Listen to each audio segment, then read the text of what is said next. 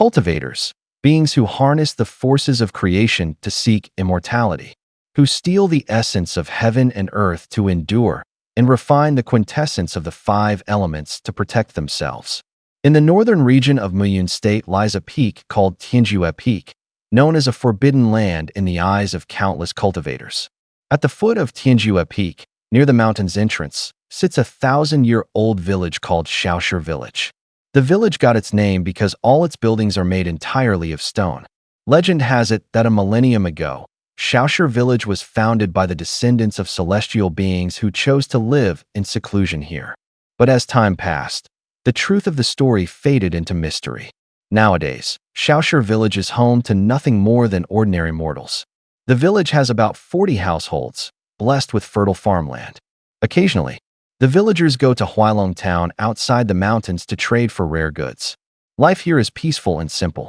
As evening fell, in the woods on the eastern edge of Tianjue Village, 5 kids around 10 years old, dressed in rough linen clothes with sun-darkened skin, squatted in the grass. The kid in the middle clutched a piece of twine, the other end tied to a stick propping up a sieve. Scattered under the sieve were some grains of rice. A wild chicken cautiously pecked at the rice, and before long, it couldn't resist stepping inside. The kid yanked the twine, the stick toppled, and the sieve trapped the greedy chicken underneath. Seeing this, the kids jumped up in excitement, clapping and cheering for the boy in the middle. "Wow, we got it! We actually caught it! 12, you're a genius! 12, you're amazing! When I grow up, should I marry you? 12, my mom said people from Huailong town are recruiting disciples lately. You're so smart. Maybe you could apprentice under a celestial master." The boy called 12 rolled his eyes and chuckled. "Yeah, right. You little chubster can't even count to 3. What do you know? Don't think becoming a celestial disciple is that easy. Besides, what is so great about cultivating immortality? Isn't staying in the village with Grandpa way better? All right, enough, you little bootlickers. I've already taught you the trick, now go play on your own." With that, he walked over to the sieve, skillfully grabbed the trapped chicken, and headed toward the nearby riverbank. His full name was Su 12. He had lived with his grandfather since childhood, surviving by begging from household to household in the village. Quick-witted and a fast learner, he was practically the leader of the kids in the village. At the riverbank, Su 12 deftly bled and plucked the chicken. From his pocket, he pulled out a small, old, battered alchemy cauldron, no bigger than a fist. The cauldron held salt. Su 12 pinched a bit of it and sprinkled it on the clean chicken. Then he tore off a lotus leaf, wrapped it around the chicken, and coated the outside with a layer of mud. The cauldron was 3-legged with a round belly, its surface carved with intricate patterns of flowers, birds, insects, and fish. Its material was unidentifiable, not gold, wood, jade, or stone. It was impervious to water, fire, or even blades. He had secretly taken it from the beam of his house, where his grandfather kept it hidden like a treasure, never allowing it to be touched. At first, Su 12 didn't care much about it to him. It was just a strange, broken pot. But one day, while making beggaress chicken, he used the cauldron to hold some salt out of convenience. To his surprise, the salt stored in the cauldron turned exceptionally crystalline, and the chicken made with it became extra fragrant and crispy. Eating it made his mind sharper and his thoughts clearer. Since then, no matter where his grandfather hid it, Su 12 always found a way to sneak it out, though he got quite a few beatings for it. This time, he planned to make a chicken himself for his grandfather to try. The old man never tasted anything this good. He gonna be so shocked. After he eats it, maybe he won't stop me from using this cauldron ever again. Su 12 grinned to himself as he busied around. Suddenly, a familiar voice came from behind him. "Old man? What old man?" An elderly man with white hair and beard approached, hands clasped behind his back, with a stick hidden behind him as he walked toward the riverbank. It was none other than Su 12's grandfather, Su Mingrin, the only literate person in the village and someone held in high regard. "Of course, my grandpa, wait. Old man, what are you doing here?" Su 12 blurted out. But as he turned around, he saw his grandfather approaching with the stick, and he froze in fear, the chicken slipping right out of his hands. "Calling me old man all day? Did the teachings of the sages you read go straight to the dogs? How many times have I told you? That cauldron is absolutely off limits." You little rascal, you've snuck it out again. Today, I'm gonna beat you half to death. Su Mingren glared at the cauldron in Su 12's hand, his eyes wide, his beard bristling. He raised the stick threateningly, ready to strike. Su 12 had been keeping an eye on his grandpa the whole time. Before the old man could act, he clutched the alchemy furnace to his chest, bolted like a startled rabbit, and dashed toward the village. As he ran, he shouted back, "Old man, I was just being nice, making you roast chicken, and you're trying to hit me? That's so unfair." "Unfair? You little rascal. Do you even know who raised you all these years?" Su Mingren, clutching a wooden stick, stormed after him, fuming. "You spend your days climbing rooftops, stealing chickens, fine. I've let that slide. But wherever I hide this furnace, you always find it. What is your deal with this thing?" Although Su 12 was young, he was quick on his feet. He ran like the wind and even had time to turn around and make a face at his grandpa. "Old man, this alchemy furnace is a family heirloom anyway. Sooner or later, it'll be mine. What is the difference if I take it now?" Su Mingren, chasing close behind, was so furious his face turned purple. He yelled, "You little brat. If I don't teach you a lesson today, you'll never understand how serious this is." This alchemy furnace had been passed down for countless generations. No one even remembered its original purpose. Su Mingren only knew one thing: his father, on his deathbed, had repeated over and over, "Guard it well, and under no circumstances let anyone find out about it. Otherwise, it would bring disaster." He never planned to tell Su 12 about this unless it was absolutely necessary. Every now and then, Su 12 glanced back. Seeing how truly angry his grandpa was, he started to feel nervous. But relying on his agility and youth, he zigzagged through the village a few times and, when no one was looking, slipped into a haystack.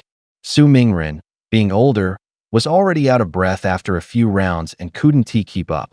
But this kid was raised by him. He knew Su 12's tricks all too well.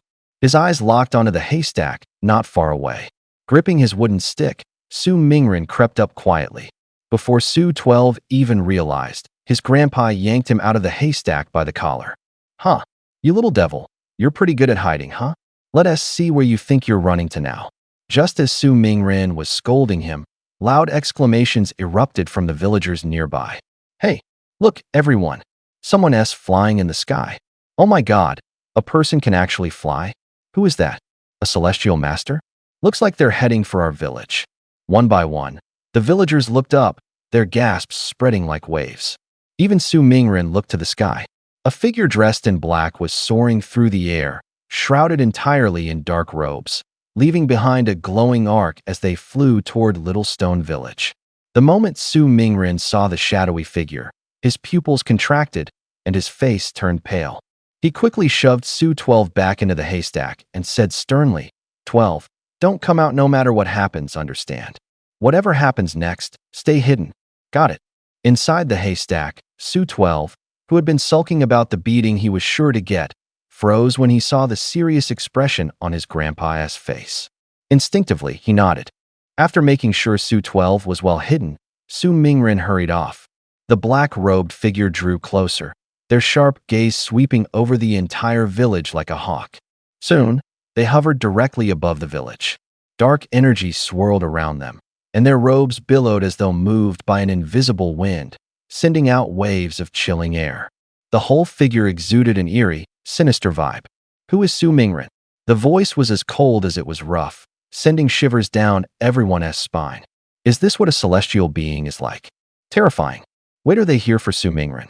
When did the village elder get involved with someone like this?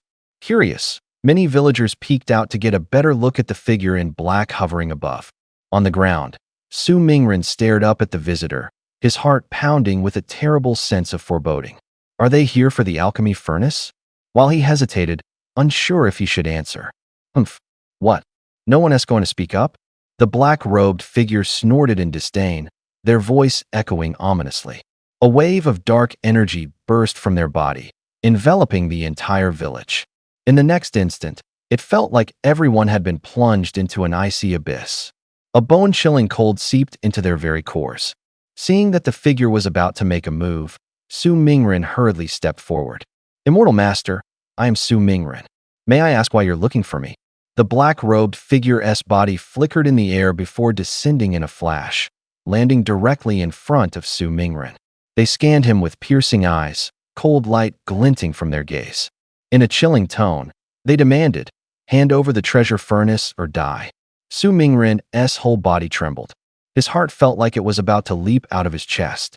But he forced a calm expression and replied, "Treasure furnace? What treasure furnace? Immortal Master, I have no idea what you're talking about." The man in black narrowed his eyes, his gaze turning icy. With a flick of his hand, a surge of energy burst forth, sending Su Mingren flying through the air. Fixing his gaze on Su Mingren, he sneered as if looking at an ant. "Old man, you think I came all this way without knowing everything? Hand over your family's ancestral treasure furnace, and we can talk. Otherwise, it won't just be you dying today, everyone in this village will perish." As he spoke, the man in black took slow, deliberate steps towards Su Mingren. A suffocating killing intent filled the air, blanketing the entire village. The villagers watching from the sidelines felt as though the sky was collapsing. Terrified, they began shouting anxiously at the fallen Su Mingren. "Village chief, if you really have that furnace, just give it to the immortal. Yeah, there's no need to offend him over some old relic. Immortal, please don't be angry. We've lived here for so many years and never heard of the village chief having any treasure furnace." Su Mingren hit the ground hard. His body, already weakened with age, was no match for the impact. Several ribs snapped on impact, and his face twisted in pain. Not far away, hidden within a straw pile, Su 12 watched the scene unfold. He clenched the alchemy furnace in his hands, his heart racing. Seeing his grandfather injured, he was ready to rush out and save him. To Su 12, no treasure was worth more than his grandfather's life. But just as he prepared to step out and surrender the furnace, his grandfather's earlier warning echoed in his mind. "No matter what happens, don't come out." Remembering those words, Su 12 hesitated. Lying on the ground, Su Mingren noticed the slight movement in the straw pile. Enduring the pain, he spoke again. "Immortal, I truly don't know anything about this treasure furnace you're talking about." Su Mingren had been around long enough to know that whether he handed over the furnace or not, neither he nor the villagers would leave this day alive. The only thing he could do now was protect his grandson.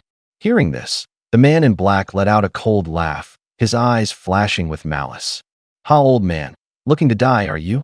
Fine, looks like I'll have to find it myself." He shook his head, his gaze growing even more ruthless. Then, channeling his energy, he formed a hand seal. A pitch-black sword emerged from behind him, hovering in midair as it spun ominously. In an instant, the sky exploded with sword light, each beam transforming into a skeletal apparition that dove toward the villagers like vengeful spirits. The villagers froze in terror, and only a few with quick reflexes turned to flee. "No, no, please. Immortal, spare us. Have mercy. We don't know anything. Please let us go." Facing imminent death, the villagers begged desperately, their voices trembling with fear. But against a cultivator capable of flying and wielding such dark power, they were no more significant than ants. Under the onslaught of the eerie sword energy, they were slaughtered in an instant. In the blink of an eye, the once peaceful stone village became a river of blood. The air reeked of iron, thick with the stench of death. Su Mingren lay on the ground, his face twisted in both fury and despair. He had long prepared himself to die, but watching his fellow villagers massacred filled him with unbearable sorrow. Hidden in the straw, Su 12 pressed himself flat to the ground, his entire body trembling. His hands and feet were icy cold, as though he had fallen into a frozen abyss. This wasn't he an immortal, this was a bloodthirsty demon. The man in black smirked and approached Su Mingren, his voice dripping with venom. "Old man, do you see now? They all died because of you. I'll give you one last chance. Hand over the treasure furnace." The black-robed man reached out, and the black sword returned to his hand. He pointed its sharp tip directly at Su Mingren. A swirling black mist radiated from his body, exuding a horrifying pressure that made it hard to breathe. Su Mingren lay there, the oppressive force alone enough to leave him gasping for air. But even so, he shook his head firmly. "I don't have it." The man in black's gaze turned icy. With a flick of his wrist, the sword unleashed a skeletal burst of energy, severing one of Su Mingren's arms. How about now? Su Mingren screamed in agony, writhing on the ground. Through gritted teeth, he shouted, I really don't know anything about a treasure furnace. The man in black snorted coldly. Humph, if that's the case, there's no point in you staying alive. With that, another burst of skeletal energy shot from the sword, aimed straight at Su Mingren's chest. No, stop. Hidden in the straw, Su 12 watched the scene in horror. He opened his mouth to shout, but no sound came out. His hands gripped the alchemy furnace tightly as he prepared to rush out and save his grandfather. But the overwhelming terror and the suffocating presence of the man in black left him paralyzed. He lay there, feeling as though 1,000 pounds of pressure pinned him down, unable to move an inch. Thud! The next moment, a muffled sound echoed as the skeletal sword energy pierced through Su Mingren's chest. A fist-sized hole appeared in Su Mingren's chest. His head tilted to the side, and he dropped dead on the spot. Seeing his grandfather lying in a pool of blood, Su 12's pupils tightened. His chest felt like it was being crushed, and grief overwhelmed him. He fainted right there. In the mountain village, the man in black didn't bother with the haystacks in the clearing. Instead, he searched every courtyard of every house, one by one, wiping out the entire village. For him, it was like swatting a fly, no big deal. From dusk until late into the night, the man in black scoured every room in the village. From the beams above to the cellars below, he left no stone unturned. Yet he found nothing. Though powerful, his spiritual perception fell short. Only a golden core cultivator could achieve such a feat. Little Stone Village sat at the foot of Heaven's End Peak, a forbidden land even among cultivators. Forget seeing a golden core cultivator, it was rare enough for one to even dare approach, as their powers would be mysteriously suppressed there. 2 hours passed. The man in black returned to Su Mingren's corpse, double-checking for the item he sought. Frustration crept into his mind. Damn it, was the intel wrong, or did someone beat me to it? Fine, I guess I'll have to find another way to get a lead.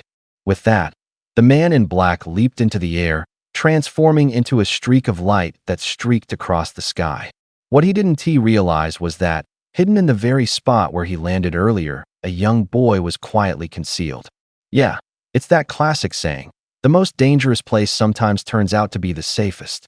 An hour later, under the cover of darkness, the man in black silently returned once more. Seeing everything unchanged, he shook his head in frustration and left on his sword. 2 hours passed, and as the first light of dawn broke, Su 12 twitched and jolted awake, drenched in cold sweat. His mind was filled with images of that skeleton-like monster and the moment it killed his grandfather. The first thing he did after waking was to look outside, praying that everything had just been a horrible nightmare. But no, it was all too real. The sight that greeted him was his grandfather lying motionless in a pool of blood. Su 12's whole body trembled as he crawled out of the haystack, barely able to stand. He stumbled to Su Mingren's side. Grandpa, please wake up. I'll never call you old man again. Please, just open your eyes. I'm begging you. He cradled Su Mingren, calling out desperately, tears streaming down his face like beads from a broken necklace. No matter how much he cried, the man on the ground remained unresponsive. He clung to his fallen grandfather, sobbing from sunrise until his tears ran dry, until his eyes bled from the strain. He passed out several times, hoarse from screaming, until he could no longer make a sound. Finally, he looked down at the alchemy furnace in his arms. It's all your fault. If it weren't for you, Grandpa and everyone else would still be alive. With rage burning in his chest, Su 12 gripped the furnace tightly. To him, this object was the very reason for all their suffering. Without it, none of this would have happened. If trading it could bring his grandfather back, he wouldn't have hesitated for a second. He clenched his fist, then furiously threw the furnace away. But as he watched it roll across the ground, he froze, then scrambled to pick it back up. This furnace is the last thing Grandpa left me. I can't just throw it away. Besides, if even immortals covet this thing, it must be something extraordinary. If I want to avenge Grandpa and everyone else, I'll have to rely on its power. But I have no idea how to use it yet. Maybe once I master the ways of the immortals, I'll finally figure it out. Taking a deep breath, Su 12 tucked the furnace back into his arms. Fighting through the pain, He grabbed a shovel and started digging pits in the village clearing, one after another, until he buried his grandfather and the rest of the villagers. By the next evening, a crude cemetery for over 100 people now stood in the middle of the village. Kneeling before the graves of his grandfather and the others, Su 12 cried again. But this time, he forced himself to hold back his tears, silently vowing, "This will be the last time I cry. From now on, I have only one goal: revenge. No matter how much I suffer, I won't shed another tear. Grandpa, that man in black is way too powerful. If I want to take him down, I'll need to join an immortal sect and learn their ways. Maybe then, I'll figure out how to use this furnace." I heard from Little Fatty that immortals are recruiting disciples in Huilong Town these days. I'm going to give it a shot. No matter what, I'll avenge you and everyone else. Su 12 whispered, glancing at the furnace in his arms. He then knelt before his grandfather's grave and solemnly bowed 4 times. Biting his lip, he stood up resolutely and ran toward Huilong Town. The next day, before dawn, Huilong Town was already buzzing like a boiling pot. Street vendors crowded the roads, their shouts filling the air in a lively chorus. Silhouettes moved in groups of 3 or 5, some walking, others riding ox carts or horse-drawn carriages, all heading toward Huilong Town from every direction. It was time for Yungu Sect's Luofu Peak to recruit disciples, a tradition that occurred every 3 years, accepting only children aged 10 to 12. This had become a well-known custom. On recruitment day, Huilong Town transformed into a bustling marketplace. Families from all the surrounding villages with children of the right age would bring them here, hoping for a stroke of luck. Not only could they purchase daily necessities, but if their child were chosen to become a disciple of the immortals, it would be an honor greater than becoming a top scholar, something that would bring glory to their ancestors. Su 12 blended into the crowd and entered the town. The road from Shaoshi village to Huilong Town was treacherous and hard to navigate. Su 12 had only been here once before, back when he was a child with his grandfather. Luckily, his memory served him well. After stumbling through the night, he finally arrived at dawn.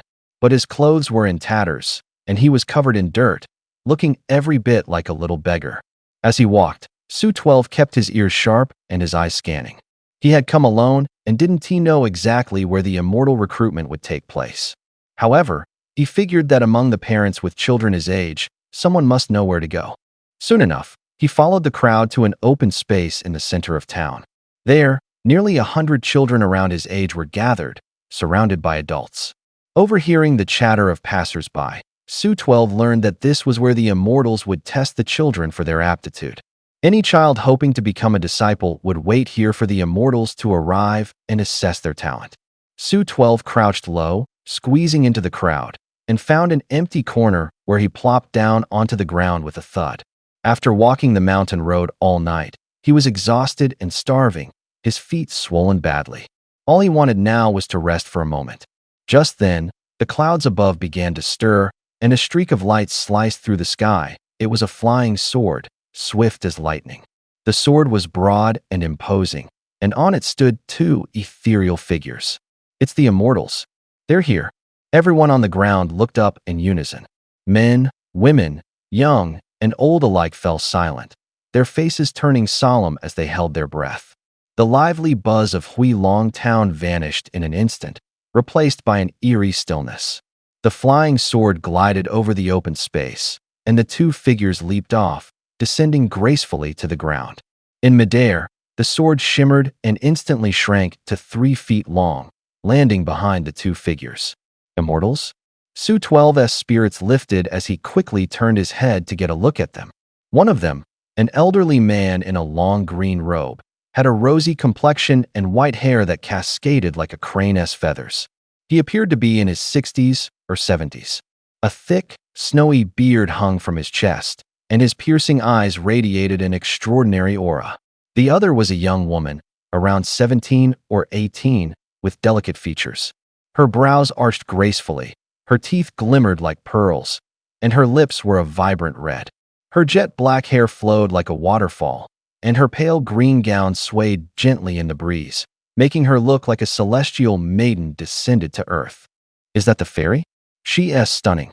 I never thought these old bones would live to see such a beautiful immortal. I've heard the princess of Song Kingdom is said to be otherworldly, but compared to her, she'd pale in comparison. The appearance of the young woman caused an immediate stir. The mortals present, captivated by her unparalleled beauty, couldn't help but lose their composure. Even the nearly 100 children in the open space, Su 12 included, were all left dumbfounded.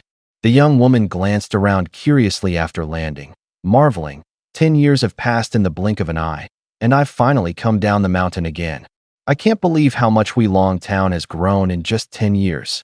The elderly man chuckled at her words and said, "All right, enough reminiscing. Let us get to work. If we can't outshine Tianjue Peak this time, that old fool Fu Baran will laugh me to death." The young woman smiled and nodded. "Don't worry, Grandpa. I won't let you down. There are plenty of participants this time. I'm sure we'll find some promising talents." As she spoke, she waved her hand, and a square table materialized out of thin air before them. On the table lay a peculiar-looking stone, the very tool used by the sect to test for spiritual roots.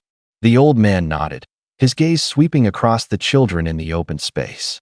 His expression turned icy as he said in a cold voice, "Only a very select few among you will be chosen to join Yungu's sect." His frosty tone sent shivers down everyone's spine, silencing the crowd completely. Su 12 shrank his neck, feeling even more nervous. The old man continued flatly, "Spiritual roots are the foundation of cultivation. I will now test each of you for your spiritual roots. Line up and come forward one by one. Place your hand on this stone." He gestured to the stone on the table. With that, the children began to form a scattered line.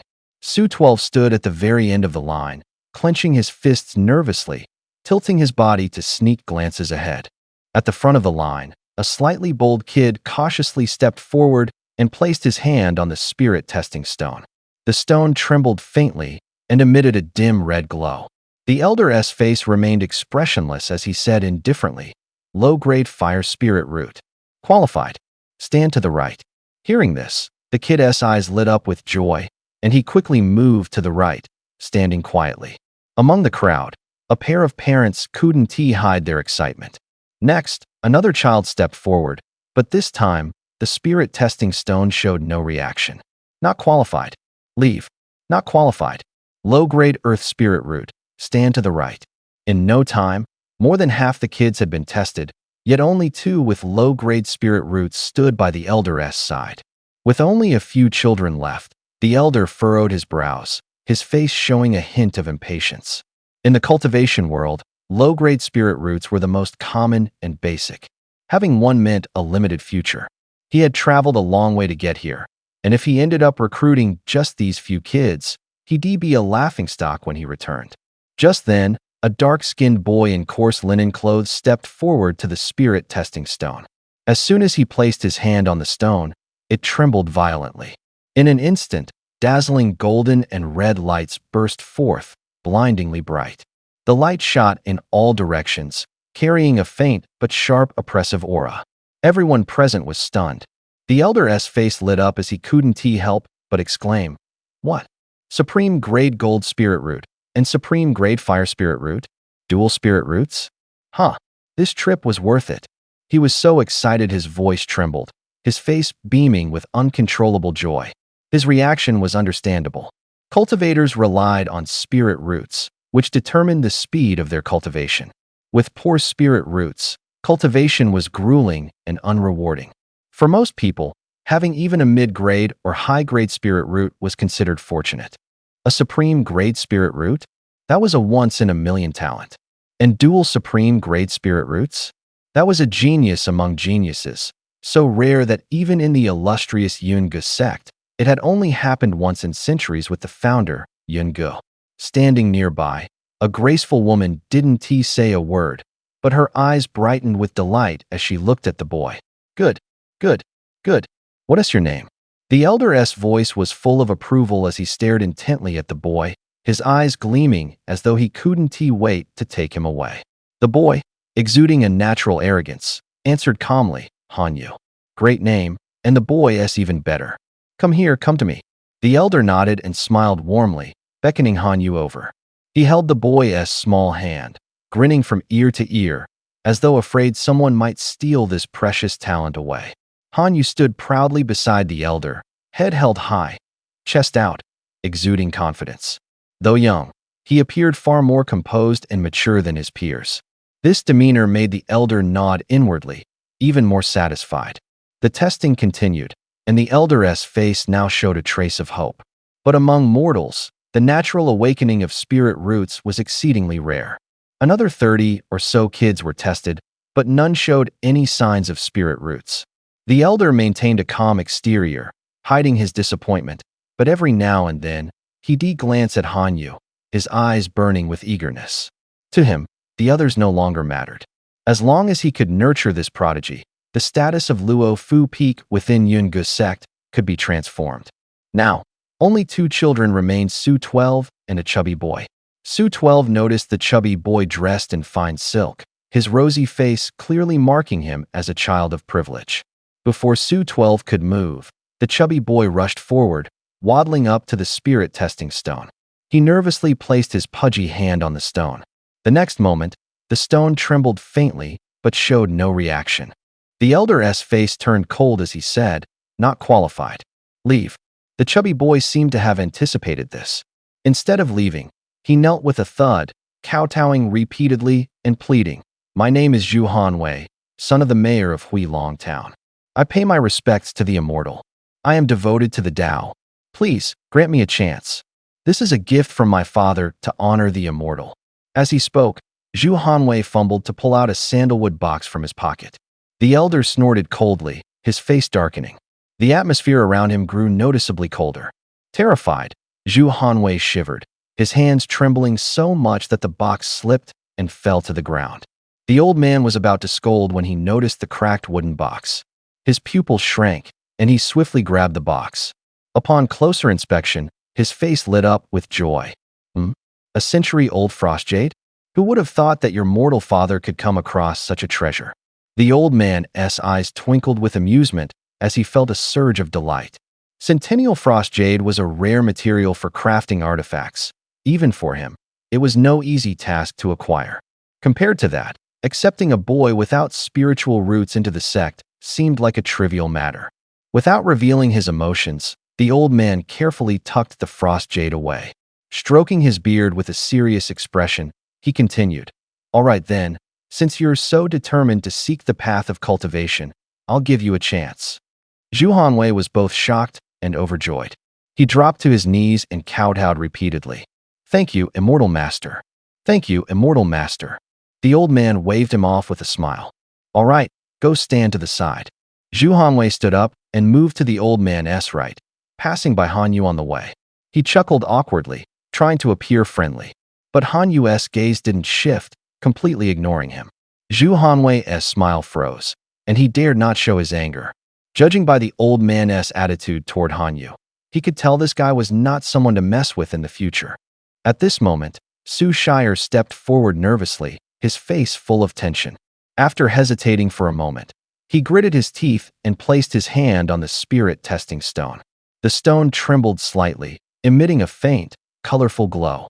However, the light flickered weakly, dim and unstable. Seeing the light emerge from the stone, Su Shire felt a rush of relief and silently celebrated, thinking, "Thank goodness, I have spiritual roots." But just as he started to relax, he noticed the old man's face change, and his heart tightened again. The woman next to him exclaimed in surprise, "Master, this child has all element spiritual roots?" The old man sneered, "All element roots? Each of his roots is so weak it's practically non-existent. This is clearly the worst kind of mixed roots. With this aptitude, he'd be lucky to reach the 7th or 8th level of qi refining." As soon as he finished speaking, the old man's gaze landed on Su Shire, and he said coldly, "Not qualified. Leave." Hearing the old man and the woman's exchange, Su Shire felt his heart sink, as though he had fallen into an icy abyss. For him, if he couldn't enter the sect and learn the ways of cultivation, there'd be no hope of avenging his grandfather. Su Shire's mind raced. Trembling slightly, he hesitated but couldn't hold back his plea. "Immortal master, but I have spiritual roots." isn't having spiritual roots enough to join the sect? The old man responded coldly. You call those spiritual roots? In my 200 years of cultivation, I've never seen anyone worse than you. With your aptitude, taking you in would be a waste of resources and your time. Su Shire clenched his teeth and glanced at Zhu Hanwei nearby. Despite his frustration, he dared not show it. Instead, he muttered softly, but that guy he doesn't even have spiritual roots, and he still got in. The fact that someone without spiritual roots could bribe their way into the sect was a harsh wake-up call for Su Shire. He realized that the legendary immortal sects weren't as noble as he had imagined. The old man, who always seemed aloof and righteous, wasn't so different from the petty, scheming villagers back home. The old man's expression darkened as he barked. Boy, are you trying to lecture me? As he spoke, an invisible pressure emanated from him, filling the air. Su Shire's breath caught in his throat. His heart pounded wildly, and fear washed over his face, rendering him speechless. That oppressive aura made him feel like he was back in Little Stone Village, being crushed by the black-clad men. The woman furrowed her brows slightly and gave Su Shire a thoughtful look before speaking up. Grandfather, at least he has spiritual roots. Why not give him a chance? Cultivation is hard. If he can't persist after a few years, we can always send him back down the mountain. With his granddaughter interceding, the old man's expression softened slightly. He said, Fine, go stand on the right. Your aptitude is just barely better than that chubby kid's. You'll start as a servant with him. Hearing this, Su Shire finally let out a sigh of relief. He quickly shot a grateful glance at the woman before moving to the side and standing in place. By this point, all the children had completed their tests. In total, only 5 kids had passed, including Zhu Hanwei, who got in through connections, and Su Shire, who made it in thanks to someone pleading on his behalf. The old man looked at them and said plainly, You may all have spiritual roots, but don't get too excited. The path of cultivation is long and arduous. He continued, I'm taking you to the sect now to begin your training. From this moment on, you are no longer ordinary mortals. If anyone regrets this decision, speak up now. With that, the old man waved his hand, and a sword flew out from behind him, slicing through the air. With a surge of spiritual energy, the sword expanded rapidly, growing to over 10 meters long in no time. The sword hovered a meter above the ground. With a leap, the old man and Hanyu landed on it. The rest of the group, guided by the woman, clambered onto the sword one after another. As they prepared to part ways, apart from Su Shire and Hanyu, the other 3 kids were all teary-eyed, reluctantly gazing at their distant families. The elder remained expressionless. Having trained for many years, he was long accustomed to such farewells. A surge of immense energy erupted from within him, forming a protective shield around the group. Then his long sword rose into the air, carrying everyone with it as it flew into the distance. The flying sword sliced through the sky, leaving a sharp whistle in its wake. Standing at the very back, Su Shire curiously looked down. Below, the village quickly shrank into a tiny black dot. As far as his eyes could see, the land stretched endlessly, with towering mountains, winding rivers, and a landscape that was truly breathtaking. Su Shire's pupils contracted. It was only then that he realized how vast the world truly was. Thinking about that mysterious man in black, a mix of anger and uncertainty about the future stirred in his heart. At the front of the flying sword, Hanyu stood tall and proud, looking mature and composed. But his tightly clenched fists betrayed a hint of nervousness. In contrast, the other 3 kids huddled together on the sword, trembling uncontrollably in fear. After all, they were just children. The howling wind in their ears alone was enough to terrify them. Seeing this, a woman began to speak with a comforting smile, explaining the origins and background of the Cloudsong sect to ease their nerves. Through her words, the group learned that the sect they were about to join was a cultivation sect located at the edge of the Tsang mountain range known as the Cloudsong sect.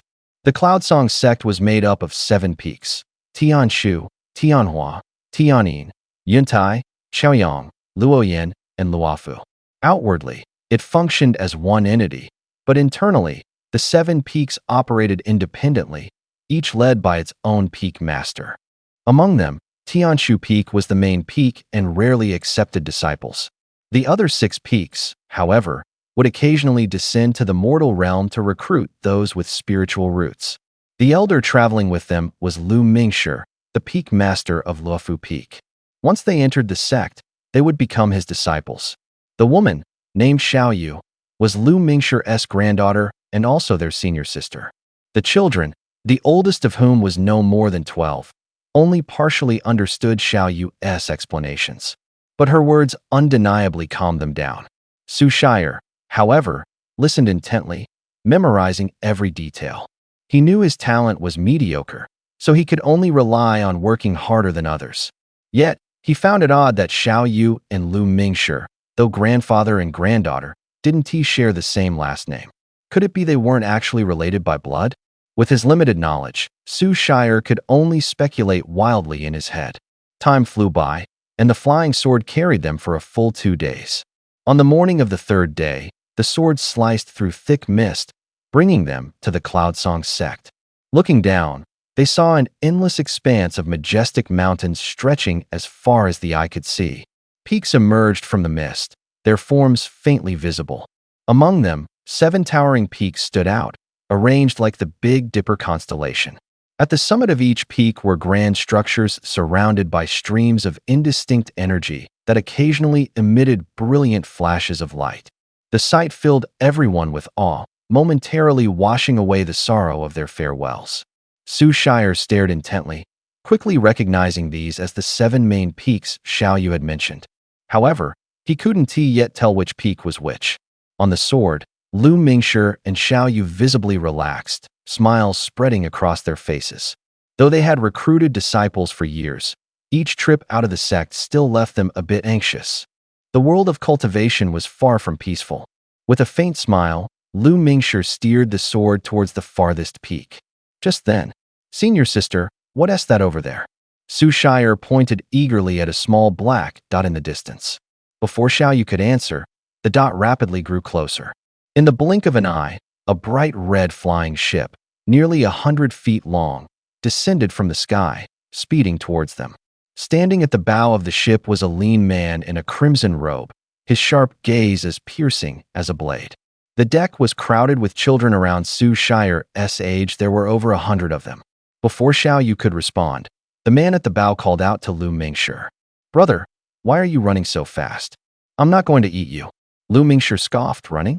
From you? Fu Baran, who do you think you are? Have some shame." As he spoke, his eyes swept over the crowd of kids on the flying ship, and his lips twitched involuntarily. Fu Baran was the peak master of Tianjue Peak, and Tianjue and Luofu Peaks had always been rivals. Seeing that Fu Baran had recruited so many disciples this time, Lu Mingshi didn't say it out loud, but a twinge of envy and frustration flickered in his heart. After all, in the world of cultivation, disciples were the foundation of a sect's strength. Without disciples, growth was impossible. Forces with countless disciples naturally grow significantly stronger over time. Come on, junior brother, I care about my reputation. You deliberately avoided me, didn't you? You know it deep down. Fu Baran chuckled, his gaze briefly sweeping over the flying sword.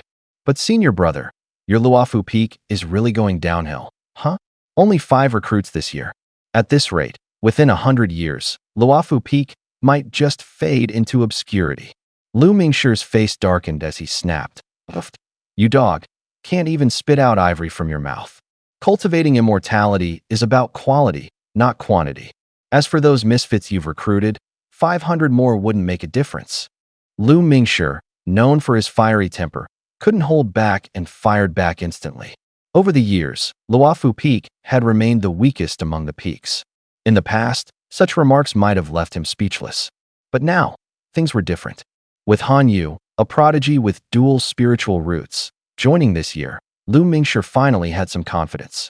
Fu Baran grinned slyly, sizing up Lu Mingshi. "Quality over quantity, huh? Well then, I guess you're feeling pretty confident about the newcomer trial in 5 years, aren't you?" Lu Mingshi sneered. "Huh? I've been letting you win all these years, you understand?" Truthfully, given Luofu Peak's current state, even with someone as extraordinary as Han Yu, Lu Mingshi wasn't holding out much hope for the newcomer trial. But no matter what, he couldn't show weakness in front of his rival. Besides, if a genius like Han Yu were properly trained, it could bring immense honor to his peak.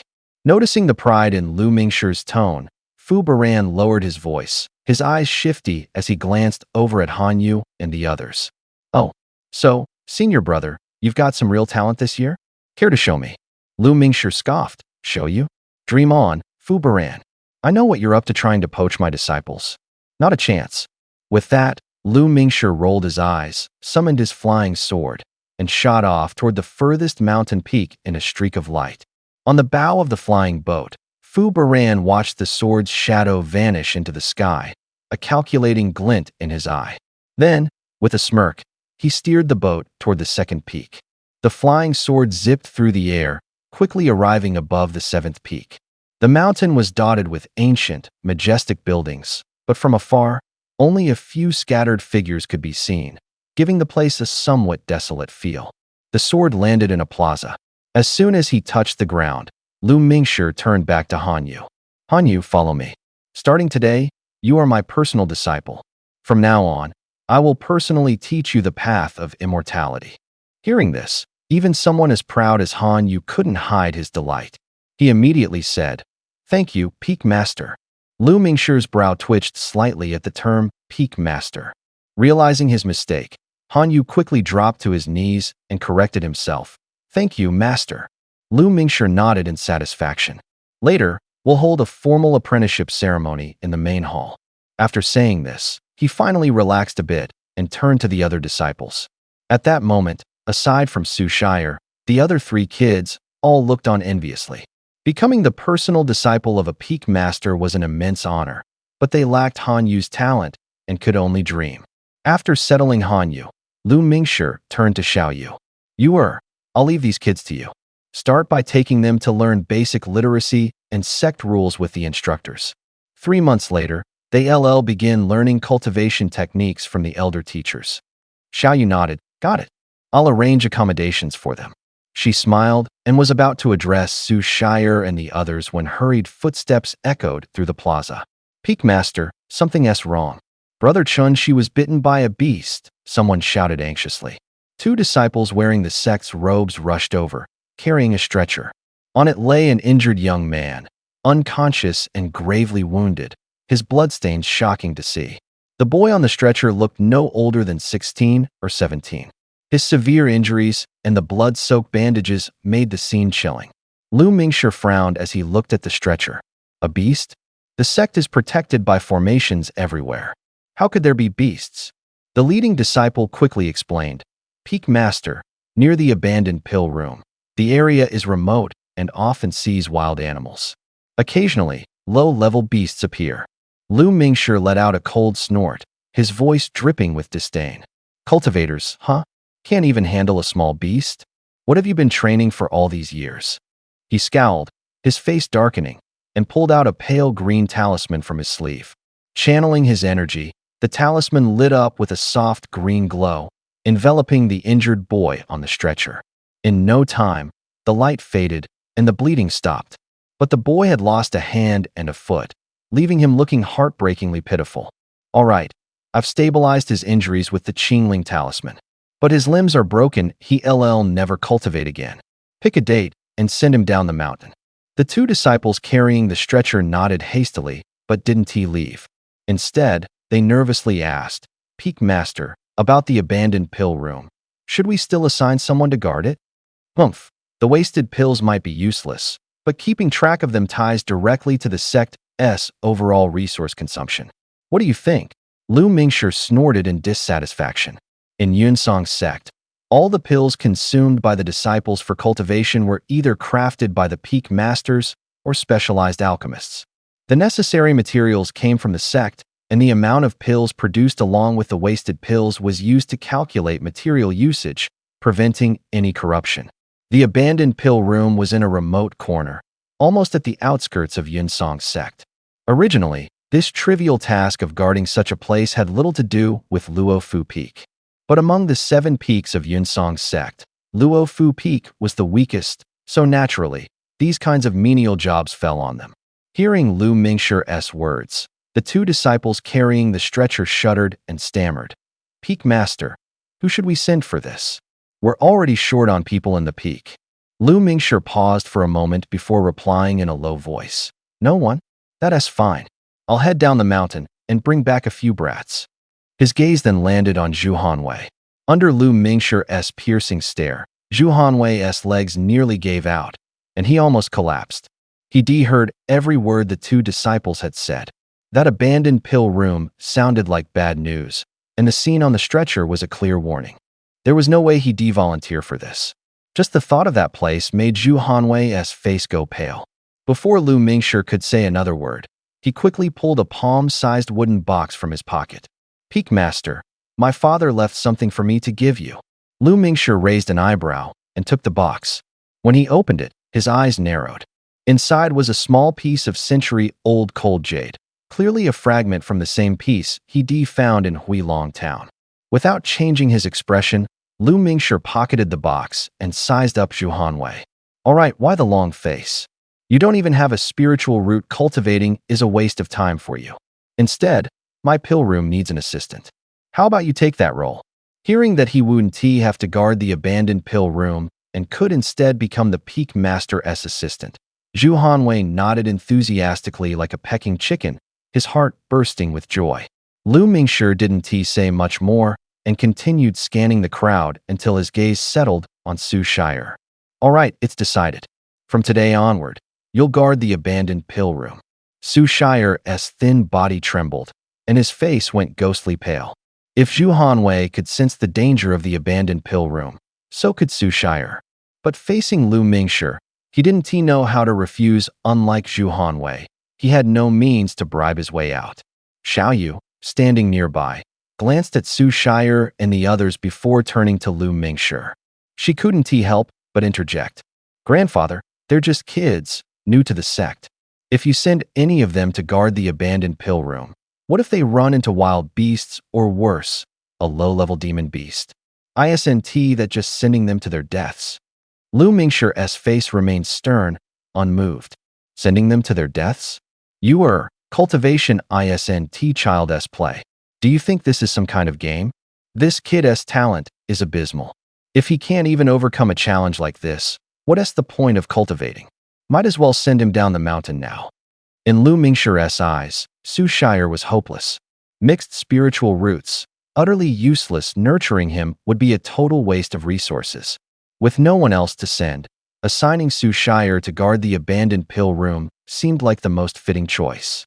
As for danger, Lu Mingshir didn't consider it a real issue. Encounters with wild beasts or demon beasts were rare. Even Chun Shi, who had mediocre talent, had spent years in the abandoned pill room before anything happened, hadn't he? Xiao Yu's face darkened, and she was about to argue further. But before she could speak, Su Shire suddenly said, Senior Sister Xiao Yu, thank you. But the Peak Master is right, I'm not talented. If I can't even handle this challenge, how can I talk about cultivating in the future? Su Shire could feel Lu Mingshir's resolve and knew he had no other choice. Staying in the peak at least gave him a chance to cultivate. But if he left, returning to the world of cultivation would be almost impossible. Xiao Yu's heart ached, and she was about to protest again. But Lu Mingshir cut her off with a nod. Good. It's rare to see such courage. You too. Take him to the abandoned pill room. He turned his gaze to the two disciples carrying the stretcher. All right, junior brother, come with us. The two nodded, looking at Su 12 with pity written all over their faces. The Peak Master was basically sending this kid to his death. At least junior brother Chun she had trained for a few years. But this boy? He was only 12. Even if he went, within 3 to 5 days, if he wasn't dead, he'd be scared out of his mind. It wasn't just them. Zhu Hanwei and the others weren't optimistic about Su 12 either. To them, what he was doing was just plain dumb.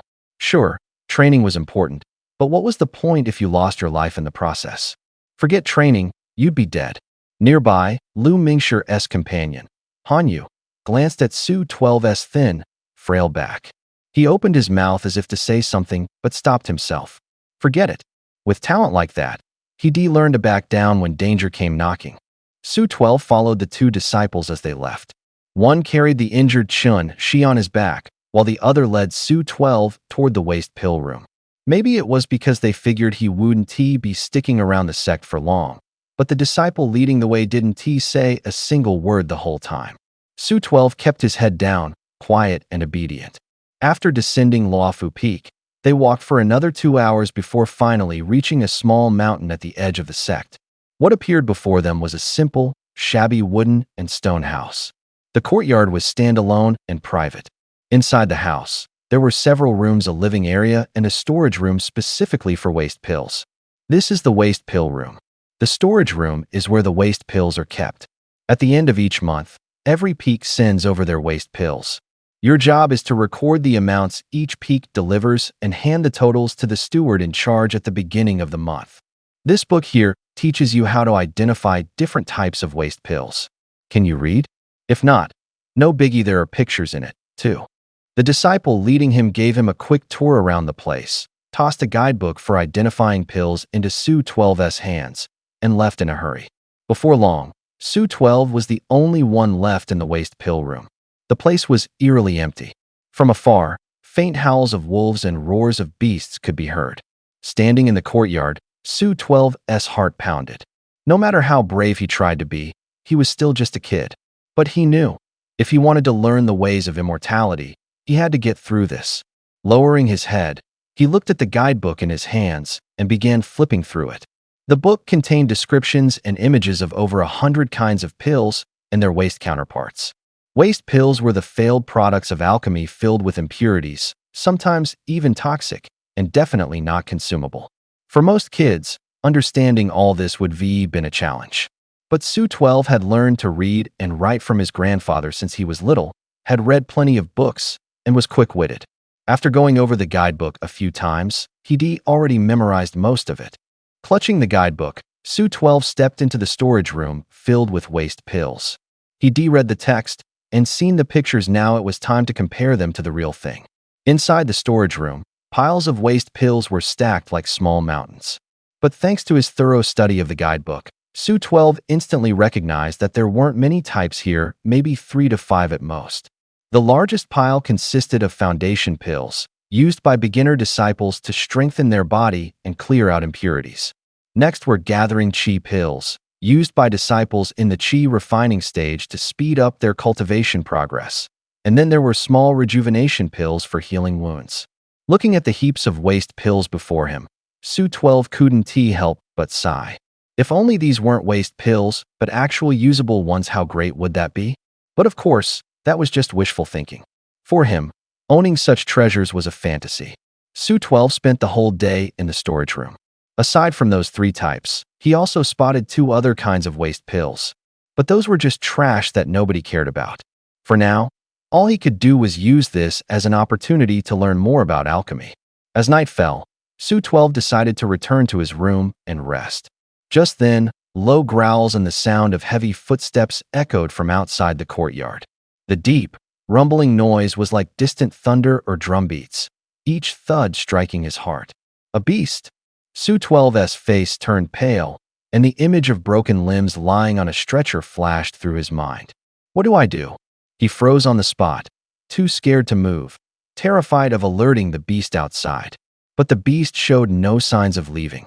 The footsteps grew closer and closer until suddenly, with a loud thud, something jumped over the wall and landed inside the courtyard. Hearing the noise, Su 12's heart raced. Holding his breath, he carefully peeked through a crack in the storage room to see what was outside. In the courtyard, a massive tiger with white fur, black stripes, and blood-red eyes prowled around. Its breath came out in heavy puffs, visible in the cold air. Its glowing, menacing eyes scanned the area, as if it had caught the scent of a living human. With a low growl, it shook its fur and began slowly making its way toward the storage room where Su 12 was hiding. Seeing this, Su 12's pupils shrank, and his entire body trembled. He was no match for a beast like that. His small frame wouldn't even make for a decent snack. Su 12 was absolutely terrified, but the more scared he got, the calmer he became. He glanced back at the towering pile of waste pills behind him, and a bold idea popped into his mind. Without a second thought, he carefully backed up to the pile, dug a deep hole, and buried himself among the discarded pills. Clang! In just a few minutes, the storeroom door swung open with a bang, and a massive, ferocious tiger's head poked in, scanning the room. Its razor-sharp teeth glinted coldly, and its foul, blood-scented breath filled the air. Su 12 held his breath, not daring to move a muscle. Luckily, the overwhelming stench of the waste pills masked his presence. After scanning the room for a while, the tiger eventually turned and left. Only after the tiger was gone did Su 12 dare to exhale quietly. Still afraid the tiger might return, he stayed buried in the pile of waste pills, not moving until the sun came up. After confirming several times that everything outside was completely quiet, he finally crawled out of the pile. Where the hell am I? I just got here, and I'm already running into a massive tiger? If I stay here any longer, I'm Tiger Chow for sure. Su 12's heart was pounding like crazy, and he kept muttering to himself nervously. He knew his weak, skinny body was no match for a beast like that. But if I leave now, how will I ever get a chance to learn the path of cultivation? Without cultivation, how am I supposed to avenge my grandpa and the others? And I still need to figure out what this mysterious pill furnace is even for. As his mind raced, Su 12 pulled out the ancient, worn pill furnace from his pocket. The moment he laid eyes on it, his pupils shrank and he froze. Huh? Why are there two pills inside the furnace? Sitting inside the furnace were two thumb-sized pills, translucent and gleaming like little jade stones. He quickly poured the pills into his palm, and a rich, medicinal aroma instantly filled the air. The scent lifted his spirits, wiping away his hunger and fatigue in an instant. Startled, Su 12 grabbed a handful of waste pills to compare. Each waste pill was dark, filthy, and faintly stinky, completely different from the two pristine pills in his hand. After staring for a long time, he finally confirmed it. These were high-quality foundation-strengthening pills. How is this possible? How did two good pills randomly appear in this furnace? I've only ever used it to store salt, never seen it produce anything remotely like this before. Could it be? Did some waste pills fall into it last night? With that thought, he decided to test it out. He tossed a waste pill into the furnace and stared at it intently. As he watched, a faint blue glow enveloped the pill. The blackened surface began to fade rapidly, as if some mysterious force was purifying it. Within just a few breaths, the waste pill had turned from black to a pale gray. Then, after about 10 more seconds, a gleaming, jade-like foundation-strengthening pill appeared in the furnace. Whoa! Su 12 couldn't help but gasp. This furnace can turn waste pills into good ones. It can literally turn trash into treasure? That's insane. No wonder those immortals were so desperate to get their hands on this thing. But, can it keep refining like this forever? Feeling both excited and nervous, he grabbed a handful of waste pills and dumped them all into the furnace. In his eyes, every single pill was swiftly enveloped in the same blue glow. 10 seconds later, the glow faded, leaving behind nothing but perfectly refined foundation-strengthening pills. Su 12 kept testing it over and over. No matter how many waste pills he put in, as long as the furnace could fit them, they'd all transform into proper pills within seconds.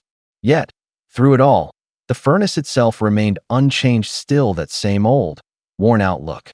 After confirming what the furnace could do, Su 12 turned to the mountain of waste pills beside him, his breathing growing rapid.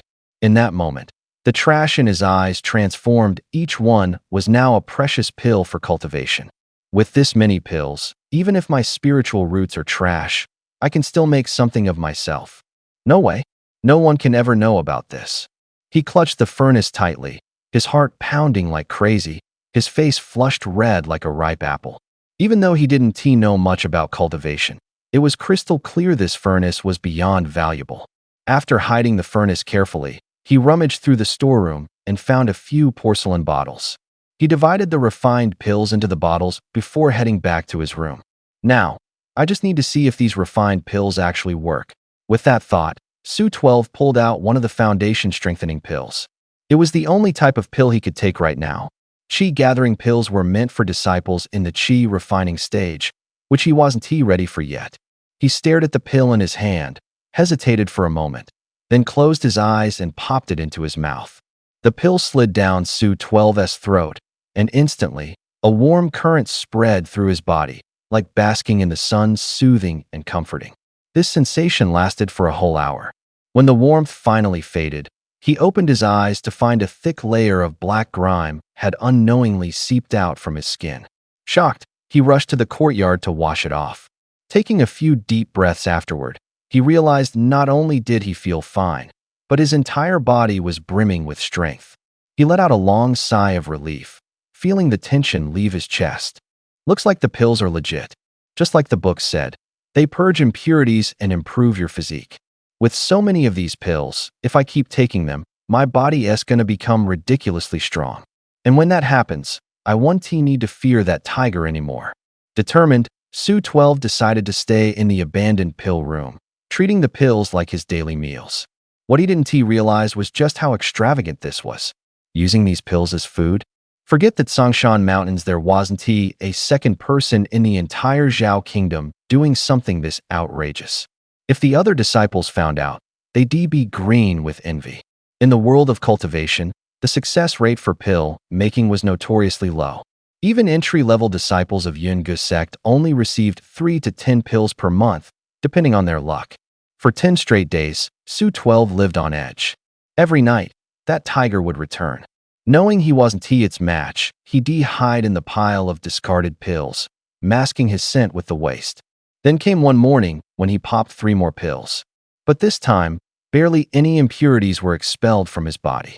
Aside from not feeling hungry, nothing seemed different. The lack of progress made him frown. Looks like these pills can't endlessly enhance my physique. If that's the case, I'm in trouble. That tiger's still a threat, and if I ever face it head-on, I'm done for. I need another plan. Even if it's risky, I have to take it down fast.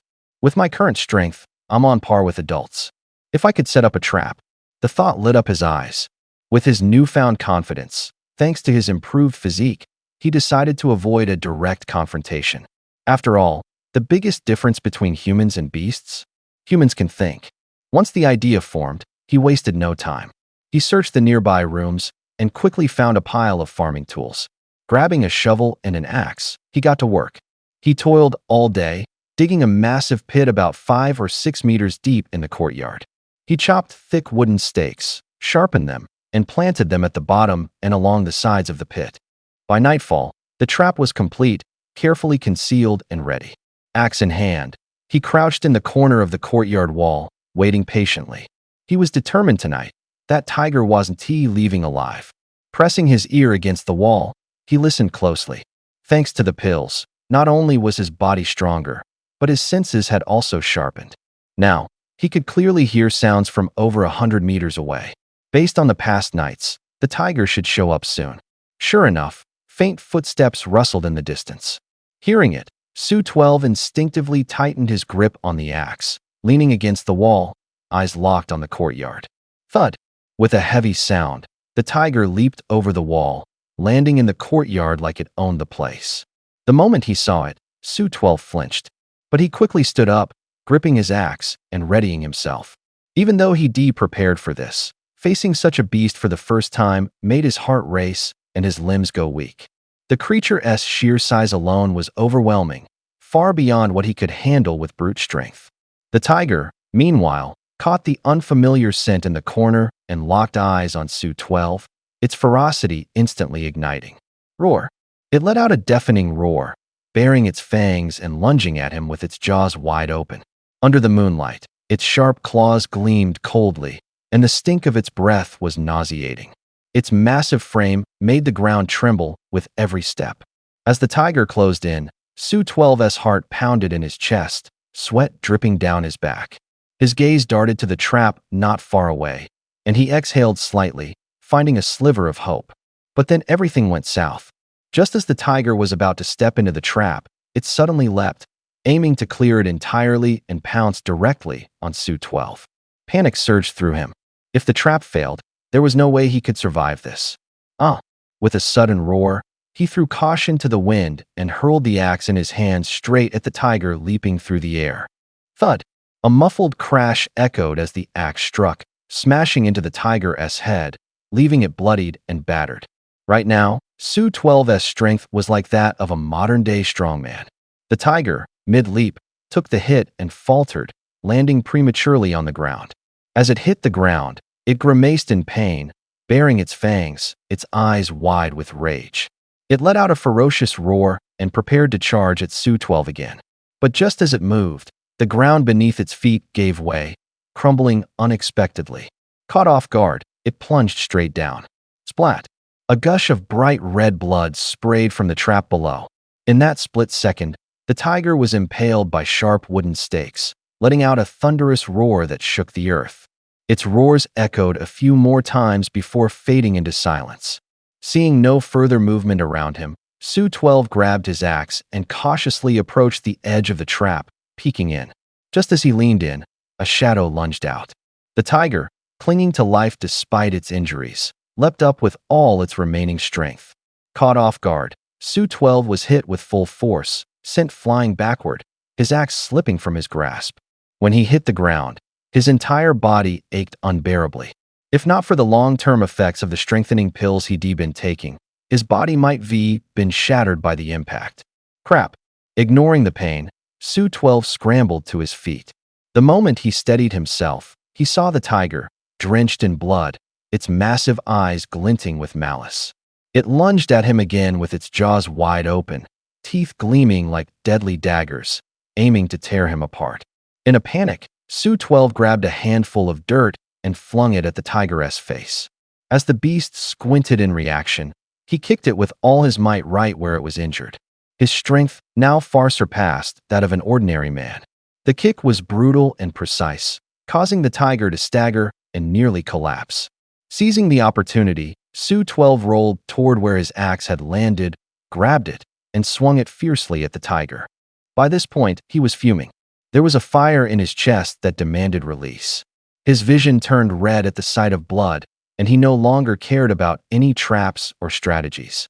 The tiger, already severely wounded, had lost much of its agility and reflexes. It could barely defend itself against Su-12's relentless attacks.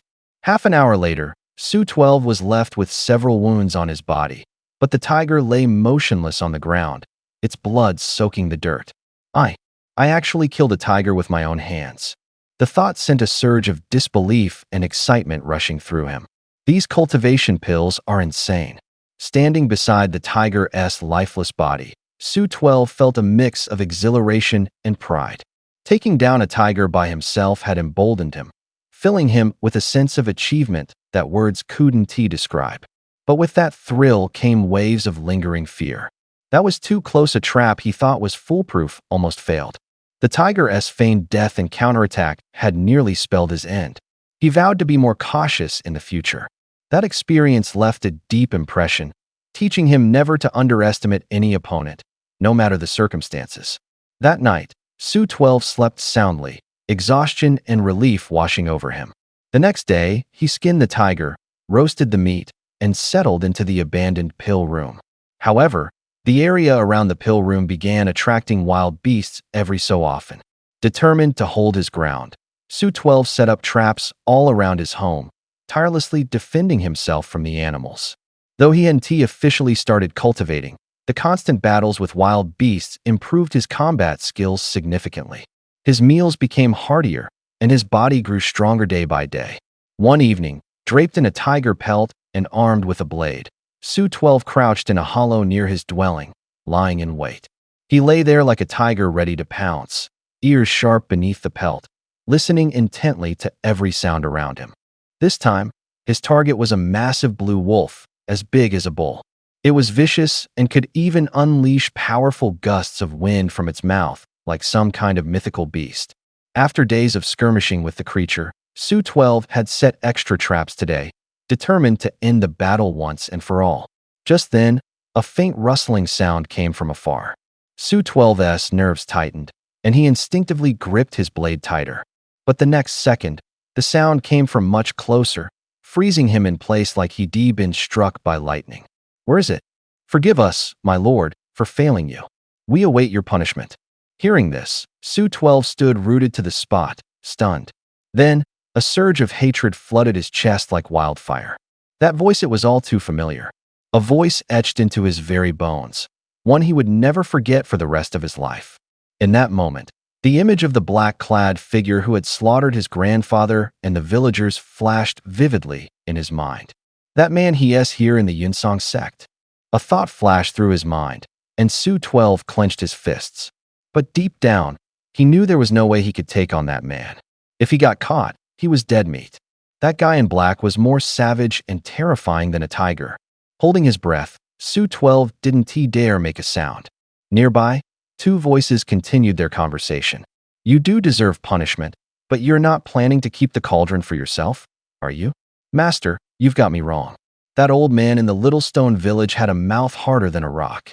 I tried threats, bribes, everything. He wouldn't spill a word. Humph, you can't even deal with a mere mortal? What use do I have for you? Hearing this, Su 12's heart skipped a beat. Master, that guy sounds even stronger than the man in black. Wait, does that mean the man in black has someone even more powerful backing him? This realization hit Su 12 like a ton of bricks. He lay flat on the ground, motionless, terrified they might notice him. Through a gap, he barely made out two shadowy figures under a towering tree, whispering in the moonlit forest. The moonlight stretched their shadows, casting them right over him. Thank you for your mercy, Master. I've got a new lead on this. Oh, what lead? Afterward, I went back to Little Stone Village. Found a mass grave there, over 100 people. The gravestone was set up by someone named Su 12. Turns out he's that old man's grandson. If I'm not mistaken, the cauldron is probably with this kid, Su 12. What? Is that so? Fine, I'll give you one more month. If you still can't find the cauldron by then, you'll face the consequences. After that, the two leaned in closer, whispering again, then suddenly flew off in opposite directions. In the valley, Su 12 lay there, his mind a chaotic mess. His head was spinning with the final words of the man in black. He knows my name, and he knows the cauldron is with me. No way, I've got to get out of here. His heart pounded like crazy, and his mind screamed one thing: run. But then, he hesitated. If he left the Cloud Song sect, where else could he possibly learn cultivation? And besides, he'd only just started piecing together some clues from the man in black. How could he leave without getting the full picture? With those thoughts swirling, Su 12 forced himself to stay calm and waited until the dead of night. He made sure the two hadn't returned, nor had the green wolf appeared. Only then, with a racing heart, did he cautiously return to his quarters. The next morning, Su 12 had just woken up when he heard a rapid knock at the door. Knock, knock. The sound wasn't frantic, but each knock felt like it was hammering directly on his chest, making him more and more anxious.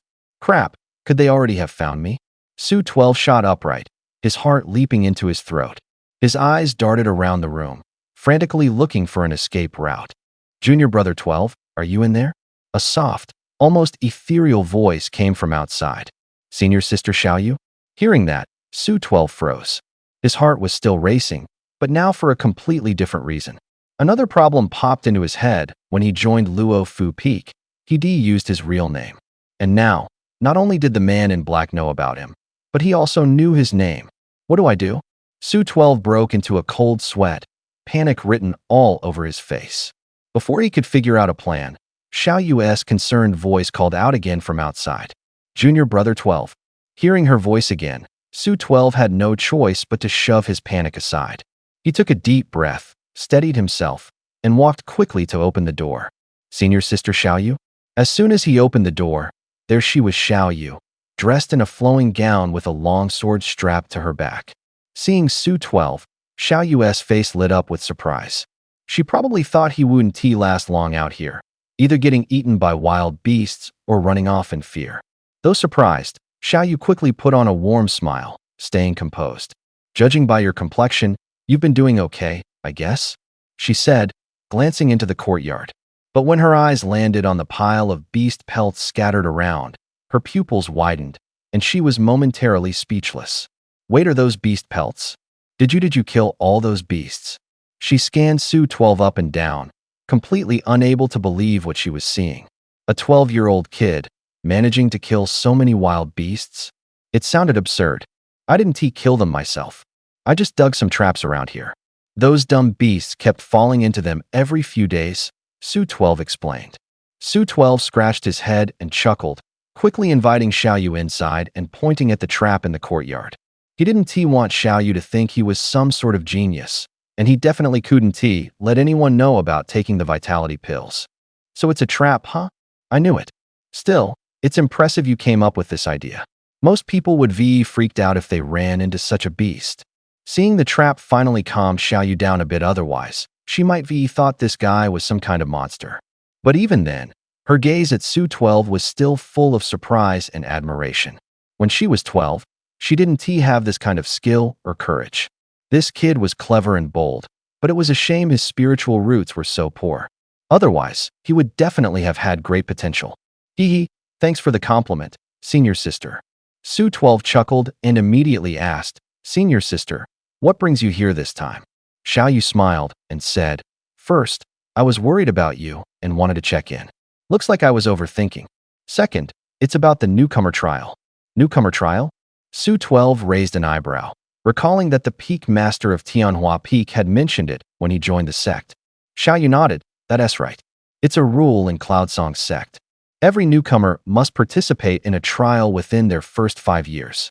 Only those who pass can stay in the sect. Otherwise, they'll either be relegated to menial tasks forever or sent back home. Menial tasks? Sent back? Su 12's heart sank, and he nervously asked, What exactly does the trial test? Xiaoyu replied, The trial changes every time, and they only announce the specifics when it begins. But based on past experience, you'll need to at least reach the 4th level of the qi refining stage to have a chance of passing. 4th level of qi refining? Su 12's face turned pale. According to Lu Mingshi, he'd be lucky to reach the 7th or 8th level of qi refining in his entire life. With that in mind, let alone not having a cultivation technique now, even if he did, reaching the 4th level in just 5 years would be incredibly tough. But giving up? That thought never even crossed his mind. After hesitating for a moment, he lowered his voice and asked Xiaoyu, Senior sister, if I really want to cultivate, where should I start? Xiaoyu raised an eyebrow and smiled. Looks like you're not ready to give up. Good thing I brought you some stuff. Stuff? Su 12 looked up, stunned. Before he could react, Xiaoyu waved her hand, and a few items appeared in her grasp: a set of green robes, 2 books, and an iron token. This is your identity token, engraved with your name. It's used in the sect to verify disciple identities. These disciple robes are made from dream cloud silk. They'll stretch or shrink a bit to fit your body. Pretty neat, right? And these 2 books, one's the sect manual, and the other is an introductory cultivation technique. Just basic breathing exercises. Xiaoyu introduced each item with a smile and handed them over to Su 12. After thinking for a moment, she added, Also, every disciple gets 3 bottles of vitality pills from the pill pavilion annually after joining. Of course, if your cultivation reaches the 6th level of qi refining, you'll not only be allowed to pick a formal cultivation technique from the library pavilion, but also receive 10 spirit stones and 3 bottles of qi gathering pills. Thank you, senior sister. Su 12 took the items, his eyes lingering on the breathing technique book, a flicker of longing flashing in his gaze. He quickly cupped his hands in gratitude. For him, nothing else mattered as much as this cultivation technique. It was the treasure he desired the most. All right, I won't keep you any longer since you're so eager. Work hard on your cultivation. Han Yu's already at the peak of the 1st level of qi refining. You need to catch up. Xiaoyu smiled, clearly noticing his urgency. Though she said this, deep down, she didn't believe Su 12 could compare to someone like Han Yu, who had top-tier dual spiritual roots. But a little encouragement wouldn't hurt. With that, she chuckled, shook her head, and quickly left. After seeing Xiaoyu off, Su 12 made a mental note of everything she said. Back in his room, he couldn't wait to dive into the basic breathing technique book, flipping through it with great focus. The book didn't just detail the cultivation methods for the first 6 levels of qi refining, but also included some basic knowledge and 2 minor spells: fire control and wind summoning. Su 12 didn't pay much attention to the extras, but with his sharp memory, he skimmed through and roughly memorized them. His main focus remained on the cultivation techniques. The book explained in detail how to draw in spiritual energy at each level and the key points of circulating energy within the body. In this aspect, Su 12 seemed to have a knack for it. After scanning it once, he had a pretty solid understanding of the basics. Just to be safe, he went over the book 2 more times carefully. Then, sitting cross-legged, he began practicing with a mix of anxiety and anticipation. After taking a large amount of cultivation pills, he could clearly sense the faint spiritual energy in the air. But when it came to actually guiding it into his body, he realized how incredibly difficult it was. The spiritual energy was like wild, untamed horses, impossible to control. 4 days on end, Su 12 practiced tirelessly, day and night. At first, he was worried, afraid that the man in black might show up at any moment. But then it occurred to him there was no way that man could have guessed he had spiritual roots, let alone that he had joined the Tianjue sect. This thought gave him some peace of mind. Despite his young age, Su 12 had an extraordinary amount of patience when it came to cultivation. It wasn't until the 5th day that he managed to guide his first wisp of spiritual energy into his body. The moment that strand of energy entered, he felt a surge of excitement and quickly locked it into place with his mind. With all his strength, he controlled the energy, following the techniques outlined in the manual to circulate it through his body. After completing one full cycle, that strand of energy condensed into a tiny bead of true essence, no larger than a grain of rice, and settled in his dantian. In that instant, his whole body trembled as a wave of euphoria washed over him. Exhaling a puff of white mist, he opened his eyes, a grin spreading across his face as he clenched his small fists in excitement. Yes, from today on, I'm officially a cultivator. This tiny bit of true essence isn't much, but it's a start. Let us keep going. Taking a deep breath, he continued drawing in the spiritual energy, determined to refine more. But even after 10 straight days of cultivation, he had only managed to refine a few more wisps of spiritual energy. The amount of true essence in his body barely increased, just a few specks too small to see with the naked eye. At this rate, he completely lost confidence in his spiritual roots. No way. If I keep going like this, reaching the first stage of chi refinement is going to take forever. If I can't raise my cultivation quickly, forget about avenging myself against that man in black. I won't even make it through the sect's newcomer trials in 3 years. Looks like I'll have to turn to the chi condensing pill. But you can only claim one if you're at the 6th stage of chi refinement. There's definitely something special about it. Sitting cross-legged on his bed, Su 12 muttered to himself before pulling out a chi condensing pill from his robes. As he looked at the pill in his hand, his expression shifted slightly, a hint of disbelief crossing his face. The book says pills are divided into lower, middle, upper, and supreme grades. Supreme grade pills are flawless, pure as white jade, and free of impurities. These pills have no toxicity, meaning cultivators can take them endlessly. Could it be that all the pills refined by that mysterious furnace are supreme grade? The thought sent a wave of excitement through him. Other people had to be extremely cautious when taking pills, constantly detoxifying themselves between doses. But thanks to that mysterious furnace, he didn't have to worry about any of that. Suppressing his excitement, Su 12 focused his gaze back on the chi condensing pill in his hand. Right now, the most important thing was raising his cultivation as quickly as possible. After a moment's hesitation, he gritted his teeth and swallowed the pill. As soon as the pill entered his body, it dissolved into an overwhelming flood of spiritual energy that surged through him. His face turned beet red as veins bulged across his body, the pain almost unbearable. Even though he had mentally prepared himself, experiencing it firsthand was far worse than he could have imagined. The energy from the pill wasn't as wild as natural spiritual energy, but the sheer volume of it was overwhelming, far too much for anyone below the 6th stage of chi refinement to handle. He couldn't control his energy properly, his vision blurred, and he nearly passed out from the pain. The terrifying spiritual energy felt like it was tearing his meridians apart. But even as he teetered on the brink, the memory of his grudge kept him going. Clenching his teeth, Su 12 forced himself to focus, desperately activating his breathing techniques to refine the energy coursing through his body. 20 days later, Su 12 exhaled a long breath of white mist. His joints cracked audibly like fireworks popping. His eyes were bloodshot, his body had grown thinner, and he looked utterly exhausted. But there was a faint smile on his lips. Those 20 days had been absolute hell, each moment dragging on like an eternity. The pain was indescribable, But the results were clear. The qi-condensing pill had worked wonders. The tiny speck of true essence in his body had grown from the size of a grain of rice to that of a soybean.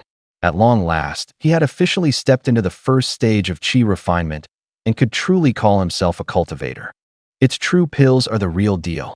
My current cultivation level is low, and taking a qi-condensing pill is pure agony, but the speed of improvement is more than 10 times faster. Totally worth it. Senior sister Xiao Yu said Han Yu reached the first stage of qi refinement in just 10 days. I'm not as fast as him, but I'm probably about average compared to most people. Su 12 clenched his fists, his face lighting up with excitement. He wasn't trying to compare himself to anyone else, just reaching the first level of qi refinement in such a short time was already a huge achievement for him. Suppressing his excitement, Su 12 didn't rush into further cultivation. Even though I barely refined this qi-gathering pill, my meridians took some damage because of it. If I don't let them recover before trying again, it'll be game over for me. But this is perfect timing. I can take this chance to practice the two techniques in my method. Otherwise, if real danger comes, I won't even be able to protect myself. With those thoughts in mind, Su 12 swallowed a small healing pill and stepped into the courtyard. As he recalled the information about the fire control technique in his mind, he began channeling his true essence, forming seals with his hands. Whoosh whoosh. In an instant, a fist-sized flame burst into existence in front of him, its scorching heat radiating outward. The flame flickered violently, as if it could lose control at any moment. Su 12 had no choice but to pour more true essence into it, but the more he added, the more chaotic it became. In the blink of an eye, his true essence was completely drained. With a faint popping sound, the flame disappeared into nothingness. At the same time, Su 12 collapsed onto the courtyard floor, drenched in sweat, feeling utterly drained, as if every ounce of energy had been sucked out of him. The difficulty of the fire control technique and how much true essence it consumed was way beyond what he had imagined. But Su 12 wasn't someone who gave up easily. He sat cross-legged on the spot, quietly recovering his true essence. The moment his energy replenished, he went right back to practicing. Over and over again, he repeated the process. Tedious? Absolutely. For most people his age, they quit out of sheer boredom. But Su 12 kept pushing himself, never feeling the slightest bit uninterested. Slowly, his control over his true essence became steadier and more precise. Through constant depletion and replenishment, he even noticed a slight increase in the amount of true essence within him. This discovery made Su 12 overjoyed. Time flew by, and before he knew it, 6 months had passed since he joined the Yunsong sect. One evening, deep in the woods near the abandoned pill room, Su 12 leaned against a towering tree, gasping for breath. Compared to 6 months ago, his skin was tanner and his frame much sturdier.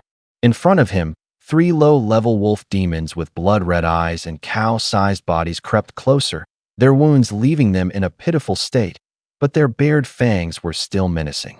Facing danger, Su 12 remained calm.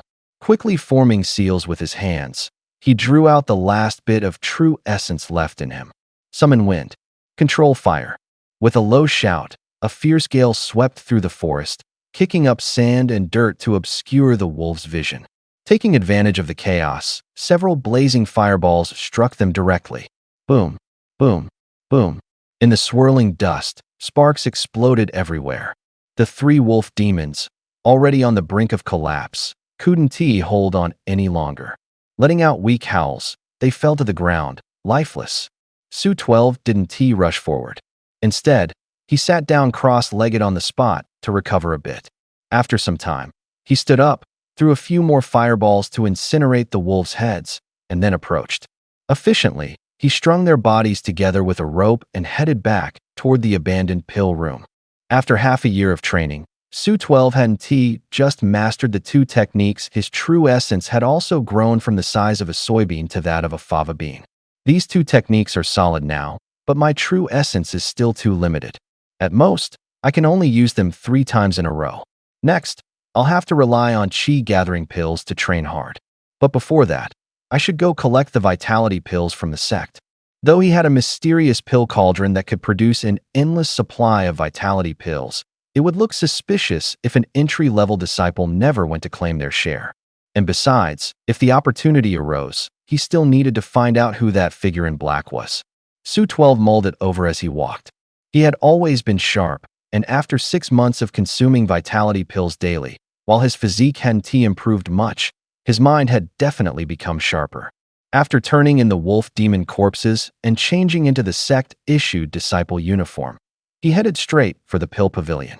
Each mountain peak had its own pill pavilion, and disciples were only allowed to claim pills from the pavilion of their respective peak. The sect distributed pills and other resources once a year, and disciples could collect them at any time. Within an hour, Su 12 arrived outside the pill pavilion of Luofu Peak. From the outside, the pavilion looked like a square courtyard, its gates wide open, with a plaque above that read Pill Pavilion. Peering through the entrance, he could see a massive pill cauldron over 5 meters tall standing in the courtyard.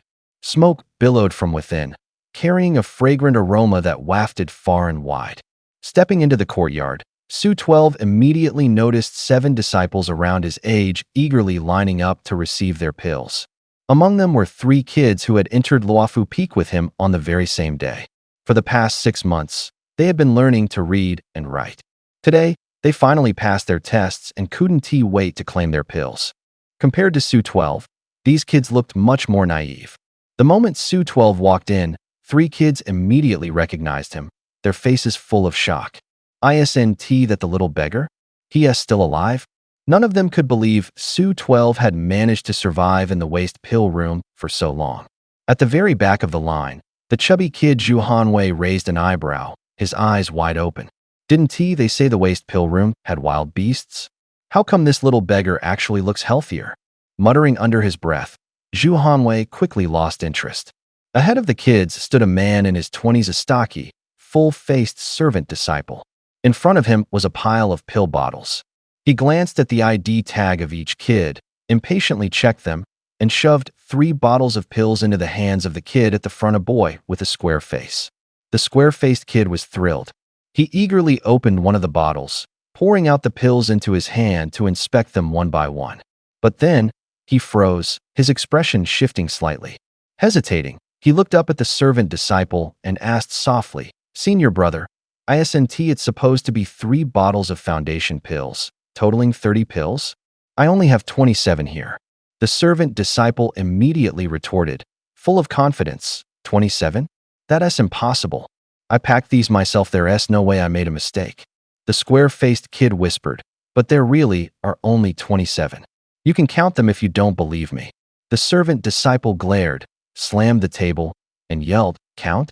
Can't you see I'm busy? If you don't want them, hand them over and get lost." The outburst made the square-faced kid flinch. He looked at the towering servant disciple, hesitated for half a second, then lowered his head in defeat, saying nothing more. Seeing this, the other kids shrank back, their smiles vanishing instantly. Not long after, another square-faced kid received 3 bottles of pills.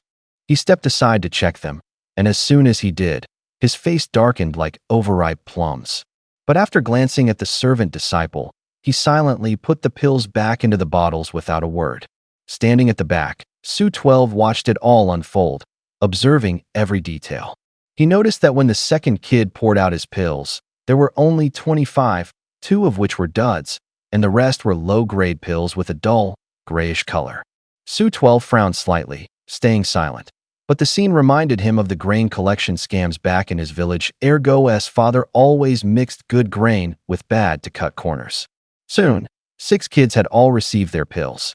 But after checking, every single one of them looked downcast, their heads hanging low, clearly frustrated but too scared to speak up.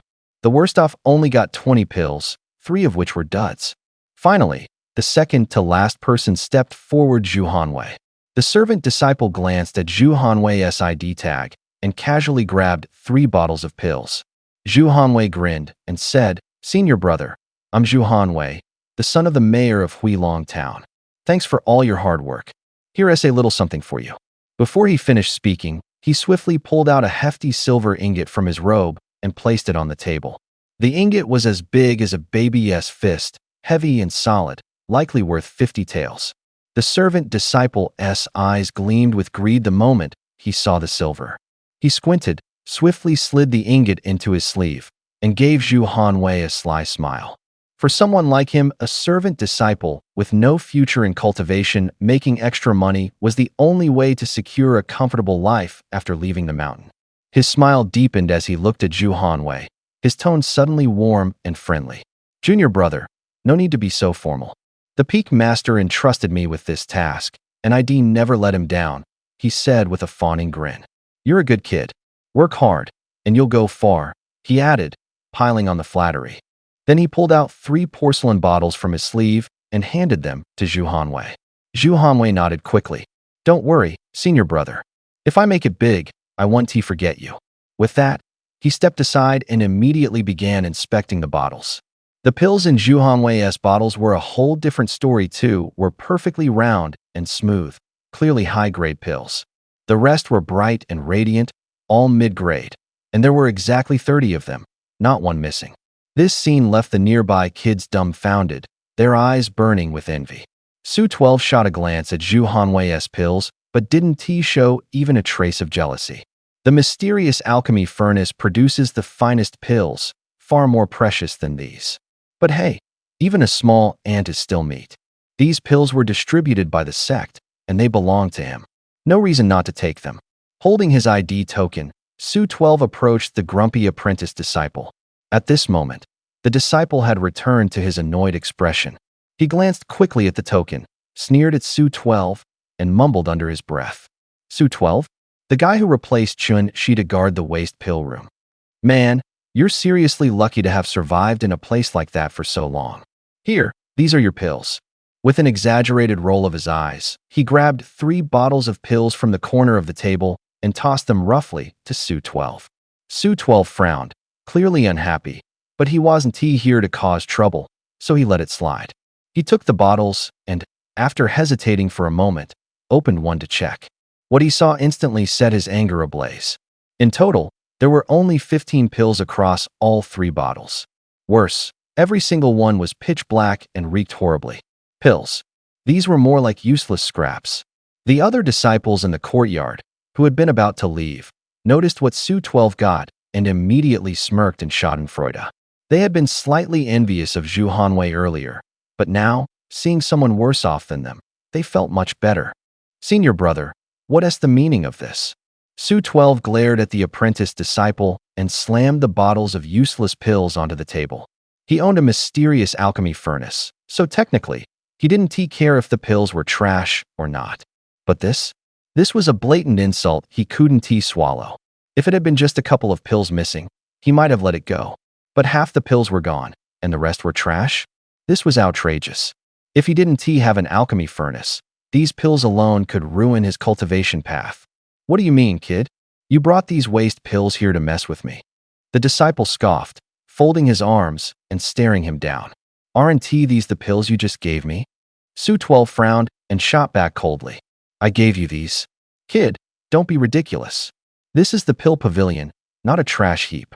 How dare you slander me? This isn't a place where you can cause trouble. The disciple's face darkened, his tone laced with intimidation. He wouldn't dare go too far with most disciples, but Su 12? A lowly guard of the waste pill room? To him, Su 12 wasn't worth a damn. What he didn't expect was Su 12 daring to talk back and even confront him. But just moments after handing over the waste pills, the guy was already denying it ever happened. Su 12 stood there, stunned by the shamelessness.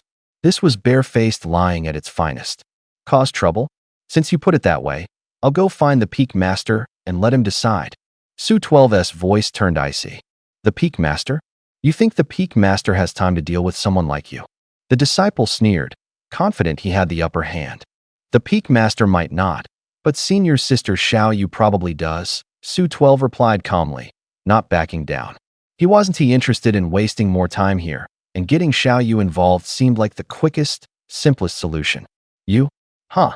You think senior sister Xiao Yu will believe you? Everyone else says there's no problem, and you're the only one complaining. The disciple squinted, his gaze turning more menacing. You really think if senior sister Xiao Yu steps in, everyone else will stay silent? Su 12 smirked, his eyes sweeping over the crowd before turning to leave. The other disciples' eyes lit up, clearly tempted. Nobody liked losing out on pills for no reason. They didn't have Su 12's guts, but if he took the lead, they'd gladly chime in. Seeing the crowd's reaction, the disciple felt a pang of unease. Xiaoyu was known for her fairness and kindness, not to mention being the granddaughter of the Peak Master, giving her significant influence on Luofu Peak. If she got involved, things could get ugly for him. All right, no need to make a fuss. Here, take this bottle. The disciple glared at Su 12, reluctantly pulling out another bottle of pills and tossing it to him.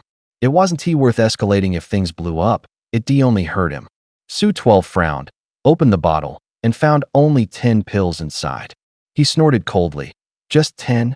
Kid, these 10 are top-grade pills.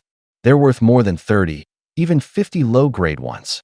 The menial disciple said irritably, looking as if he'd suffered a great loss, yet a vicious gleam flickered in his eyes. Humph, I'll have you hold on to it for me for now. Once we leave this pill pavilion, just watch how I deal with you. If I remember correctly, the sect rules are very clear. Each entry disciple gets 3 bottles a year that's 30 Peiyuan pills. Su 12 snorted coldly, staring the other down, unmoved. He didn't know what the other was up to, he just instinctively felt the other had agreed too readily, which was never a good sign. After weighing it silently, he felt the other's strength wasn't all that great, and he relaxed. To him, with the mysterious pill furnace in hand, the quality of the pills didn't matter, quantity was what counted. Kid, don't go too far. The menial disciple glared at Su 12 and flipped the table in front of him, unable to contain his rage. He just wanted to drive Su 12 away first and settle the score later. Unfortunately, he had secretly sold off the extra pills long ago, otherwise he wouldn't be fobbing him off with waste pills. Too far. I'm only taking what I'm owed. Since you won I'll have senior sister Xiaoyu talk to you. Su 12 curled his lip and shot back without courtesy. With that, he put away the waste pills and the bottle of high-grade pills and headed straight out. But seeing this, the menial disciple wouldn't let it go. He glared at Su 12 as if he were going to swallow him alive. Since you're courting death, don't blame me for showing no mercy. Today I'll show you what a cultivator can do. The menial disciple ground his teeth and spoke viciously. At the same time, he roused his meager true essence, his hands rapidly forming seals. A fist-sized fireball then condensed before him. Go! With a muffled grunt, the menial disciple drove his true essence, and the fireball, trailing a long tail, shot straight at Su 12's back. This move wouldn't kill, but it was more than enough to cause serious injury. The menial disciple squinted and smiled, the corners of his mouth lifting, cold intent showing.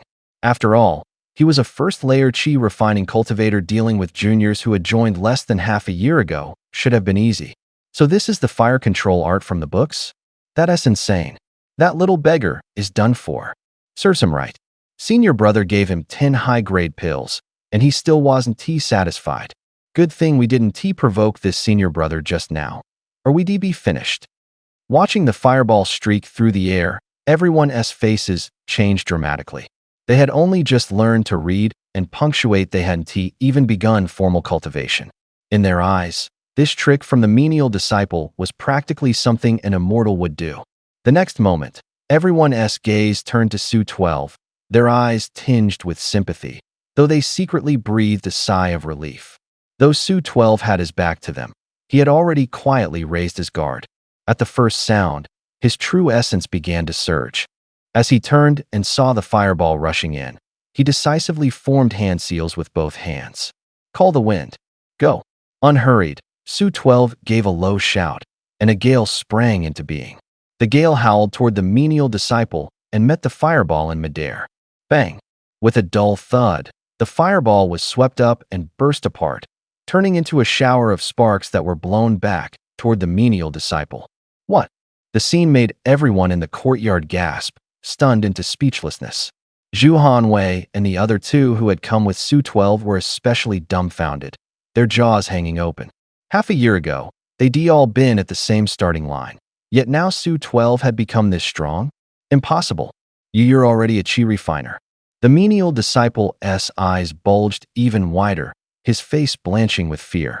Though he had first-layer chi refining cultivation, he usually slacked off in practice, and his spell control was half-baked at best. Before he could react, the scattered sparks peppered his face with swollen welts, and the gale blasted him off his feet, slamming him hard into the pillar behind him. Humph, didn't you want me to see a cultivator as strength? That's it. Su-12 snorted coldly and formed seals again. A fist-sized fireball condensed in midair. The fireball leapt energetically, radiating scorching heat, clearly much more solid than the previous one. Senior brother 12, spare me. I was wrong. I'll definitely make up the Peiyuan pills I owe you. Seeing this, the menial disciple turned ashen with fright. Before Su-12 could act, he thumped to his knees, begging for mercy again and again. In the world of cultivation, the capable are teachers, and the strong are revered. Forms of address and seniority among cultivators aren't defined simply by age or by who joined earlier. Those with strength, even if young, often hold no small seniority. Take Su-12, for instance. He was a newcomer, and by rights the other had entered the sect earlier than him. But now that Su-12 was stronger and the other party had something to ask of him, he naturally hurried to call him senior brother. These things are briefly introduced in the sect rules, so Su-12 wasn't surprised. Where are the pills? Su-12 hadn't really intended to kill him. He dispelled his spell and asked coldly, I really don't have any pills right now. The menial disciple pulled a long face. Seeing Su-12 about to activate a spell again, he hurriedly shouted, Wait, senior brother, don't be impulsive. I just don't have them for the moment. Give me 10 days. In 10 days I'll personally deliver them to the waste pill room. I guarantee they'll all be high-grade essence-nurturing pills, and I'll even add 10 more as an apology. You're that generous? Su-12 narrowed his eyes, sizing him up suspiciously. This guy turned faces so fast that he faintly felt something was off. Senior brother, that's going too far. You're stronger than me. How would I dare harbor any ill intent? In less than 10 days, if you haven't seen the pills, come find me to settle accounts anytime. I really don't have any extra pills right now. The menial disciple lowered his head and replied with a smile. Before he finished speaking, his eyes turned in their sockets, and a hint of ferocity flashed in their depths. At most 10 days, and senior brother Zhao Yu will be back. He's at the second layer of chi refining. If you dare take the 10 high-grade essence-nurturing pills he ordered, don't blame me for being rude when the time comes. Fine. Don't think about playing any tricks. If you anger me, you won't be able to bear the consequences. Su-12 stared at him coldly, seeing the ulterior motives of faint killing intent flickered in his eyes. After half a year of battling demonic beasts day in and day out, a faint baleful aura had quietly accumulated on him, and his temperament was no longer that of the simple boy who had left the mountain village. It's just that with so many people watching, it wasn't good to act on the spot, so he could only suppress the urge for now. Of course, senior brother, rest easy. The menial disciple plastered on a series of fawning smiles, but as soon as Su-12's gaze swept over him, he couldn't help but shiver.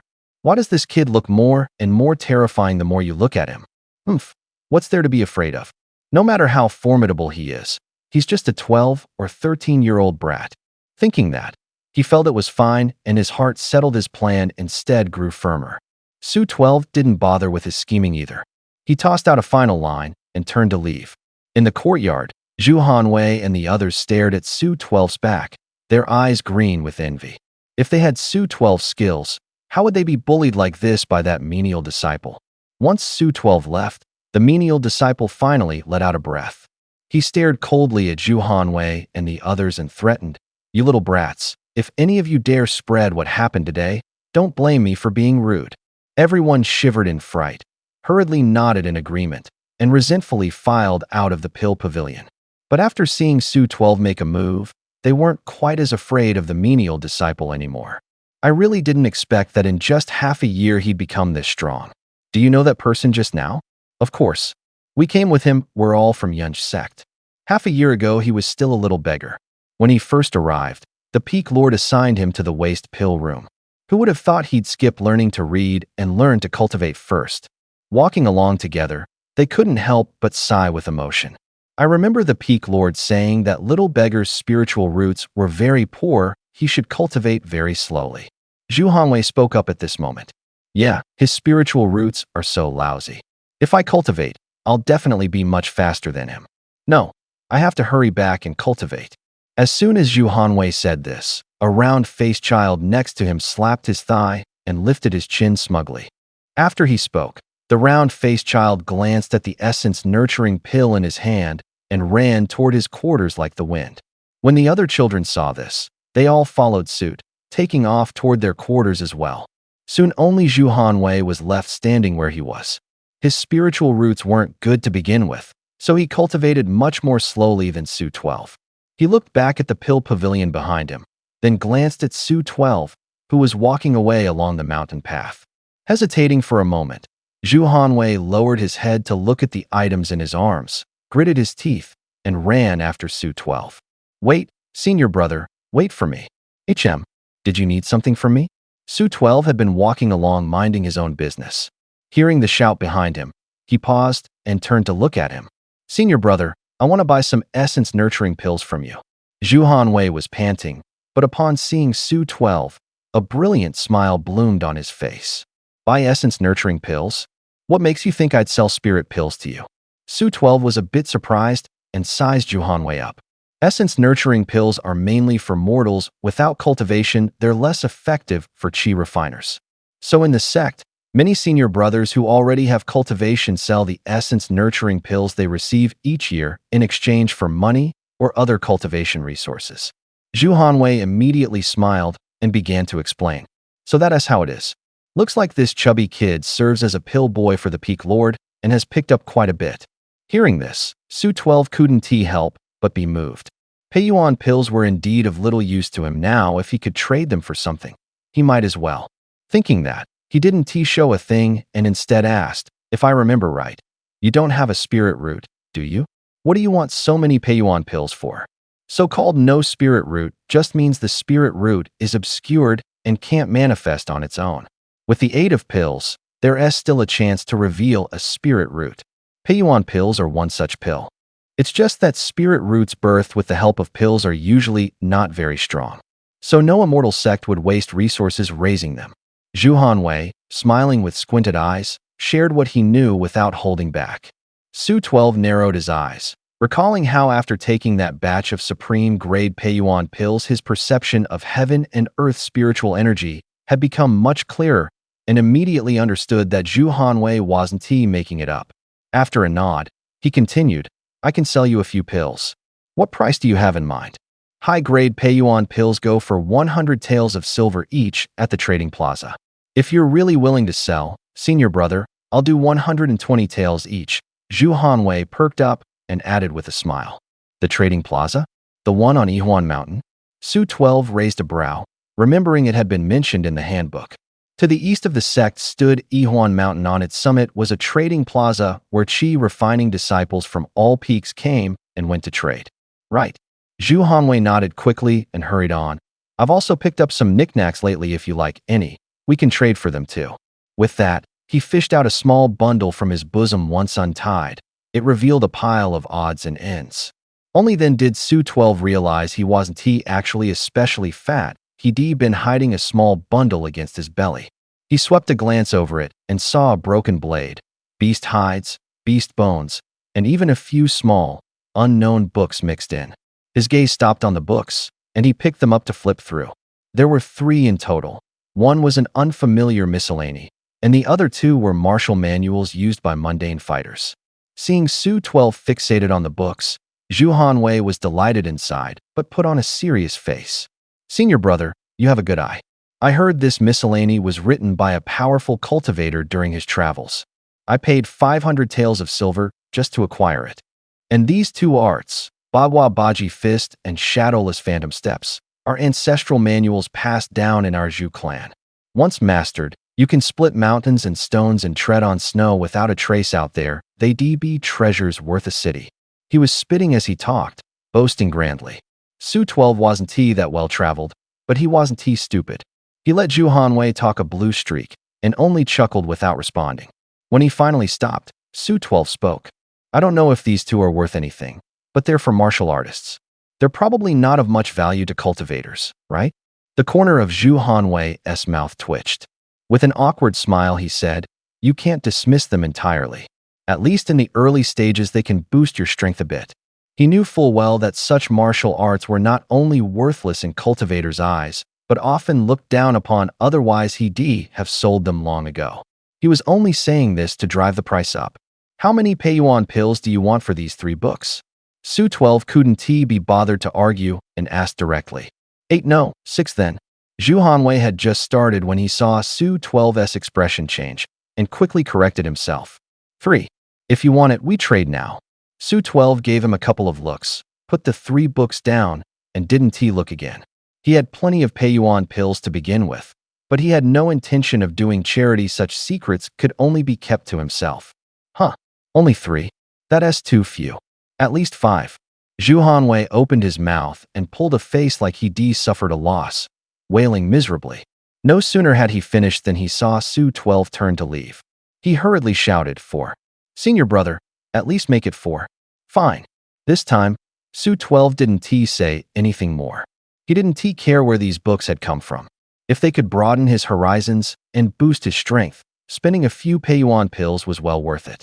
Soon after, Su 12 traded 4 high-grade Peiyuan pills for the 3 books, and 2 more for 240 taels of silver. Then he parted ways with Zhu Hanwei and headed for the waste pill room.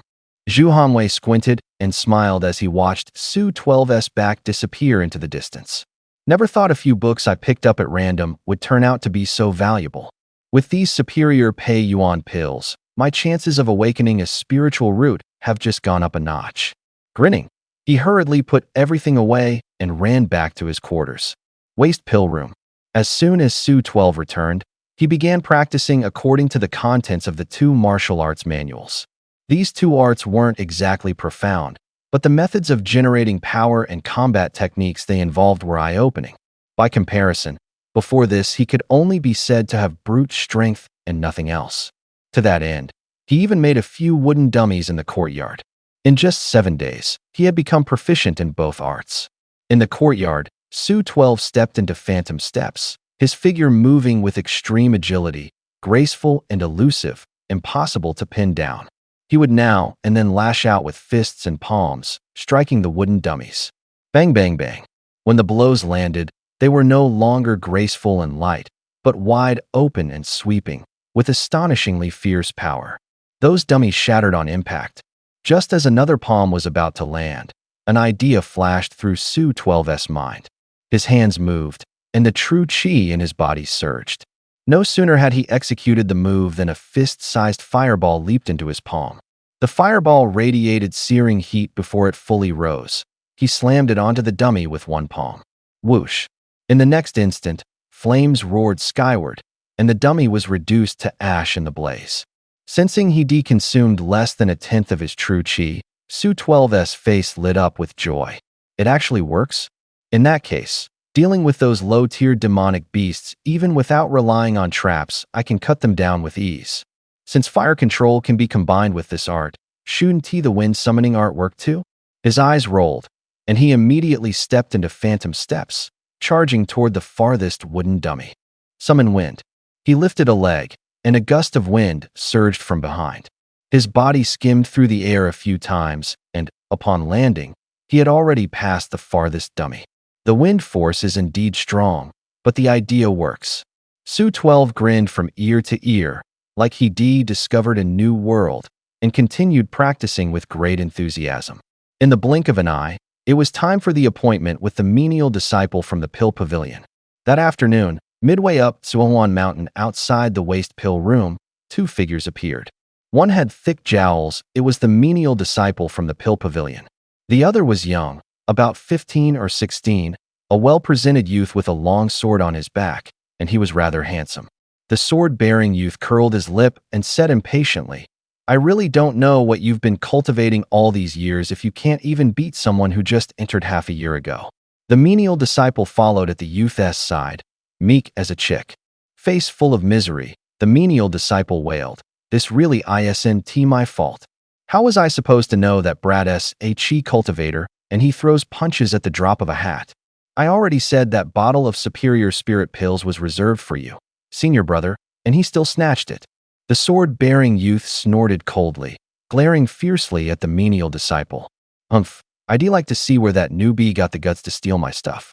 But it went missing from you. You'd better give me an explanation, no? The menial disciple hunched his neck and chuckled awkwardly. Rest assured, senior brother, I'll take responsibility for this. These two first Great Escape Light talismans were really hard for me to scrape together.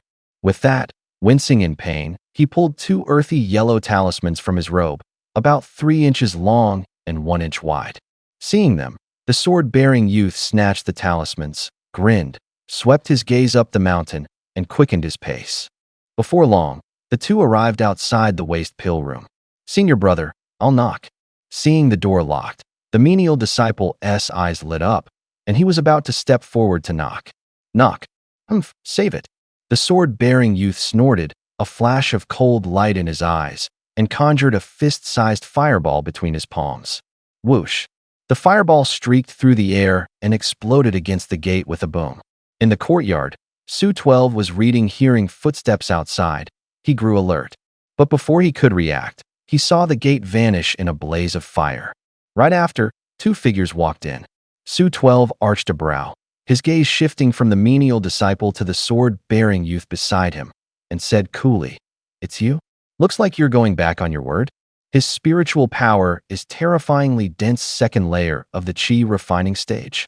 Seeing the man, Su-12's heart jolted. A cultivator's level of cultivation can basically be seen so long as they don't deliberately conceal their chi. It's just that when the gap in realms is too great, those at a lower realm can't read those above. Conversely, those at a higher realm can see through those below at a glance, unless the other party knows how to restrain their aura. Senior brother, it's this brat. The Peiyuan pill you wanted was snatched by him. The menial disciple didn't answer, pointing at Su-12. He immediately turned to the sword-carrying youth and said, "Kid, you're pretty arrogant. You even dare to snatch the pill I reserved." The sword-carrying youth stared down at Su-12 with overbearing arrogance. In his eyes, this was just a first-level chi refinement cultivator and a newcomer who had joined the sect less than half a year ago. He didn't think the person before him could be his match. Not just him, the menial disciple at the side thought the same. What does the pill you reserved have to do with me? I'm only taking what's mine, Su-12 said coldly, secretly on guard. The moment these two showed up, he knew things wouldn't end peacefully today. That sword-carrying youth's spiritual power wasn't weak, but it wasn't to the point of being unbeatable. Thinking back on his gains and training lately, he felt he was not without the strength to fight. Besides, this was his turf. If push came to shove, there were still other ways. What's yours? Kid, don't say I didn't warn you. If you know what's good for you, hand over the pill, then kneel and call me Grandpa 3 times, and we'll let this slide. The sword-carrying youth snorted coldly, speaking with arrogance. Before coming, he had already inquired clearly. The man before him only had mixed spiritual roots, a small fry with no backers in the sect. If it weren't so, if it were another disciple in a fight, he wouldn't be this brazen. You're courting death.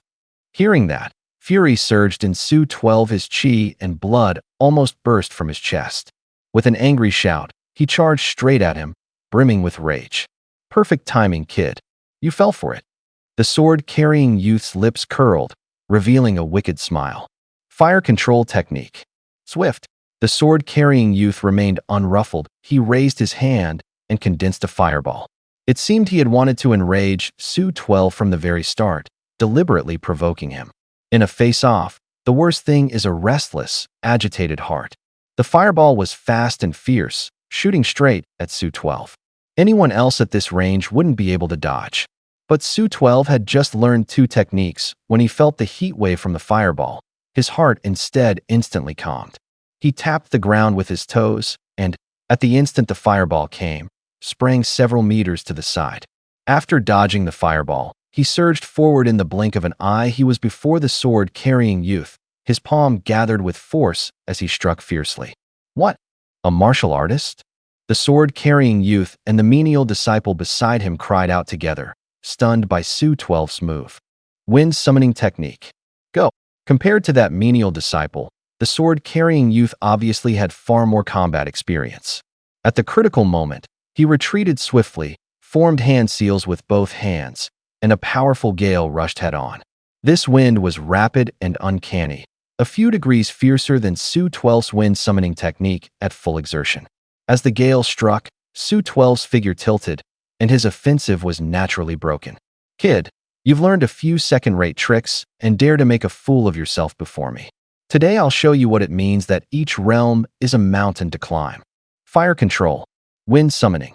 He formed hand seals again, and this time 3 fireballs appeared in his palms. As soon as the fireballs were launched, the sword-carrying youth immediately cast wind summoning again. With the gale's blessing, the 3 fireballs blazed fiercely and hurtled towards Su-12 with lightning speed. Su-12 dared not be careless, stepping into phantom steps. He weaved left and right in midair, barely evading the fireballs. He was secretly amazed. If he hadn't learned those 2 arts, facing this move today, he would likely be dead or gravely injured. This guy's only at the 2nd level of the Chi refinement stage, and he's already this strong? It's just unleashing so many techniques at once can his true essence hold out.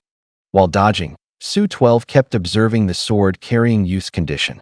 Just as he expected, after unleashing so many techniques in one breath, the sword-carrying youth clearly showed signs of exhaustion. How is that possible? You actually dodged an attack like that? The sword-carrying youth panted heavily, his face ugly as he staggered backward. It looked as if he wanted to run away rather than lose.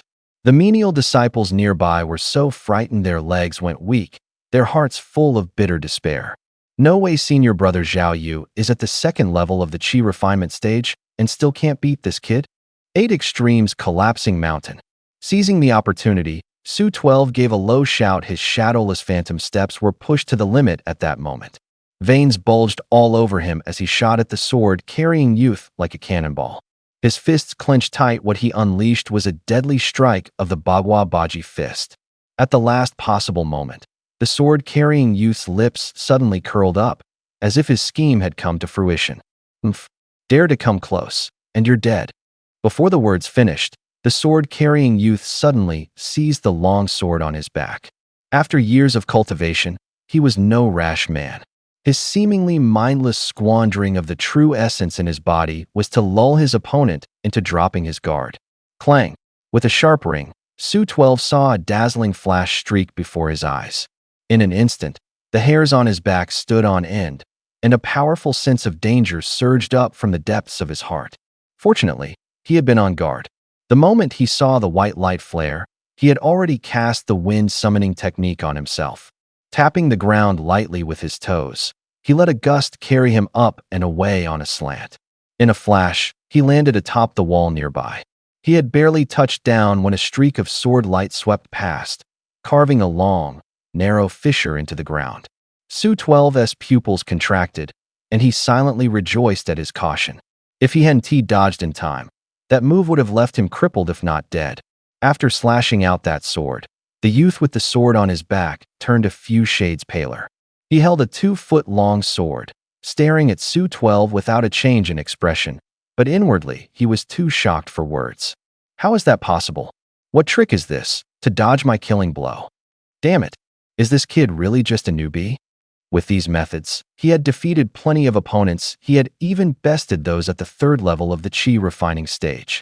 Yet today, he had suffered a loss in front of a brat. Looking from atop the courtyard wall, Su-12 could tell at a glance that the sword in the other's hand was no ordinary weapon, which made him wary.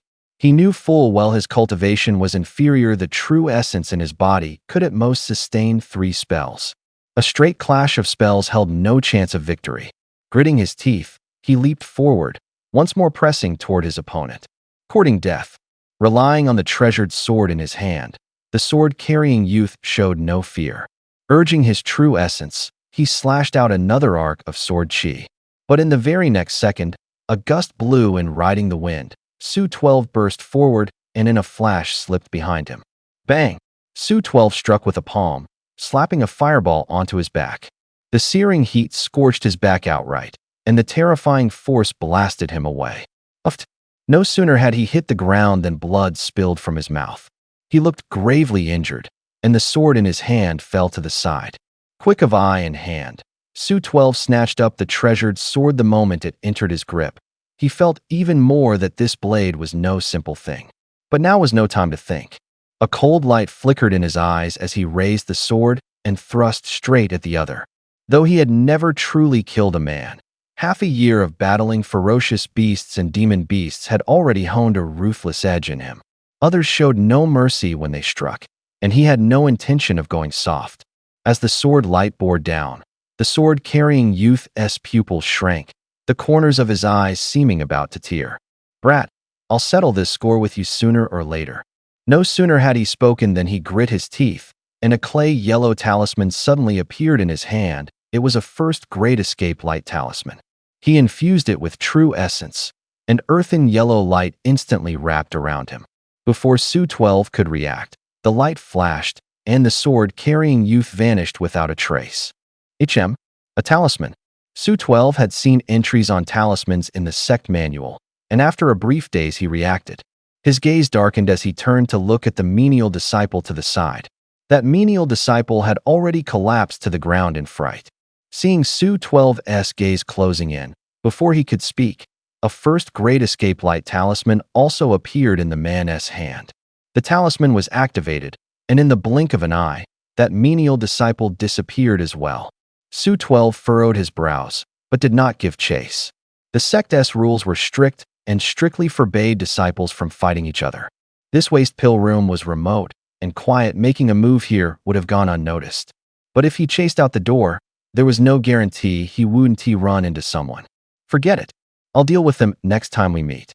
After this uproar, they shouldn't dare come again anytime soon. What a pity about my 30 top grade essence nurturing pills. But this sword isn't bad. It's like the low-grade artifacts described in books. I don't know how much it's worth, maybe not quite as much as those pills, but probably not far off.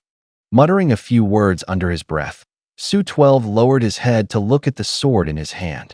The 2-foot-long sword was a dark azure throughout. He didn't know what material it had been refined from. 2 small characters were carved on the hilt. White mist. A cold gleam flickered along the edge. One look told you it was exceedingly sharp. Whether in appearance or texture, it was without a doubt a low-grade artifact. Artifacts are treasures used by cultivators. Only a cultivator south true essence can drive them. Above artifacts, there are also spirit artifacts and magic treasures, but those are still far beyond cultivators at the chi refining stage. Whether artifacts or spirit artifacts, they are divided by grade: low grade, mid grade, high grade, and top grade. Recalling the sect manual's descriptions, Su 12 tried channeling a wisp of true essence into the sword. As soon as the true essence poured in, the long sword trembled slightly, and the blade blossomed with a flash of light. An idea came to him, and Su 12 raised his hand and sent out another slash. Bang! An invisible streak of sword chi shot out like a blade, leaving a conspicuous gouge in the ground. Not bad, not bad. This really is a fine sword. With this treasured blade, my attack power will improve quite a bit. Having witnessed the power of a low-grade magic artifact, Su 12 couldn't help but beam with joy. The gloom from losing the Peiyuan pills was swept away in an instant. Back in his room, Su 12 sat cross-legged on the bed, pulled a medicine bottle from his robe, and, seeing it empty, realized the chi-gathering pills he refined last time had all been used up. He then took out a bottle of failed chi-gathering pills and the mysterious pill furnace. Just as he was about to toss the failed pills in, his gaze fell on the mysterious pill furnace, and he suddenly recalled the scene of activating that low-grade artifact earlier. This pill furnace must be a treasure. What would happen if I inject my true essence into it? Su 12's eyes flicked. He picked up the mysterious pill furnace and began circulating his true essence. The instant the mysterious pill furnace came into contact with his true essence, Su 12's expression changed. In a flash, he felt a powerful suction rush over him. His true essence rapidly drained away, as if he were being hollowed out. The sensation took him back to the first time he cast the fire control technique. Luckily, it only lasted a moment.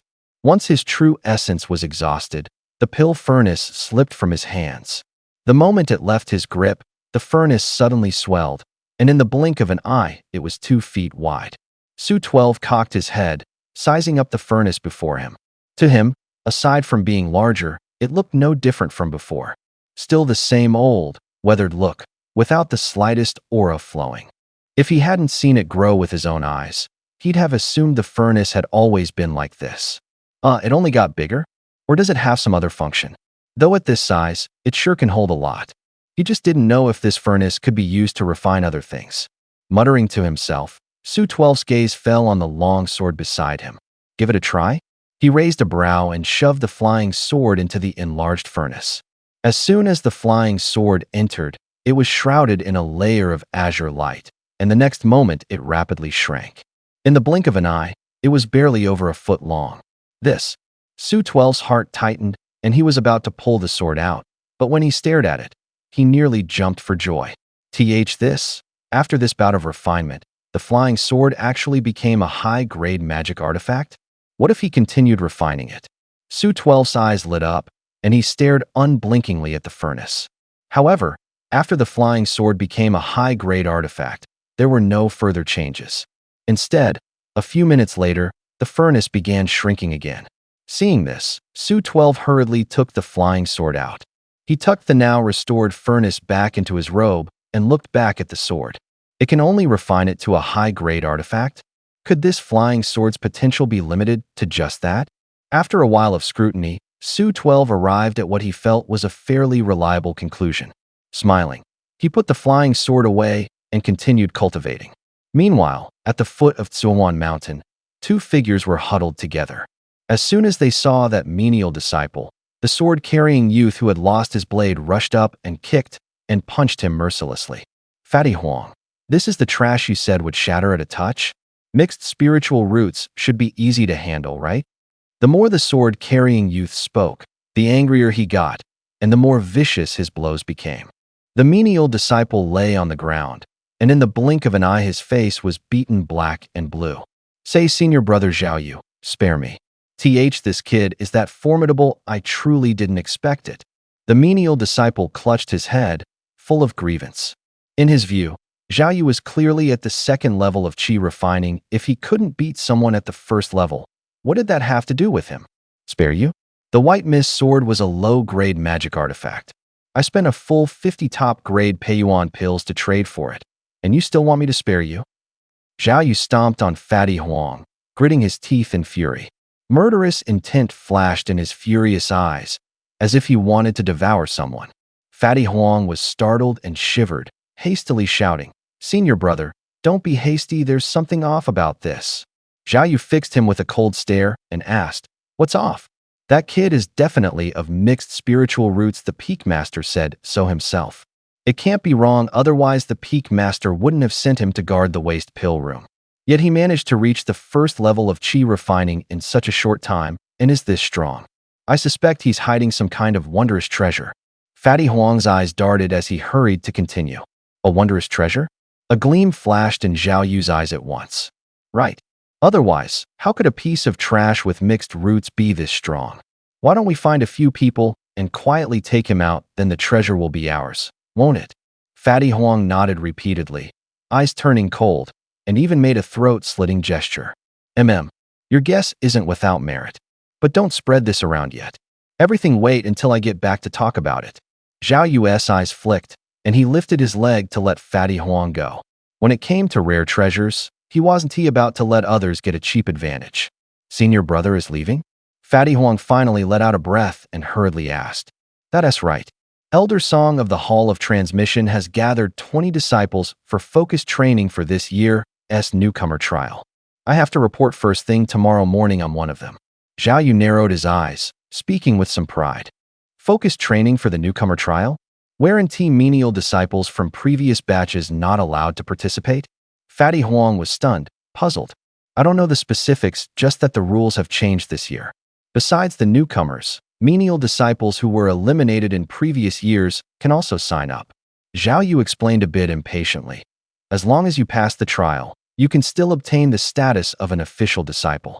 So that is how it is. Congratulations, Senior Brother. With your potential, after focused training your strength will definitely skyrocket. As for us of this year's intake, we'll be under no small pressure in the future. Fatty Huang quickly cupped his hands with a smile as he spoke. Hearing this news stirred something in his heart as well. Although his cultivation was weak, there were still several years before the newcomer trial. According to Xiaoyu, He actually had a chance of passing the trial and becoming an official disciple. Zhao Yu curled his lip and said, "Save the congratulations. You go sign up then, too. As soon as the trial starts, I'll call my big brother Zhao Yin over." "Senior brother Zhao Yin?" "He is the strongest among us menial disciples.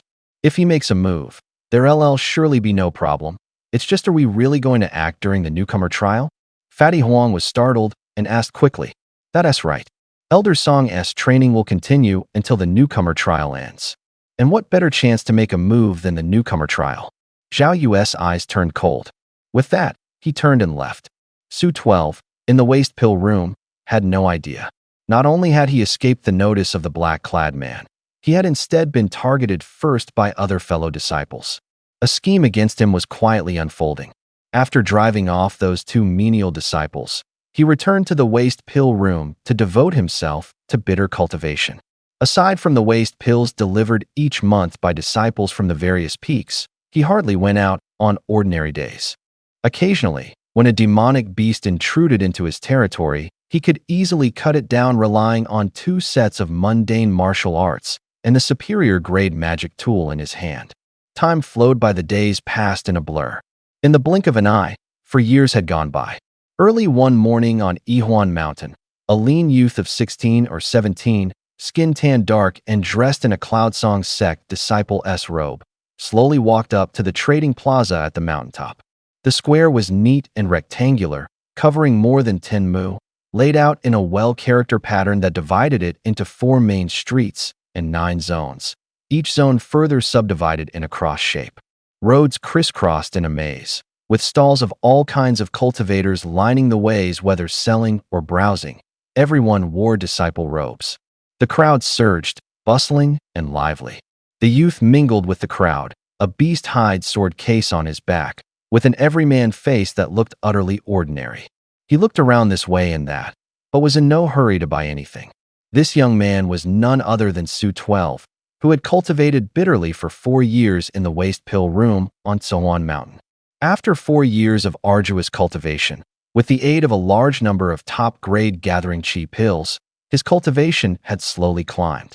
Just a day ago, through persistent effort in refining chi, the true essence in his body finally swelled to about the size of a fist, and he successfully stepped onto the threshold of the 4th layer of the chi refining stage. Such a rate of progress was enough to compare with an average minor prodigy. With less than half a year left before the newcomer trial, he knew it was impossible to break through to the 5th layer of chi refining in a short time. After some thought, he decided to come to the trading plaza to buy some items that could boost his strength to better handle the upcoming trial. After a lap around, although Su 12 hadn't bought a single thing, he already had a general impression of the trading plaza. The goods sold on the square were all manner of things: medicinal herbs, ores and metals, beast hides and bones, pills, talismans, magic tools, cultivation methods, everything one could want. The currency used for trades was not uniform either.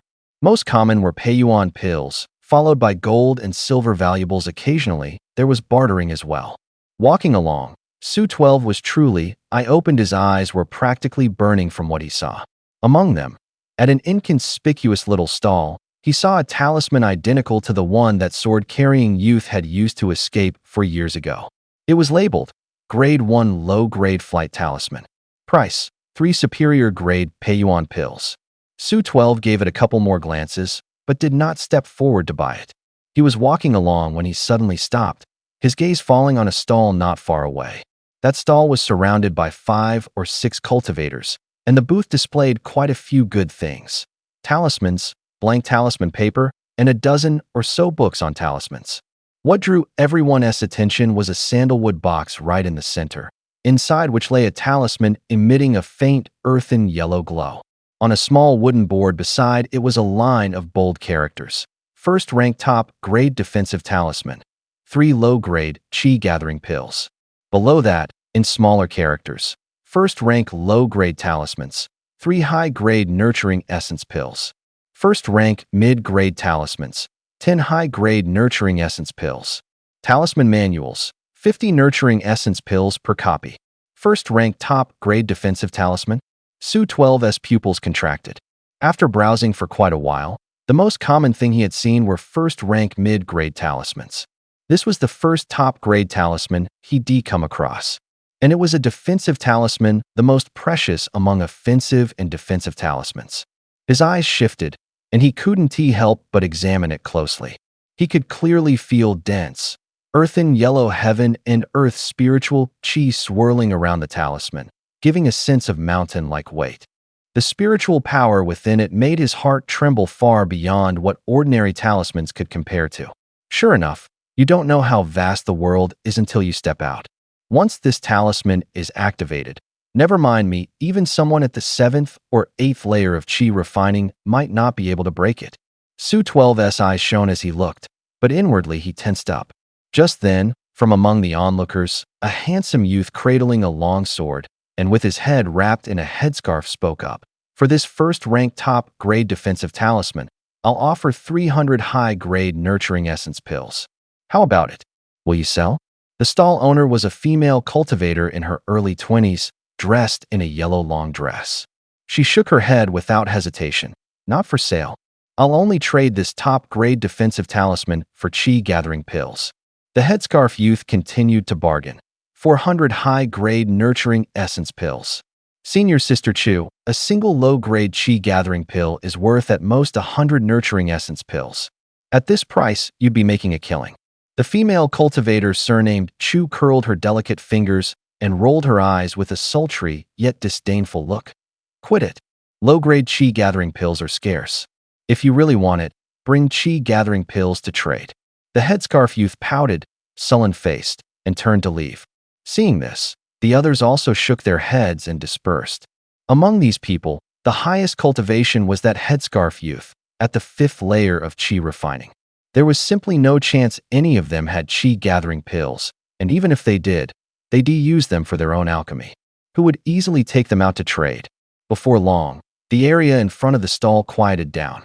Su 12 glanced around, hesitated for a moment, and, confirming no one was paying attention, quietly stepped forward. Boss, this first-ranked top-grade defensive talisman.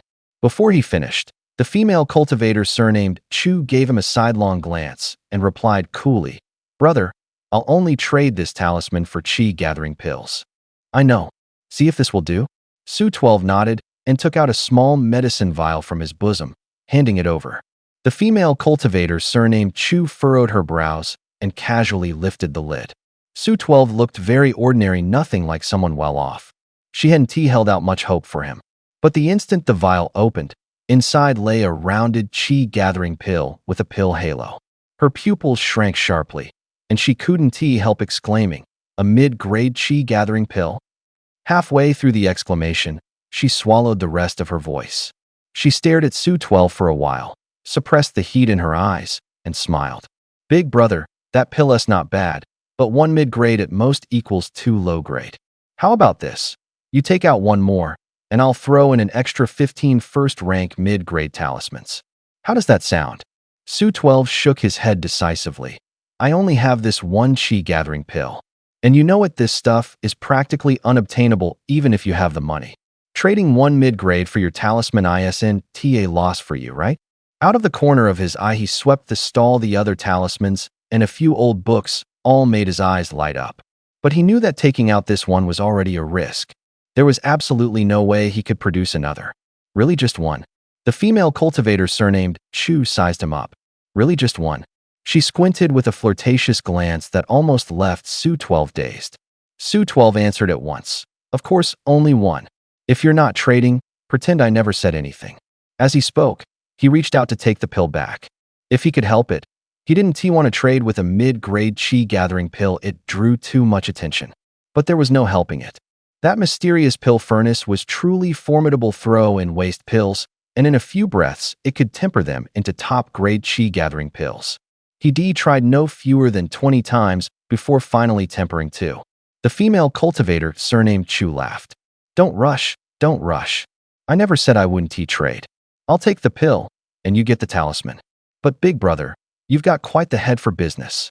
She swayed her waist and tucked the porcelain vial into her robes. Then she reached out, took down that first-ranked top-grade defensive talisman from the stall, and handed it to Su 12. As it passed into his hand, her fingertip lightly grazed his palm. "Big brother, see if there's anything else you want? You could take a bit more back with you." Su 12's palm tingled, and he jerked as if shocked, stuffing the talisman back into his robe, his face flushing in an instant. He had never been close to women, and the woman before him was so seductive and alluring. The fact he didn't embarrass himself on the spot already showed impressive self-control. The next moment, he took a deep breath, forcing his rapidly pounding heart to steady. His gaze fell on her stall. Looking over the talismans and talisman manuals, he thought for a moment and picked out 24 level 1 mid-grade talismans and 2 incomplete introductory books on talisman crafting. How much are these? Level 1 mid-grade talismans are 10 Peiyuan pills apiece, and these 2 books are 50 Peiyuan pills each. 340 Peiyuan pills in total, said the female cultivator surnamed Chu briskly, her eyes now and then sweeping over Su 12. "Senior sister, I'm buying so much from you, give me a discount, yeah? How about 300 Peiyuan pills?" Su 12 scratched his head, smiling as he bargained. "You even bought a supreme grade talisman, are you really short on my little bit?" The Chu surnamed female cultivator said with a smile. "How could I not be short?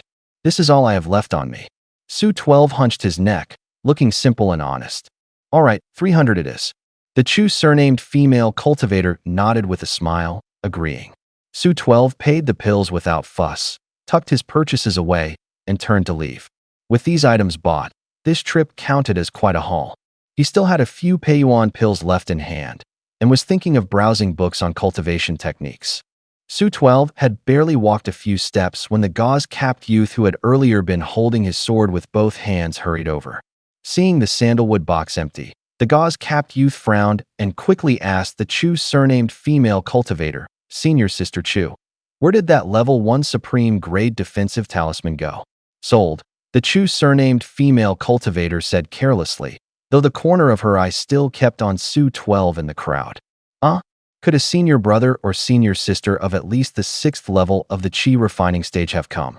The gauze-capped youth knit his brows slightly, a bit vexed. No, just a junior brother at the 4th level of Qi refining." The Chu surnamed female cultivator waved a hand and promptly explained. "Senior Sister Chu, you're not lying to me, are you? A junior brother at the 4th level, and he could produce Qi gathering pills? And 3 of them?" The gauze-capped youth stared at her in surprise. "Why would I lie to you? See for yourself." The Chu surnamed female cultivator grinned, opened a porcelain bottle, and motioned to the gauze-capped young man. "What? Mid-grade Qi gathering pills?" The gauze-capped youth was stunned. "That junior brother likely has no shortage of Qi gathering pills on him," the Chu surnamed female cultivator said with a half smile. "You sure?" The gauze-capped youth sounded doubtful. "Humph, as if I needed you to say it." With a flick of her hand, another medicine bottle suddenly appeared in the Chu surnamed female cultivator's hand. Another mid-grade Qi gathering pill could be seen inside the bottle. Had Su 12 been present, he would surely have cried out this was precisely the other mid-grade Qi gathering pill he kept in reserve. "Looks like Senior Sister Chu's light-fingered skill has gotten even better," someone murmured. At the sight of 2 mid-grade Qi gathering pills, the gauze-capped youth's expression shifted slightly, his breathing suddenly turning rapid. He muttered under his breath and hastily stepped back. Then, lowering his voice, he asked the Chu surnamed female cultivator, "Senior Sister Chu, who was the junior brother who bought the talismans? What are you planning? Don't forget the sect rules, infighting among disciples is forbidden." The Chu surnamed female cultivator said with a stern face. "Senior Sister Chu, nothing like that. I just want to get acquainted with that junior brother." The gauze-capped youth smiled awkwardly, hesitated a moment, then gritted his teeth and pulled out a low-grade Qi gathering pill from inside his robes to offer. "Oh, in that case, no problem. Over there, the one with the beast hide sword pouch on his back." Seeing the Qi gathering pill, the Chu surnamed female cultivator's eyes narrowed to slits. Without changing her expression, she accepted the pill, then pointed towards Su 12 in the nearby crowd. "Many thanks, Senior Sister Chu." The gauze-capped youth smiled his thanks, then turned and headed off towards Su 12 from a distance. Behind the stall, the Chu surnamed female cultivator's eyes flicked. She gathered up everything on the stall, patted her waist, and the items vanished, after which she hurried off in the opposite direction. Su 12 strolled through the crowd at an unhurried pace, completely unaware that the mid-grade chi gathering pill on him was already gone. He looked here and there, browsing for a full hour, and saw quite a few rare curios in the process. For example, a cultivator was actually selling a low-grade spatial artifact, a storage pouch.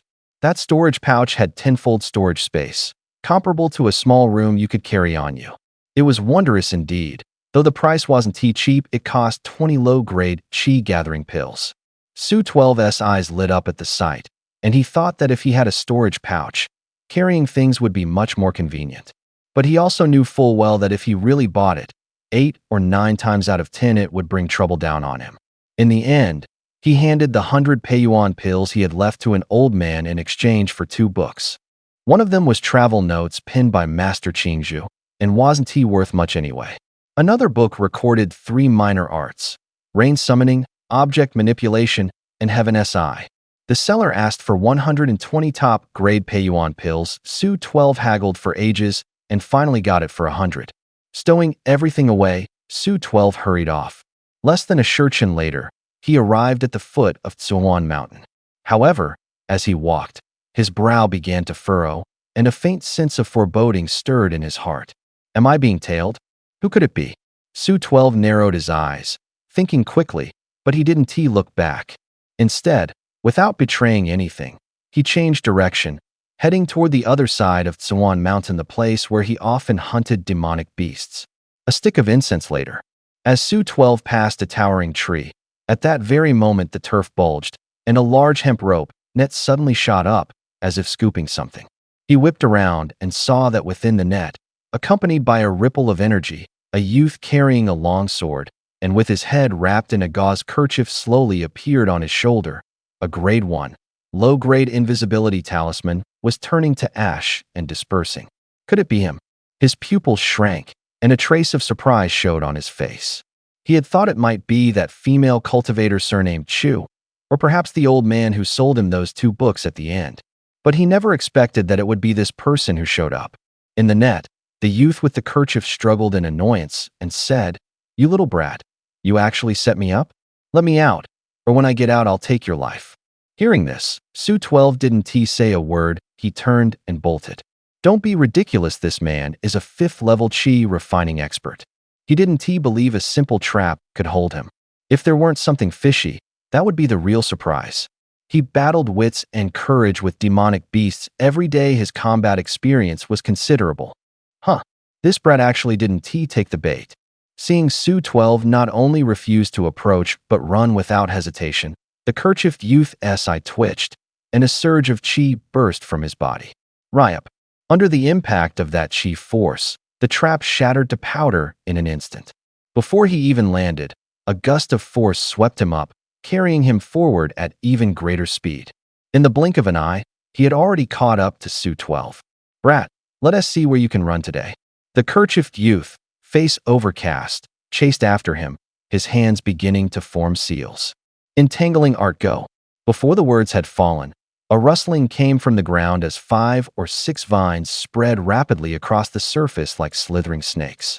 Su 12 hadn't anticipated this move. 2 vines directly snagged his legs. His balance went, and he pitched forward, nearly falling. Damn! Luckily he had some skill. With a twist of his waist, he did a side somersault and steadied himself. No sooner had he landed than the vines climbed up from his ankles, binding him tight in the blink of an eye like a big zongzi. Senior brother, what are you doing? We don't seem to have any deep-seated grudge, do we? Su 12 secretly circulated his internal force, poking out his head to size up the approaching kerchiefed youth. There's indeed no great grievance, but why did you set a trap to harm me? The kerchiefed youth cradled his sword and strode toward him with a cold smile. Senior brother, you're wronging me. This is my first time here. Where would I find the time to set a trap for you? Su 12 replied with a grin. Is that so? In that case, why did you run when I was trapped? The kerchiefed youth's expression darkened as he fixed a cold stare on Su 12. Senior brother, you must be joking. How could that little trap hold you? I ran because I suddenly remembered I had something urgent to do. The sect manual also states that sect disciples are forbidden from private brawls and mutual slaughter. Su 12 explained with a smile. Su-12 spoke with a smile and truth.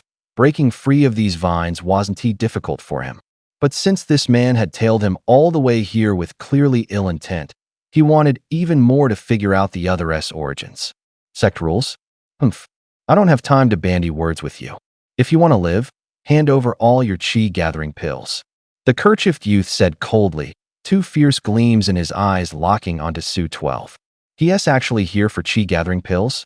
Su-12's heart tightened, and the image of that female cultivator surnamed Chu immediately surfaced in his mind. He knew this absolutely had something to do with her. Senior brother, you've got the wrong person.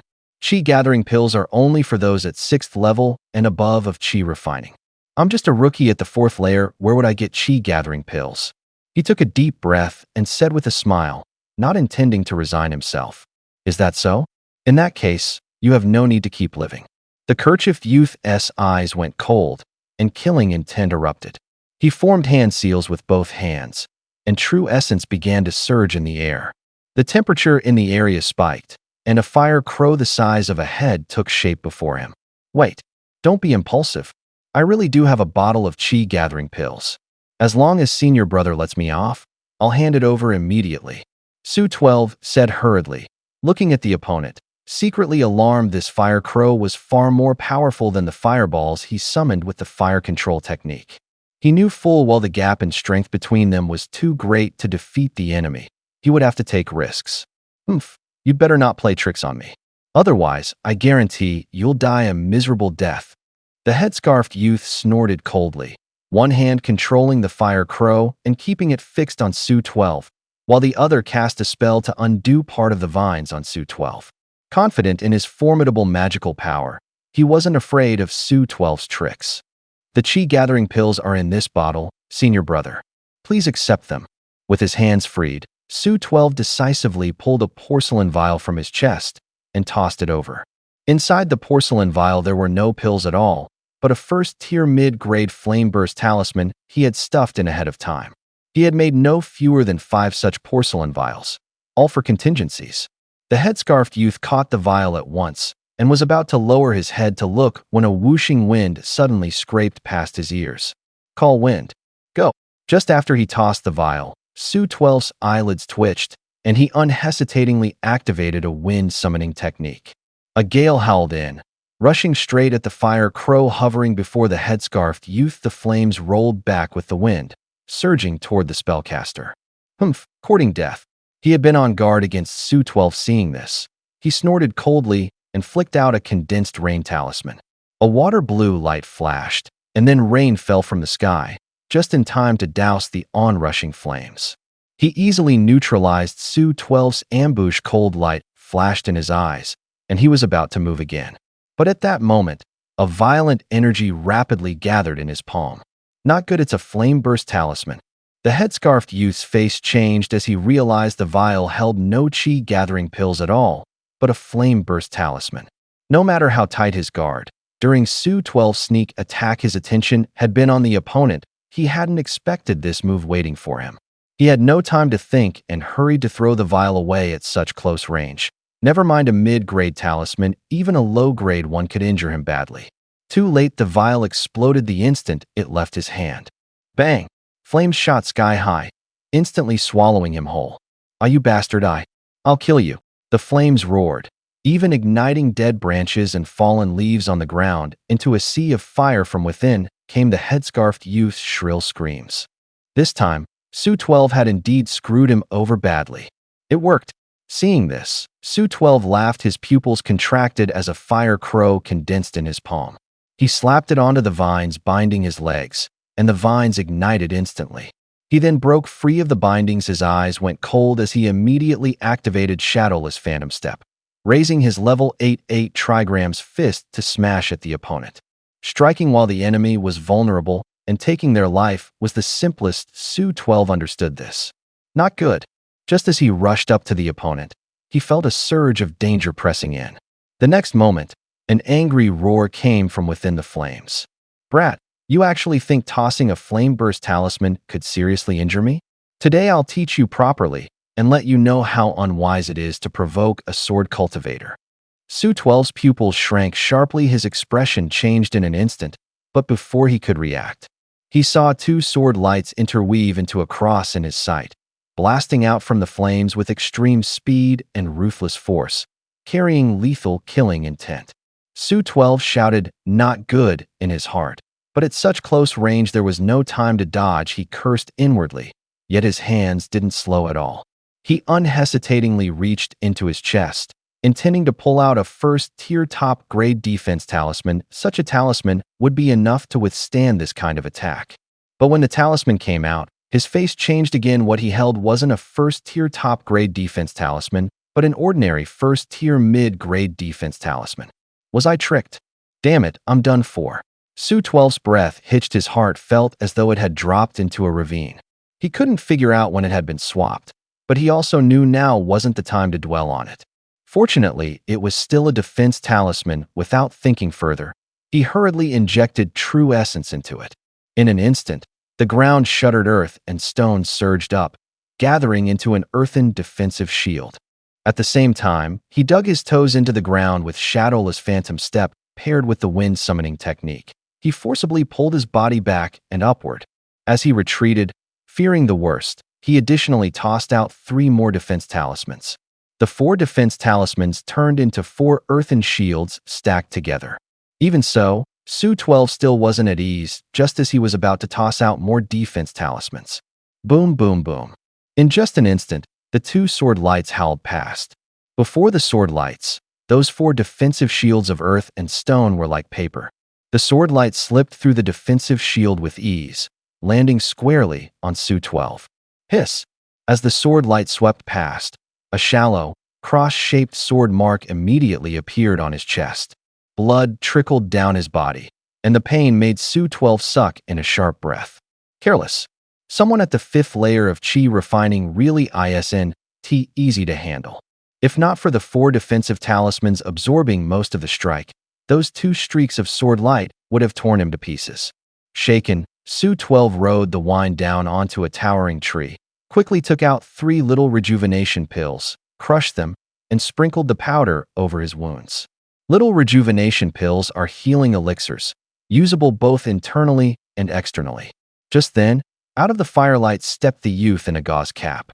A faint, blood-red, eerie barrier covered the surface of his body. His face and body were also lacerated by shards of porcelain, with scorch marks to boot.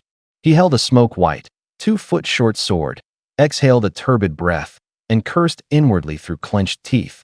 Damn bastard, truly devious. If I hadn't just mastered the bloodlight shield the day before yesterday, I'd be half dead even if I survived this. The youth in the gauze cap glared at Su-12, rage boiling up, his features twisted into something terrifying. Very well, looks like you bought quite a few talismans. In that case, let me see just how many you have left. Gale slash.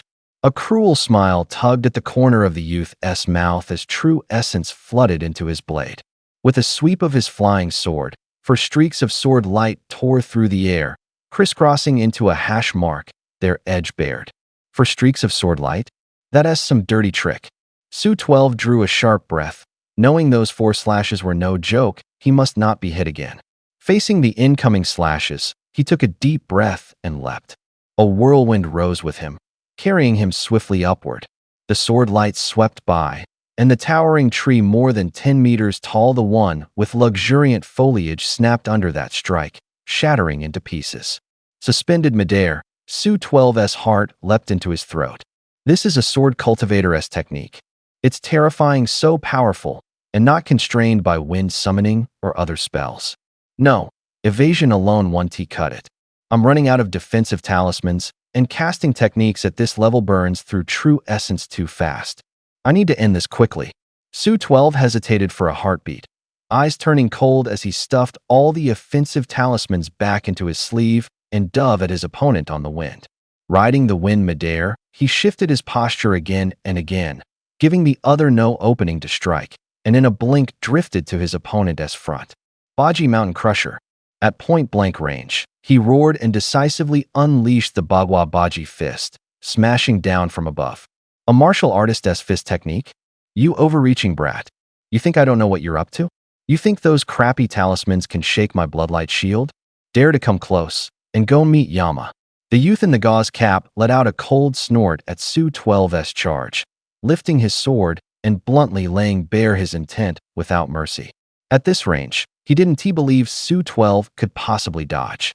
As for those so-called talisman attacks, even if they barely broke the bloodlight shield, he was confident he could tank them. Swish.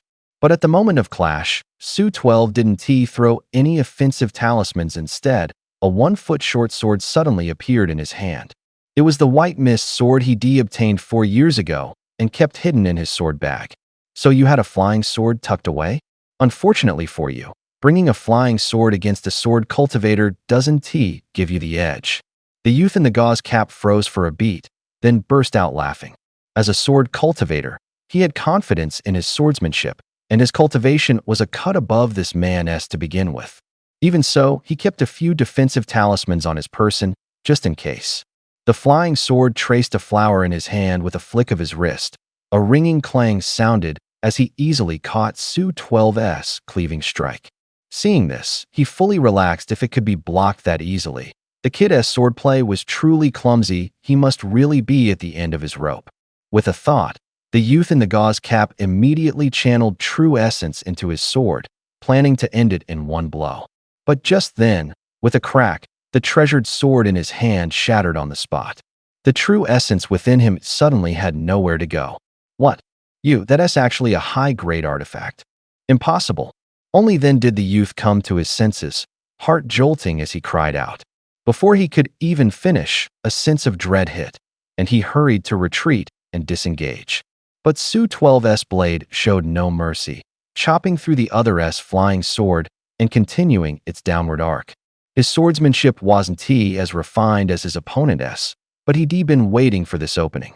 Before a high-grade artifact, even the youth's bloodlight shield, no matter how sturdy, could hardly withstand this fatal blow. A streak of sword light flashed by a spray of fresh blood burst forth, and an arm was hurled into the air. Ow! The kerchief-wearing youth fell into a pool of blood, unable to hold back a shrill cry of pain. At this very moment, his heart was filled with boundless regret. If he had known earlier that Su-12 had a high-grade magical artifact in hand, he would never have allowed him to get so close so easily. The great advantage he had was overturned in an instant. Now that his arm was severed, his injuries were grievous, and his combat strength was greatly reduced. By contrast, Su-12 landed a strike and, without the slightest hesitation, immediately mobilized the true essence within his body, pouring it into the white mist sword. The white mist sword quivered slightly, its radiance surging. A razor-sharp beam of sword light burst forth, streaking straight for the kerchief-wearing youth's neck. Even though that sword had gravely wounded his opponent, he dared not relax in the least. This man was at the 5th layer of the chi refining stage and might well have a hidden trump card. Ever since he was nearly killed by a tiger's counterattack 4 years ago, he had become even more cautious. Otherwise, he would never have noticed someone tailing him back then. As the sword light pressed in, the kerchief-wearing youth's expression changed. He ignored the blood gushing from his wound, hastily roused his true essence, and gathered his strength at his chest. On the razor's edge between life and death, a tortoise-pattern round shield emerged at his chest. The sword light slammed into it, and a long crack immediately split across the shield. Even so, it managed to block that fatal strike. Su-12 raised an eyebrow and said coldly, so you do have a trump card? Without betraying any emotion, he stepped back while continuing to channel the white mist sword in his hand. Since the other side wanted to fight to the death, then it would be you die or I live. The kerchief-wearing youth lay prone on the ground. Seeing this, his soul nearly fled his body, and he was thrown into utter panic.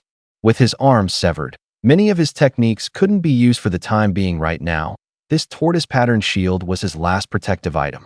But that tortoise-pattern shield was, after all, only a mid-grade artifact and wouldn't hold out for long. Seeing the sword light pressing in again, the kerchief-wearing youth hurriedly shouted, "Don't strike. I know the secret of this newcomer trial. Kill me, and you'll regret it." Newcomer trial? At those words, Su-12 was slightly taken aback. He hesitated for a moment, fixed his gaze on the man, then swish, swish, Swish, he slashed 3 times. 3 streaks of sword light fell, severing the tendons in the other's hands and feet.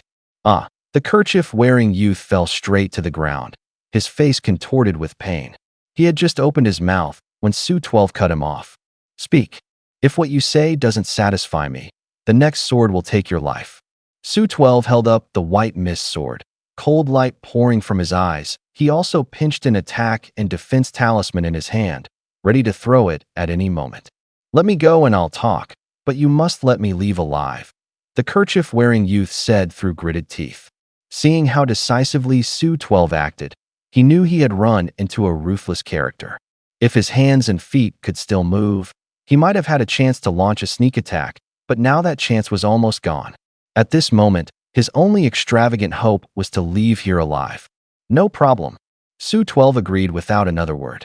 The kerchief-wearing youth hesitated. Su 12's answer was too swift, which instead made him feel even less confident. But he also understood that he had no choice at all right now. He took a deep breath, channeled his true essence to his wound to steady his injuries, and hurriedly asked, "Do you know why this year's newcomer trial even lets menial disciples who failed past assessments participate?"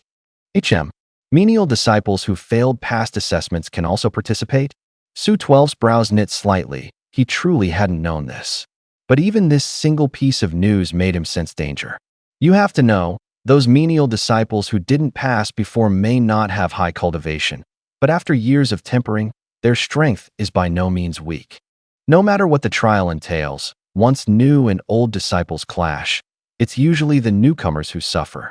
Pressing this concern down in his heart, Su 12 said grimly, "I'm not interested in your nonsense. You'd better be straightforward, or don't expect your injuries to hold out long enough for you to leave alive." The kerchief-wearing youth glared at him hatefully and continued, "The reason the rules were changed is because these past few years, although he was cultivating hard, he also managed to find and read quite a few books. As for insight and knowledge, you couldn't say he had much, but he did have basic common sense. Heavenly materials and earthly treasures, every cultivator absolutely desires them.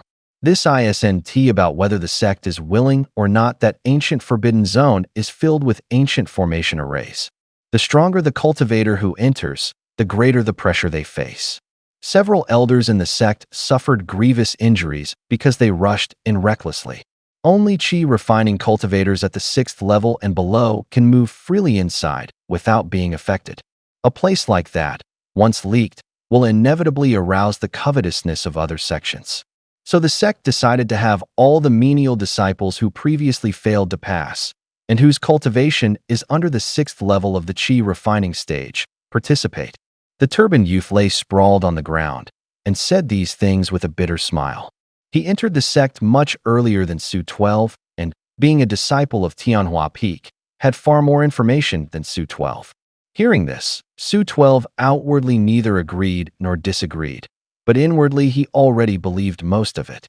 In his eyes, the sect letting those menial disciples go together had only two purposes. One was to send more cannon fodder to scout the way, the other was the true objective of this trial. This meant that this newcomer trial would be especially brutal. No amount of heavenly materials and earthly treasures would ever feel like too much when the time came.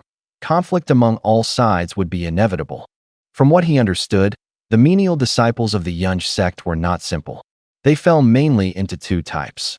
One was like them, recruited when very young and kept as menials after failing the trial. The other was loose cultivators who joined the sect with some cultivation already, with complex backgrounds and quite a few ruthless individuals among them. After the other finished speaking, Su 12 asked faintly, "That's all you had to say?" "Of course not. The message sent back by a Tianjue Peak elder says there's a spirit plant garden in the restricted zone, with 100-year vermilion fruit tree, 200 years to sprout, 200 to bloom, and 200 to bear fruit. That kind of 100-year vermilion fruit, swallowing one can increase over a dozen years of cultivation. The fact you can beat me with your current strength proves your ability. And I have a map of the spirit plant garden. For this newcomer trial, we can go together to find that 100-year vermilion fruit." While suppressing his hatred for Su 12, the turbaned youth voiced his invitation. Su 12 stared at him and immediately asked, "Where's the map?" He was not entirely ignorant about the vermilion fruit he'd seen records in some miscellaneous notes he'd perused before. 100-year vermilion fruit swallowing one really could increase more than 10 years of cultivation. With his mixed spiritual roots, cultivation was arduous naturally. He was especially tempted by any spiritual medicine that could improve his cultivation. The map is at my place. Once the newcomer trial begins, I'll bring it and come meet you. That spirit plant garden, neither of us can seize it alone. If we want the vermilion fruit, we can only join forces. Seeing Su 12 clearly tempted, the turbaned youth hurried to persuade him.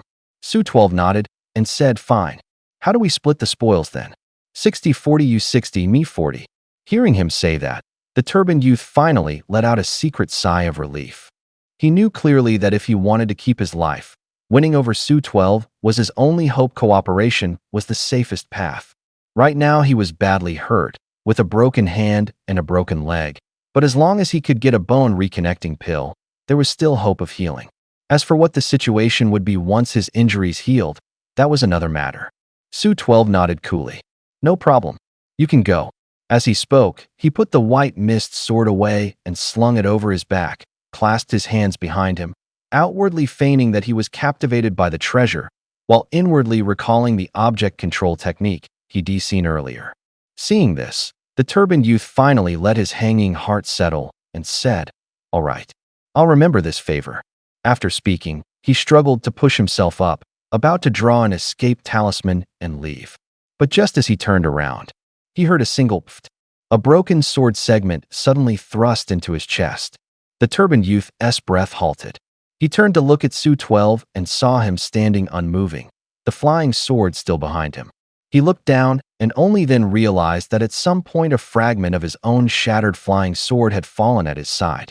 When he lifted his head again, his eyes were full of resentment and unwillingness.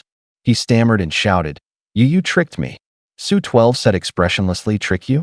I truly didn't make a move. You ran into the sword and died yourself. Can you pin that on me?" This guy had wanted to kill him from the very beginning, and his cultivation far surpassed his own. Letting him go would be the same as letting a tiger back to the mountain. He might be tempted by the vermilion fruit, but he wasn't foolish enough to lose his judgment. Talking so much to the other guy was just to make him completely drop his guard. For him, saving some energy meant being better prepared for any potential crisis. You bastard. You'll die a horrible death." The young man in the turban spat blood as he screamed hysterically. Within moments, he collapsed on his back, life draining from him and his body growing weak. His unfocused gaze fell on Su 12, and he started begging, Please save me. I don't want to die. I still want to conquer the Great Path." But whether he cursed or pleaded, Su 12 stood there coldly, completely indifferent. A few minutes later, the young man in the turban lay motionless on the ground, no longer breathing. His eyes were wide open, frozen in a look of unrelenting despair. Su 12 pulled out his misty white sword and delivered a few more strikes from a distance, ensuring the man was completely lifeless before finally letting out a sigh of relief. He walked over cautiously to inspect the body. He was really dead. Su 12 froze for a moment, feeling a little lost. It was his first time taking a life. Alongside the relief of surviving the encounter, there was an unexpected hollowness in his heart. But over the years, he had killed countless beasts with his blade, so his resolve had long been hardened. After just a moment of hesitation, he snapped out of it, quickly scavenging anything useful from the body and the ground. Then, he cast a fireball to burn the corpse to ashes and left in a hurry with his spoils. A remote location didn't mean it was safe. The fight had been noisy, and he was worried someone might come snooping around. If someone saw what happened, it would be game over. He'd lose his life for sure. In his sect, fighting among peers was strictly forbidden. Killing a fellow disciple was an undeniable death sentence. Half an hour later, Su 12 returned to his residence. He sat down in silence, focused on restoring his energy. Once his inner essence was replenished, he began examining the things he had picked up one by one. The first thing he took was the young man's identification token. Clearly etched on it were 6 characters, Tianjue Peak Meng Tianyi. He muttered to himself, "So he was from Tianjue Peak? Makes sense. The sect manual says most sword cultivators come from Tianjue Peak, and he did claim to be one. No surprise there." As Su 12 murmured, He raised his hand and conjured a small fireball, burning the ID token to ash. After dealing with that, he picked up a round shield nearby. Without any inner essence to activate it, it had shrunk to palm size. The surface was cracked like a turtle shell, with faint engravings of 3 characters, turtle pattern shield. No wonder this shield could block attacks from a high-grade magical weapon. It was a mid-grade magical artifact. Good thing I fought up close. If he had activated it first, who knows who would have won. Unfortunately, the shield had a visible crack. Su-12 wondered if the crack could be repaired by refining it in his mysterious alchemy furnace. He looked at the turtle pattern shield in his hands, where a long, narrow fissure stared back at him. He felt both relieved and a little distressed. Thinking for a moment, he pulled out the mysterious alchemy furnace, poured some of his inner essence into it, and expanded it just enough to fit the shield. Then, he tossed the turtle pattern shield into the furnace. Just like when he had refined his misty white sword, the shield was immediately enveloped in a faint blue glow as soon as it entered the furnace. After a few moments, the transformation stopped. Su-12 carefully stored the furnace and observed the shield again. The refining process had shrunk the turtle pattern shield to half its original size. Its surface now gleamed with a translucent, sandy brown glow. He exclaimed in shock, "It's become a top-grade magical artifact." His eyes widened, and he was so thrilled he nearly lost it. In the world of cultivation, defensive magical artifacts were rarer and more valuable than offensive ones. And a top-grade defensive artifact? That was on par with the most coveted spatial treasures. With this shield, his safety level just skyrocketed. He thought, if I'd had this shield earlier, Meng Tianye's sword Aura Wun Ti have even scratched me. But then he considered, he owed Meng Tianyi some thanks for inexplicably sending him such a treasure just before the trial for new disciples. Too bad the crack on the shield wasn't repaired. Looks like the mysterious furnace can only enhance the artifact-esque grade, not fix damage. Suppressing his excitement, Su-12 admired the turtle pattern shield a few more times before carefully tucking it away. Even with the crack, the shield's defensive power had massively increased as a top-grade artifact. The crack had become a minor issue. After securing the shield, he stashed 2 low-grade chi-gathering pills and 3 escape talismans he had found. Finally, his eyes landed on the last item he had retrieved from Meng Tianyi, a book. The book was old and battered, with its cover long gone, yellowed pages, and several illegible sections. But since Meng Tianyi had kept it so close, Su-12 figured this book must hold some kind of secret. Opening the book and seeing its contents, Su-12's pupils instantly contracted. In an instant, veins bulged all over his body. He became agitated and enraged. Gasping for breath, he quickly flipped through the book. Most of the book recorded a sword cultivator method called the skull sword art. Only those at the 6th layer of the chi refining stage or above could cultivate this art, and it only covered the 6th to 9th layers of chi refining. Moreover, cultivating it required large quantities of attribute treasures and human remains. Once mastered, one could unleash a unique skull sword chi that, when attacking, devoured the vital blood of the living. The more blood it swallowed, the stronger the sword chi became. This description instantly made Su-12 think of the man in black who murdered his grandfather and the villagers. He remembered very clearly that the sword chi the man in black erupted with that day was skull-shaped, almost identical to what was written in the book, and even a bit more ferocious in power. Skull sword art. Could it be that man in black is hiding on Tianjue Peak? Still, even though Meng Tianyi carried this method on him, it's possible he obtained it elsewhere. It seems finding that man in black will take a lot of work. No matter where he hides, one day I'll drag him out. But for now, the most important thing is to strengthen myself. Su-12 sat dazed on the edge of the bed for a while. After his trance, he slowly came to, pulling himself together again.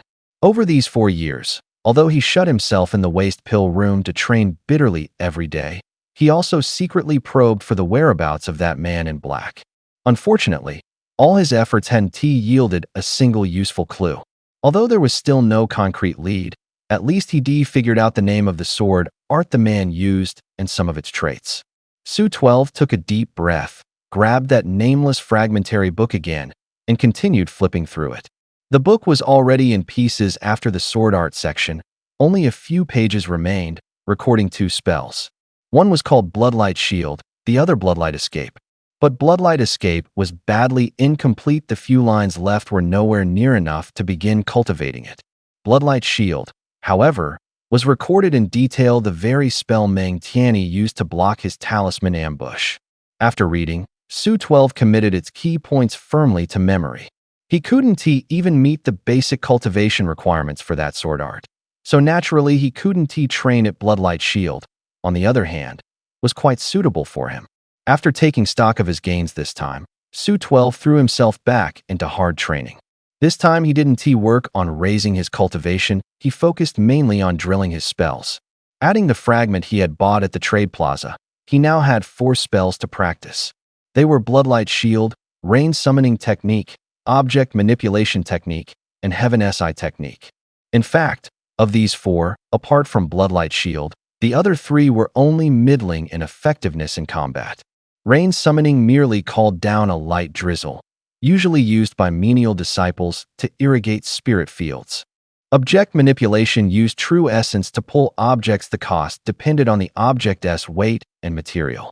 This spell's damage was low and was more often used to pick things up.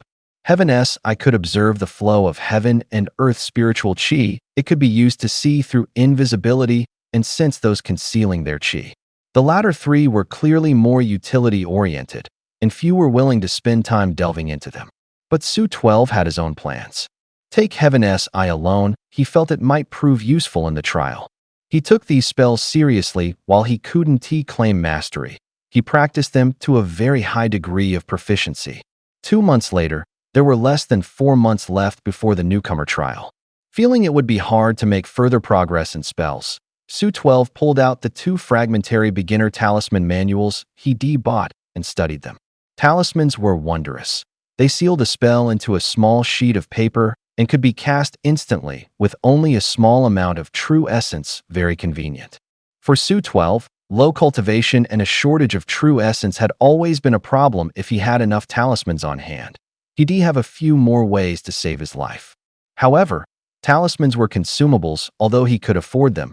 He didn't dare use them casually.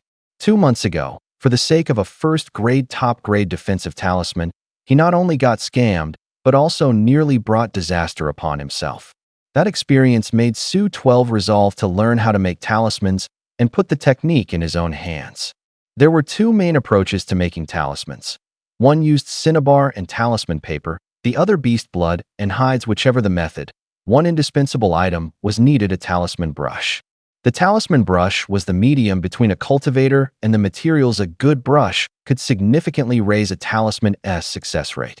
Fortunately, the book had detailed instructions for making talisman brushes, and for first-grade talismans, an ordinary brush was sufficient. Over the past 4+ years, Su 12 had slain more demonic beasts than he could count. Now that he needed to practice talismans, beast hide and beast blood naturally became his practice materials. In the days that followed, Su 12 threw himself wholly into practicing and crafting talismans. Over 4 months, Su 12 wore out 20 talisman brushes and ruined who knows how many materials. He went from failing time and again at the start to, by the end, occasionally producing 1 or 2 successful slips. His success rate wasn't high, but his dogged diligence made up for it. He managed to stockpile quite a few usable talismans of various types. One day at dawn, dong, dong, dong. Early in the morning, a peal of bells resounded through the sect, echoing up to the skies. The toll was vast and deafening, startling the entire Yunj sect into a bustle. Hearing the commotion, Su 12 rolled out of bed and took off running toward Luofu Peak. At the summit of Luofu Peak, there was a plaza before the towering Grand Hall. The plaza was a sea of people, nearly 100 in all, and, surprisingly, they were all menial disciples below the 6th level of the chi refining stage. The ages were wildly disparate. There were quite a few around 16 or 17 like him, and there were also menial disciples in their 60s or 70s with wrinkled faces and hunchbacks. Damn, the sect is really going all out to probe this ancient forbidden zone. I never thought the usually quiet Luofu Peak could gather so many menial disciples today. Reaching the summit and seeing the lineup, Su 12 actually breathed a sigh of relief. It had only been 5 years, Yet with the aptitude of mixed spiritual roots, he had cultivated to the fourth level of chi refining. He'd been worried it would be hard to explain if the Peak Lord saw him. But with so many people, the chance of being noticed was slim. He took a deep breath, hurriedly blended into the crowd, found a corner where he could bury himself, hunched his neck and suppressed his aura as much as possible. At the same time, he activated the heavenly eye art and covertly sized up the people around him. Watching the older batch of disciples, he found that most had their aura reined in very tightly. Among the younger ones, only a few were deliberately restraining their aura. Just then, a voice popped up, "Senior Brother 12, I finally found you." Su 12 started and hurriedly turned to look. He saw a medium-built fatty walking over with a squinting smile. It was the little fatty Zhu Hanwei, who had grown quite a bit taller. "Looking for me, what is it?" Su 12 frowned, giving him a glance. Zhu Hanwei was already at the second level of qi refining now, which surprised him a little. It looked like he'd taken a Pei Yuan pill, and his spiritual root had probably awakened. Zhu Hanwei nodded with a smile, his eyes darting as he glanced around, and whispered, "Even this many menial disciples have to participate in this newcomer's trial. We've only been in the sect for 5 years, whether in cultivation or strength. We can't compare to them at all. Though I'm not sure what's going on, I've got a feeling this trial won't be without danger. I think we need to team up so we can handle it if something happens." Su 12 listened without a change in expression, but inwardly he looked at the little fatty with new respect. This time he had actually gotten fairly complete information about the trial from Meng Tian. And the little fatty had judged there was danger just from the number of menial disciples. He had to admit that intuition was keen. As for why he'd come to him, it wasn't hard to guess. With Zhu Hanwei's current cultivation, trying to rope in those menials who entered earlier was almost a non-starter. Someone like him, who entered in the same period and had equally ordinary spiritual roots, naturally became the best target to recruit. Seeing Su 12 stay quiet, Zhu Hanwei grew a bit anxious, thought for a moment, then added with a grin, "Senior brother, if you're worried just the two of us won't be enough hands, there's no need. I've also asked Chen Tai and Li Jingjing to come along." With that, he waved cheerfully toward a spot not far away. Only then did Su 12 notice 3 people standing not far off, 2 of whom were the pair who had entered the sect with him 4 years ago. The 3 stood side by side, paying little heed to Zhu Hanwei's greeting, their gaze tilted upward, their expressions carrying a touch of arrogance. Their cultivation was 1 at the 3rd level of qi refining and 2 at the 2nd for newcomers. That wasn't bad. Su 12 hadn't planned to team up with anyone, and seeing this made him even less interested. He shook his head and refused flatly. "No, I'm used to working alone." With that, he turned and squeezed back into the crowd, switching to an even less conspicuous corner to hide. Zhu Hanwei still wanted to say a few more words, but seeing how firm Su 12's attitude was, he opened his mouth and ultimately had to give up, returning to stand beside those 3 companions. As he approached, the young man at the 3rd level of qi refining rolled his eyes and said, "I told you not to call that kid, but you wouldn't listen. Good thing he didn't come, or we'd have another deadweight." "Exactly. That kid only started cultivating half a year earlier than us, becoming a qi refiner half a step before we did. With his mixed spiritual roots, I'd guess he's at most just reached the 2nd level of the qi refining stage by now. I'm already at the peak of the 2nd level and could step into the 3rd anytime." The square-faced young man beside him chimed in, a touch of pride in his tone. "Still, that kid is pretty cocky, not knowing to cherish a chance when he gets one. Does he think he can pass the trial alone?" Another oval-faced youth pursed his lips. "Enough, drop it. When the trial's over and he fails the assessment, stuck as a menial disciple for life, he'll no regret."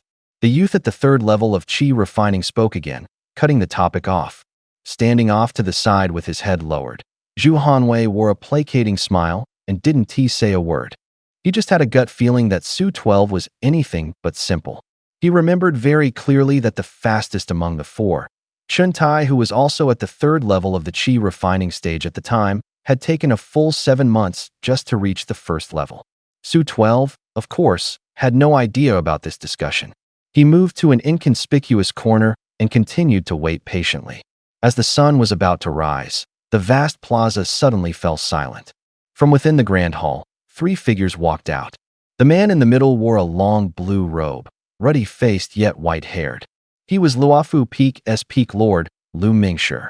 Flanking him to the rear were a young man and a young woman. The man had sword-like brows and starry eyes, tall and handsome, with a hint of defiance between his brows. He was Hanyu, the prodigy who had joined Luofu Peak together with Su 12 5 years ago. The woman's figure was willowy, her brows like spring hills, her eyes like autumn water, a peerless beauty. When she smiled, 2 dimples were like a warm, gentle breeze. She was Lu Mingshi's granddaughter and the acknowledged #1 beauty of Luofu Peak, Xiaoyu. The 2 walked side by side like a golden boy and jade girl. Their cultivation was extremely high. Both were actually at the peak of the 6th level of the qi refining stage. Their clothes and shoes were far more splendid than others, faintly emanating a glow, and each had an azure and a violet longsword slung across their backs. Those clothes, shoes, and longswords were all high-grade artifacts. Seeing them, the people in the plaza collectively gasped. By now it wasn't simple envy, but tinged with jealousy and resentment. If you want to talk about tycoons, now that's the real deal.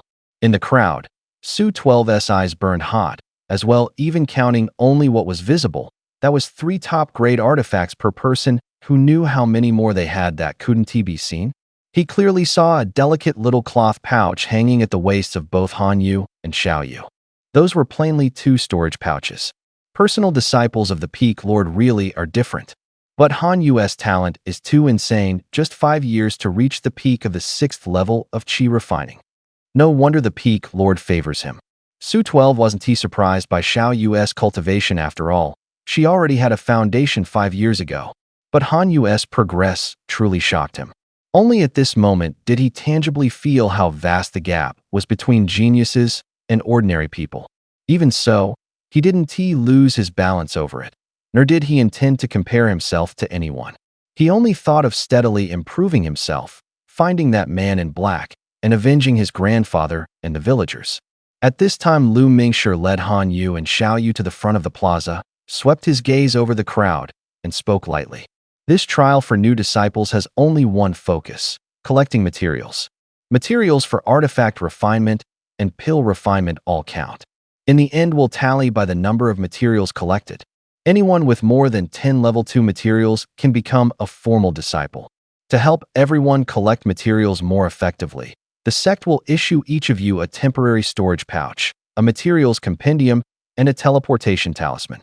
The teleportation talisman needs 90 days to charge with spiritual power.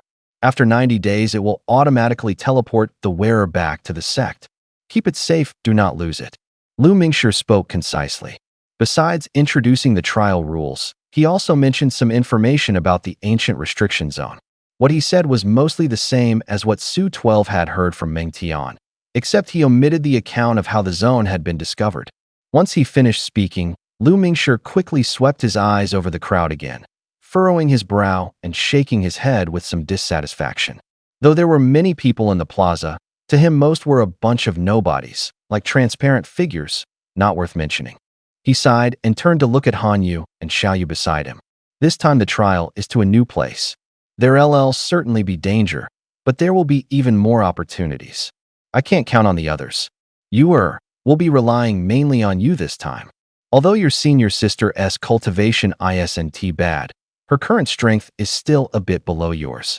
You should look after her. As he spoke, Lu Mingshi's face broke into a happy smile, gentle and amiable, his eyes full of satisfaction. Master, rest assured, your disciple will not fail your trust. Hanyu said proudly, chest out and head held high, gaze firm. Lu Mingshi nodded in satisfaction, ignored the others, pulled Hanyu and Xiaoyu over, and continued giving quiet instructions. On the plaza, everyone grew fired up because of Lu Mingshi's words. A newly discovered ancient warded zone, packed with heavenly materials and earthly treasures. You could say this news is downright explosive. For many disciples of mediocre aptitude, relying on hard cultivation alone makes it impossible to achieve much. To advance further, they can only rely on heavenly materials and earthly treasures. Even ants cling to life. Many menial disciples who had thought the immortal path hopeless felt their hope rekindle at this moment. Su 12 mingled in the crowd. Keeping his strength suppressed and unseen, he heard these kinds of rumors before, and unlike others' excitement, he only felt this trip was likely more dangerous than imagined. Meanwhile, two youths in disciple robes appeared, each carrying a large tray as they walked onto the plaza. On the trays lay brand new cloth pouches, each roughly palm-sized. Those pouches were actually low-grade spatial artifacts storage bags. Using his identity token, Su 12 quickly received one. He picked up the storage bag and injected a bit of true essence, immediately sensing a neat, square space inside, about 10 cubic meters in size. The sensation was hard to describe, as if an extra little room had opened in his mind. Anything within reach could be tossed in at will. At the moment, the bag contained a hefty book a foot thick, and beside it lay a finger-long teleportation talisman. The talisman paper was etched with densely packed, intricate patterns, some faintly glowing, clearly charging with spiritual power. Su 12 glanced curiously twice, then immediately gave up. The patterns were too abstruse for him to understand. He hung the storage bag at his waist and, without changing his expression, stuffed all the small items on him into it. Only the white mist soared on his back. He did not stow, he kept it shouldered. He thought for a moment, drew out a few talismans from inside, and carefully tucked them into his sleeve. Once these things were done, he stood and waited again. This time, he didn't wait long. Just after sunrise, a long bell toll sounded again from the sect's center. "Depart." At the front of the plaza, Lu Mingshi let out a loud shout. He raised his hand and flicked it, tossing a miniature flying boat from his robe. The flying boat swelled in the wind, growing to around 18 to 20 meters in the blink of an eye. The flying boat hovered less than a meter above the plaza, its hull carved with dragons and phoenixes, vast, yet exquisite, strikingly grand. As soon as the flying boat appeared, the plaza fell silent. All eyes fixed on the flying boat, everyone gaping in astonishment. Su 12 was no exception. It wasn't his first time seeing one. When he first joined, the Tianjue Peak Lord had come on a flying boat to fetch the newcomers. Only after he truly became a chi refiner did he understand just how precious flying boats were. Forging a flying boat is far more complicated than crafting offensive or defensive artifacts. Only the sect has the capability to make such large flying boats. One day, I will definitely have a flying boat of my own. Su 12 lowered his head, emotions surging inwardly. As the flying boat settled, at the front of the plaza, Lu Mingshi, with Han Yu and Xiao Yu, rode the wind and landed first at the fore of the boat. Lu Mingshi looked down at the crowd on the plaza and called out loudly, "All aboard." There's still some distance to the trial teleportation array. This flying boat will save us a lot of time. No sooner had the words fallen than everyone cast the wind summoning art and leapt onto the flying boat. Then Lu Mingshi poured in true essence and set the flying boat in motion. The flying boat shuddered slightly, then shot skyward, carrying nearly 100 people and speeding west. At the same time, the other 6 main peaks sent their own massive flying artifacts slicing into the sky. Those artifacts were much faster than the one carrying Su 12 and his group. The flying boat flew for half a day before bringing everyone down into a valley. The valley was encircled by mountains, narrow above and wide below, quite concealed. Before the flying boat had even fully settled, Su 12 saw many menial disciples standing in the open area within the valley. At a glance, heads milled in dense throngs, bustling and boisterous. Under the leadership of their respective peak lords, these disciples were divided into 5 groups of varying sizes. The most numerous was Tianjue Peak, with what looked like over 1,000, particularly eye-catching. The rest of the peaks each had roughly around 500 people. Among them, the most eye-catching was Tianjue Peak, the only peak in the sect that admitted only female disciples. At the Tianjue Peak disciples area, there was a dense crowd of thousands, all fair-skinned and beautiful, a bevy of beauties.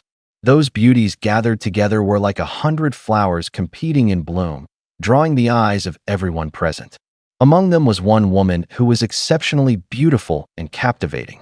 She looked to be just over 30, with skin like ice and jade, fairer than snow. Her eyes were like a limpid pool, and as she glanced about, a refined, cool elegance naturally emanated from her. She wore an ice blue disciple-esque robe with a tasseled shawl, her 3,000 strands of black hair gathered into an immortal-esque coiffure. It only heightened her otherworldly aura, like the ice palace fairy of legend. Even with Su 12's indifferent temperament, he still stole a couple more glances at this woman, and at once felt something was off. At first, she seemed like an ordinary disciple, yet the women around her were clearly keeping a deliberate distance, their expressions tinged with restraint and awe. There is something wrong with her. Su 12 instinctively employed the heavenly eye technique to look, and saw spiritual qi surging throughout the field. Everyone had more or less some spiritual power on them. However, the menial disciples' spiritual qi was mostly diffuse and thin, clearly due to their low cultivation. The stunning woman's spiritual power, though, was solid and restrained, plainly extraordinary. Almost as soon as Su 12 noticed, the qi around her suddenly dissipated, making her look no different from everyone else. Su 12 froze, and the next moment the woman suddenly turned her head to look at him. Their gazes met in midair. Her eyes were icy, carrying an unmistakable note of warning. Su 12's heart tightened, and he quickly withdrew his gaze, looking elsewhere. After a moment, he turned his head again toward where the Tianjue Peak crowd was. Meng Tianyi, whom he killed half a year ago, was a disciple of Tianjue Peak. In those first few days, he lived with a knot of unease, afraid the people of Tianjue Peak would come to investigate him. But as time went on, he found that no one came to bother about it at all. Seeing so many menial disciples now, he finally realized, to the sect, there were plenty of menials. One more or one less made no difference. They say the grand Tao is indifferent. Seems it's true. Human lives are nothing but ants in the eyes of the strong. Perhaps to those formidable cultivators, we really don't amount to much. Su 12's heart stirred, and he sighed inwardly. Just then, before the flying boat had even landed, a voice came from the Tianjue Peak side. In the crowd, Tianjue Peak's master, Fu Boran, grinned and shouted to Lu Mingshi, "Senior brother, what is going on with your Luofu Peak? Not many people, yet you're always so slow to arrive." Lu Mingshi shot him a glance, puffed at his beard, and snapped back without ceremony, "Humph. You old scruff, what would you know? Important figures always take the stage last. Haven't you noticed the sect master's junior brother from Tianjue Peak still hasn't he arrived?" Fu Boran sneered with a smile. "The sect master isn't here because Tianjue Peak really has strength. What does your Luofu Peak have? No people, no strength. Senior brother, a man ought to have some shame." Lu Mingshi snorted coldly. "Face? Old scruff, you still haven't returned that purple thunderstone you lost to me 3 years ago, have you? You, who don't keep your word, dare lecture me about face?" Fu Boran coughed twice and hurried to explain. "Ahem, that purple thunderstone had another use. I'll find you another one later." Lu Mingshi rolled his eyes and said, dissatisfied, "Pa, drop the act. I've long known you took that purple thunderstone and refined it into a low-grade spirit artifact." As he spoke, he guided the flying boat down slowly. Fu Boran's face immediately showed a touch of embarrassment. The corner of his mouth twitched, and his complexion flushed slightly. That was a piece of his embarrassing history. Fortunately, his skin was naturally ruddy, making it hard to spot the telltale signs. His eyes rolled as he swept a glance past the flying boat behind Lu Mingshi. Then he smiled and admitted, "Indeed, I did refine that purple thunderstone into a purple thunder sword." As he spoke, Fu Boran raised his hand and drew out a purple-blue longsword. Spiritual energy swirled along its blade, lightning flickered, and the moment it appeared it exuded an awe-inspiring pressure. A low-grade spirit artifact? In an instant, almost everyone in the valley couldn't help but look over. Even the usually aloof masters of the other peaks cast surprised glances. A spirit artifact is no ordinary magical artifact. It's more powerful, carries a touch of sentience, and can only be wielded by cultivators at the Foundation Establishment stage or above. Even for Foundation Establishment cultivators, they generally use magical artifacts. Those who truly possess spirit artifacts are not common. In an instant, the crowd was in an uproar. Everyone fixed their eyes on the low-grade spirit artifact, praising it without end. Fu Boran beamed, his gaze sweeping swiftly across the hall. When he saw where the Tianjue Peak disciples were, He paused slightly and couldn't help asking, Elder Su, did Peak Lord Shen not come today? From the front of the Tianjue Peak disciples, a palace-robed woman with a graceful figure smiled and said, the Peak Lord was deducing formations a few days ago and overtaxed her mind and spirit. She is currently in seclusion on the peak recovering from her injuries. Overtaxed her mind and spirit? Peak Lord Shen has worked so hard. Tell you what, I have a vial of spirit-nourishing elixir here, Elder Su. Please help me pass it on to Peak Lord Shen. Fu Boren's face immediately showed concern as he quickly spoke with care. As he spoke, he took a jade vial about a finger long from his breast and, looking entirely concerned, tossed it to the palace-robed woman. Then I'll thank Senior Brother Fu on behalf of the Peak Lord. The palace-robed woman said with a smile. The other Peak Lords and Elders, seeing this, also took things out and handed them over to her with concern. Though Tianjue Peak wasn't the strongest, its Peak Lord was versed in formations, and she was also the #1 beauty of Yunj sect. She was dearly favored by the various Peak Lords and Elders. The palace-robed woman accepted everyone's goodwill with a bright smile, taking everything without refusing. Just then, over by Yuntai Peak, a big bearded elder with bristling whiskers called out with a laugh, Junior Brother Fu, you've hidden yourself deep. Quietly went and made a low-grade spirit artifact. Fu Boren said with a squinting smile, Senior Brother Chen, you flatter me. It's just a small trick. The truly impressive one is your attainment in alchemy, if not for your support. Where would we get so many spirit pills to take? Besides, being able to forge this purple thunder sword is thanks entirely to Senior Brother Chiang of Chaiyang Peak, who would thought Senior Brother Chiang, didn't he personally lead the team today? As he finished, Fu Boren glanced toward the Chaiyang Peak disciples. In the crowd, only one elder was leading them. Meeting his gaze, that elder merely gave a faint smile and said nothing. Lu Mingshi rolled his eyes and barked at Fu Boren without politeness. Humph, you old bastard, you still dare show off? You could forge a low-grade spirit artifact only because you used my purple thunderstone.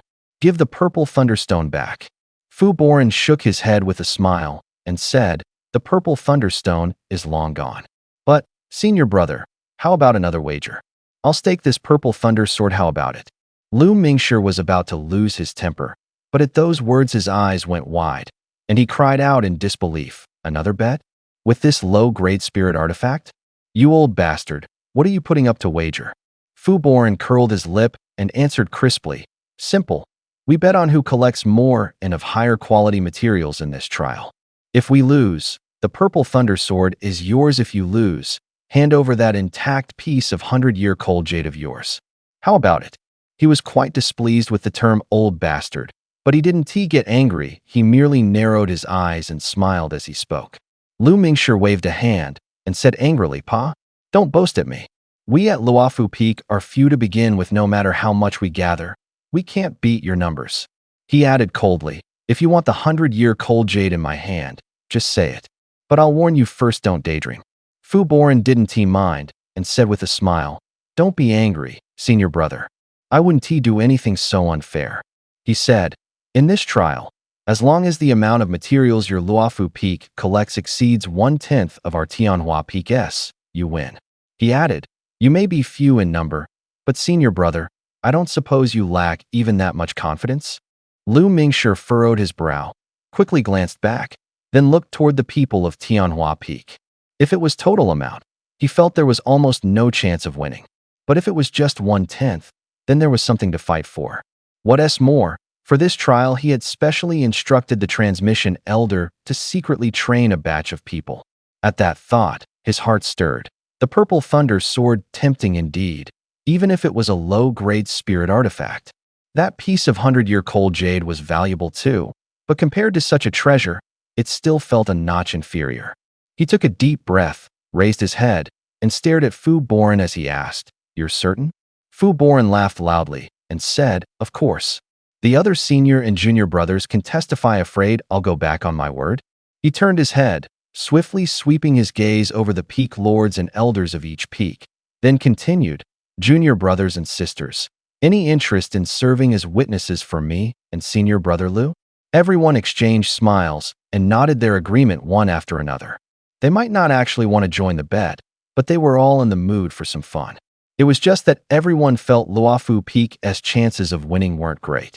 Tianjue Peak had the most people and the strongest strength. Its standing within Yunj sect wasn't something that could be built in a short time.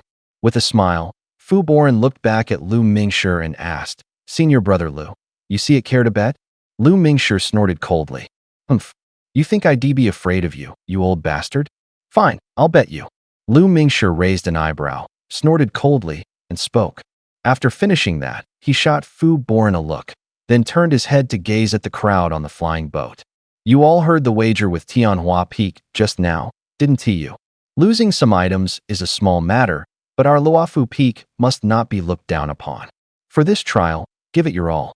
Whether or not you surpass Tianjue Peak, the top 5 who find the most materials, in addition to becoming full disciples, will receive an extra chance to enter the treasure pavilion and select a treasure." Having quickly tossed out those words, Lu Mingshi turned and set his eyes on Han Yu and Xiao Yu. In his heart, his top prospects were naturally these 2 personal disciples. Still, the others deserved encouragement after all. Even if each person found 1 more material, that would be quite substantial. The people on the flying boat heard Lu Mingshi's words, and their emotions were ignited once more. Each peak had its own treasure pavilion. The items within were at least high-grade artifacts, and it also housed many profound cultivation methods and secret arts.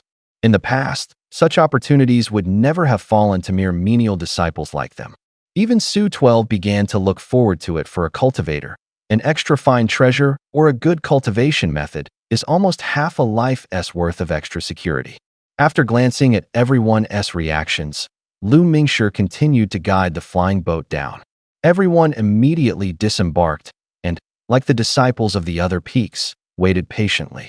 It wasn't long before 6 streaks of light flashed across the sky, then 6 flying swords bearing around 30 people descended from the heavens and landed at the very center of the valley. Of the 6 flying swords, only one had a single elder standing upon it. He wore snow-white robes with cloud-patterned sleeves traced with mystic motifs, his hair tied in a Taoist topknot. His face was lined with wrinkles, and he sported a foot-long white beard. His gaze was deep, and he had an immortal bearing. On the remaining 5 swords stood 7 young disciples apiece, all at the 6th level of the Qi refining stage. By rights, their cultivation wasn't high enough to ride swords. Yet here they were, truly flying on swords, a sight that struck everyone as particularly wondrous. These were the elder and disciples of Yunj's main peak, Tianjue Peak. In terms of numbers, the least among the 7 peaks wasn't Luofu Peak, but precisely the main peak, Tianjue Peak. But in strength, Tianjue Peak was in no way inferior. To be admitted there required at least a superior grade single spiritual root. The other peak lords and elders in the crowd quickly exchanged glances, their eyes full of surprise and shock. On the one hand, they were astonished that Tianjue Peak had sent only these 35 people to the trial. On the other, they were shocked by the strength of these 35, each at the 6th level of the Qi refining stage, murderous aura soaring to the heavens, clearly no ordinary sorts. Fu Boran's eyes flicked, his gaze settling on that elder. He cupped his hands with a smile and said, "Great elder, why is it you this time? Where has the sect master junior brother gone?" The great elder gently stroked his beard and smiled faintly. "The sect master is in seclusion, preparing to break through to the next realm, so I will preside over this newcomer's trial." As soon as the words fell, he swept a broad hand, and robust true essence spread out from him. With a sweep of true essence, starting from the valley's center, everyone felt a vast force surge forth, like waves smashing against the shore. In an instant, everyone stepped back several paces. In the blink of an eye, an open space 100 meters in diameter appeared at the valley's center. The great elder continued, calling out loudly, "Peak lords, I ask for your aid." 6 figures rose into the air from the crowd, each circulating true essence and directing it toward the open space. Multicolored true essence interwove and transformed over the clearing. Soon the earth heaved, and a massive circular array surfaced over the clearing. The moment it appeared, the array released a primordial aura. Spiritual power suffused the air, weaving vast and intricate array patterns. Standing in the crowd, Su-12 glanced at it and immediately felt dizzy, as if his head were about to explode. Yet he still noticed that the array's markings were almost identical to the teleport talisman in his storage pouch. Clearly, this should be the teleportation array leading to the ancient Forbidden Zone. Above the array, the Great Elder's beard quivered as he ordered in a sonorous voice, "The array has been activated. Disciples, heed the command and enter the teleportation array in sequence to proceed to the trial ground." At once, everyone present felt their spirits stir. Glancing at one another, some hesitated, while others' eyes were firm. But soon they all headed toward the array, and the moment they stepped in, they turned into streaks of white light and vanished. Blending into the crowd, Su-12 stepped into the array at that instant. His vision was flooded with daylight bright light, too dazzling to look at, and his whole body felt heavy-headed and weightless, as if there were nowhere to find support. The feeling lasted only an instant. Thud! Immediately after, Su-12 tumbled into a dense forest. The instant he landed, two offensive and defensive talismans appeared in his hand. As his vision gradually cleared, he quickly swept his surroundings. All he saw were towering trees tens of meters high. As far as the eye could see, there wasn't a single person in sight. What dense heaven and earth spiritual chi. So this is the ancient restriction zone. If I cultivated in a place like this, my speed would be at least 1 to 2 times faster. It's a pity this trial only lasts 90 days. Otherwise, hunkering down here to train would be a fine choice. Still, I didn't expect random teleportation. Seems going solo was indeed the right call. After a quick scan of the area, feeling the rich heaven and earth spiritual chi in the air, Su-12 mused silently. Confirming his current location was temporarily safe, he didn't rush to explore. He found a nearby big tree, scrambled up in no time, took out the sect-issued materials compendium, and carefully began flipping through the pages. To do a job well, you prepare your tools first. Since he was going to search for spirit materials, he felt it necessary to get a clear handle on them. Su-12 wasn't the only one who thought this way. As soon as they landed, many disciples hid themselves and took out the sect's materials compendium to read. But more disciples went straight to look for spirit materials, or read as they searched. After all, most spirit materials follow the pattern that the more precious, the more abundant the spiritual power. Tens of thousands of disciples, each with different reactions and styles of doing things. As large numbers of disciples moved about, collisions soon occurred, with friction and conflict following one after another. Su-12 was completely unaware of any of this. He spent a full 2 days memorizing all the entries on spirit materials in the compendium until he knew them like the back of his hand, then jumped down from the tree and picked a random direction to go. An hour later, the weather grew damp and cold, and the air held a strong surge of water's spiritual chi. This water chi is way too dense. Is there some water attribute treasure nearby? Su-12 took a breath, muttered under his breath, then activated the Heaven Si technique to survey the surroundings. The Heaven Si technique can not only see through invisibility and detect chi concealment, but also sense the flow and distribution of heaven and earth spiritual chi. Many times, cultivators use it to search for treasures. He quickly looked around, his pupils shrinking as his expression tensed up at once. Under the Heaven Si, he could see clearly this dense water chi was all emanating from a single point in the distance, which was highly abnormal. Could there be some water attribute spirit material or treasure there? Keeping a steady expression, he scanned the area, seeing no unusual movement. He cautiously moved toward the source of the water chi. Before long, a lake appeared ahead, and on the shallow shore bloomed a pale blue Xianqing ice lotus. This is a Tier 2 high-grade spirit plant, the Xianqing ice lotus. Joy lit Su-12's face. Having long since memorized the compendium, he recognized it at a glance. He fixed his eyes on the Tier 2 spirit plant, but didn't act immediately. Instead, he looked toward the deeper part of the lake. If I remember correctly, the Xianqing ice lotus is accompanied by a demonic beast called the poison arrow frog. That type of beast isn't strong low tier, but it's numerous, and its strikes are extremely insidious. Recalling the relevant information, he swept his gaze and quickly locked onto a spot in the center of the lake where tiny bubbles were rising. He raised his hand, 2 beast skin fireball talismans appearing in his palm. He was about to activate them, but hesitated and instead pulled out two freezing talismans.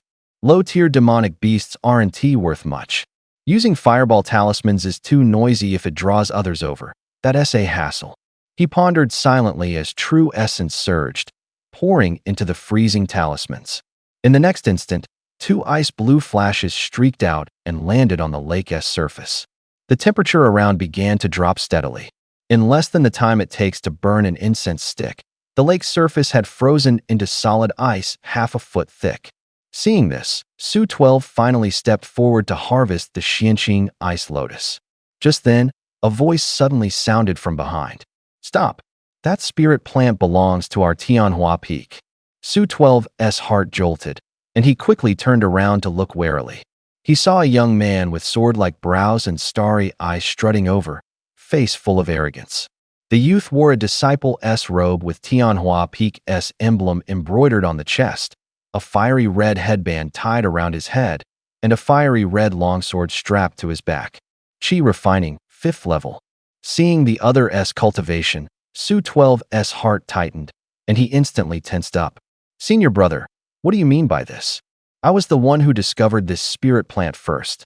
He fixed his gaze on the other and spoke solemnly. "What do you mean you discovered it first? Don't you understand human speech? I'll give you 3 breaths if you don't roll. I'll make sure you stay." The sword-browed youth sneered. With the metallic ring of a blade leaving its sheath, he drew that fiery red longsword. The blade gleamed with radiance, and a scorching heat permeated the surroundings. The sword tip pointed straight at Su Shi'er, and a fierce killing intent burst forth. A cold gleam flashed in Su Shi'er's eyes as several talismans silently appeared in his hand. At the 5th level of the Qi refining stage, he was by no means without the power to fight. Crack, crack. Suddenly, a faint cracking sound came from the ice behind him. "This is..." Su Shi'er lifted his brows slightly. The next second, he abandoned his original plan, said nothing, lowered his head, turned, and walked off to the side. "Umph, that's more like it." The sword-browed youth smirked, keeping his raised sword in hand. He cautiously scanned the surroundings. Seeing no other threats, he strode quickly toward the spirit plant at the shore. He swiftly plucked the Xianqing ice lotus, then immediately moved away from the lake. Throughout, the corner of his eye stayed on Su Shi'er, wary and alert. He ran a dozen steps in one breath before relaxing, casting a mocking glance at Su Shi'er. "Pa, what a coward. Like master, like disciple. That old fool Lu Mingshi may have his tricks, but I don't know where he got the guts to dare wager against our master. In this bet, your Luofu Peak is definitely going to lose." The sword-browed youth mocked mercilessly, killing intent flashing in his eyes as the hand holding his sword quietly circulated his true essence. Hearing that, Su Shi'er's gaze turned cold, but his face remained impassive. He casually backed up a few more steps. He knew full well what the other was up to. Those words were just to provoke him into striking so he could be killed on the spot. Of course, even if he didn't make a move, those people wouldn't let him off easily. But, whoosh, whoosh, whoosh. Suddenly, a dozen tearing through the air sounds burst from the ice, shooting straight at the sword-browed youth's back. "What? Oh!" At the noise behind him, the sword-browed youth's heart jolted. He hurriedly turned to counterattack. He had been staring at Su Shi'er, planning to strike while the other was unprepared. As for danger from behind, he was confident he was far enough from shore. Even if there were a demonic beast, he feared it not, and never expected this. But the attack came faster and fiercer. Before he could fully turn, a dozen ice spikes gleaming with a dark green chill had already pierced his back. As the spikes sank into flesh, waves of terrifying cold spread through his body, and the virulent poison clinging to them began to diffuse. It all happened in a blink. The sword-browed youth let out a miserable scream, collapsed to his knees with a heavy thud, face contorted, body racked with pain, seething with regret. He wasn't stupid. The moment the poison took hold, he realized. Su Shi'er had kept quiet from start to finish because he planned this all along and timed the move precisely.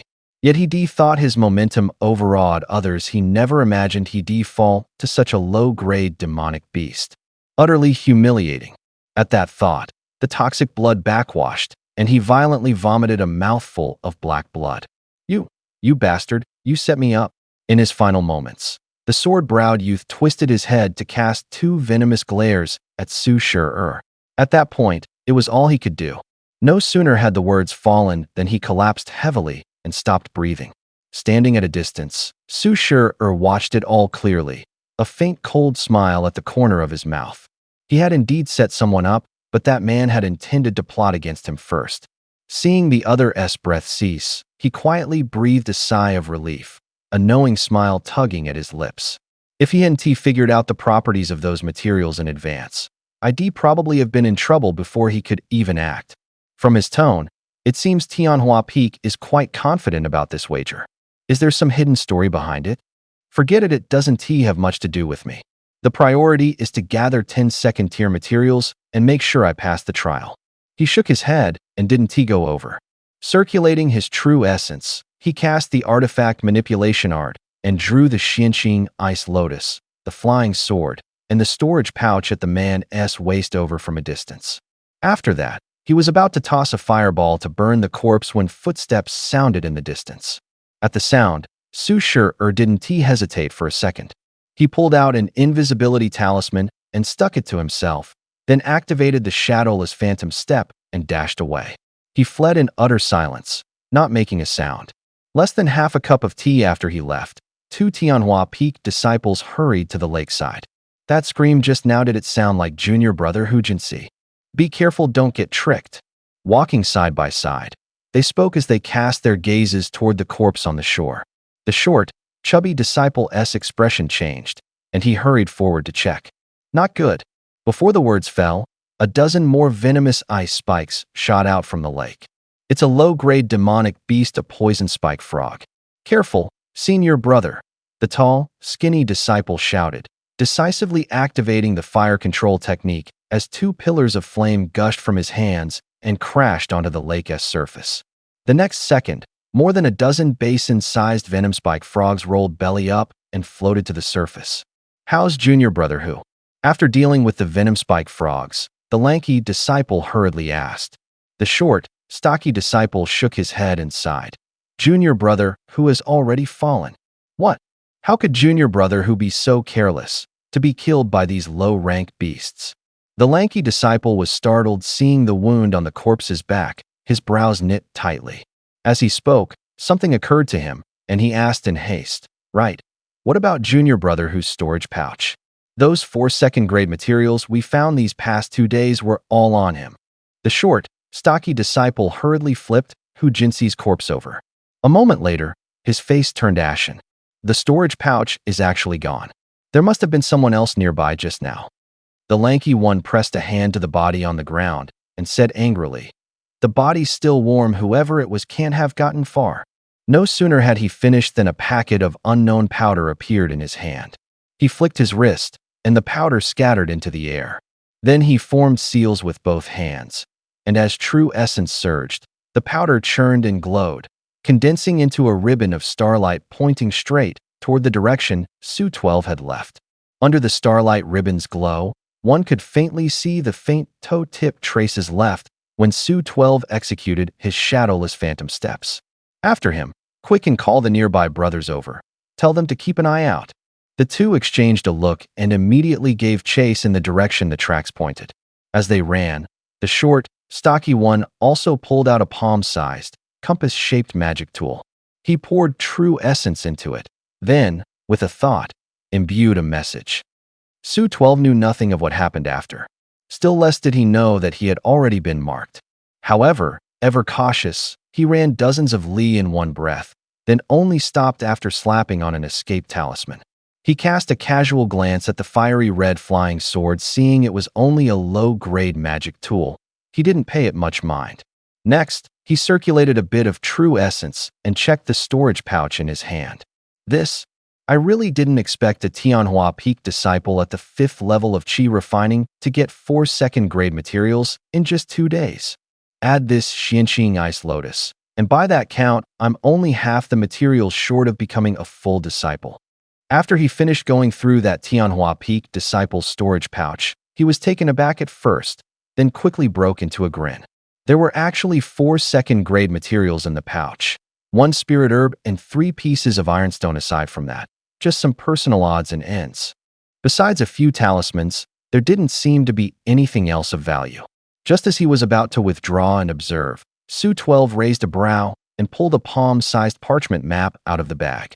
The parchment marked a few immortal paths and several locations, with the most conspicuous spots circled in red: Spirit Herb Garden. Is this the Spirit Herb Garden map Meng Tian mentioned back then? At this, Su 12's breathing hitched slightly, and he immediately reacted. But when he followed the map with his eyes, he felt a bit deflated. The thing was ridiculously crude. Aside from a few points and a few lines of notes, there was almost no other information. I can't even tell where I am right now. None of the places I've been these past few days match any of the markings on this map. Looks like even if this map were handed to everyone, it still wouldn't necessarily guide them straight to that Spirit Herb Garden. But it's true that Tianjue Peak has the numbers 1 peak with over 1,000 people. Even if it isn't one map per person, at least plenty of them know the Spirit Herb Garden exists. With so many people, a good 100 odd are bound to find it. No wonder they're so confident. Though he vaguely guessed Tianjue Peak's plan, this map was as good as no map, which left Su 12 a bit disappointed. But then he considered that collecting this many spirit materials right at the start was already a good thing. At this pace, he had every chance to break into the top 10 in the peak, or first buy the materials needed to advance to a full disciple, then go into seclusion for 2 months.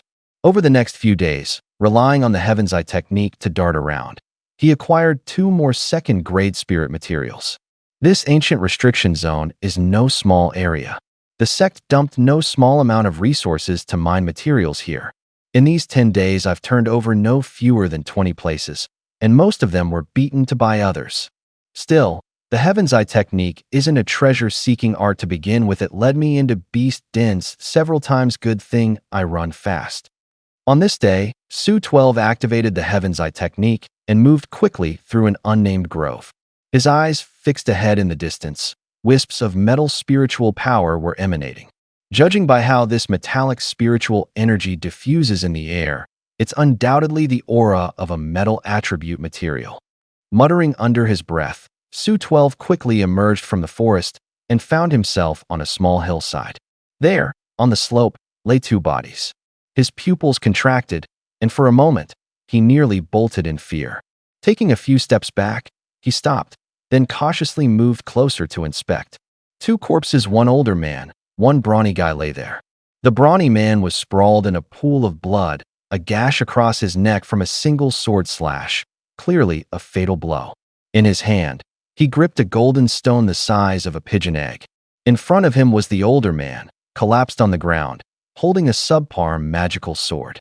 3 nails were embedded in his forehead, while 4 more iron nails, looking like they'd been struck down by a flying sword, were scattered nearby. If I'm not mistaken, the thing in the brawny guy's hand should be a second-grade top-tier material, glazed gold. Looks like the 2 of them fought over this glazed gold. The brawny guy lost, got his throat slit, but right before dying, he managed to launch 7 iron nails, trying to drag the old man down with him. Su 12 silently analyzed the scene, letting out a soft sigh. Fellow disciples, yet they fought to the death over some materials. This scene vividly showed him the cruelty of the cultivation world. It wasn't a trial, it was a life and death arena. He shook his head helplessly and stepped forward, ready to scavenge. Well, they offed each other, so I might as well take advantage of this. As he thought this, his gaze fell on the brawny man's palm. Su 12's pupils shrank, and his steps froze. Wait a second, with calluses that thick, there's no way this guy's weapon was just iron nails. In that instant, Su 12's breath caught, and a cold sweat broke out down his back. He'd already scanned the area with his Heavenly Eye technique and hadn't seen anyone else. If he hadn't noticed this detail in time and had just walked up, the next moment, there'd probably be his own corpse lying there. Who the hell is behind this? So devious and ruthless. He muttered to himself, keeping his face calm as he moved forward again. But just as he neared the 2 bodies, he suddenly stopped. He decisively used his object manipulation technique, pulling the 4 iron nails on the ground into his sleeve and storing them in his pouch. After finishing this, he turned to leave. Bastard. Drop those soul-snatching nails now. At that moment, a furious, sharp voice rang out. The air rippled with spiritual energy, and a figure appeared, a curvaceous, enchanting woman with a seductive presence. The moment she appeared, she flung 3 fire talismans. 3 fist-sized fireballs shot through the air, hurtling straight towards Su-12. What? There really was someone here? And it's her. Su-12's pupils constricted as he recognized her. It was the same woman with the surname Chu who had sold him talismans at the trading market 6 months ago. You conniving woman, always such a headache. You swindled me and now try to ambush me? Next time I see you, you won't walk away alive. Su-12 glared at her fiercely, his neck stiffening as he spat out the words. Half a year ago, one of his top-tier talismans had been swapped out, and a spirit-gathering pill of his had vanished. If anyone had done it, it had to be her. He couldn't think of anyone else so shameless. Before his words even finished, he stomped the ground. The shadowless phantom step activated, and with a gust of wind, he shot into the air, rising rapidly. Me conniving? You bastard. You snatch my stuff and still act all righteous? Let us see how you escape this time. The woman, clearly stunned that Su-12 was still alive, hesitated for a moment. But after hearing his words, her fury erupted, her chest heaving with rage. She waved her hand, throwing 3 ice spike talismans. The moment the talismans activated, 3 finger-length ice spikes formed, shooting towards Su-12 in the air like lightning. The spikes glinted with a chilling light, their power evident. Feeling the cold prickle down his back, Su-12 didn't dare waste a second. He immediately activated his bloodlight shield. A crimson shield of light enveloped him entirely. Bang! Bang! The ice spikes slammed into the shield, instantly cracking its surface, but it didn't shatter. Using the recoil, Su-12 rose a few more feet, and with another step of his phantom technique, he vanished into the horizon. The woman watched his disappearing figure from afar, gritting her teeth, her eyes wide open and filled with frustration. That brat even learned Meng Tiany's bloodlight shield. With how cautious he is, Meng Tiany's probably not on the run, but dead at his hands. Huh? But that little bastard. Not only did he escape, he even took my 4 soul-snatching nails with him. Unforgivable. Next time I see you, I'll chop you into 8 pieces. As she fumed, a glowing starry light ribbon floated through the air toward her. Huh? A tracking spell? Someone else is coming. The female cultivator surnamed Chu let out a soft exclamation, immediately held her breath, mouthed a silent incantation, and moved off to the side. Under the spell, her figure swiftly vanished from sight. The time it takes to drink half a cup of tea later, on the hillside, 2 figures, one fat, one thin, appeared. They were 2 disciples of Tianjue Peak who had been tracking Su-12. Seeing the 2 corpses on the ground, their eyes tightened, and they immediately grew wary. Judging by their appearance, these 2 must have perished together. All the better for us, we get to pick up the scraps, the lanky disciple said with a flash of delight. As for that kid, he saw this treasure and didn't even take it. He must have noticed us. Hurry and grab the stuff. Let's keep going. Dead men are no problem, losing materials is. The short, pudgy disciple nodded, then immediately strode forward and reached to snatch the glazed gold from the burly man's hand. Beside him, the lanky disciple was not idle. Either he hurried up to pick up the storage pouches at their waists and the magic sword in the elder's hand. The moment the 2 drew near, the 2 corpses suddenly belched a cloud of inky black miasma. The black fog spread with incredible speed, enveloping them completely as soon as it appeared. Damn, it's a trap. Danger, it's poisonous. Seeing the sudden turn of events, the lanky and pudgy disciples' faces changed at once, and they hurried to bolt. But as soon as they took a step, their bodies convulsed, they collapsed, their eyes rolled back, and they spat blood and died. The venom of the 5 poison spirit serpent really isn't a joke. It's a pity I had so little. If I had a few more stalks, this old lady would be set. The next moment, a female cultivator surnamed Chu appeared where she stood, the smile still lingering on her face. She murmured to herself as she deftly gathered up the belongings from the old man and the burly one. Then her gaze shifted to the fat and thin pair on the ground. Good thing that kid ran off just now, or it would have been hard to poison 2 at once. Tianjue Peak is way stronger than Luofu Peak. These two aren't bad, either over these days they should have gotten 2 or 3 materials at least. The Chu surnamed female cultivator chuckled under her breath, her eyes narrowing to slits. She rubbed her hands, flicked her sleeve, and swept the 2 storage pouches into it.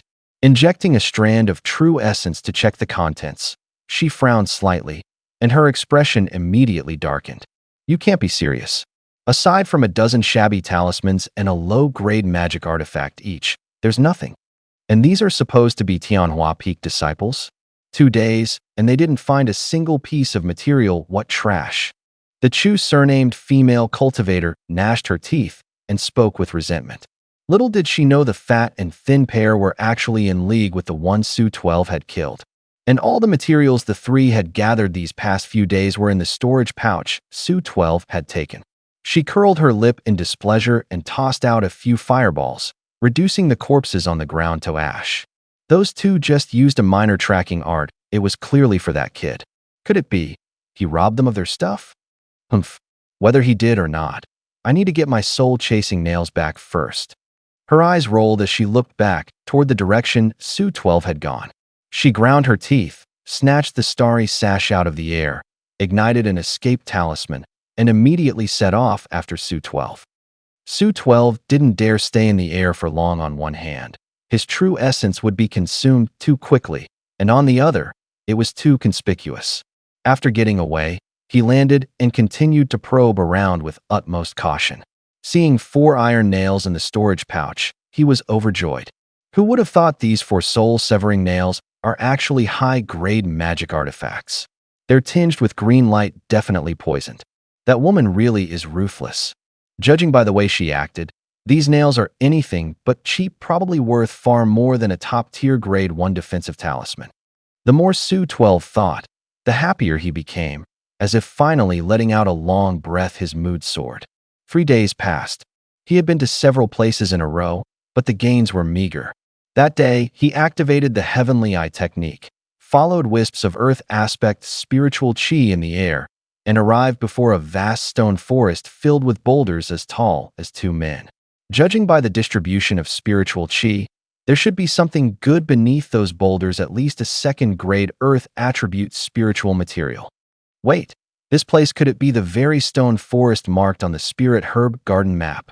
As he thought, he stared in rapt attention, his pupils contracting sharply.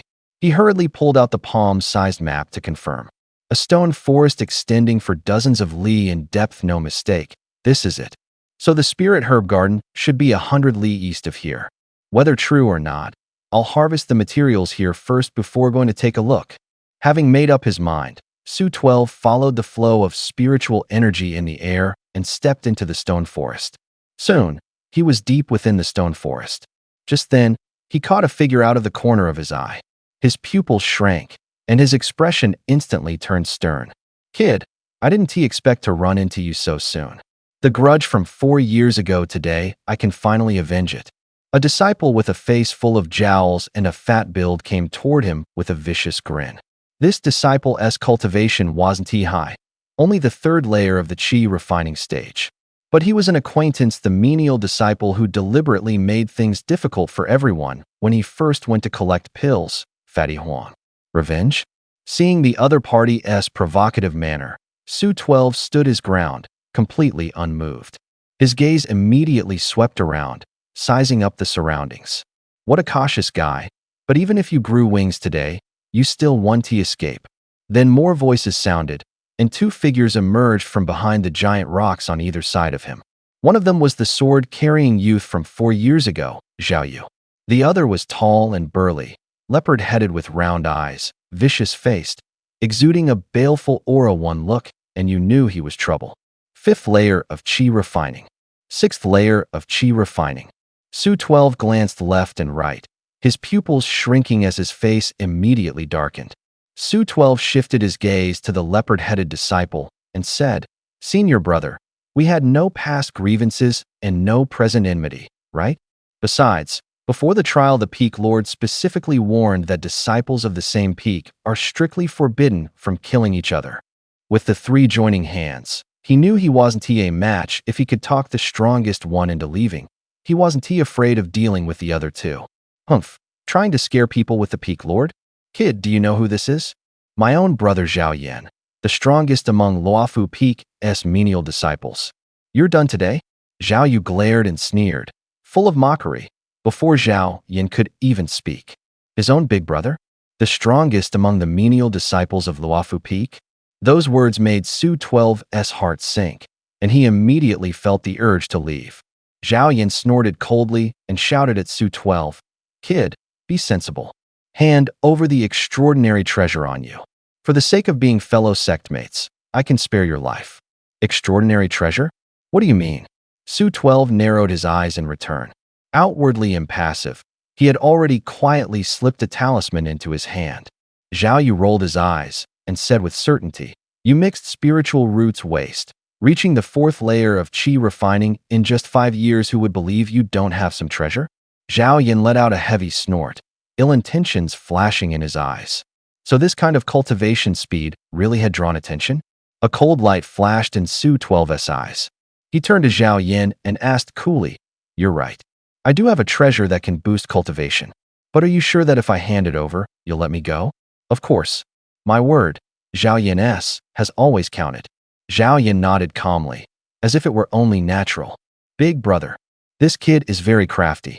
We absolutely can't let him go. Zhao Yu hurriedly turned to complain to Zhao Yan. Humph, I have my own plan for this.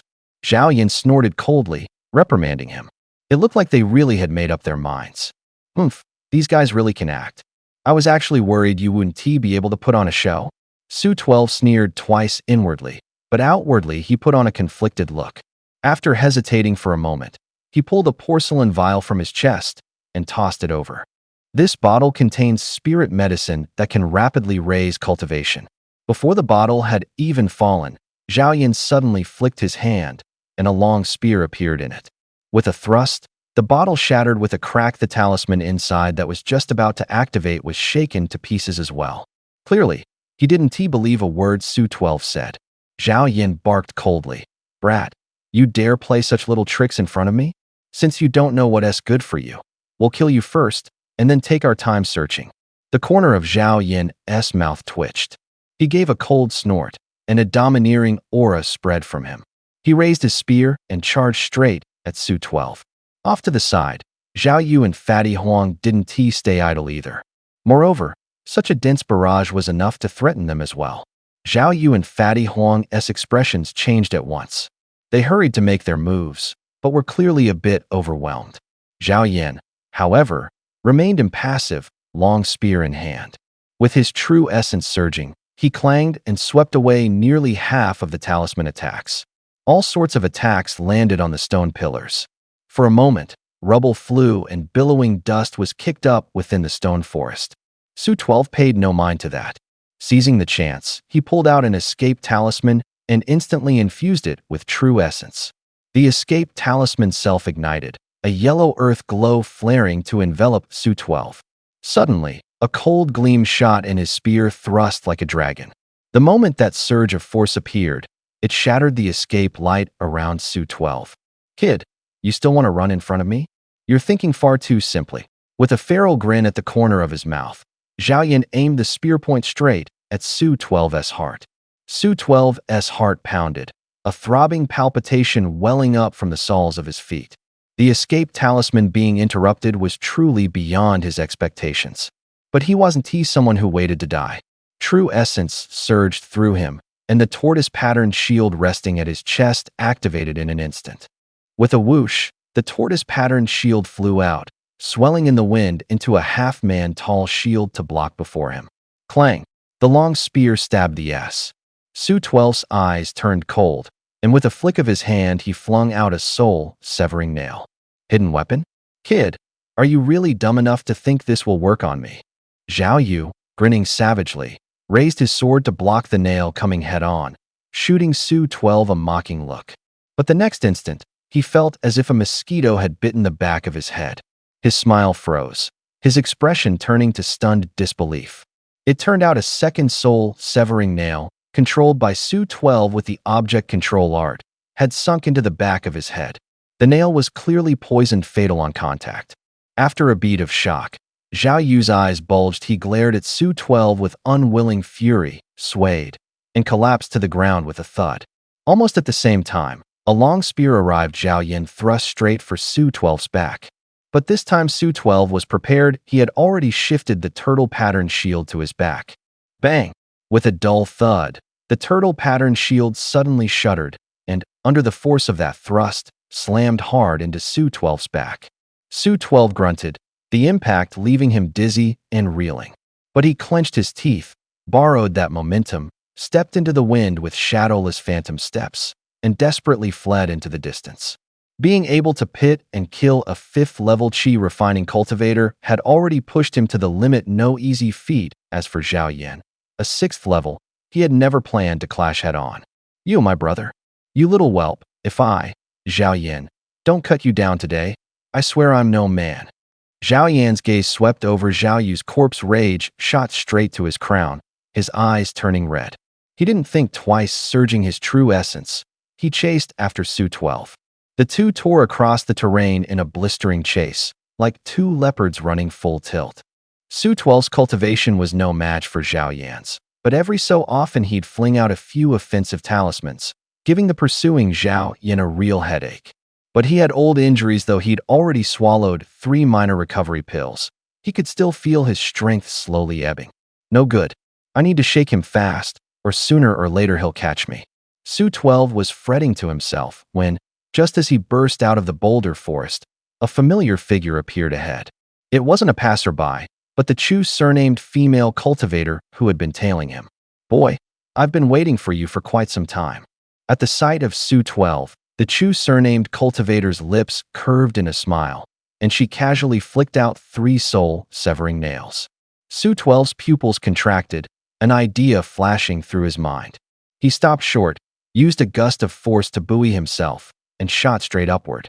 The 3 nails skimmed past beneath his feet and flew straight at Zhao Yan, who had just burst out of the boulder forest. Hidden weapons? Courting death. Zhao Yan swept his spear in a broad arc, batting the 3 nails aside. Seeing the sudden figure before him, his face shifted. He fixed his gaze on the woman, wondering whether her attack was aimed at him or someone else.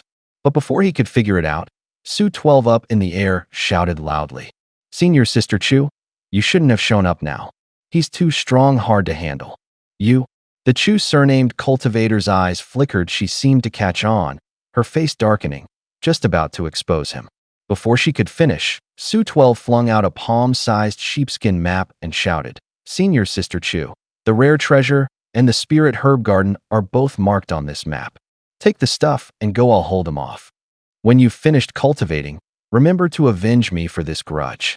Seeing the map flying over, the Chu surnamed cultivator tensed, wanting to destroy it on the spot, but at the words spirit herb garden, her expression changed, and she immediately stowed the map away. At the same time, Su 12 let out a cold snort and flicked the remaining 2 soul-severing nails back at Zhao Yan. Zhao Yan instinctively raised his spear to block. He'd had his doubts, but when his gaze fell on the 5 soul-severing nails on the ground, they weren't exactly identical, but the make was virtually the same. He was just about convinced. Then his eyes fell on the sheepskin map, clutched in the Chu surnamed woman's hand. His pupils contracted, and greed flashed in his eyes. His brother's vengeance could wait, but that rare treasure could not be lost. In almost an instant he made his decision, thrusting his spear straight at the Chu surnamed cultivator. "So you're in it together. Then you can both die. Are you brain damaged? I don't even know him." The Chu surnamed cultivator's face was so dark it looked like it could drip water. She was only 5th level in Qi refining, facing a 6th level assault. She naturally didn't dare be careless. As soon as the words left her mouth, she flicked out a dozen odd talismans. The talismans transformed into various attacks in midair and lunged at Zhao Yan. Truly a ruthless woman. Unfortunately for you, today you're all going to die. Zhao Yan kept his eyes locked on the Chu surnamed cultivator. Along the way, he'd been tormented enough by those talismans. Disciples who could casually throw out so many talismans were few and far between in the entire sect. Their attack methods were almost identical. No matter how the Chu surnamed cultivator explained herself, he no longer believed her. Besides, judging by the way those two looked, whether they bore a grudge or not was unclear. but they definitely knew each other. Not good. Senior Sister Chu. Hold on, I'll go get help. Su 12 shouted, feigning panic. As he spoke, he landed on the ground and activated an escape talisman in his hand. An earthen yellow flash streaked by, and Su 12 vanished on the spot. Vanishing along with him were the 5 soul-severing nails lying on the ground. Faced with Su 12's departure, Zhao Yan hesitated only for a moment before continuing his frenzied assault. You damned little brat. Don't think you can run. The female cultivator surnamed Chu clenched her teeth. She hated Su 12 so much her molars itched. She had already caught wind of the spirit plant garden, but unfortunately never managed to obtain the map. She knew it was a trap, yet could only grit her teeth and jump in. She was not about to just watch Su 12 leave like that. She snorted coldly, flicked out another attack talisman, then leapt and turned into a streak of light, chasing after the streak of escape light that Su 12 had become. Seeing the escape light underground flicker out and then flash back on again, she knit her brows and cursed under her breath. Damn little bastard, he actually stashed so many escape talismans. Zhao Yin gave a cold snort, raised his spear to block the strike, pushed his true essence to the limit, and hurried after as well. Wanna run? Think you can get away? In an instant, the 3 figures lined up front, middle, and back in a straight line. The sounds from the ground behind made Su 12 dare not be careless. He pulled out escape talismans one after another.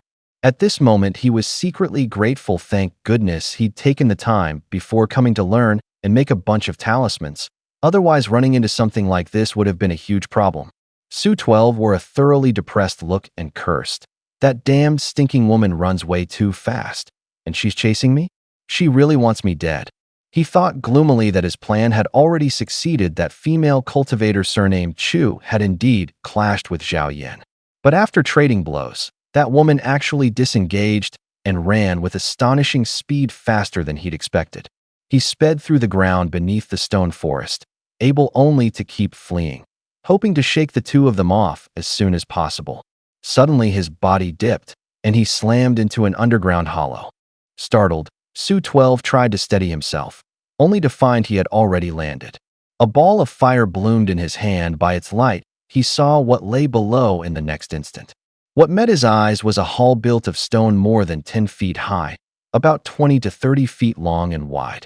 2 rusty candlesticks stood on each of the 4 walls. The hall was empty save for a pile of wood shavings that had turned to powder. His gaze swept quickly around, sensing no threat. He finally relaxed a little. Still clutching an escape talisman and about to move on, he hesitated, pressed himself against the stone wall, and hid to wait.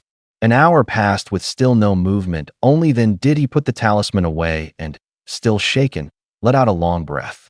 He couldn't help but murmur, "Barely snatched my life back. Looks like you can't underestimate anyone." He looked around again and muttered to himself, "Judging by the look of this place, there ought to have been furniture here, but the years have turned it to dust. Could this have been the cave abode of some cultivator within the ancient restriction zone?" Su 12 pondered. He knew they'd been placed in an ancient restriction zone, and that cultivators had indeed been active here in antiquity. His gaze shifted, and he found that the wall on the right led to a smaller room, from which a dense earth spiritual chi was emanating. He muttered, "HM? The earth chi is this dense. Could this be that material site I was tracking before?" Raising a brow, Su 12 immediately put it together. He casually swept the 8 candlesticks into his storage pouch, held up the fireball, and walked toward the small room. Though the candlesticks were rusty, the materials they were made from were clearly spirit materials. Stepping into the small room, his pupils suddenly dilated. Before him sat a skeleton in a magical robe, cross-legged. Beneath the skeleton lay a meditation cushion, and that intense earth spiritual chi was emanating from the cushion itself. Other than these, there was nothing else in the room. He said in a low voice, "Looks like I guessed right. This should have been his cave abode back then. I just don't know which figure he was, why he carved a cave underground, or how he died." Standing at the doorway with narrowed eyes, Su 12 quietly intoned a wind-summoning art. As the wind blew past, the skeleton and robes instantly turned to fly ash, clearly long since decayed to dust. A crisp clink sounded. A simple blue ring rolled onto the ground. Fixing his gaze on the cushion and ring on the floor, Su-12 hurriedly used an object control art to draw them over, then returned to the hall. He exclaimed in surprise, "This meditation cushion is actually a high-grade magic artifact woven from an entire second-tier spirit plant, an earth vine. Cultivators back then were too extravagant." He muttered again, "This artifact clearly isn't suited for combat. Could it have some special benefit for cultivation?" Thinking of how that skeleton looked before it crumbled to ash, Su-12 hurriedly set down the meditation cushion, sat cross-legged on it, and began to try it out. As his cultivation art circulated, the next moment he felt heaven and earth's spiritual energy surge toward him. The rate at which he refined it was several times faster than on Tsuhuan Mountain. The ambient spiritual energy here is one thing, but the key is this meditation cushion. It actually speeds up the refinement of heaven and earth's spiritual energy. This is a treasure. Discovering the cushion's marvelous use, Su-12's face immediately lit up with joy. Although he had a mysterious pill furnace constantly tempering all kinds of elixirs, his spiritual roots were indeed too poor. Even with the aid of pills, he could barely keep up with ordinary disciples. If he hadn't been diligent enough, in these 5 years reaching the third layer of qi refining would likely have been his limit. With this thing, his cultivation speed would be faster from now on. The faster his strength increased, the sooner he could take his revenge. Having confirmed the cushion's use, Su-12 excitedly sat down on it, then shifted his gaze to that austere ring. Held in his hand, the ring felt extraordinary in texture, its surface carved with a circle of archaic patterns. Yet no matter how he handled or inspected it, Su-12 couldn't sense the slightest fluctuation of spiritual power. Still, he knew that something that had withstood the ages couldn't be simple. He wanted to give it a try, and said, "Try injecting true essence."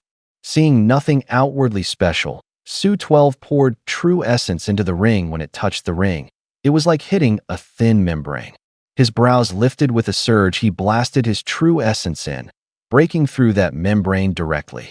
In the next instant, his mind buzzed, and within it there abruptly appeared a space about 100 square meters in size. This was actually a storage artifact, like a storage bag. With a space this large, shouldn't it at least be a high-grade storage artifact? Startled, Su-12 hurriedly focused his mind to probe the space of this storage ring. The space was large but empty, holding only a short cylinder a finger long and 2 fingers wide, and a jade token half the size of a palm. With a thought, he drew the 2 items out of the storage ring. After putting on the storage ring, Su-12 hurriedly picked up the cylinder to examine it closely. Ancient patterns were carved on the cylinder, and faintly visible were 3 small characters: Jade Eye Tube. Jade Eye Tube. I think I saw this in some miscellany. It said this was a medium ancient cultivators used to record techniques and insights, right? Seeing those 3 characters, Su-12 immediately recalled those records. Remembering the content from the miscellany, he pressed the Jade Eye Tube to his brow. At once, several segments of information swept through his mind, and in the blink of an eye he had absorbed them. Minor circulation qi refining art, minor circulation breath concealing technique, and thunder tempering art, Zhoutian sect. So this Jade Eye Tube was something the Zhoutian sect issued to new disciples. The one who had passed away seated must have been just a minor qi refining cultivator from ancient times. It's just, this minor circulation qi refining actually has circulation methods for 12 layers of qi refining? How is that possible? The sect's basic breathing art clearly says 9 layers of qi refining is perfection. Su-12 blinked, his face full of doubt. He couldn't figure it out for the moment and had to set it aside. But that minor circulation breath concealing technique could hide one's cultivation. This he had to practice well. And the thunder tempering art turned out to be a body tempering method cultivated to its peak. One's bodily defense could rival a top-grade artifact. It's just a pity the art requires the aid of faint lightning, which makes it inconvenient to execute. Turning his thoughts, Su-12 shifted his attention to the other small jade token. The token wasn't large. One side bore carvings of grass, trees, bamboo, and rock, and the other side was inscribed with 3 characters: Pass token. Pass token? A pastaware. Toying with the jade token for a few seconds, Su-12 tried injecting true essence into it. In the next moment, the token quivered slightly, and a beam of light projected from it. The light formed into a map, marking several locations, some near, some far, with two light points more prominent. One of the light points was flashing, its position indicating a pile of boulders there. Another light point rested on the symbol of a crude building, above which floated the character Ling. Ling? Spirit Herb Garden? No way. Is this a pass token to enter the Spirit Herb Garden? Right, if that Spirit Herb Garden is really full of spirit herbs, even century-old vermilion fruit, there definitely wouldn't be no protective measures at all. He lowered his head to look at the jade token in his hand, overjoyed, and immediately understood. In that case, even if others go there, they won't necessarily be able to enter the garden. I need to hurry and heal, then go investigate. With that thought, Su 12 put everything away, sat cross-legged on the meditation cushion, and while healing his injuries, practiced the minor circulation breath concealing technique. A technique that could conceal one's cultivation was a heaven-sent opportunity for him, like having a pillow delivered just when you were dozing off. What he dreaded most was people who knew him seeing through his cultivation realm. A kid with only mixed spiritual roots advancing this fast, there's just no explaining it. 10 days later, a figure poked out from the center of the boulder forest. Wearing azure disciple robes, Su 12, upon appearing, first scanned the surroundings, seeing no danger. He took his bearings, stepped into shadowless phantom steps, and sped toward the eastern side of the boulder forest. By now, not only were his injuries fully healed, his cultivation at the 4th level of the Qi refining stage was also more stable. However, from the outside, others would only take him for a disciple at the 3rd level of Qi refining. And that, of course, was the work of the lesser Zhou Tian breath concealing art. Su 12 rode the wind, moving fast. Passing through a shattered rubble field, he even saw 2 corpses lying on the ground. They were the sword-carrying youth he had killed, and that menial disciple. The bodies are still here? Could Zhao Yin have been killed in return? In his mind, he bumped the danger level of that female cultivator surnamed Chu up another notch.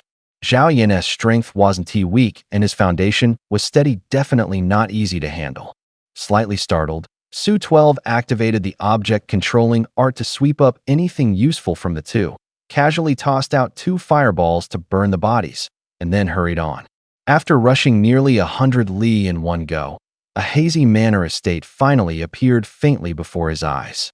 The estate was large, at least 100 mu, the whole place shrouded in thick fog, so only a blurred outline could be seen. Around the estate, cultivators in 2s and 3s clustered as they patrolled back and forth, adding up to about 100 people.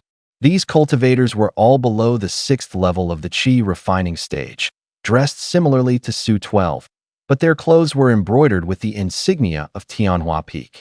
As expected, Tianjue Peak's people got here first. He muttered under his breath and turned his gaze to the main gate of the spirit plant garden. There, roughly 100 Tianjue Peak disciples were gathered, jointly casting spells. Spells filled the sky, weaving together overhead and pounding in waves at the garden's gate, an awe-inspiring display whose momentum extended for several li. Yet once those attacks entered the dense fog, though they set off bursts of powerful energy fluctuations, they only churned the mist and didn't inflict the slightest damage on the spirit plant garden. With so many joining forces, if they were hitting me, I'd probably be pulverized in an instant. But the spirit plant garden was completely unscathed, truly unbelievable.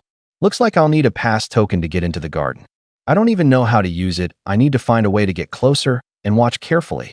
Su 12 stood on a small hill a few li away, watching from afar, an invisibility talisman on him, his aura completely suppressed by the lesser Zhou Tian breath concealing art. He felt the astonishing aura in the air and listened to the constant rumbling as an entire day and night passed with the garden unscathed. He couldn't help being shocked. As he thought it over, he was about to look for a less crowded spot to quietly move closer and give it a try. Just then, faint footsteps came from the distance. Su 12's ears twitched. He immediately locked his eyes on the towering tree behind him and silently leapt up. He pushed the lesser Zhou Tian breath concealing art to its limit, completely hiding his presence. Before long, 2 graceful figures appeared in his line of sight. Is it them? Seeing the newcomers, Su 12's eyes narrowed, clearly surprised.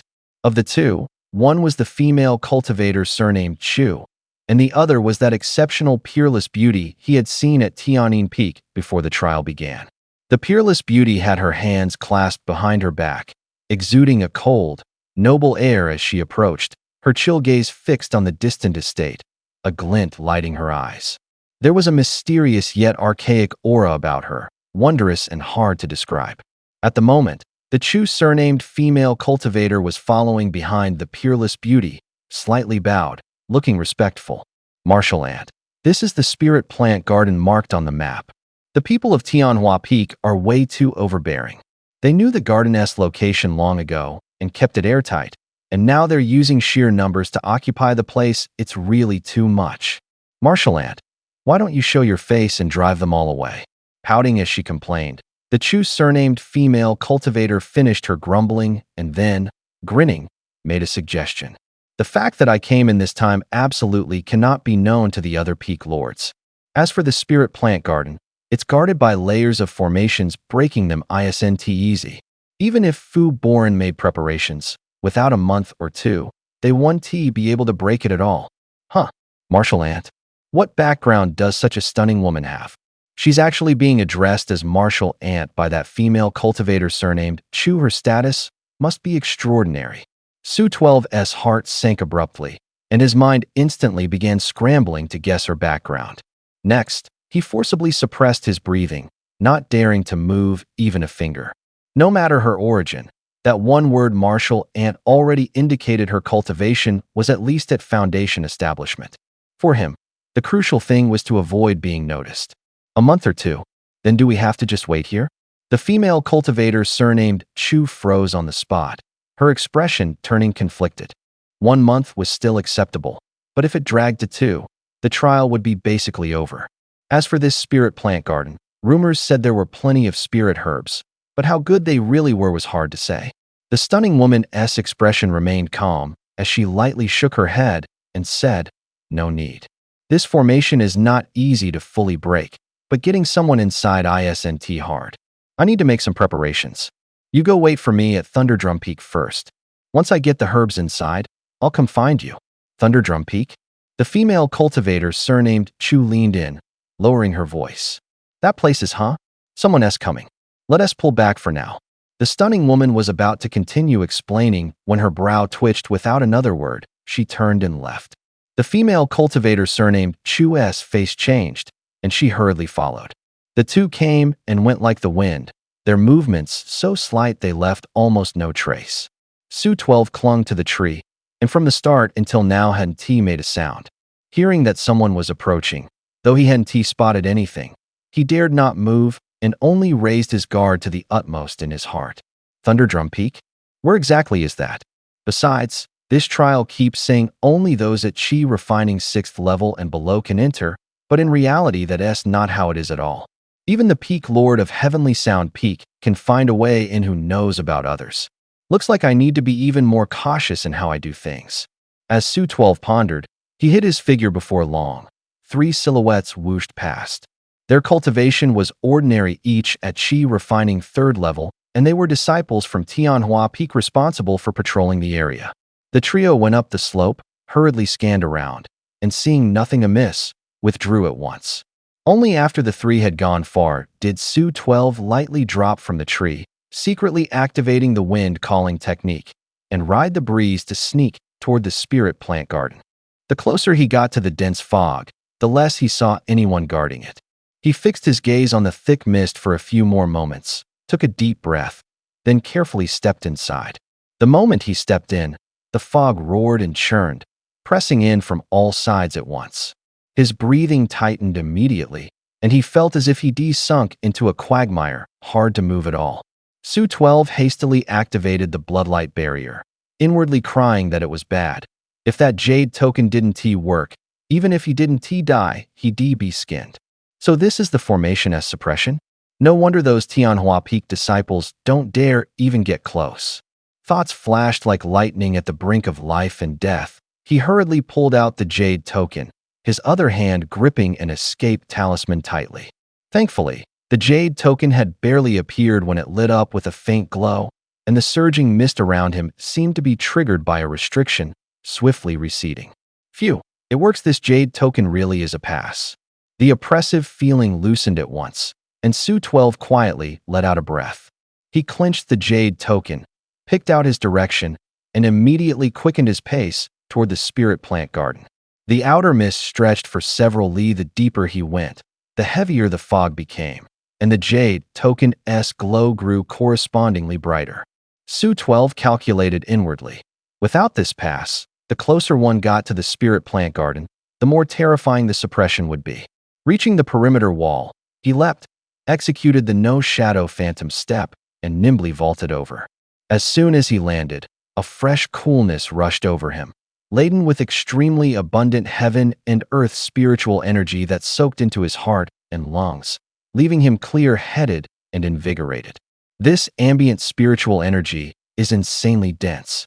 Even without herbs, this place is definitely a cultivation treasure. He took another deep breath, then finally cast his gaze into the garden. Whoa, how are there so many spirit plants? At a glance, he gasped on the spot, his eyes going wide, his whole person stunned. Looking around, hundreds of mu of land were divided into plots of various sizes, arranged in orderly rows. Several of the plots were covered by formations that seemed naturally wrought, reproducing the growth environments needed by the herbs. Shade, sunshine, wind and rain, and summer heat indescribably wondrous. Each plot was packed with a wide variety of herbs, with the lowest being Tier 2, lower grade. Many had originally been merely Tier 1 spirit plants, but with the passage of years had forced their way into Tier 2. In the distance, the sections were neatly arrayed one after another, and faintly one could even glimpse the silhouettes of a few Tier 3 spirit plants. Altogether, the spirit plants in this garden, if not 100,000, numbered at least 20 or 30,000. 100-year ginseng, astragalus, lingzhi, and mystic phoenix treasure leaf, kellan flower, dream dew fruit. Every time his gaze swept over a patch of ground, Su-12 Kuden helped the twitch at the corner of his eye, and his heartbeat quickened a notch. Of these, he recognized most of the spirit plants, but quite a few weren't even listed in the compendium of medicinal herbs. After a quick sweep around, his heart pounded thump, thump, thump, feeling like it was about to leap out of his throat. With so many medicinal ingredients, this might be worth more than an entire peak. With these, even without relying on the mysterious alchemy furnace, I 1 lac pills, I can raise my cultivation quickly. No, I need to stash these ingredients and get out fast. The Tianjue Peak Lord is a formation master in less than 2 days. She'll probably be able to get in. Thoughts racing, Su-12 quickly calmed his excitement, not daring to waste even a moment. He ran up to a plot planted with over 500-year-old ginseng and got to work at once. He dashed about, hands and feet flying as he harvested the spirit plants one by one into his storage bag. This was a real bumper haul. However, to keep others from noticing the plants had been picked, every time he cleared a plot he deliberately used his true essence to scorch the soil dry, making it look desolate. He would even intentionally leave a few dead or half-dead plants as cover. In this 100 spirit herb garden, Su-12 toiled for 2 full days, stripping out 8 or 9/10 of the plants. By now all the storage bags on him were full, and he decrammed quite a few spirit plants into the storage ring on his hand as well. Good thing I have this storage ring, otherwise, even getting in here, there'd be no way to carry this much. What's left is pretty decent quality. Hurry up, finish collecting, and withdraw. At this rate, that Tianjue Peak Lord is probably almost here. At dawn, having just finished one plot, Su-12 muttered under his breath, swept a glance around. Only 2 spots remained, so he set his sights on the nearest one. That plot held only a single towering tree 100 meters tall, shrouded in thick mist. Its branches and leaves were lush, and 7 smooth, crimson, fist-sized round fruits hung upon it. Su-12 started, eyelids twitching, and immediately recalled what Meng Tianyi had said that day. In this spirit herb garden, there was a 100-year vermilion fruit tree that took 200 years to sprout, 200 to bloom, and another 200 to bear fruit. Wait, could those be 100-year vermilion fruits? Staring at the great tree before him, Su-12's heart began thumping again. The 100-year vermilion fruit was a true 3rd-grade spirit plant. Low-grade though it was, it could increase cultivation, enough to send all cultivators scrambling for it. Suppressing his excitement, Su 12 hurried forward, ready to pick the fruits. If he could take these vermilion fruits, this trip would be more than worth it. Is that a high-ranked demonic beast? Spotting a few mottled streaks on the tree, Su 12 arched a brow and abruptly halted. Looking closer, he finally saw that coiled on the branches was a massive python, thick and long, its whole body covered in fiery red markings. One glance at its size told him it wasn't an ordinary beast, but a serpentine demonic beast of no small strength. The giant python's eyes were shut as if asleep, yet with each breath it inhaled and exhaled dense mist, wrapping its entire body within it. If not for Su 12's caution and using his heavenly eye to look a few more times, it would have been almost impossible to spot its presence. To his senses, the python's aura was very faint, seemingly not that strong. Yet the solidity of that aura gave him the exact same visceral feeling as when he first entered the trial and saw that mysterious, stunning woman of Tianjue Peak. No, this python was anything but simple. It was likely far beyond ordinary high-ranked demonic beasts, comparable to a second-ranked beast of the Foundation establishment realm. The thought that he'd been in the same place as something this dangerous for days made cold sweat break out down his back. The cultivation realms were divided into 9 tiers: Qi refinement, Foundation establishment, golden core, nascent soul, out-of-body, soul division, body integration, tribulation transcendence, and great ascension. Each advancement was exceedingly difficult, fraught with obstacles, but once you broke through, your strength skyrocketed. As the saying goes, each realm is a world apart. How true that is. In Zhao Kingdom, where the Yunj sect was located, even golden core cultivators were scarce, nascent souls rarer still, and the higher realms appeared almost only in legend. He cast a reluctant look at the 7 fruits on the tree, took a deep breath, and decisively backed away a few steps. He knew he struggled even against someone at the 6th level of Qi Refinement Foundation establishment was still far beyond him. No matter how good the goods, keeping his life was more important. Besides, he'd already reaped a rich harvest. It wouldn't be too much of a regret. Thinking this way, Su 12 felt much better at once. But he hadn't retreated far when the spiritual energy of the entire herb garden suddenly fluctuated abnormally. Not good could it be, she's here. Sensing that something was wrong, Su 12 reacted at once. He hurriedly pulled out an invisibility talisman and slapped it onto himself. Then, in a few quick strides, rushed to an area not far away where huge boulders were piled up. Hiding in the crevice between 2 boulders, he pushed the small Zhodian breath restraint technique to its limit, completely masking his presence. Whether this breath-concealing art could block the probing of someone at Foundation establishment, Su 12 wasn't sure. But he knew from experience that once the Tianjue Peak Master's cultivation was sealed, she wouldn't be able to detect him. Almost as soon as Su 12 finished hiding, a graceful figure descended from the sky. Shun Miaoyin held a round disc in one hand and formed a seal with the other, tearing a slit in the formation and calmly dropping into a corner of the spiritual herb garden. As the Tianjue Peak Master, Shun Miaoyin was also the Cloudsong sect's #1 in formations. For others, this place was a death trap. Entering meant throwing their lives away, but she could suppress her cultivation and temporarily participate in the trial. As soon as she landed, her gaze swiftly swept across the entire courtyard. Before her lay a vast stretch of barren land, with a few withered or dying spirit plants scattered here and there. She frowned slightly, then turned her gaze to the 2 areas Su 12 hadn't yet cleared away. One of them was piled high with boulders, with clusters of stone-colored blossoms growing in the cracks. The other held a towering tree 100 meters tall, strikingly conspicuous. So many places have gone to waste. Could it be because too much time has passed? Luckily, a few spirit plants remain over there.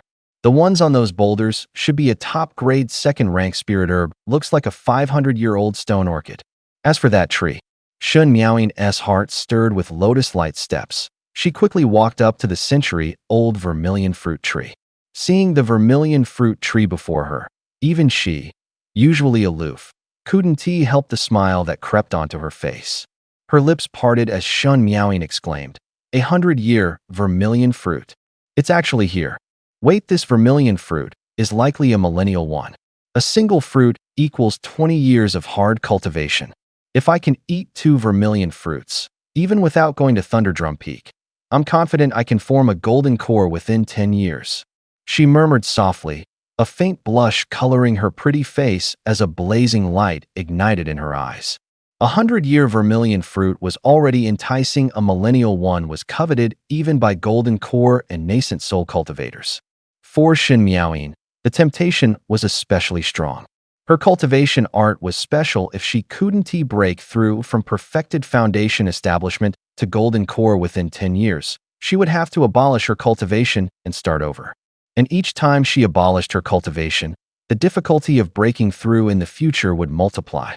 Hidden in the boulder crevice, Su 12 was also startled by Shen Miaoyin's voice. What? That's a millennial vermilion fruit? 1 equals 20 years of cultivation? Too bad I'm no match for that second-ranked demonic beast. I'd better find a chance to slip away later. Thinking this, Su 12 quickly quashed his unrealistic notions and patiently waited for a chance to run. At this moment, he was glad he'd taken an extra precaution. Otherwise, once others realized someone had come ahead, they would definitely conduct a thorough search. Though excited, Shen Miaoyin's expression quickly calmed. She strode beneath the vermilion fruit tree, about to pluck the fruit from its branches. Suddenly, her heart tightened. Something fell off. Before she could think, she sprang backward into the air. Swoosh, swoosh, swoosh. The vermilion fruit tree's branches and leaves quivered, and a giant python over 30 meters long shot out. Its mottled markings glinted darkly under the sun, and its sheer size alone was jaw-dropping. Catching the scent of a human, the python flicked its tongue. Its body twisted, that thick, long form lashing at Shen Miaoyin like a whip. Whoosh, whoosh, whoosh. Even before the strike landed, a gale whipped Shen Miaoyin's robes into disarray. Sensing danger, Shen Miaoyin cursed inwardly before she even touched down. She shifted direction midair and slid to the side. Bang! The giant python slammed into the ground, shattering the rocks. Sensing the crisis return, Shen Miaoyin's brows knit tightly. A flicker of hesitation flashed through her eyes. Then she made up her mind. A mid-second-tier demonic beast is hard to deal with, but for her, not that difficult. She only needs to undo the limit on her own cultivation. But doing so means she must endure the counterforce of the ancient restriction here. At best, severe injury; at worst, death. Yet with 1,000-year scarlet fruit right before her, such a gain is worth the risk. As for leaving, Shen Miaoyin didn't even consider it. A cold gleam flashed in her eyes, and Shen Miaoyin didn't waste even an instant. With a thought, her 10 slender fingers deftly began forming hand seals, swiftly finishing the seals. A strand of spiritual power wove between her hands into a complex pattern, which then suddenly sank into her body. Boom! It felt as if something snapped. Shen Miaoyin's cultivation surged, and her aura grew more aloof and icy, like an unmelting iceberg. She fixed her gaze on the giant python before her, snorted coldly, and with a flick of her sleeve, 5 azure flying swords shot out from her cuff. Each flying sword was only a foot long, wreathed in a thin layer of chill. Their appearance made the surrounding temperature drop by several degrees. Sword light crisscrossed as the 5 swords darted through the air, weaving and flipping like 5 swimming fish. Driven by the flying swords, denser cold was forced out, rushing straight toward the giant python.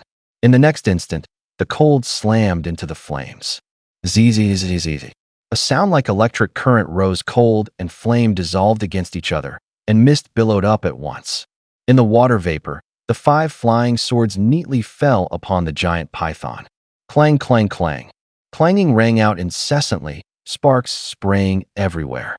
The remarkably sharp flying swords struck the giant python, yet could not cut open its body. Hiss! The giant python flicked its tongue, looking very impatient. It lashed its tail, sweeping the 5 flying swords away, then sprang, its whole body soaring into the air. The giant python glared down at Shen Miaoyin, spread its bloody maw once more, and in an instant its body turned scarlet as if set ablaze, then spewed even more terrifying flames from its mouth. A towering blaze surged straight toward Shen Miaoyin. Just in time. Frost sword formation. Shen Miaoying clenched her teeth, the ancient restriction S backlash pressed on her immensely. Seeing the fire cloud python use this move, she instead felt much steadier. She formed seals with both hands. The 5 swords that had been knocked away swam back like fish and stalled above the python. As Shun Miaoying pinched seals and chanted, the 5 swords quivered in unison, spraying 5 streams of cold skyward. The cold condensed midair into a rolling fog of frost. As the mist surged, a massive sword shadow descended from the sky. Pucci, accompanied by a dull thump, the sword shadow pierced straight through the python's body. In an instant, blood showered down like rain. The python writhed midair, its intended follow-up attack thus disrupted. In pain, the python suddenly opened its mouth and inhaled, actually sucking the 5 flying swords straight into its belly. Then it glared with bell-like eyes, full of malice, and lunged to swallow Shen Miaoying. That gaping mouth seemed to take in and devour anything. Hidden behind a boulder, Su Shire felt his heart tighten, unable to help breaking out in a cold sweat for Shen Miaoying. Courting death. Seeing this, Shen Miaoying's gaze turned cold, and her hand seals shifted again. At that, the charging python abruptly froze, displaying an expression of extreme pain. Puff, puff, puff. Next, the 5 flying swords burst out from the inside like a string of beads, piercing through the python's body and flying back to hover before Shen Miaoying. Heavily wounded, the python's whole body went rigid, and with a thud it crashed to the ground. It looked like more breaths in than out, about to give out. Is this her true strength? This is way too terrifying. That python is so strong, yet it couldn't last 3 moves in her hands? Just who is this woman? Su Shire lay prone on the rock, the sight before him secretly making him shudder. In this moment, he yearned all the more to become strong. But she looks quite badly hurt too. Is it related to the formation in this restriction zone? Su Shire guessed so from the shadows. And having just finished all this, Shen Miaoying's body suddenly trembled, a trace of blood seeping from the corner of her mouth. Her face instantly turned pale as snow. Given her foundation establishment consummation cultivation, dealing with such a demonic beast alone isn't difficult. But now, in an ancient restriction zone, with her cultivation unsealed, the restriction's backlash left her badly wounded. This restriction is truly terrifying. Luckily I dealt with it in time. Any slower, and I'd have lost my life here. She glanced at the python, quickly formed another set of seals, and hurried to seal her cultivation back up. After finishing, she lifted her sword and walked toward the python, planning to thoroughly deal with it, and then casually pick some scarlet fruits from the tree. But at that moment, a sudden change occurred. The dying giant python suddenly reared up, lifted its head, and snapped at the vermilion fruit tree. Damn it! Wretch, how dare you! Shen Miaoying's face changed, and she flew into a rage. As her voice left her mouth, she forcefully roused her true essence, flung out a slash of sword light, cutting toward the giant python. Bang! The sword light fell upon the python's wound, making its body shudder once more. Yet the python's closing jaws still bit down on 3 vermilion fruits in one go. With the fruits in its belly, the python was instantly shrouded in a halo of red light. Under the red glow, the python's injuries were mended at a speed visible to the naked eye.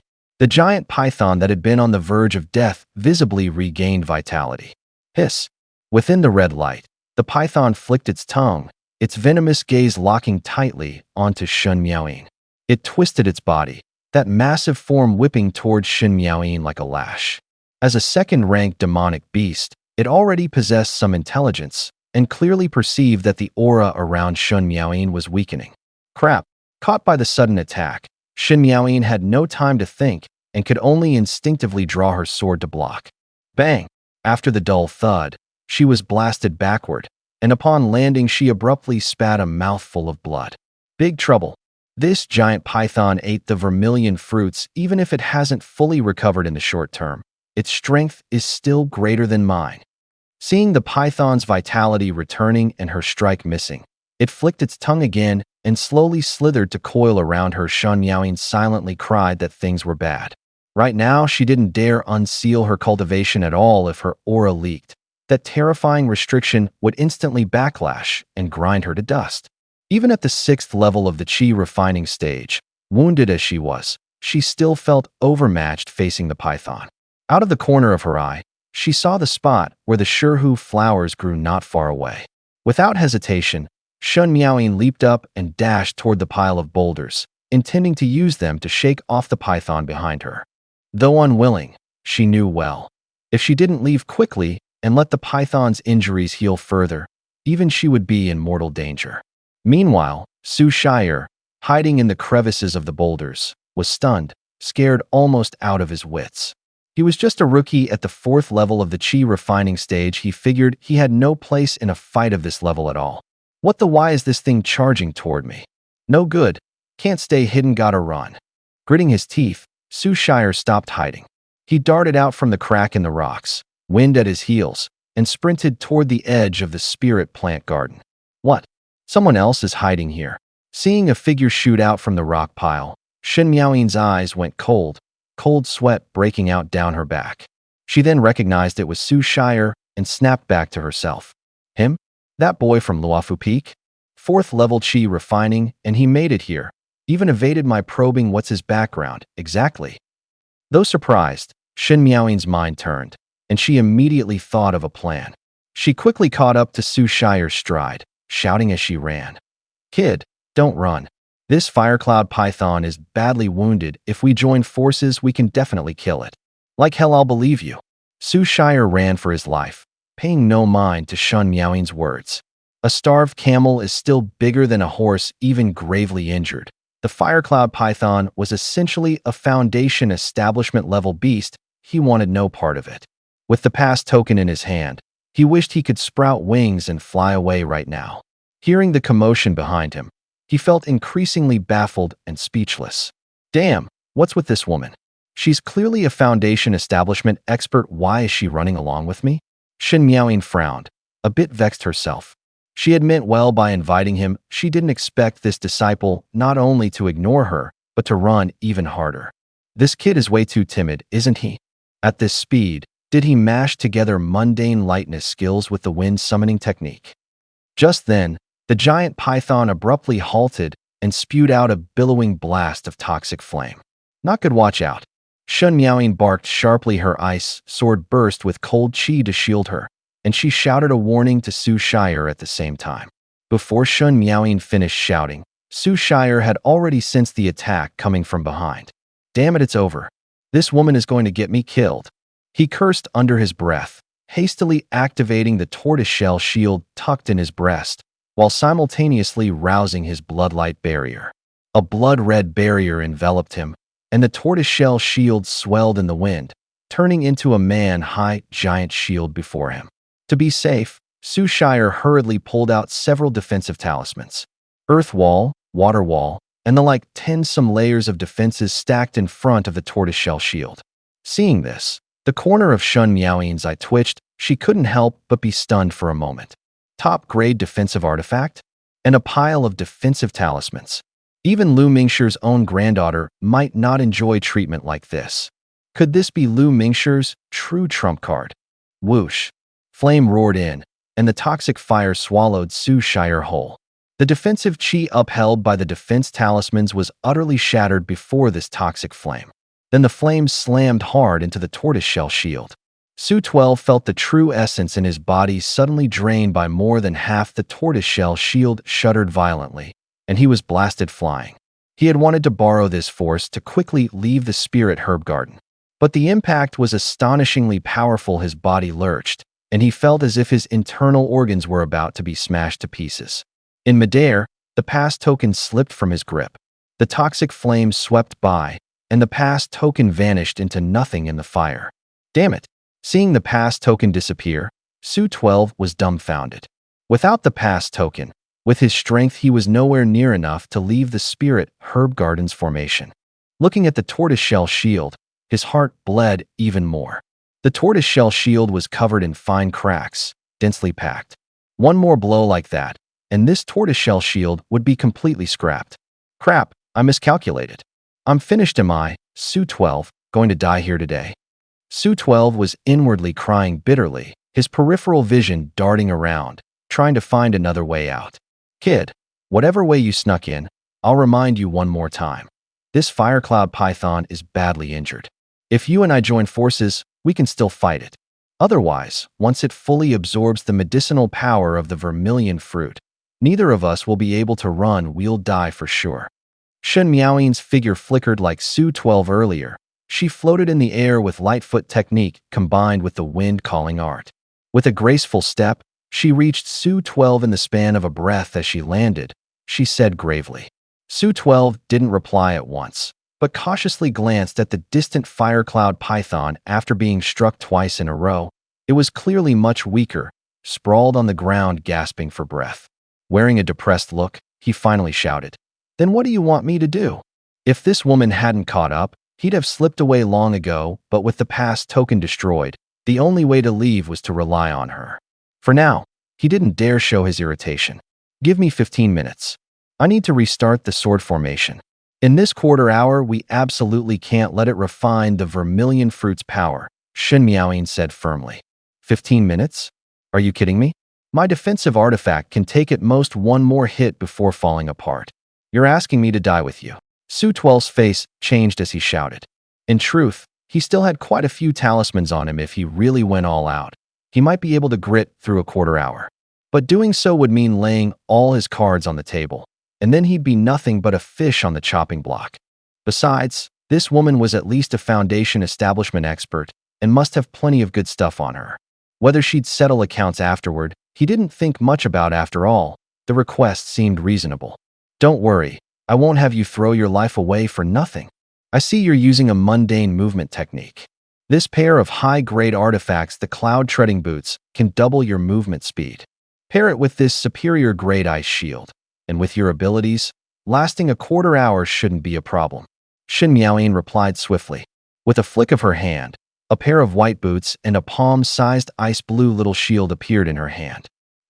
Fine, I'll do my best."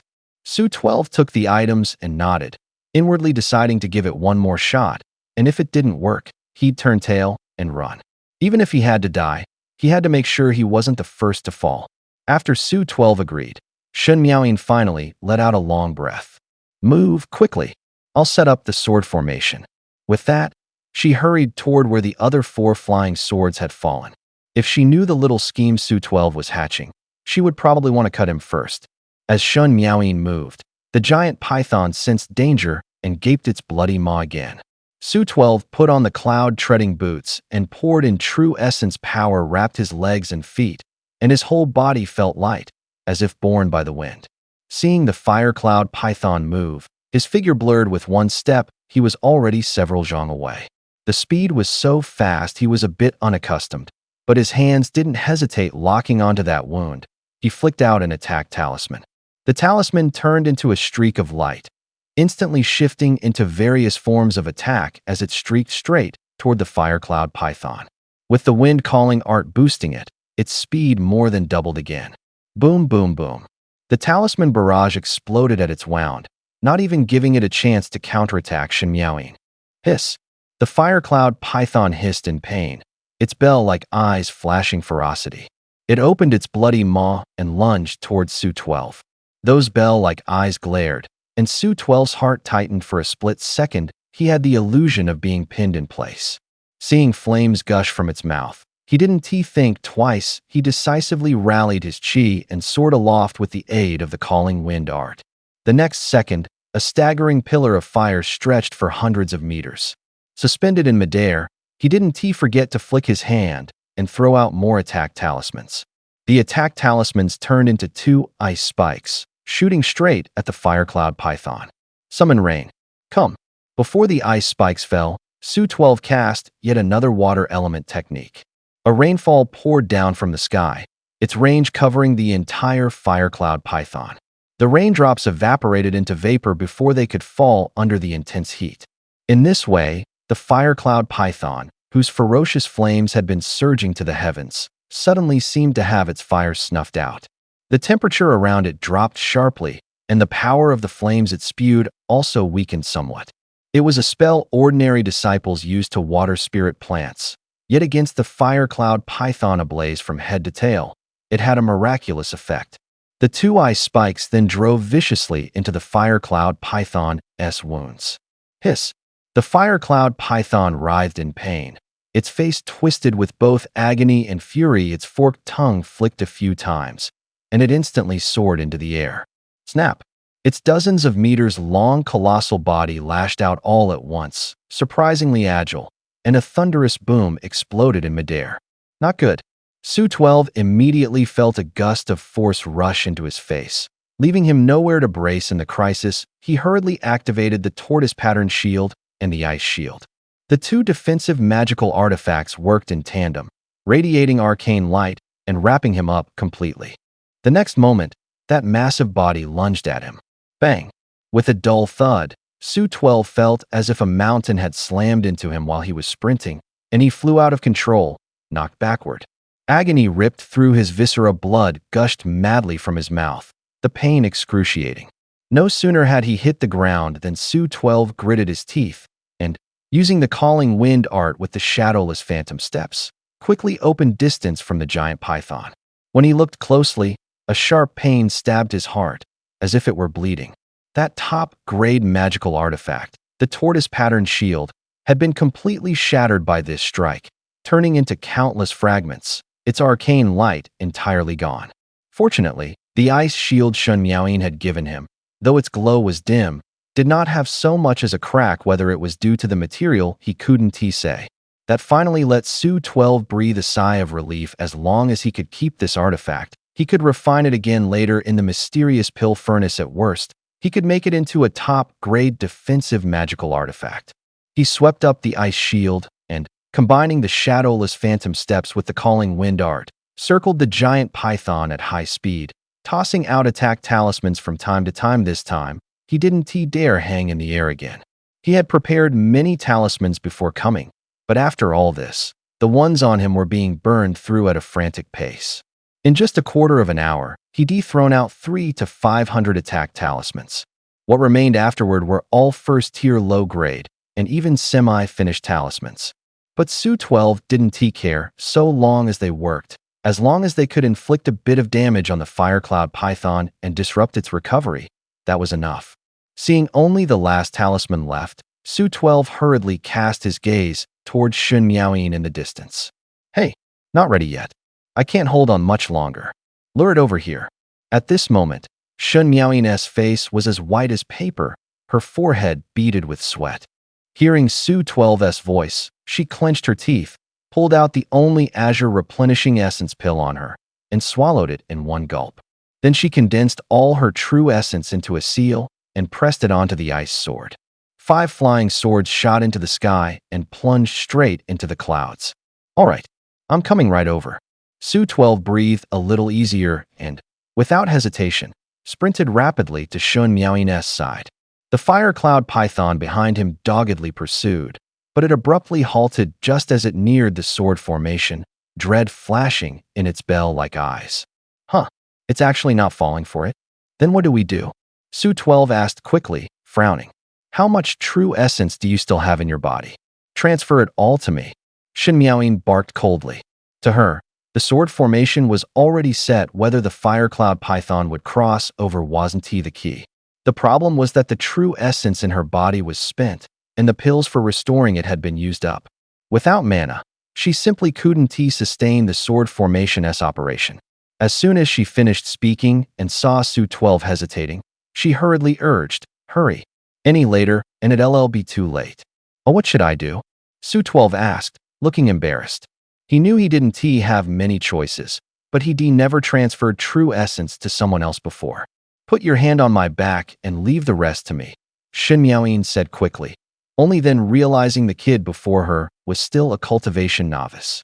Su-12 did as told, placing his palm on Shun Miaoyin's back. Even through the fabric, he could feel the softness and a faint warmth, giving him a feeling he'd never experienced before. But the sensation lasted only an instant.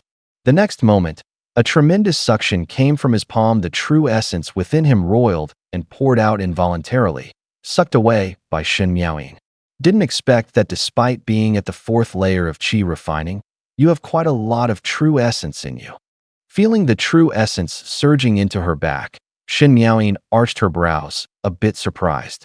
In her perception, the true essence in Su 12's body was at least a third more than other disciples of the same realm. Mixed spiritual roots, while abysmally slow to cultivate, R&T without benefits.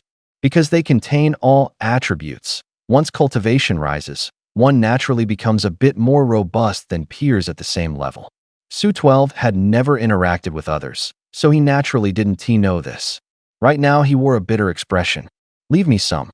At this rate, you're going to drain me dry. Shen Miaoying said no more. With the boost of true essence, her hands had already begun forming seals. The seals shot to the heavens, and 5 icy longswords reappeared amid the clouds, cold surging in all directions. Amid the billowing frost, a massive sword shadow surfaced once more. Frost sword formation, sever. With a cold shout, Shen Miaoying sent the giant sword shadow crashing down from the sky, a bone-piercing chill in its wake, cleaving toward the giant python not far away. Unwilling to concede, the fire cloud python reared up halfway and spewed flames from its maw, forcibly holding off the sword shadow. Dim-witted as it was, it still knew this was a life and death moment, so it drove all the demonic essence surging in its body, actually contending with the sword shadow in the air, neither gaining the upper hand. Just then, Shen Miaoying let out a muffled groan. Blood overflowed at the corner of her mouth, and her aura suddenly turned chaotic. She had already been injured, yet still forced a sword formation with only a chi refining cultivation base. One could imagine the price. No, hold on, don't collapse. Sensing something wrong with Shen Miaoying, Su 12's heart pounded wildly. He panicked. Screw it. Gritting his teeth, he fixed his gaze on the fire cloud python, steeled himself, flipped his hand, and hurled 7 soul-severing nails. At the same time, he tossed out his remaining offensive talismans as well. Locked in a fierce stalemate with the sword formation, the fire cloud python had no time to bother with Su 12's tricks, and naturally didn't believe 7 little iron nails could hurt it. Thud! With a dull sound, the soul-severing nails and offensive talismans all sank into the python's wounds. Immediately after, over 100 offensive talismans detonated at once. Though those talismans were all defective and of mediocre quality, exploding together inside its wounds still packed quite a punch. It was practically a fatal crit. Boom, boom. Caught off guard, the fire cloud python was blasted until half its body was flayed open. Even its surging demonic essence was shocked still by the strike, slowing at once. Seizing the chance, the giant sword shadow descended with awe-inspiring might, cleaving straight down along the center of its brow. The nearly 100-meter-long python was cut cleanly into 2, dead beyond dead. Uffed. With that, Shen Miaoying could no longer hold on. She spat a mouthful of blood and collapsed limply to the ground. This battle had wounded her badly. She now didn't even have the strength to move. The 5 flying swords that formed the array in the air also clattered down one after another. We did it. We actually took down a second-tier demonic beast. Su 12's complexion looked a bit better as he plopped down on his butt, his face still haunted by shock. But he wasn't much better off. His dantian was utterly empty, and every cell in his body was screaming. The pain made him bare his teeth, his face twisting. Never fight above my level again. I almost died this time, nearly killed me. He took the lesson to heart, hurriedly fished out a bottle of minor rejuvenation pills, and swallowed half the bottle in one go. The pills melted the moment they entered his mouth, and their pure medicinal power quickly spread through his body. His internal injuries rapidly replenished under their effect. In less than a quarter of an hour, Su 12 had regained the strength to move and got to his feet. But the injuries were deep. Fully recovering wouldn't happen overnight. He quickly scanned the battlefield, not rushing to move recklessly. Fixing his gaze on the woman before him, he hastily asked, "How are you now? What is your condition?" The 1,000-year vermilion fruit was indeed tempting, but to take it away he still had to rely on this mysterious woman before him. Shen Miaoying replied weakly, "What do you think?" At the moment, not only was her true essence exhausted, but her foundation was damaged as well. She didn't even have the strength to open her storage pouch for pills. Staring intently at Shen Miaoying, Su 12 quickly said, "I can help you heal, but once you're recovered you can't attack me.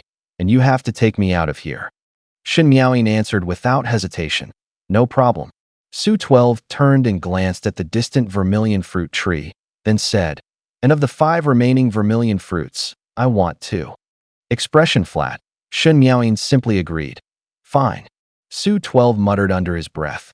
That was a little too straightforward, wasn't it? Then he asked, "One last question, what is your name?" "Shen Miaoying." Shen Miaoying said calmly. "Surname Shen? I remember the Peak Master of Tianjue Peak also has the surname Shen. What's your relationship to her?" Su 12's heart jolted. A bold guess sprang into his mind. He conducted himself cautiously, always staying alert to everything around him. Before the trial began, Fu Boran of Tianjue Peak had asked an elder of Tianjin Peak about Peak Master Shen's whereabouts. "What do you think?" Shen Miaoying asked back with a faint, ambiguous smile. Though gravely injured, she was a Peak Master after all. Her composure remained intact. "Holy crap, you're actually the Peak Master of Tianjin Peak." He had long suspected this woman's status wasn't low, but that she was the Peak Master of Tianjin Peak that he would never have imagined in a million years. "Do you have any other questions?" The people from Tianjue Peak could break the formation and rush in at any time. "The longer we delay leaving, the greater the danger," Shen Miaoying said coldly. No problem. This bottle of small huandan is for you." You don't seem able to take it yourself. I'll help." "Pardon the impertinence." Su 12 gave an awkward smile and quickly handed the pill over. Only then did he realize that Shen Miaoying currently didn't even have the strength to take it herself. He hurriedly poured the small huandan into his palm, about to administer it to her. "What? A supreme-grade small huandan? And 5 of them? Who on earth are you?" Seeing the pills in Su 12's hand, Shen Miaoying knit her delicate brows and asked in surprise. "I don't have any background, just a nobody. This pill, I got it by chance." Su 12 hastily shook his head in denial. Not wanting to dwell on it, he pinched the pills and edged forward step by step, nervously bringing them to her lips one by one. His fingers brushed her cold red lips, seeing her long lashes tremble slightly. Su 12 felt his heart race and a tingling numbness run through his head. An indescribable feeling circled in his chest. His face flushed all at once, heat rising in his cheeks. He was only 17, young, and with little experience of women. Such a reaction was normal. Moreover, the person before him was a peerlessly beautiful woman. As the pill slid down her throat, a wave of coolness instantly spread through her limbs and bones, like spring rain nourishing the earth. Her injuries were temporarily suppressed. She drew a breath of the spiritual qi of heaven and earth, which turned into threads of true essence circulating within her. Then, with a wave of her fair hand, she took out a pale blue great huandan, glanced at it, and put it away again. By rights, a great huandan's medicinal power was stronger, but the one in her hand was only Tier 2 mid-grade, simply not in the same league as that supreme-grade small huandan. "Let's go. Pack up the things we need to leave now." She rose from the ground, picked up 5 flying swords, and walked to the vermilion fruit tree. With a sweep of her gaze, she raised her hand, and cold qi condensed into a flying dagger. The blade flashed, and 5 vermilion fruits rustled down. Before the fruits hit the ground, Shen Miaoying had already taken out 2 sandalwood boxes and packed the 5 vermilion fruits. She turned and handed Su 12 the box containing 3 vermilion fruits. "These 3 vermilion fruits are for you. Many thanks." Su 12 took the box, stared at the 3 plump, crimson fruits, and grinned from ear to ear. His mind held only her words from before. 1,000-year vermilion fruit could increase one's cultivation by half a jiazi with a single fruit.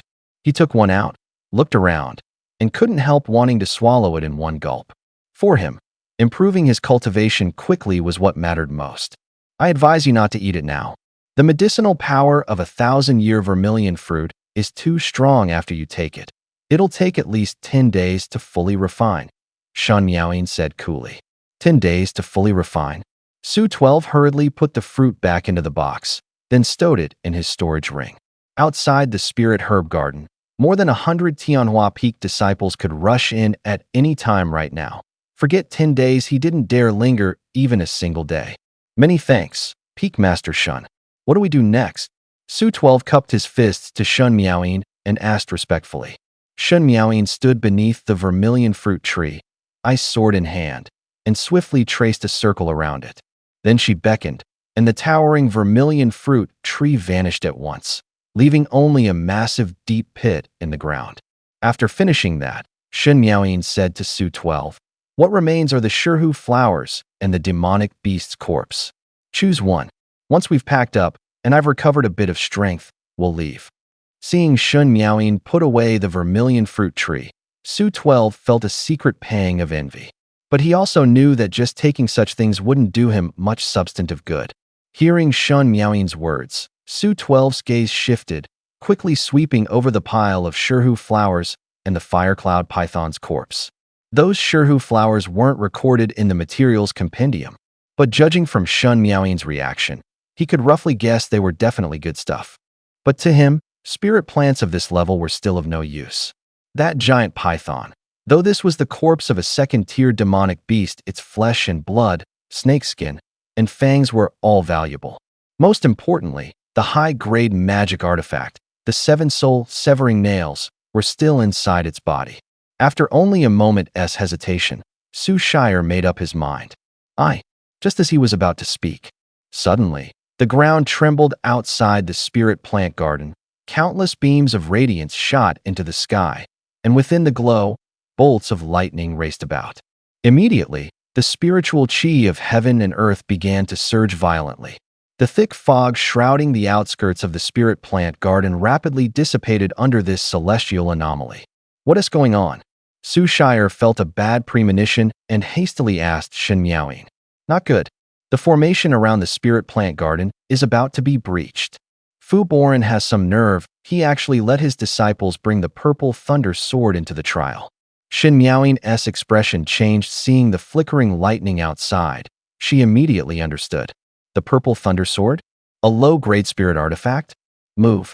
Su Shire reacted at once as he spoke. He swept the Firecloud Python's corpse skin, flesh, and all into his storage ring, then hurried to Shun Miaoying's side. He had been present when Fu Boran displayed the purple thunder sword in public. The power of that lightning sword had left a deep impression on him. There's no time if I want to break the formation and leave. I need at least 3 days to restore my cultivation. For now, we can only find a place to hide and lie low.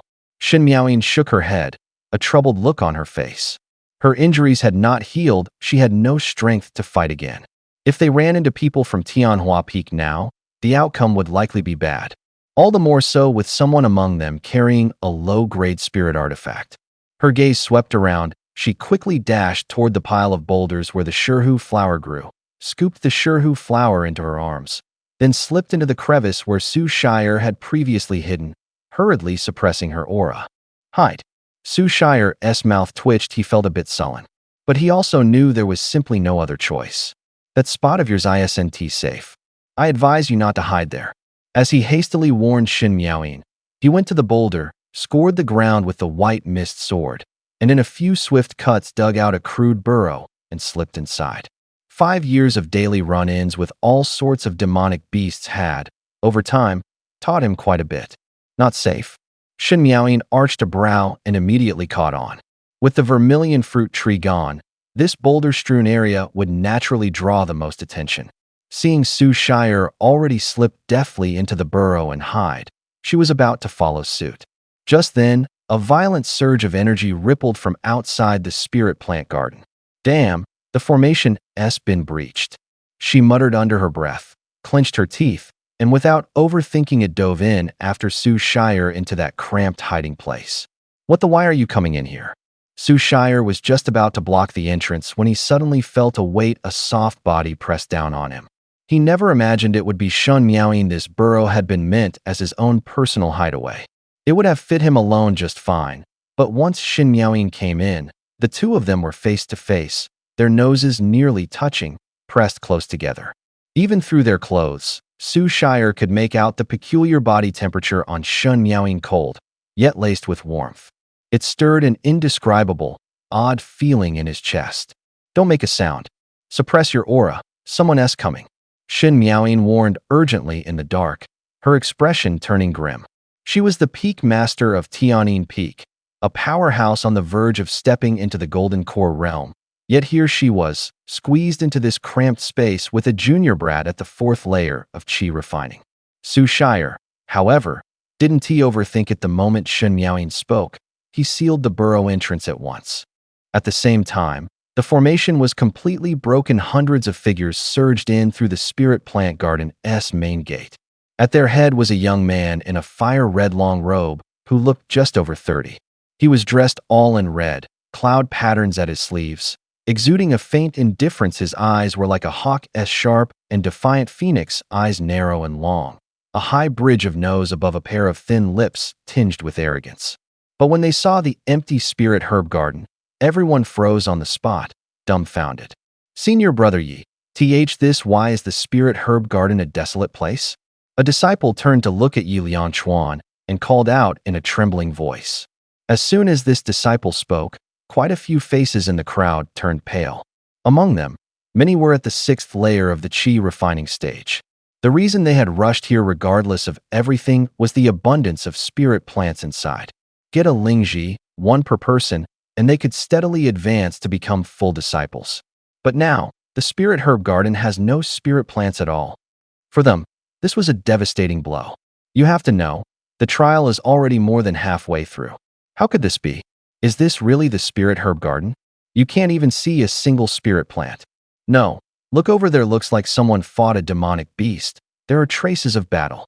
Wasn't there supposed to be a vermilion fruit tree here, guarded by a second-tier demonic beast? Who in this trial has the ability to slip in without a sound and kill a second-tier demonic beast before we even got here? That's not necessarily how it is. Of the Yunj 7 peaks, which peak doesn't he have trump cards? For instance, Tianjue Peak walks the path of formations. There may well be a formations expert mixed in here. And look at Tianjue Peak. Those qi refining disciples can actually ride their swords through the air. They're anything but simple. Before the words were even finished, the Tianjue Peak crowd went farther in, and, seeing the ground of the Spirit Herb Garden cracked and blood everywhere, each of them cried out in shock. At the very center, Yi Liangchuan's brows knit into a chan. The next instant his gaze turned cold, and he barked. Looks like someone really seized the initiative. But the blood on the ground hasn't dried, the soil's freshly turned, and this big pit is undoubtedly where the vermilion fruit tree used to stand. That person shouldn't have gone far. From now on, everyone move out. Within 20 li of the Spirit Herb Garden, don't let a single disciple of the other peaks off. Dig 3 feet into the ground if you have to and drag that person out. Sword in hand, Yi Liangchuan spoke coldly, his tone grim. As he spoke, he also walked over to where the vermilion fruit tree had originally been. And this spot happened to be the closest to Su 12 and his group. Hearing the movement from above, Su 12's heartbeat sped up wildly, and being pressed so close to Shen Miaoying also stirred an instinctive reaction in his body. Yu Shen Miaoying's eyes flew open, her body went rigid, and she instinctively wanted to cry out. The intimate contact alone was one thing, but Su 12's reaction made her feel as if she were being violated. Su 12 felt a bit awkward. He couldn't control that reaction, but his mind stayed sharply alert. Hearing the disturbance, he almost instinctively tilted his head and sealed Shen Miaoying's lips with his own. In a situation like this, if a sound slipped out, 9 times out of 10 it would cost them their lives. MMPH. As soon as she made a sound, she realized something was wrong. But she never imagined Su 12 would use this method to stop her from making noise. This bold brat, he really Shen Miaoying's chest heaved violently with anger. The more she reacted like that, the more awkward Su 12 felt. For a moment, the entire burrow was suffused with an ambiguous air. Shen Miaoyi. In the burrow, lightning crashed down, and Su 12 and Shen Miaoying's bodies jerked with spasms. Fortunately, conducted through the ground, the lightning's power was greatly reduced. Painful, but not fatal. Neither dared circulate their qi to resist. They could only grit their teeth and take it with flesh and blood, stifling their cries. Su 12 was all right. The pain he'd endured cultivating with qi-gathering pills was no less than this. Shen Miaoying, however, had not borne such agony for who knew how many years. She clung to Su 12, fingers digging into his back until her nails unknowingly bit into flesh. Fortunately, The commotion did not last long. Let's go. Looks like they really left. Seeing all the boulders ground to dust, and still no sign of anyone in the pile, Yi Liangchuan finally turned his gaze elsewhere. Contrary to his expectations, Su 12 and Shun Miaoyin had not left, but were hiding in a burrow beneath the boulder pile. Senior brother Yi, if we can't find that person, what about our trial?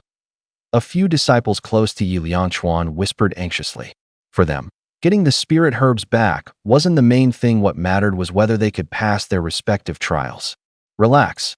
Even if that person truly can't be found, I can still think of a way to get you through the trial. Yi Liangchuan said coldly, give me 3 days. If there's no news of him in 3 days, I'll take you down another path to deal with it. Of course, he didn't dare delay too long. The matter weighed heavily on him. Returning empty-handed from the spirit herb garden, and if they still found nothing after this once the trial ended, he'd surely shoulder a lot of pressure. Hearing that, the others finally breathed a sigh of relief. In the burrow, Su 12 and Shun Miaoyin were pressed close. Only when it grew quiet outside did they exhale in relief. They're gone. Peak Lord Shun, you can let go of me.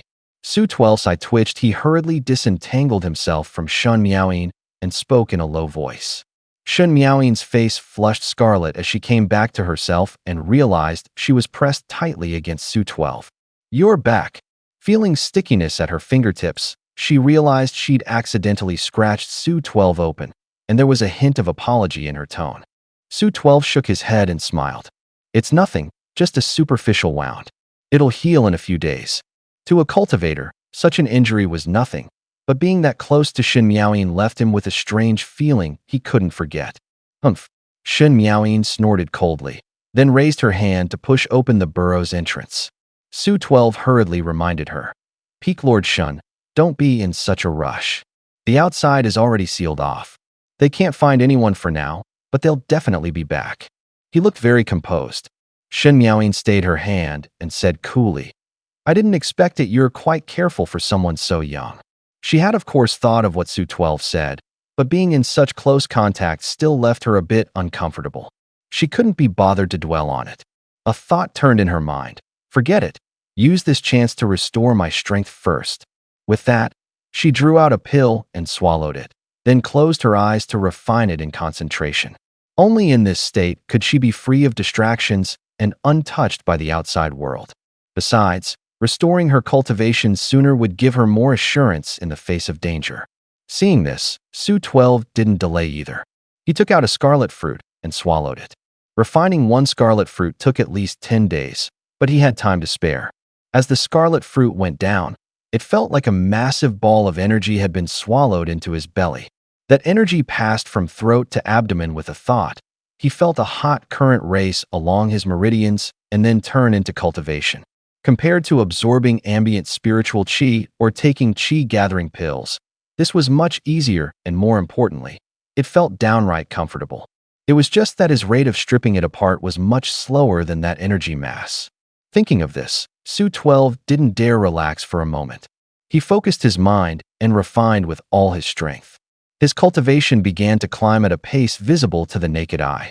Over these 10 days, the people of Tianjue Peak turned the outskirts of the spirit herb garden over several times and kept coming back to search, but found nothing. In the end, they had no choice but to give up, unwilling as they were. The 11th day arrived. From within the boulder pile, 2 figures burst up from underground. Shun Miaoyin wore a smile, radiant with energy, a deep, rich aura rolling off her clear signs her cultivation had recovered. 10 days of recuperation had fully restored her cultivation. Once she went back and refined those 2 scarlet fruits, she had a 70% chance of forming a golden core. But when she saw Su 12 standing to the side, her expression turned a bit awkward, more than anything, surprised. Peak of the 5th layer of qi refining? Impossible. You're just a qi refining cultivator after a single red fruit. Never mind perfection. You should at least be at the 7th or 8th layer. Wait, what's your spiritual root? As she spoke, Shun Miaoyin seemed to recall something and asked. Su 12, blushing, said, mixed spirit root. His spirit root was known to many on the peak. It wasn't any secret. A single red fruit only raised his cultivation by 1 level. He couldn't help feeling a bit disappointed, but it wasn't unacceptable. After all, he'd long known the state of his spirit root. From the start, he hadn't held out much hope. Besides, he still had 2 red fruits on hand at this pace of cultivation. He was already quite satisfied. What? Mixed spirit root. How did you cultivate to the 4th level of the qi refining stage in such a short time? Shen Miaoyin was taken aback. She, usually so indifferent, suddenly couldn't remain calm. In her mind, she had always regarded Su 12 as Luofu Peak's hidden trump card. Speaking of mixed spirit roots, she didn't believe Lu Mingshi would accept such a disciple. It's just a bit of personal fortune, that's all. Su 12 gave an awkward smile and didn't elaborate. He intended to keep the secret of that mysterious pill furnace to himself and would never tell anyone. Fortune is indeed important to cultivators, but with a mixed spirit root, foundation establishment in the future will likely be a problem. You'd best prepare early. Shen Miaoyin spoke coolly, didn't probe further, and simply offered a calm reminder. Truth be told, she didn't think highly of Su 12. Relying on fortune matters for cultivators, but few can keep running into opportunities without good talent. The road ahead becomes very limited. Foundation will be a problem? Su 12's expression shifted slightly, and he hurriedly asked. Shen Miaoyin's words were like a bucket of cold water, instantly dousing his newly lifted mood. A cultivator's realms are like heavens layered one upon another. Each tier is a shackle. The worse your aptitude, the tighter the shackles. You're already struggling so much in daily cultivation. To break through in the future will likely be as hard as ascending to the heavens. Shen Miaoyin spoke lightly. She wasn't trying to discourage him, just laying out the facts. Is there truly no other way? Su 12 asked, grimacing, and pressed on. Shen Miaoyin hadn't touched on this matter, and he had sensed as much, but he hadn't expected it to be this difficult. Perhaps because they had shared hardship, Shen Miaoyin wasn't too displeased by his questioning and said mildly, there are ways. First is relying on pills, for example. Foundation establishment pills can raise the success rate, but they are rare, and in your case, 1 or 2 won't solve it. Second is relying on cultivation techniques. Certain special techniques can also increase the chance of foundation establishment, but those are rare, and the common ones actually have aptitude requirements. Unless, as she spoke, she seemed to think of something and paused. Unless what? Su 12 asked cautiously. Shen Miaoyin said evenly. Unless you can cultivate to the 12th layer of the qi refining stage and use that 12th layer as the point of breakthrough. Paired with foundation establishment pills, your chance of success may be higher. In ancient times, qi refiners had 12 tiers of realm, but reaching the 12th took too long. Later, people tried to charge at foundation establishment with lower cultivation. Over time. 9 layers of qi refining became the common upper limit. After that, many cultivation techniques were lost to the ages, and recovering them isn't easy. If you decide to commit, you can start from this angle. 12 layers of realm. Su 12's heart trembled, and he immediately thought of the small Zhoutian qi refining art that was precisely a 12-layer method. He quickly cupped his hands to Shen Miaoyin in thanks. Many thanks, Peak Lord Shen. Your words have helped me a great deal. Shen Miaoyin waved lightly, her expression turning cold. No need to thank me. Consider this your repayment for helping me. The formation array of the Spirit Herb Garden has been broken. You can leave on your own. After today, our fate ends here. When we meet again, we'll be strangers. You'd best forget what happened between us during this time. If outsiders learn of it, I will not let you off. With that, Shen Miaoyin returned to her keep strangers at bay demeanor, fixing Su 12 with a cold stare full of warning. To her, this was nothing more than an accident with her talent. Once she returned, she would soon condense. So long as it could increase his chance of a breakthrough, he was willing to try anything. After parting ways with Shen Miaoyin, Su 12 picked a random direction and just kept going. Having stripped the Spirit Herb Garden clean, his promotion to a full disciple was all but guaranteed. There was no need to take further risks. Next, he planned to find a secluded spot to go into seclusion and cultivate. 3 days later, Su 12 cast the wind summoning technique, treading the phantom steps, shuttling through a stretch of towering mountains.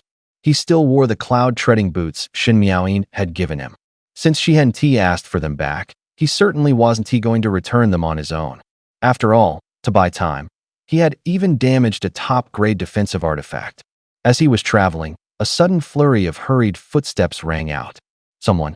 His brows twitched without a second thought. Su-12 suppressed his aura and slipped into a patch of bushes beside the trail.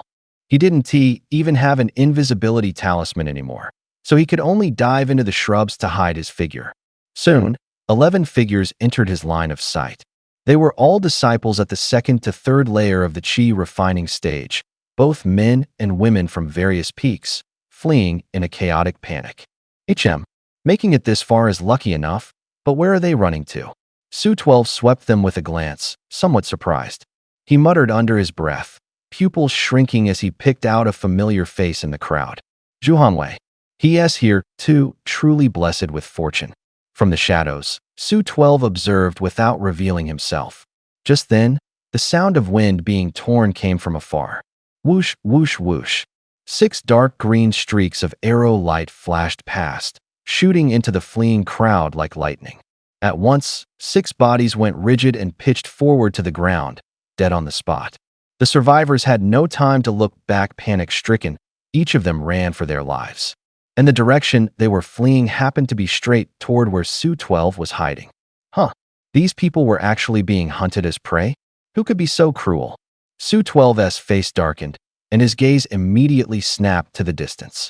There, a man in disciple robes with the insignia of Sunrise Peak embroidered on his chest came into view.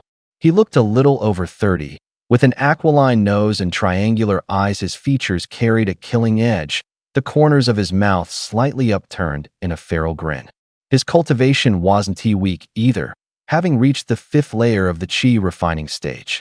At the moment, he gripped a dark green longbow in his hand as he chased the people fleeing ahead. Locking onto the remaining 5, his true essence surged and poured into the longbow. Whoosh, whoosh, whoosh. The longbow glinted, and 5 more arrows of light condensed from true essence screamed through the air. Sensing danger closing from behind, Zhuhanwei reacted the fastest, kicking hard off a nearby tree and pitching his body forward. Whoosh! An arrow of light grazed his calf and buried itself in the nearby tree. Teeth clenched in pain, Zhuhanwei crashed to the ground not far from Su-12.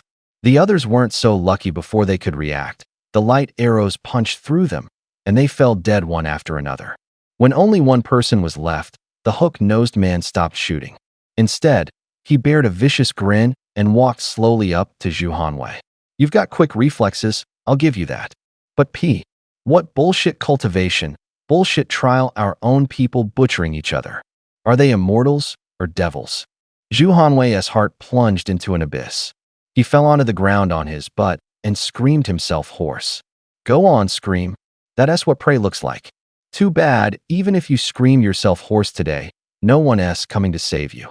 The hook-nosed man bared his teeth, his grin growing brighter. As he spoke, he drew his bowstring hard. His true essence condensed into a light arrow, shooting straight for Zhuhanwei's brow. Zhuhanwei slumped on the ground, his voice cut off abruptly. He gaped, his face full of terror and despair. Bang! At the brink of life and death, a sword light suddenly flashed past, blocking the light arrow. Stop! With a loud shout, Su-12 burst out of the bushes. The others died too fast. Su-12 hadn't had time to make a move, nor had he planned to save them. But Zhuhanwei was different. He and Su-12 were from the same hometown and sect. If he hadn't bought 2 martial arts manuals off Zhuhanwei that day, Su-12 might not have managed to beat that menial disciple and the sword-carrying youth. Whether out of sentiment or reason, he had cause to act. The sudden turn left both Zhuhanwei and the hook-nosed man stunned. Hearing someone call out to help, Zhuhanwei was overjoyed and quickly turned to look at the newcomer. Senior Brother 12? But when he saw it was Su-12, his face immediately wilted, wearing a mourning look, his eyes filled with indescribable disappointment. In his eyes, Su-12 was at best at the 3rd layer of Qi refining. He couldn't imagine he had even a sliver of a chance against the hook-nosed man. The hope that had just flared up was doused in an instant, and Zhuhanwei sank into utter despair. No, I can't get away. But 12 came to save me out of kindness. I can't drag him down with me. Gritting his teeth, he hurriedly shouted, Senior Brother 12, run. You're not his match, get out of here. When you get back home, please check on my dad, he asked the town mayor. Eh, a brat at the third layer of chi refining dares to stick his neck out? Want to leave? Don't you think it's a little late for that? Since you're here, you'll be my new prey. Seeing Su 12's cultivation, the hook-nosed man smirked in disdain, as if he'd found a new plaything. A hotter light flared in his eyes. Prey. Su 12 gave a cold smile. Even as he spoke, his figure blurred and vanished from where he stood, urging his phantom step footwork. In the next instant, he was already behind the hook-nosed man. White mist sword in hand, his blade flashed as he slashed down without mercy. With his minor Zhou Tian breath concealment art circulating, even Shun Miaoyin, peak lord of Tianjue Peak, couldn't see through him, let alone the man before him. He had deliberately presented himself as third-layer chi refining just to lull the other side into carelessness and set up this strike. No, you're not just third-layer chi refining. Cunning brat. The danger suddenly rising behind him made him suck in a breath of cold air. He couldn't help but shiver. At the critical moment, he raised his hand and tossed out a small black bead. The bead spun rapidly, whipping up a gust of eerie wind that howled as it wrapped around him. Sitting on the ground, Zhu Hanwei was stunned by Su 12's swift movement technique. Seeing the hook-nosed man throw out a black bead, he hurriedly shouted a warning. 12. Careful, his treasure can corrode artifacts. An hour ago, he used that thing to trap and kill a senior brother at the 6th layer of chi refining. Corrode artifacts? Trap and kill a 6th layer chi refining. Startled, Su 12 hadn't yet recovered when he felt the white mist sword grow heavy in his hand, as if he had cut into a mire. His attack thwarted, he instantly realized that a surprise one-hit kill was no longer realistic. He didn't hesitate. As he flung out a fireball, he pulled back the white mist sword swift as a swooping hawk. He quickly opened distance from the hook-nosed man. Staring at the white mist sword, he finally understood what Zhu Hanwei meant by corroding artifacts. Buffeted by the wind, the white mist sword had sprouted rust spots, and pitting its luster dimmed at once. Another couple of clashes, and it would probably be scrap. What a vicious artifact. I thought I could take advantage, only to be countered if he planned ahead. Trapping and killing a 6th layer chi refining is indeed possible. Su 12 sighed inwardly, eyeing the man with a hint of wariness. Trying to ambush me? Kid, you're still too green. At first I thought a 3rd layer chi refining prey would be boring. Didn't he expect your 5th layer chi refining interesting? The hook-nosed man sneered and shook his head, licking his lips. Before the words had even fallen, the wind drew back around him. He whirled and, with a backhand motion, knocked and drew his longbow. 6 light arrows tore through the air, arriving in an instant. Eyes narrowed, Su 12 was ready. As the light arrows neared, he activated ice shield. The shield swelled with the wind and rose before him. This wave of attacks still couldn't break the ice shield, and he planned to use the chance to strike back.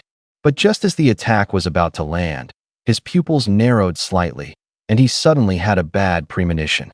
No. In a flash, he didn't hesitate, decisively summoning a gust of wind and lifting himself into the air. Boom. The next second, the light arrow struck the ground and exploded with a roar. Dirt flew. Trees toppled. A massive crater appeared on the spot. Hiss, what kind of bow is this? The power is actually this terrifying. Su 12 sucked in a cold breath. If he hadn't noticed that cold smile on the opponent's face and dodged in time, that blow would have left him grievously injured if not dead.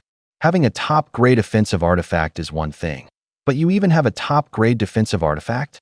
Kid, you've got quite a stash of treasures. The hook-nosed man frowned, talking as if Su 12 were prey to be taken on the spot.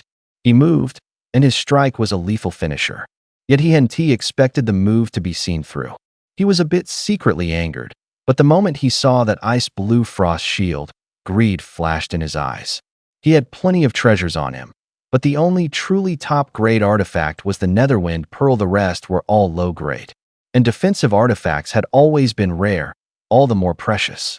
He fixed his eyes on Su 12 in midair and decisively knocked and loosed 6 light arrows in succession. These 6 arrows carried little threat, yet Su 12 didn't dare relax. The man looked mad on the surface, but was actually deeply treacherous. Even in midair, his movement was exceptionally agile, constantly driving the wind summoning art. paired with phantom step and cloud-treading boots. For a time, Su-12 drifted like a wraith, appearing around him now in front, now behind. Die! Suddenly, Su-12 let out a low shout and swept his sword forward. Driven by true essence, the white mist sword carved out a dazzling arc of sword light. The hook-nosed man snorted coldly. Same trick, think that will work? With that, he urged the Netherwind Pearl again. This time under his control, the Netherwind lunged straight at Su-12. But before the Netherwind could roll over Su-12, his expression changed sharply. Thup, thup, thup. Accompanied by several soft sounds, 7 soul-breaker nails, guided by Su-12's object control technique, drew near without a sound. While the opponent was fully focused on controlling the Netherwind, the nails suddenly burst forth, driving into his back. The soul-breaker nails were top-grade artifacts to begin with, and they carried potent venom. Though the hook-nosed man was strong, once struck by the nails, he immediately went limp and collapsed to the ground. The Netherwind dispersed that dark, eerie pearl dropped to the ground. How is that possible? A top-grade hidden weapon? Who are you? The hook-nosed man hurriedly fumbled out one of the soul-breaker nails and held it, his face changing color again and again in shock. Most disciples who came to the trial were either complete rookies or of menial origin. These people were generally not strong, and it was hard for them to have good items on them.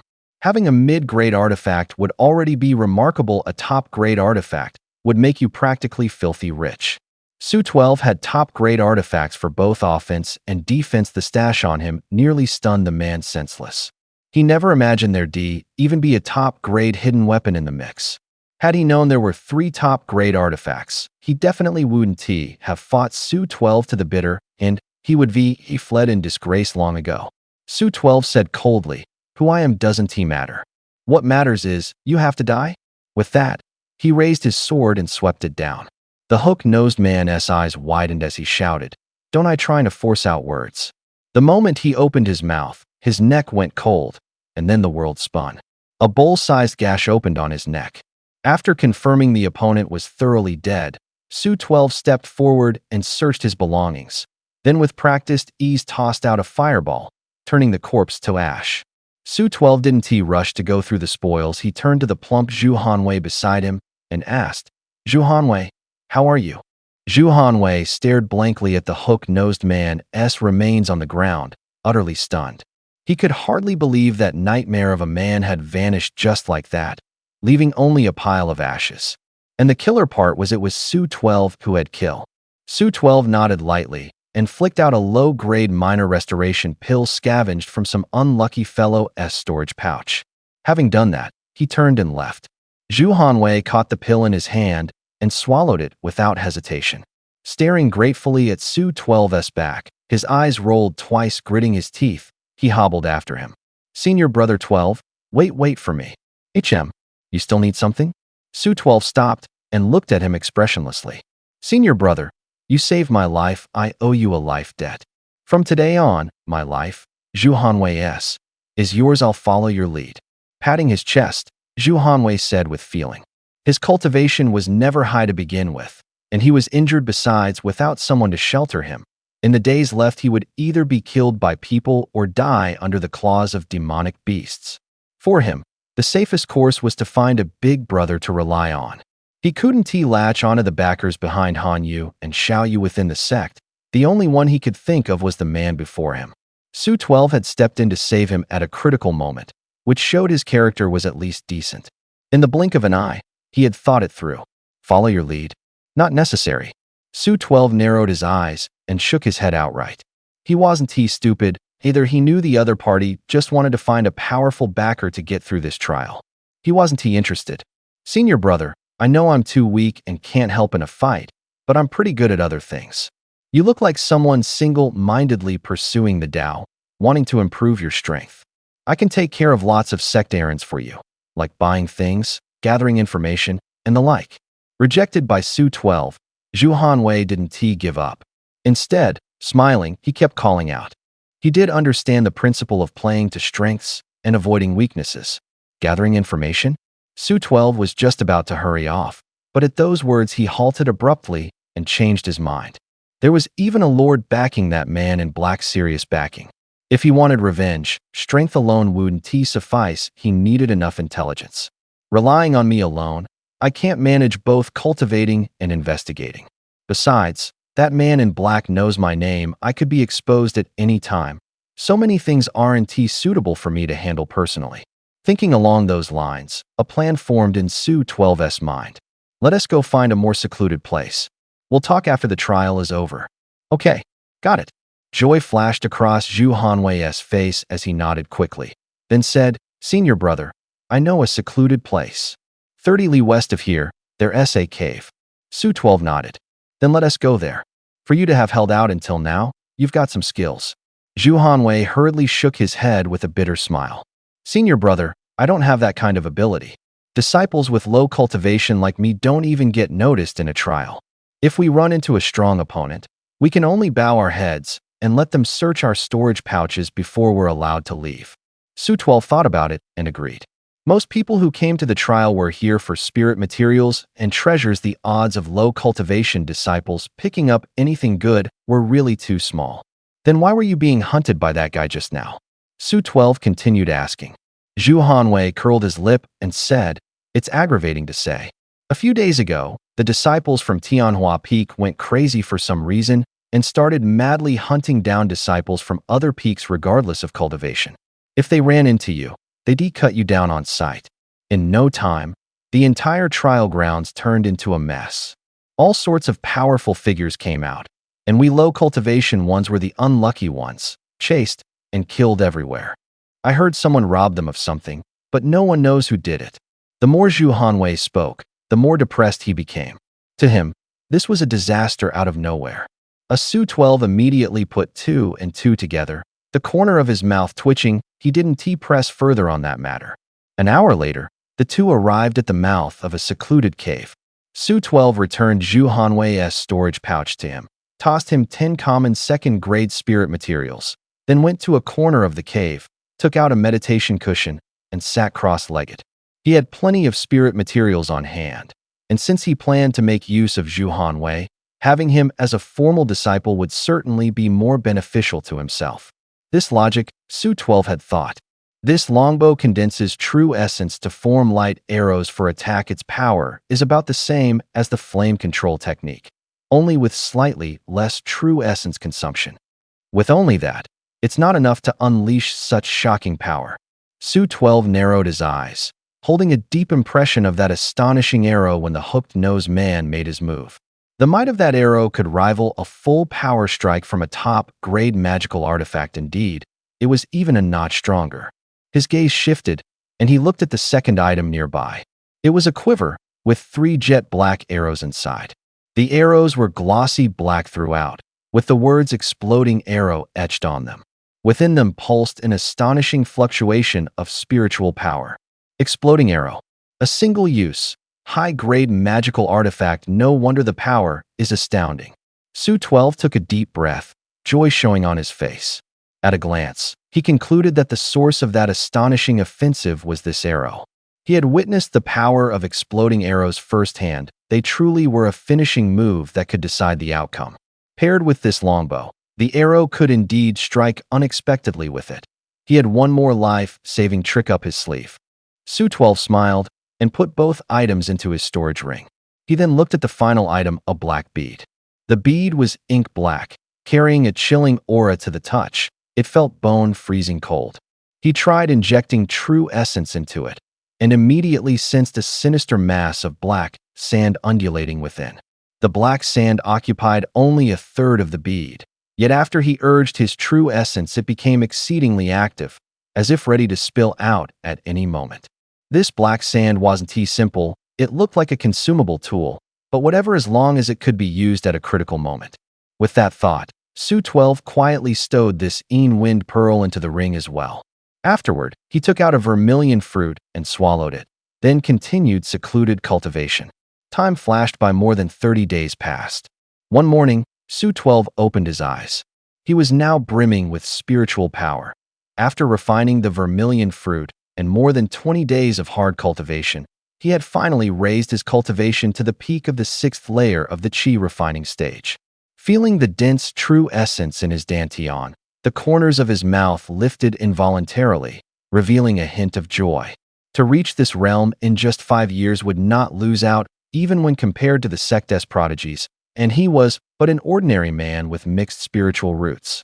At the cave entrance, seeing him open his eyes, Zhu Hanwei, holding a teleportation talisman, shouted excitedly, "Senior brother, the teleportation talisman is fully infused with spiritual energy. We can go now." Su 12 said instead, "Don't rush. I'll first organize the things on me." He spoke calmly, still seated where he was, and began to inventory and sort all the items on him. He planned to put the most precious and important items into the storage ring in his hand. This storage ring was indeed handy, more convenient, and more discreet than a storage pouch you couldn't sense any aura fluctuation from it at all. At the same time, within Cloudsong's sect, a dozen figures tore through the sky, landing one after another in the valley where the ancient teleportation array had been set up.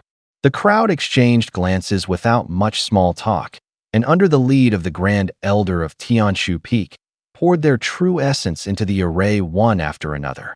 At the same time, the earth trembled, and that massive ancient formation once again manifested before them. Everyone immediately fixed their eyes on the formation, traces of tension on their faces. After all, this time they were heading to an unfamiliar place, and those sent were disciples of modest strength. No one dared guarantee how many resources they could bring back. And the amount of resources brought back would determine whether each peak could develop in the future. These people were the direct beneficiaries as well. Besides, for this trial, each peak had revealed quite a few trump cards. The situation had once left minds in turmoil.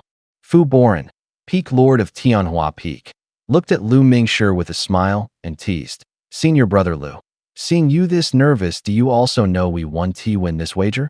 Lu Mingshi rolled his eyes, glared at Fu Boran, and snapped back, "Lose? You old bastard, the people haven't even come out yet. What are you gloating about?" Just as the others said, he was indeed especially tense. This harvest was tied to the wager between him and Tianjue Peak. Losing the cold jade would be a small matter. The key is. Walking briskly over, after bowing respectfully to the Grand Elder, he stood behind him without a word. The Grand Elder lightly stroked his beard, gave this group a slight nod, the corners of his mouth lifting into a satisfied smile. Tianjue Peak sent in 35, and 35 returned. The peak masters and elders of the other peaks twitched their eyelids, exchanged glances, and were all taken aback. Right after that, light kept flaring on the teleportation array. Disciples from the various peaks appeared on the formation one after another. Only a few of these disciples were alone. Most were in groups of 3 to 5. More or less, they all bore injuries, some severe, with broken arms and legs, gruesome beyond measure. Their expressions varied as well. Some grinned so widely they couldn't close their mouths. Some hung their heads in dejection, faces full of gloom, and others wore looks of lucky escape and relief. After they came out, they each found their own peak's area, then quickly returned. The peak masters and elders of each peak remained impassive. The disciples' appearance didn't stir the slightest ripple in them. An hour passed, and the numbers returning to each peak had already exceeded half. Only Luofu Peak was an exception. Only 5 service disciples trailed behind Lu Mingshi. Each wore a worried frown. Uneasy at heart, clearly their gains were scant. Seeing this, Fu Boran smiled and spoke. "Senior brother Lu, didn't Luofu Peak have around 100 disciples taking part in the trial? How come only this few have come back now? Is the newcomer trial really that hard? I think you might as well skip it next time." He looked at the returning teams from the other peaks, then glanced at the scattered few behind him, his wrinkled old face nearly twisted into a knot. Hearing Fu Boran's words, he gave a cold snort and snapped back without courtesy. "Humph, not everyone's out yet. What are you rushing for?" Fu Boran chuckled.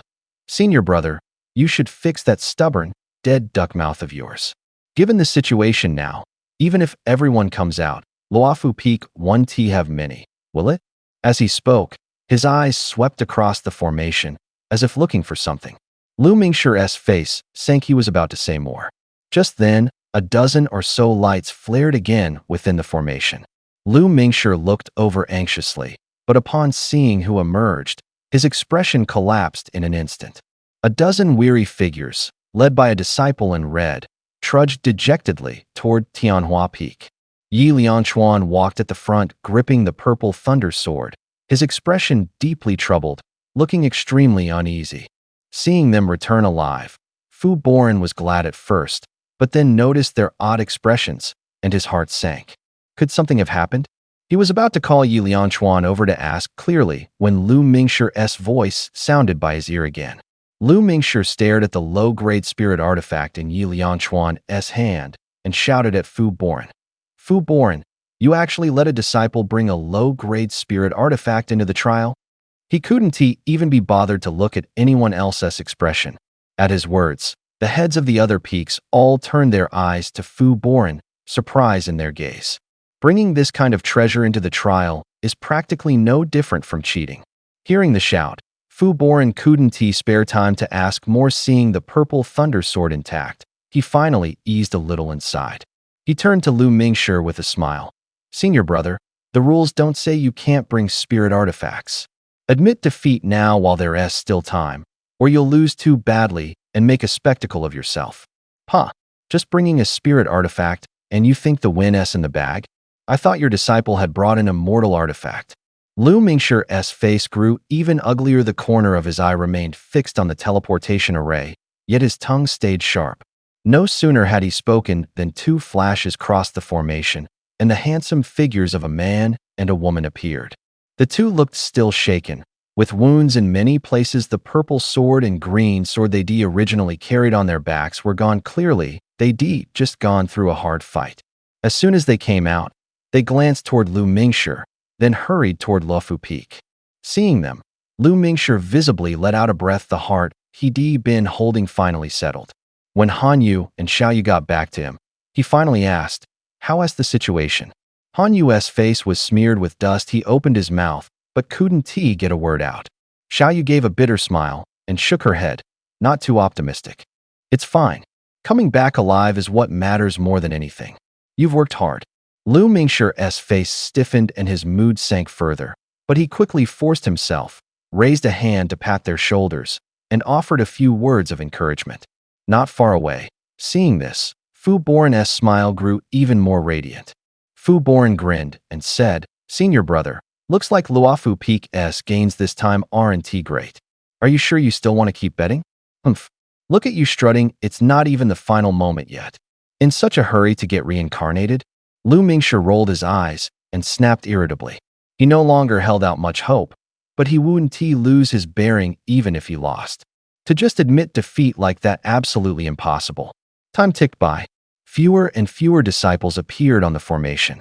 At Tianjue Peak's spot, two beautiful female elders exchanged a glance, faint worry showing between their brows. Behind them, quite a few female disciples had already come out. In terms of survival rate, they were second only to Tianjue Peak. But Peak Lord Shen Miaoyin still hadn't come out, so how could they not be worried? Just as the two were growing fidgety and anxious, several more flashes lit up on the formation.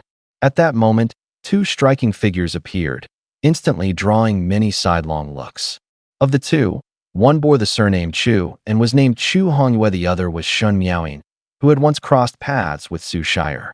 As soon as they emerged, they quickly swept their gazes around, expressionless, and walked off toward Tianjue Peak and Luoyan Peak respectively.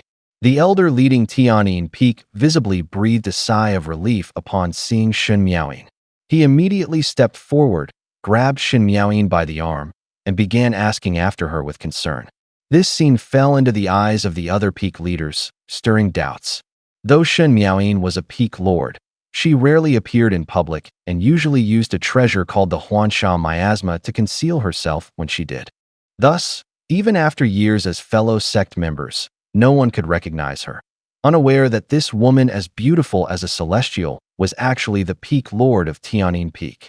Returning to the Tianjue Peak crowd, Shen Miaoyin subconsciously glanced toward Luofu Peak.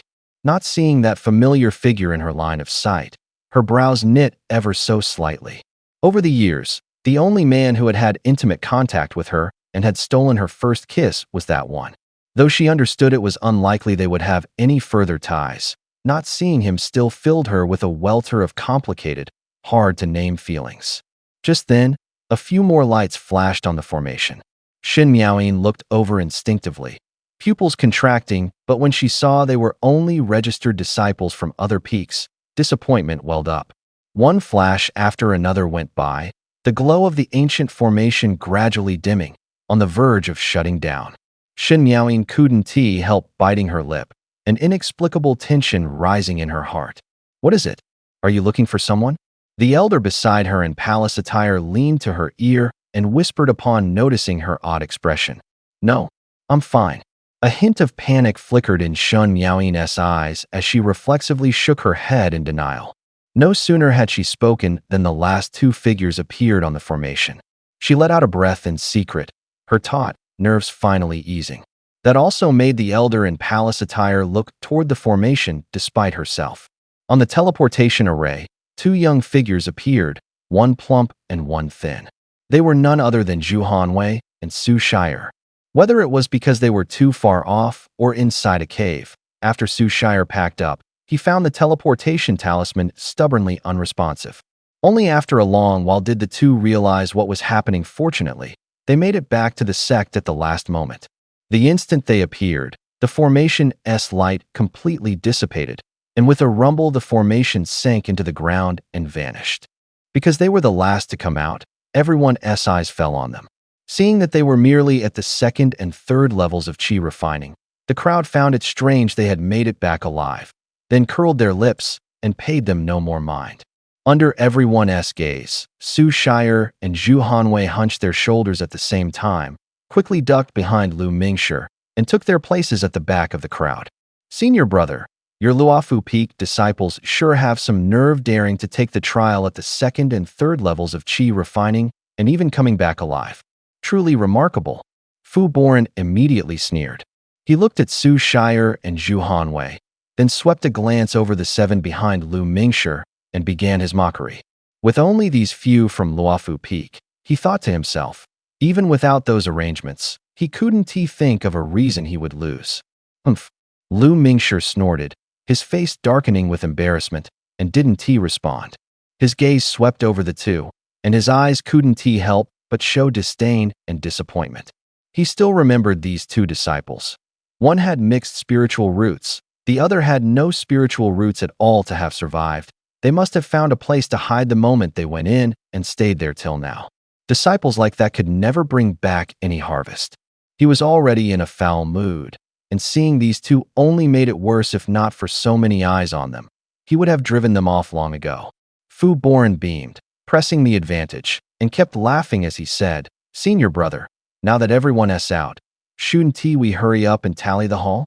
The sooner we wrap up, the sooner I can take the 100-year cold jade back to cultivate. With that, it should have been all peaks tallying their own harvests at the same time. But at this moment, the other 5 peaks couldn't be bothered. From peak lords to elders, along with their disciples, they all turned their gaze to Tianjue and Luofu peaks. Each one was brimming with interest, ready to watch a good show. From the numbers on both sides, everyone had already roughly guessed the outcome. No one thought Luofu Peak still had any chance of winning. That said, such a show didn't come often, so everyone still wanted to see just how far apart the two sides were. Of course, there was one exception. Shin Miaoyin cast a cold glance at Su 12, feeling somewhat helpless. Su 12 stood at the very back of the crowd, neck hunched, face full of worry. Whether they knew anything or not, anyone who saw him would think he and team managed to get anything this time. But she knew full well that if you were to speak of the one who had the greatest haul, there was no second besides Su 12. Lu Mingshi was a bit embarrassed and, with a touch of powerlessness, let out a cold snort and called out, Tally up. At this moment, he couldn't help but feel a bit regretful. If only he conceded directly just now. With such a disparity in numbers, to him it was practically like standing trial in public. But things had reached this point, conceding again would only be more humiliating. He could only grit his teeth and keep going. Haha, then let Tianjue Peak go first and put on a show. Fu Boren grinned from ear to ear, turned to the people behind him, and said loudly, All right, take out all the storage pouches on you, and don't think about hiding anything. There's a spirit sensing array in the valley. The storage pouches are sure to carry a spiritual imprint. After the materials are turned in, the sect will take 50%. The remaining 50% will be issued back to you when we return. As soon as the words fell, the disciples before Fu Boren sprang into action, pulling out their storage pouches and lining up to step forward. Only then did Su 12 notice that a fingernail-sized spiritual sigil was flickering on each storage pouch. His own storage pouch had the same mark. But when his gaze fell on the storage ring on his finger, he felt a surge of secret delight. That storage ring looked as ordinary as could be, with not even a trace of spiritual fluctuation detectable, let alone any mark. Could the spirit sensing array not detect this ring? Perfect. Good thing ID already transferred the good stuff into it. Su 12 rejoiced inwardly, and at the same time made up his mind. Unless the Peak Lord discovered it with his own eyes, he absolutely would not voluntarily hand over this ring. Feeling a bit more at ease, he continued to size up the situation around Tianjue Peak. He saw the disciples taking things out of their storage pouches one after another and spreading them out on the ground. After Fu Boren nodded, they packed the items away again and finally handed the pouch to Fu Boren. The disciples of Tianjue Peak were generally quite strong, and their haul was substantial. Only a few had little to show, turning in merely 3 to 5 items of spiritual materials. Most had found a dozen or so, even dozens. There were even a few who had somehow gathered hundreds or even over 1,000 second-grade materials, drawing gasps all around. Standing at the front of the crowd, Fu Boren couldn't stop smiling. Seeing Yi Liangchuan step forward, his eyes lit up all the more. The materials in the spirit plant garden were no small number, getting over 10,000 wouldn't be a problem. But Yi Liangchuan couldn't be happy at all.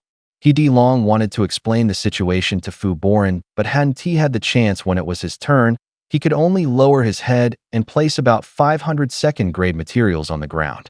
500? What is going on? The corner of Fu Boren's mouth twitched, his smile froze at once, and he shot him a questioning look. Yi Liangchuan hung his head and said, "Master, we ran into some trouble at the spirit plant garden." He then poured out everything that had happened there. After speaking, he presented the purple thunder sword, hurriedly saying, "This disciple failed in his duty. Please punish me, Master." Fu Boren's face cooled, and the atmosphere grew heavier in an instant. But he didn't respond immediately. That so many spirit plants had been intercepted was completely beyond his expectations. He drew a deep breath and swept his gaze toward the leaders of the other peaks. When he saw the Tianjue and Tianyin elders, his eyes paused on them for a moment. In his view, the ones most likely to have done such a thing were people from those two peaks. But with things as they were, picking a fight for the sake of it wasn't a solution. After a brief silence, he took the purple thunder sword and said coolly, "Enough. A few mishaps are normal. You can't be blamed. Getting this many materials is work enough. In the sect's grand tournament 10 years from now, there will be not only heavenly treasures, but also foundation establishment pills. When the time comes, we'll still be counting on you to lead your brothers and fight." Relieved, Yi Liangchuan clenched his teeth and replied solemnly, "Rest assured, Master, when the time comes, this disciple will give it his all." Fu Boren nodded, signaling the disciples behind him to continue. Tianjue Peak had the most people. Over 1,000 went. More than 500 returned, and it took nearly 2 hours to finish tallying. The 500-some disciples found over 40,000 second-tier spirit materials in total, averaging nearly 100 per person. Although there had been an incident in the spirit herb garden, Fu Boren was still very satisfied with this result. As long as he could obtain that 100-year cold jade, he was confident he could form a golden core. It would also make up for some of the losses. Turning to Lu Mingshi, he laughed and said, "Senior brother Lu, according to our previous agreement, your Luofu Peak needs to come up with at least 4,000 spirit materials to be considered the winner. Well, can you produce that?" As soon as he spoke, everyone turned their heads toward Luofu Peak. That figure had the heads of the various peaks practically drooling so many spirit materials, it could be counted as a bumper harvest. That made Luofu Peak's chances of winning even slimmer. The people of Luofu Peak instinctively held their breath, not daring to make a sound for fear of offending the Peak Lord at this moment. Lu Mingshi looked even worse, his face as dark as a lump of charcoal, momentarily at a loss for how to respond. Completely beyond his expectations, Tianjue Peak's haul far exceeded imagination. Over 3,000 spirit materials, relying on those guys behind him to come up with them? Don't be ridiculous. Let alone 3,000. Even scraping together 300 would be hard. The only one who kept his cool was Su 12, who was secretly stuffing everything he could into his storage ring. If they failed, so be it. If they succeeded, whatever he saved would be all his, and he wouldn't have to hand over 50% to the sect. Senior brother, why have you gone silent? Planning to admit defeat outright? Since we've said this much, why not tally up too and let us see Luofu Peak's haul? Otherwise people will say Luofu Peak can't afford to lose. Seeing Lu Mingshi not respond, Fu Boran grinned even wider. He and Lu Mingshi were old rivals. He would never pass up a chance to see the other make a fool of himself. You old bastard, what are you so smug about? Lu Mingshi scowled, shot Fu Boran a fierce glare, then turned to the people behind him. All right, take out the materials you've collected. Winning or losing isn't important. Let everyone have a look so no one can say we can't afford to lose. As he finished speaking, Lu Mingshi's gaze fell on Hanyu. Hanyu lifted his head, swept a glance at Tianjue Peak, a hint of defiance in his eyes. With a wave of his hand, a huge pile of spirit materials appeared before everyone like a small mountain. 1,203 spirit plants. Not bad, nicely done. In terms of individual results, you're already the best among the 7 peaks.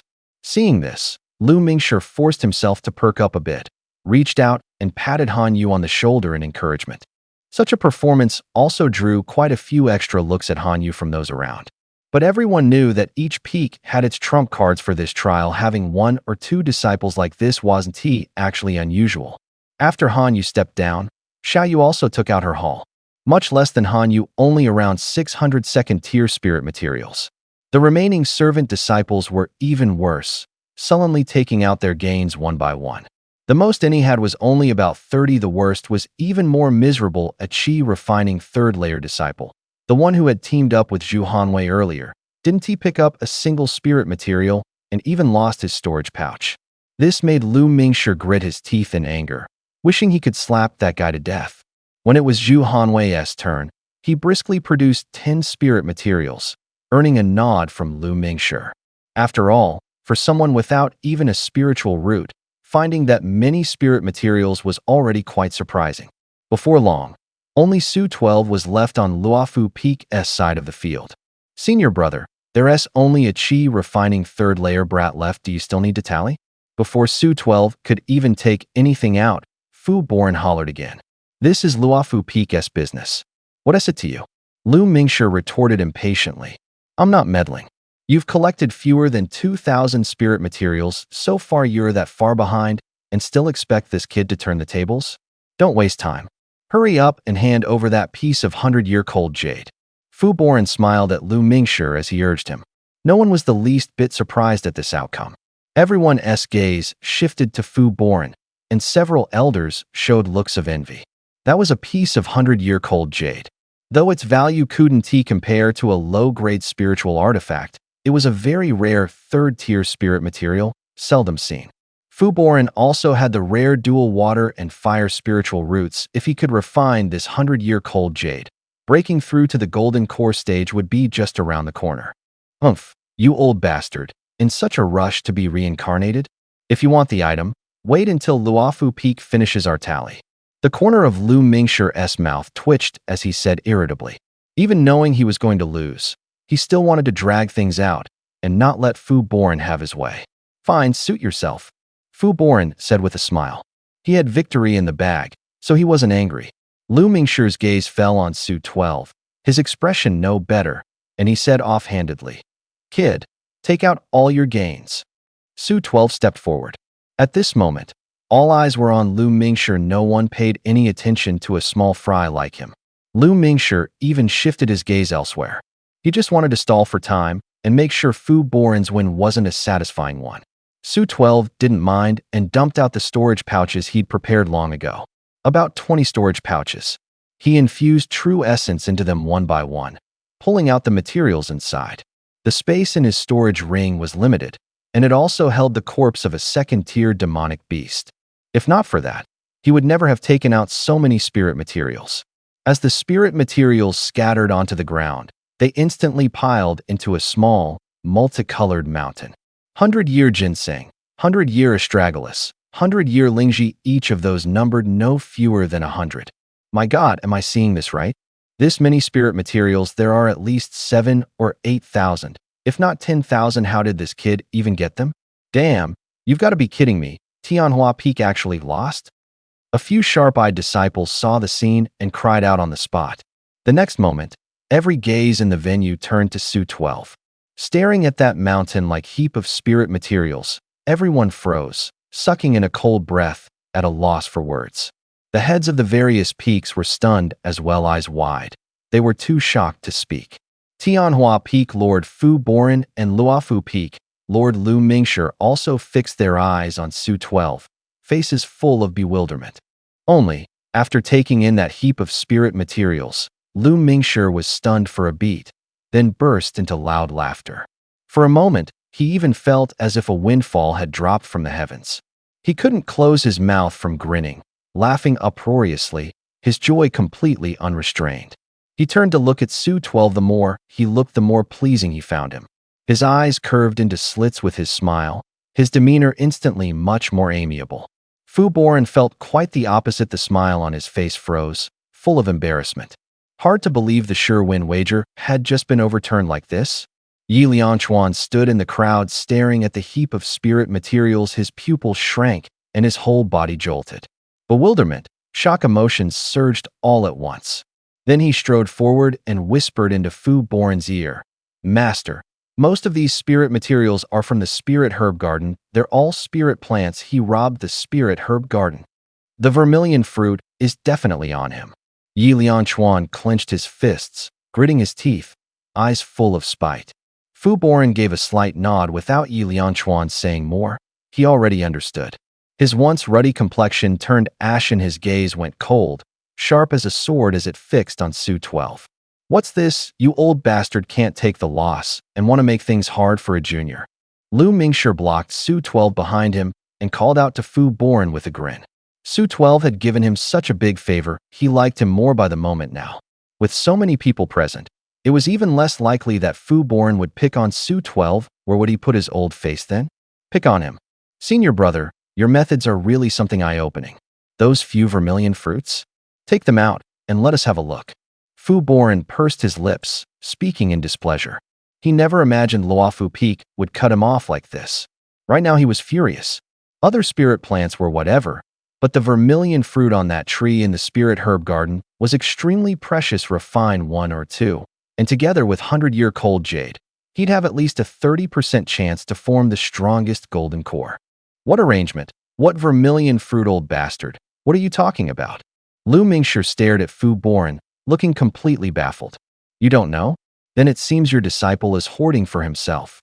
Fu Boran shot Lu Mingshi a look, seeing he didn't seem to be lying. He narrowed his eyes. "Hoarding? What a joke. There's not a trace of storage artifact spiritual fluctuation on him. Where would he stash anything?" Lu Mingshi rolled his eyes and shot back. Right now he couldn't be more indulgent towards Su 12. "Then you'll have to ask your disciple." "Boy, dare you say these spirit materials didn't come from the spirit herb garden? That vermilion fruit tree and the fruits aren't in your hands." Fu Boran's gaze went cold again as he looked to Su 12. "Spirit herb garden? Vermilion fruit?" Lu Mingshi raised a brow. Some rumors he'd heard before immediately popped into his head. Damn, did this kid really cut off Tianjue Peak? How did he pull that off? He had already been filled with doubts about how Su 12 managed to get so many spirit materials. As soon as Fu Boran said that, he knew the outcome was settled. His curiosity was piqued again. His eyes turned, and smiling, he walked up to Su 12 and patted his shoulder. "Su 12, don't be afraid, just tell the truth. With this peak master here, no one dares lay a finger on you." Su 12, as Lu Mingshi spoke up with the question. In the crowd of Tianjue Peak, Shun Miaoyin slightly raised her brow, squinted at Su 12, and thought to herself, "So his name is Su 12? At the same moment, the Grand Elder standing before Tianjue Peak, who had been stroking his beard and watching the show, gave a shudder, a fierce, icy gleam flashing through his eyes. Lu Mingshi suddenly called out his name, and Su 12, already taut with nerves, was even more startled. He remembered clearly. That black-clad man was in Yun's sect and knew his name. If someone recognized him, the consequences would be dire. He narrowed his eyes slightly, his peripheral vision sweeping rapidly around, mainly checking the heads of each peak. Other than Fu Boren, no one showed much reaction, and only then did he quietly breathe a sigh of relief. Thinking it over, he also understood that if he didn't give an explanation today, he probably wouldn't get past this hurdle. Luckily, he had anticipated this and made some preparations. He hurriedly said, "Peak Master, these things were indeed brought from the spirit herb garden. As for vermilion fruits and the like, this disciple truly has no idea. I happened to pick up a pass token to the spirit herb garden by chance, and only then went to gather these herbs. While I was gathering, I ran into a giant python demonic beast and hurriedly withdrew." Su 12's heart was in turmoil, and he quickly recounted how, thanks to an incredible stroke of luck, he had stumbled into treasure by mistake. His account mixed truth and lies, erasing all his own effort and chalking everything up to so-called luck. Once he finished, Lu Mingshi had pretty much believed most of it. After all, given Su 12's current cultivation, only this explanation sounded most reasonable. Lu Mingshi nodded, then looked at Su 12, a hint of helplessness on his face. This kid's luck is ridiculous. Others sweat blood to find spirit materials, while he casually picks up a pass token and comes back with a pile. Not only Lu Mingshi thought, so the others had the same idea. Many people in the field stared at Su 12, both envious and jealous. Who wouldn't want to run into that kind of luck? Han Yu snorted coldly, curled his lip and leaned back, tilting his head in deep disdain. In his view, Su 12 was just a coward who had coasted on luck to get this far. Someone like that wouldn't go far. Su 12 hung his head, putting on a plain and humble look. He didn't want to draw too much attention. After sorting out the ins and outs, Lu Mingshi turned his gaze to Fu Boren again and said with a squinting smile, "Junior brother, you heard it too, right? Want me to count these spirit materials for you one by one?" Sigh. "I told you long ago not to let success go to your head. Now you've been slapped in the face. Haven to you. Are you planning to hand over the purple thunder sword now? Or are you going to try and renege like last time?" Lu Mingshi grinned from ear to ear as he spoke, bobbing his head, looking utterly delighted. Fu Boren pursed his lips, his face ugly, the whites of his eyes practically bloodshot. The purple thunder sword had only just fallen into his hands. It hadn't even cooled yet. "Oomph. Rest easy, senior brother. I am a man of my word. The purple thunder sword is yours." He gritted his teeth, steeled himself, feeling as if his heart were being pinched, and flung the purple thunder sword hard. If it were a private wager, he could easily have reneged. But to turn on his word and go back on it in front of everyone, his reputation would truly be ruined. "TSK, this purple thunder sword isn't bad at all. You can tell junior brother really paid through the nose." Lu Mingshi toyed with the purple thunder sword, feeling the oppressive aura of that spirit artifact, practically unable to let go. At the same time, he didn't forget to crack a few jokes at Fu Boren. Fu Boren grunted, his eyes rolling. Suddenly he said, "Humph, you only got lucky with this disciple. If you ask me, that artifact ought to go to the disciple instead." Lu Mingshi rolled his eyes and said irritably, "When this kid gets back, I'll give him a hefty reward. Don't you forget it. As for you, you really have too much time on your hands, even meddling in other people's family affairs." Fu Boren bared his teeth in a grin and countered, "A hefty reward? What valuable treasure does your Luofu Peak even have to give? Holding that artifact, don't you find it scalding hot?" If he could jab at Lu Mingshi's heart, he'd almost never pass up the chance. Hearing this, Lu Mingshi's expression immediately turned sour. Luofu Peak was indeed the weakest among the 7 peaks, and indeed didn't he have many treasures worth showing. For Fu Boren to throw that out in public, with malicious intent, it put him instantly into a dilemma. Just then, the Grand Elder of Tianjue Peak lifted his eyes and arched his brow, and said in a loud voice, "A low-grade spirit artifact is a bit too precious for a chi refining stage disciple. On the contrary, it's not necessarily a good thing. I happen to have a spare top-grade magic artifact. Why not give it to this lad as a reward?" As he spoke, the Grand Elder walked up to Lu Mingshi. With a flick of his hand, a ruler-like artifact, about the length of an arm and suffused with a faint orange glow, appeared in his palm. The Yuanyang ruler?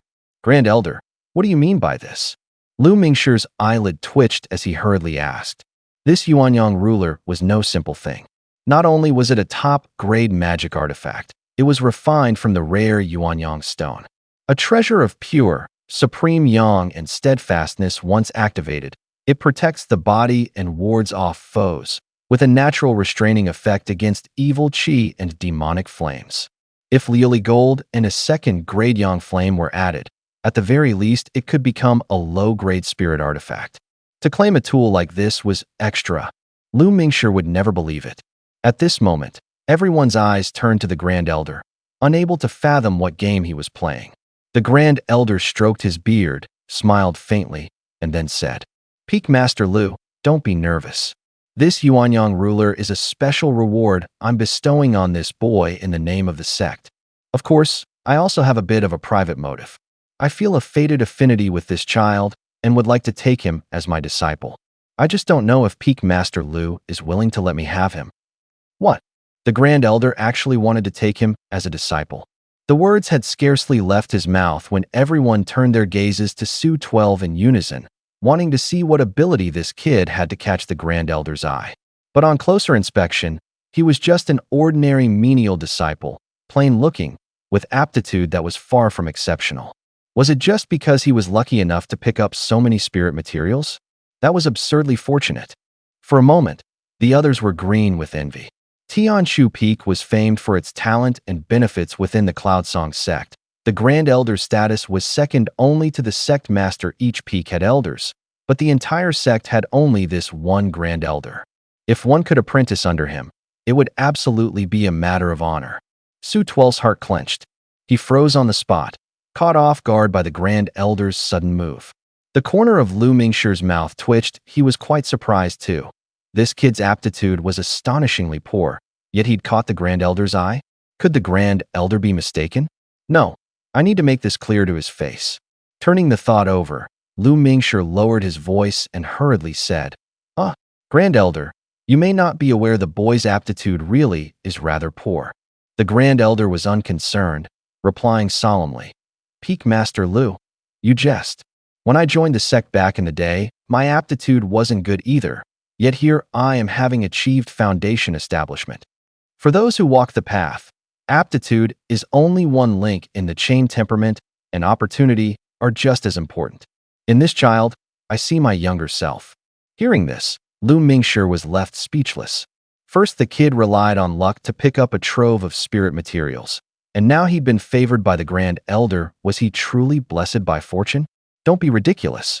Who in this world could keep riding luck like that forever?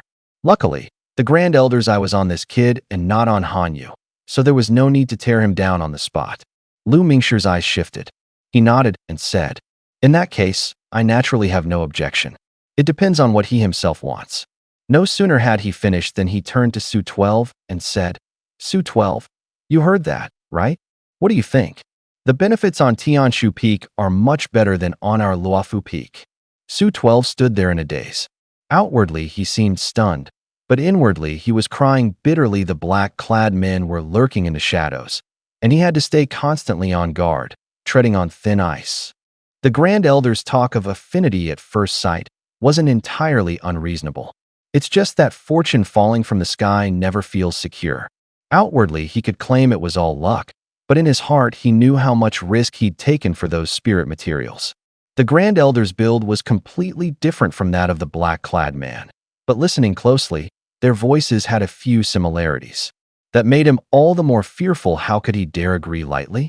Su 12, if you have any thoughts, just say them. Taking a disciple requires mutual consent. The Grand Elder isn't forcing you. Seeing that Su 12 was still frozen without responding, Lu Mingshi was a bit surprised. He narrowed his eyes and added another line. Su 12's body trembled slightly. He hurriedly put on an overwhelmed by favor look, hunched his neck, and tried his best to speak sincerely. Being chosen by the Grand Elder is an honor for this disciple. But since entering the sect, I've grown up on Luofu Peak. The Peak Master has treated me with great kindness. I've long regarded Luofu Peak as home. No matter how good Tianjue Peak may be, it's not where I belong. I'm afraid I'll have to disappoint the Grand Elder's goodwill today. Su 12 did his best to present himself as harmless as a lamb. He knew full well that refusing the Grand Elder's offer in front of everyone was bound to offend him. Better safe than sorry compared to his own life. Even if he offended the other party, a senior wouldn't openly do anything to him. But if the other party really was the black-clad man with ill intent, going would be like a lamb entering the tiger's den. A windfall dropping from the heavens, and this kid actually refused. No doubt, Su 12's reaction was beyond everyone's expectations. Quite a few disciples even widened their eyes, wishing they were in Su 12's shoes. An ordinary disciple faced with something like this would definitely be all too eager to agree on the spot. What else with this kid? He actually gave up such a great opportunity? Lu Mingshi narrowed his eyes, finding it only stranger. Others didn't know, but he knew full well.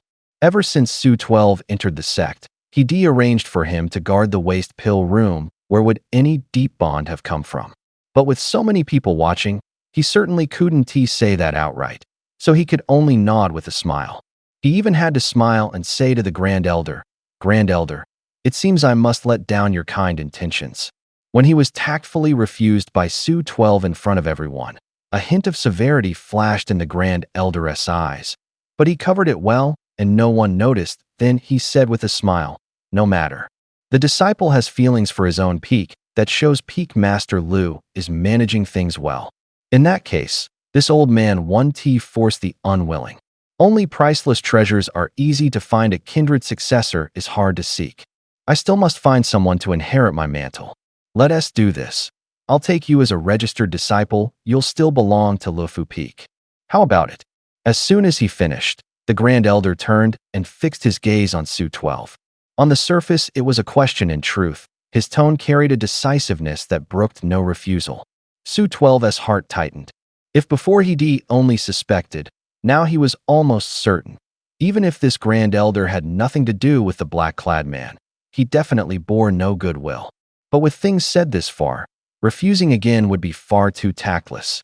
His mind turned, and Su 12 hastily put on an overjoyed expression, saying in quick succession, "To earn the Grand Elder's favor is my honor.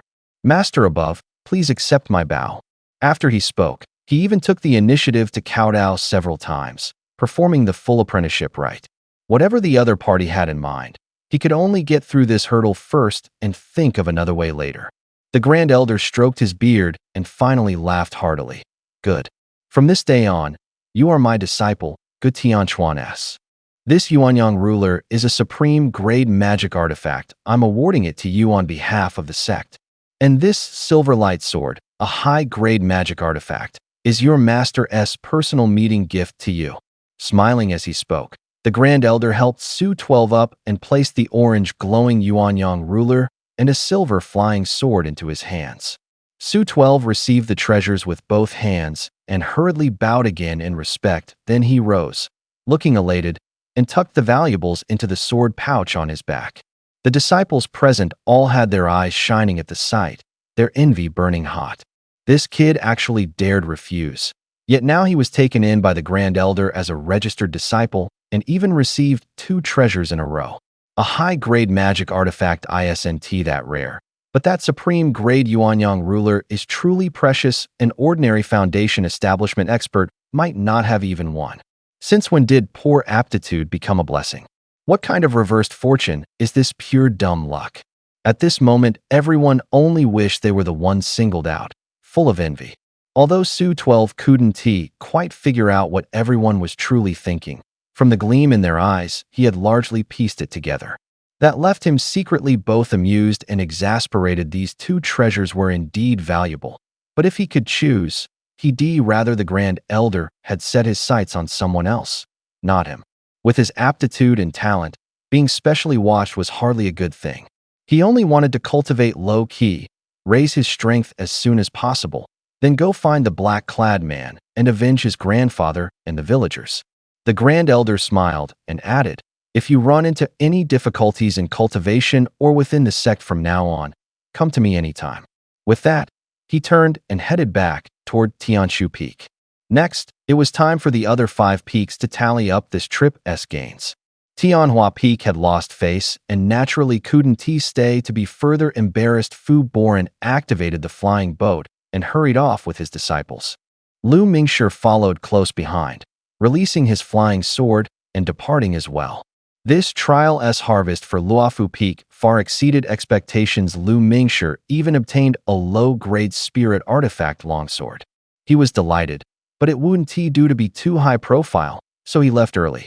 With Su 12 taken in by the Grand Elder Tianjue as a registered disciple, his status naturally rose with the tide, and Lu Mingshi even called him over by the flying sword to give a few words of advice. Lu Mingshi took him by the arm and said in a low voice, 12.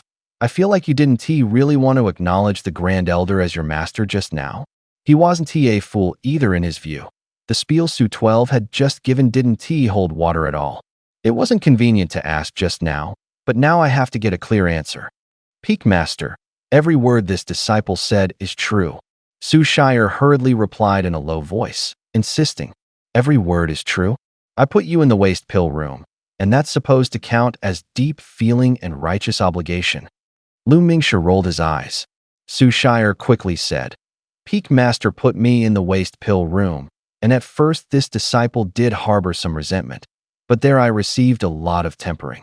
Moreover, senior sister Xiaoyu even went out of her way to check on and care for me. She is your granddaughter, and I keep that kindness in mind. Toward Lu Mingshi, Su Shire naturally felt nothing. But toward Xiaoyu, he was genuinely grateful. Pressed at this moment, he naturally shifted everything onto Xiaoyu. So that's how it is. From now on, just stay on Luofu Peak, and do well, I won't shortchange you. Lu Mingshi nodded with a smile, finally setting aside the worries in his heart. He didn't particularly keep Su Shire in mind, but he no longer disliked him as much as before. The two stood close together, speaking to each other in low voices. Outsiders couldn't make out what they were saying, but the disciples nearby were all envious. Hanyu looked up, standing off to the side, feeling a bit out of sorts. He had always been full of pride, and he wasn't even that old. Seeing this, he felt as if his concern had been stolen. But right now, no one was going to care about their feelings. Not to mention those disciples who, for various reasons, lost their lives in the trial grounds. No one cared at all. Back on Luofu Peak, with Lu Mingshi as witness, Su Shire and 5 others were accepted as formal disciples. Everyone replaced their identity plaques, changed into more splendid azure long robes, and received a low-grade spatial artifact as storage bag. The rest would be collected a few days later at the Pill Pavilion, where they would receive their allotted supplies. When collecting, disciples could also convert their resources directly into finished pills of equivalent value. For many, second-grade spirit herbs were indeed too precious. After making these arrangements, Lu Mingshi gave a couple more instructions, then dismissed the crowd and left with Hanyu and Xiaoyu. Upon leaving the Grand Hall, Su Shire did not return to the waste pill room, but instead went to the residential area for formal disciples on Luofu Peak. There were over 100 standalone small courtyards, neatly arrayed in rows. This was the treatment for formal disciples, one small house with a yard per person. Menial disciples could only live in those row-style shared quarters. If they had money and connections, they might spend to get a single room, but it was nothing like what formal disciples had. Su Shire was also assigned a small courtyard. As for the waste pill room, he still managed it as per his own request. He sat cross-legged on his bed, not rushing to cultivate, but quietly sorting through the recent events. That Grand Elder took me as a disciple and even gave me treasures. He definitely has ulterior motives. Judging from his expression, he probably wants to make a move on me in the short term. But to be safe, until I figure out his purpose, I mustn't go back to the waste pill room, and I absolutely must not touch the mysterious pill furnace. Whether or not he is connected to the man in black, I need Zhu Hanwei to investigate the matter of the man in black in secret. Zhu Hanwei's strength is middling, but if I have him ask around among the menial disciples, he might be able to pick up some news. Su Shire took a deep breath, picked up the Yuanyang ruler and silverlight sword, and activated the heavenly eye technique to scrutinize them. In his eyes, the spiritual power in these two treasures was pure. Their radiance shone. There was no issue to be seen. Even so, he remained cautious. He stowed the two treasures in a sword pouch and deliberately placed it in the room next door, then took out the last Zhu fruit from his storage ring, swallowed it, and sat down to cultivate. At this point, he had already switched from the sect's basic breathing technique to the small circulation qi refining art. He had long since memorized the 12-layer qi refining method. He couldn't forget it even if he tried. It's just that each breakthrough in the small circulation consumed much more true essence than the sect's technique. But to have a greater chance at foundation establishment, Su Shire could only grit his teeth and keep cultivating. In the blink of an eye, a month had passed since the trial ended. During this month, the Grand Elder didn't tea. That day, Su 12 halted his cultivation, feeling a bit anxious, his brows furrowed with indecision. Just as he was hesitating over whether to use that mysterious pill furnace, a knocking sound suddenly came from outside the courtyard. Su 12 frowned, then hurriedly got up to open the door. At the sight of Xiaoyu standing outside, he couldn't help being startled and cried out, "Senior Sister Xiaoyu?" Smiling, Xiaoyu asked, "12, are you getting used to living on the peak?" Su 12 nodded quickly and said, "Thanks to Senior Sister's care, it's pretty good here." "Senior Sister, is there something you need from me?" Xiaoyu said with a smile. "Nothing major. I'm just here to give you a treasure token." The Peak Master said earlier that the top 5 in this trial all have a chance to enter the treasure pavilion once. As soon as she finished speaking, Xiaoyu flicked her hand, and a special token half a palm in size appeared in her hand. The word treasure was boldly inscribed on it. "Just hand this treasure token to the elder of the treasure pavilion, and you can go in and pick one treasure." Su 12 scratched his head and asked shyly, "Thank you, Senior Sister. Where is the treasure pavilion?" He had been in seclusion this past month and wasn't very familiar with Luofu Peak yet. Xiaoyu said with a smile, "The treasure pavilion is that tower-shaped building to the east. If you want to go now, I can take you. Happens I'm also going to pick something." Su 12 hurriedly said, "Then I'll trouble you, Senior Sister." With that, he followed close behind Xiaoyu toward the treasure pavilion. Before the time for a meal had passed, the two arrived before the doors of the treasure pavilion. The 7-story tower before them was imposing, exuding an ancient, rustic aura. Each peak had one such building. Most of the treasures inside were items discarded by senior elders or things acquired by chance that they didn't use. The seniors exchanged these items with the sect for cultivation resources, while the disciples below relied on the resources they found to trade for treasures in the treasure pavilion, forming a cycle. Stepping into the treasure pavilion, they saw a white-haired elder keeping watch. Upon seeing Xiaoyu, the elder immediately broke into a smile and asked kindly, "Xiao Lass, here to pick a treasure?" Xiaoyu said with a smile, "Yes." "Greetings, Grandpa Elder." As she spoke, she handed over the treasure token in her hand. The elder said with a smile, then hurry on in. You can go up to the 2nd floor. Several top-grade artifacts just arrived there." Xiaoyu was taken aback and exclaimed, "The 2nd floor? Aren't Qi refining stage disciples only allowed to pick from the 1st floor?" The elder's expression didn't change as he explained with a smile, "It's different. You're the Peak Master's granddaughter. Going up to the 2nd floor is no problem." Joy lit Xiaoyu's face as she said, "Thank you, Grandpa Elder." "Then what about him?" She didn't forget to glance back at Su 12. The guarding elder gave Su 12 a faint look and said, "Since you came together, go up together." Su 12 quickly handed over his own treasure token and said respectfully, "Thank you, Elder." He knew full well that if he'd come alone, he certainly wouldn't have this treatment. Being able to go up to the 2nd floor now was entirely for Xiaoyu's sake. Beaming, Xiaoyu pulled Su 12 along and said, "Then let us head in first." They then walked into the treasure pavilion together.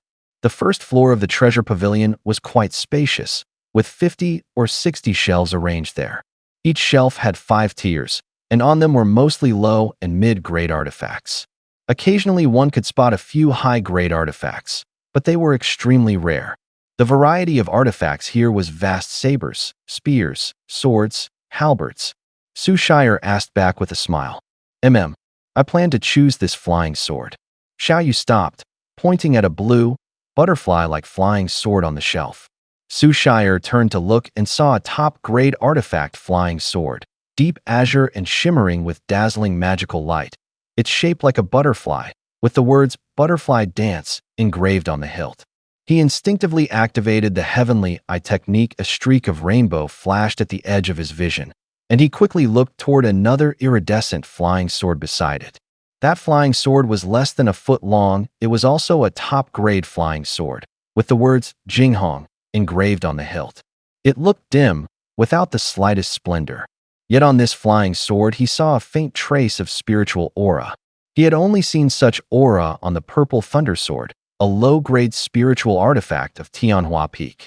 Although he didn't understand artifact forging, he knew the biggest difference between spiritual artifacts and magical artifacts lay in whether they possessed spiritual aura. In other words, spiritual artifacts are more sentient. He felt that an artifact carrying spiritual aura wouldn't be too bad. This sword's spiritual power was restrained whether in sheer amount or in fluctuations. It far surpassed the butterfly dance sword. Su Shire pointed at that rainbow-hued flying sword and said, "Senior sister, if you want a flying sword artifact, I suggest you pick this one." Xiao Yu also turned her gaze to that rainbow-hued flying sword, studied it for a long time without seeing anything special, and asked, "Jinghong, what is special about this sword?" Su Shire smiled and shook his head, casually saying, "Just a feeling," without explaining further, and told his senior sister not to mind it. Casually, "You managed to pick up so many treasures in the trial, your luck isn't bad. Let us go with this one then," Xiao Yu said. She blinked, quickly swept a glance over Su Shire, then with a smile took the Jinghong's sword into her hand. "They're all top grade anyway, there won't be much difference. And you? How is it looking on your side?" "Almost," Su Shire answered as he once again swept the entire room with the heavenly eye technique. His pupils suddenly contracted. He strode quickly to the shelf in the corner, squatted down, and pulled out a dust-caked tray from the very bottom. What is this?" Xiao Yu followed over, and when she saw the grimy tray, she couldn't help being taken aback. "Not sure yet, we have to take a look," Su Shire said as he wiped the dust off it. Soon, the tray's true face was revealed. In the tray lay 5 beads of different colors, each about the size of a baby's fist, their glow somewhat dim. The 5 beads looked utterly ordinary, with nothing remarkable about them. Xiao Yu's pretty brows knitted slightly. She turned and asked, "These 5 beads don't even look like mid-grade artifacts. Do you know what they do?" Su Shire simply shook his head and said honestly, "No idea. It's my first time seeing them." "Then don't actually plan on taking them. I'd say it's better to pick a top-grade artifact," Xiao Yu suggested, a little surprised that he wasn't putting them down. "No need, I'll choose these. Maybe there's something good." Su Shire smiled, and like he found a treasure, tucked the 5 beads into his robe. Looking through the heavenly eye technique, he could clearly make out that each bead contained a faint spiritual aura. Though not much, it was several times more than the amount in the Jinghong sword in Xiao Yu's hand. Even without knowing their use, he wouldn't pass up such a treasure. "All right then, let us head down." Xiao Yu was a bit puzzled, but seeing Su Shire's firm attitude, she didn't say more.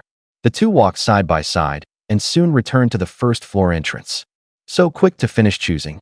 The guarding elder saw them come down and asked with a smile. "Yep," Xiao Yu replied with a cheerful smile. The guarding elder said kindly, "Judging by your look, you must have done well. Bring them here and let me see what you chose." "Elder Grandpa, please take a look." Xiao Yu grinned and handed over the flying sword in her hand. The guarding elder's pupils narrowed, his eyes narrowed as well. "You little lass, your eye is deadly sharp. No wonder you're the Peak Lord's granddaughter." "Huh? Is there something special about this sword?" Xiao Yu was startled and hurriedly asked. The guarding elder said coolly, "Of course. This sword isn't a mere top-grade artifact, it's a quasi-spiritual artifact." "A quasi-spiritual artifact?" Xiao Yu was shocked. The corner of her eye immediately went to Su Shire. This sword looked unremarkable. If not for Su Shire's reminder, she wouldn't have chosen it. Seeing Su Shire staring fixedly at the guarding elder, his face full of surprise and curiosity, Xiao Yu couldn't help thinking to herself, was it really just his luck? The guarding elder said, "That's right. This sword is named Jinghong.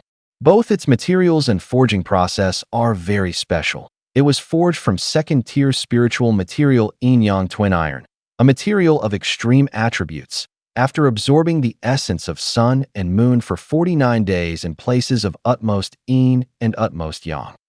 The custodian elder put away his smile and spoke solemnly.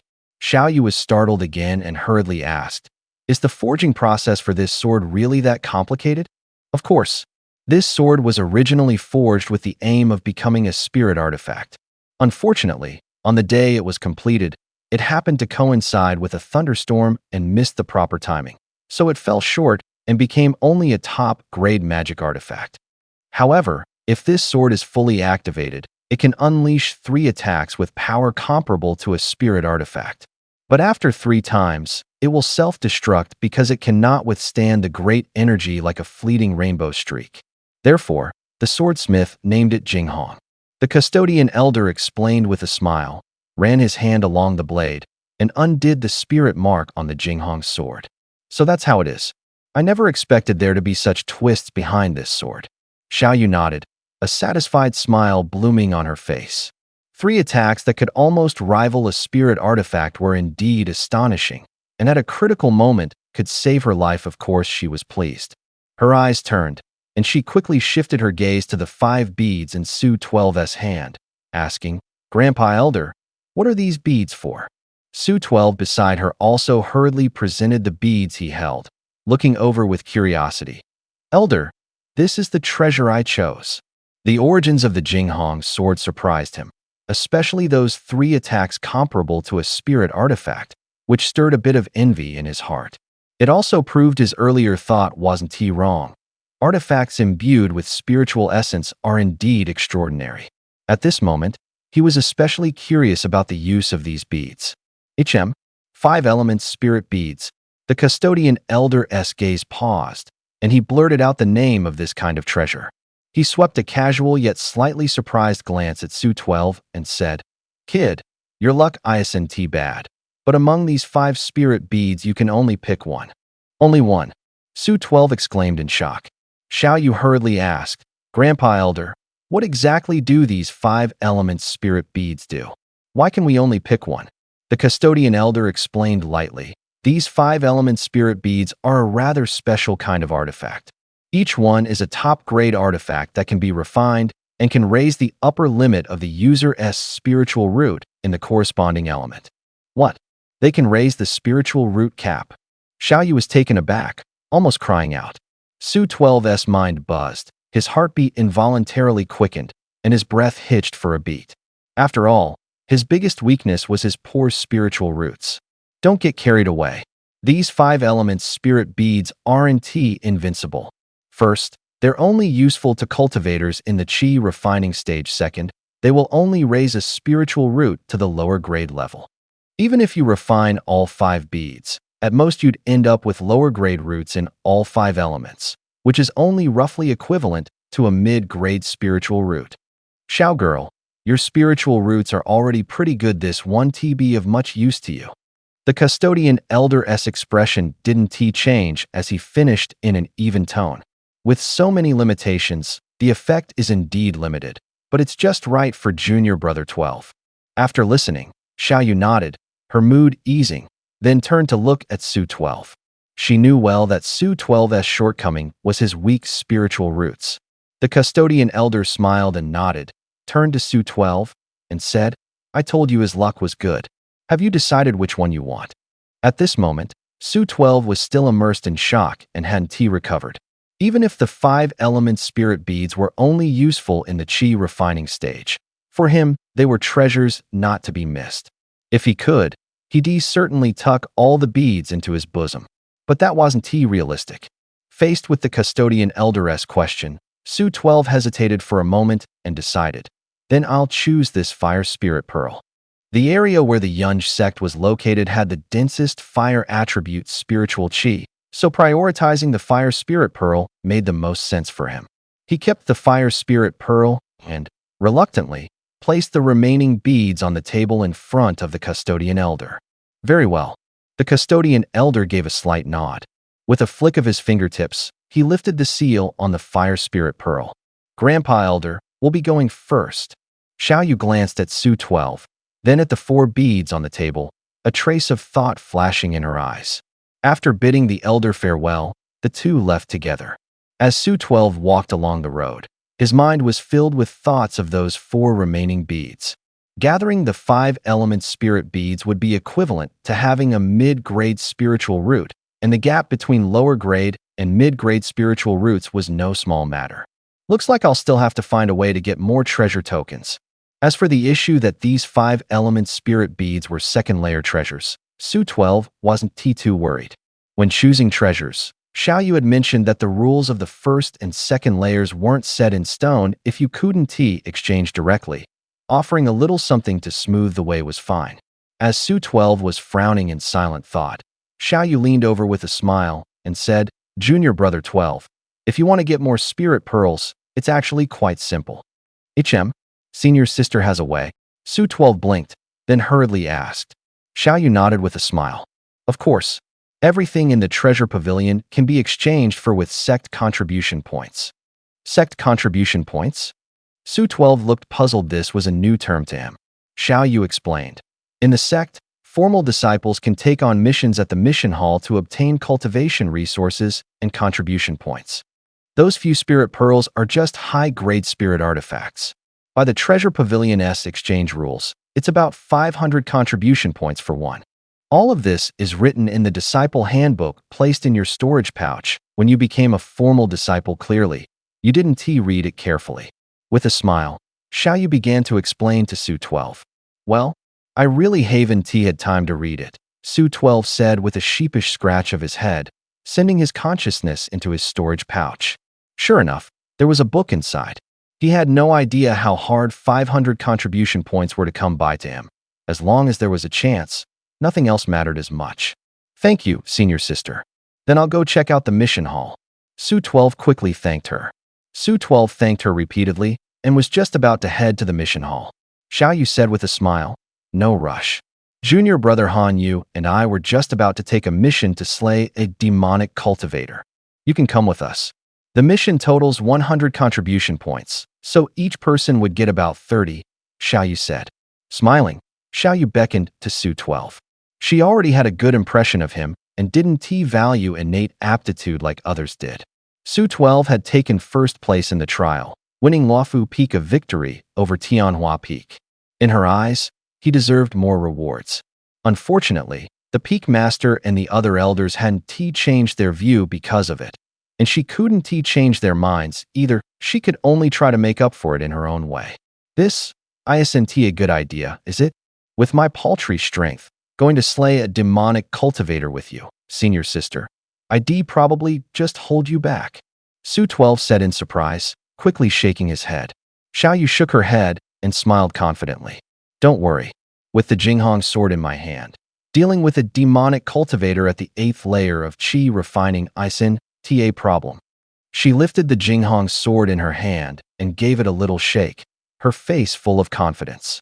Su-12 was the one who helped her pick this sword. One way or another, she felt she ought to lend him a hand. Su-12 narrowed his eyes, still hesitating. He knew Xiaoyu meant to help him if he really were only at the 3rd layer of qi refining. He'd definitely tag along at once. But in truth, his cultivation was already at the 7th layer of qi refining, and he'd certainly earn more contribution points by going out to do missions on his own. With that thought, he quickly smiled and said, Senior sister, thank you for your kindness. But attuning the fire spirit pearl will take time, and given my cultivation, it's safer to train within the sect. Xiaoyu frowned slightly, a bit disappointed. All right, I didn't think it through. If you need help in the future, come find me anytime. With that, she turned and left. She felt somewhat displeased. Su-12 acting so timid was indeed beyond her expectations. But on second thought, his cultivation really was too low, so it wasn't hard to understand. It was just that her impression of Su-12 dropped a little, that's all. Watching Xiaoyu leave, Su-12 didn't care how she judged him, and secretly let out a sigh of relief. Leaving the treasure pavilion, he hurried back to his quarters. Back in his room, he sat cross-legged on the bed and immediately took out the fire spirit pearl to examine it. The fire spirit pearl gleamed with a crimson glow, like a dancing flame, yet in the hand it held not the slightest warmth. Anyone who can refine an artifact like this is definitely a genius, he murmured to himself. He thought, if a treasure like this could be tempered in the heaven and earth furnace, the effect would be even better. But right now the heaven and earth furnace is hidden in the abandoned pill room. If I rashly go to fetch it, I'll alert that old fox of a grand elder in no time. Forget it, refine this fire spirit pearl first. When I get other spirit pearls in the future, I'll find a chance to temper and upgrade them. With that, Su-12 grinned, stopped hesitating, and immediately sent his true essence into it. As true essence poured in, the fire spirit pearl was immediately empowered, and its flames flared brilliantly. Within the blaze, the pearl's physical form vanished, completely turning into a mass of burning flame suspended in midair. Seeing this, Su-12 took a deep breath, and that mass of flame poured into his mouth and nose like a crimson breath. A surge of heat rushed down his throat straight to his chest. His body trembled, and his expression changed at once. At this moment, he felt as though his chest had been thrust into a furnace to roast, the pain excruciating. This pain was more than twice as intense as when he first swallowed a chi-gathering pill. How could this be? Gritting his teeth, Su-12's eyes widened. His features contorted with pain. He hadn't expected fusing the spirit bead into his body to hurt this much. But at this point, no matter how much it hurt, he could only grit his teeth and press forward. He collapsed on the bed, curled into a ball, with beads of sweat the size of peas oozing from his forehead. This torment hounded him for a full 3 days and nights. After 3 days, the agony within slowly ebbed. Su-12 sat up from the bed, stupefied, still shaken. That was close. I never imagined merging this fire spirit bead would hurt this much.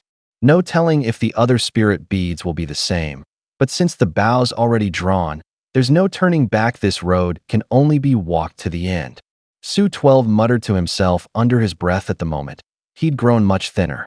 Among his peers, perhaps only he could endure such torment. Anyone else would have long given up struggling under the pain and already died. But these 5-element spirit beads are indeed useful right now. I can be considered to have a lower grade fire spiritual root, and my cultivation speed has clearly accelerated quite a bit. Looks like I need to hurry and accumulate contribution points to exchange for the remaining spirit beads. After trying to circulate his chi for a bit, Su-12 immediately broke into a gratified smile. Once the fire spirit bead was refined, his speed in absorbing the heaven and earth spiritual chi increased noticeably. Forcing down his excitement, he took out the official disciple handbook from his storage bag and began to flip through it. After finishing, he had a general understanding of what an official disciple could do. Sect missions are an important avenue for official disciples to obtain cultivation resources. Just as Xiaoyu had said, disciples of the sect take on and complete missions, and according to the terms they can receive resource rewards and sect contribution points. Having organized the information, Su-12 didn't delay any further and immediately got up to head for the task hall. The task hall was located in a small quadrangle courtyard in the southwest corner of Luofu Peak. Just as Su-12 reached the entrance, he saw Zhu Hanwei trudging out, head drooping. "Senior Brother 12? You're here to take a mission too." On seeing Su-12, Zhu Hanwei perked up at once and greeted him respectfully. As he spoke, seeing Su-12 nod, he quickly added, "If you're going to take a mission, Senior Brother, I suggest you come back in a few days." "A few days? Is there a problem right now?" Su-12 paused, then asked. "It's not a big problem, it's mainly that it's the end of the month. The simple jobs have all been taken by other disciples, and what's left are complicated, high-requirement ones, even dangerous ones," Zhu Hanwei replied, scratching his head. "Oh, it's fine. I'll still go have a look first." Su-12 nodded in response, went straight into the courtyard, and walked up to the room marked Task Reception. Zhu Hanwei hesitated for a moment, then hurriedly followed him in. Inside, 2 menial disciples in their early 20s, at the second level of chi refining, were busy handling affairs. Seeing Su-12 enter, a quick-witted, square-faced disciple inside immediately stepped forward to greet him. "Senior Brother, here to take a mission? What tasks are still available right now?" Su-10. The square-faced disciple trembled abruptly at those words, 2 strange glints flashing quickly through his eyes. Looking Su-Shire over, he said casually, "Senior Brother, this task is anything but simple. I think Perhaps you should come back next month instead. Oh, not simple? What's the story with this task? Su Shire did not give up and kept asking. Since the start of this year, for batches of senior brothers, no fewer than 8 people have taken this task. Without exception, they all vanished without cause, with no news at all. Among them, the last batch that ran into trouble were a senior brother at the 6th layer of the Qi refining stage and another at the 7th layer. Of course, I'm not saying your strength is lacking, senior brother. It's just that, for safety's sake, I think it's best if you wait until next month, when new tasks come down, and come again then. The square-faced cultivator quickly spoke up, explaining to Su Shire. Although his attitude was respectful from start to finish, there was obvious disdain in his inadvertent glances. Su Shire concealed his true cultivation and had seen plenty of the warmth and coldness of the world being looked down on didn't bother him. He thought for a moment, pondered briefly, and then asked, "Since this happened, didn't the sect send an expert to investigate?" The square-faced cultivator shrugged but hadn't answered before Zhu Hanwei cut in. A small matter like this probably isn't enough to alarm a Foundation establishment elder. The other senior brothers know it's thorny, no one wants the trouble. Su Shire turned and glanced at Zhu Hanwei. Seeing his calm expression, he knew Zhu Hanwei likely also understood this task.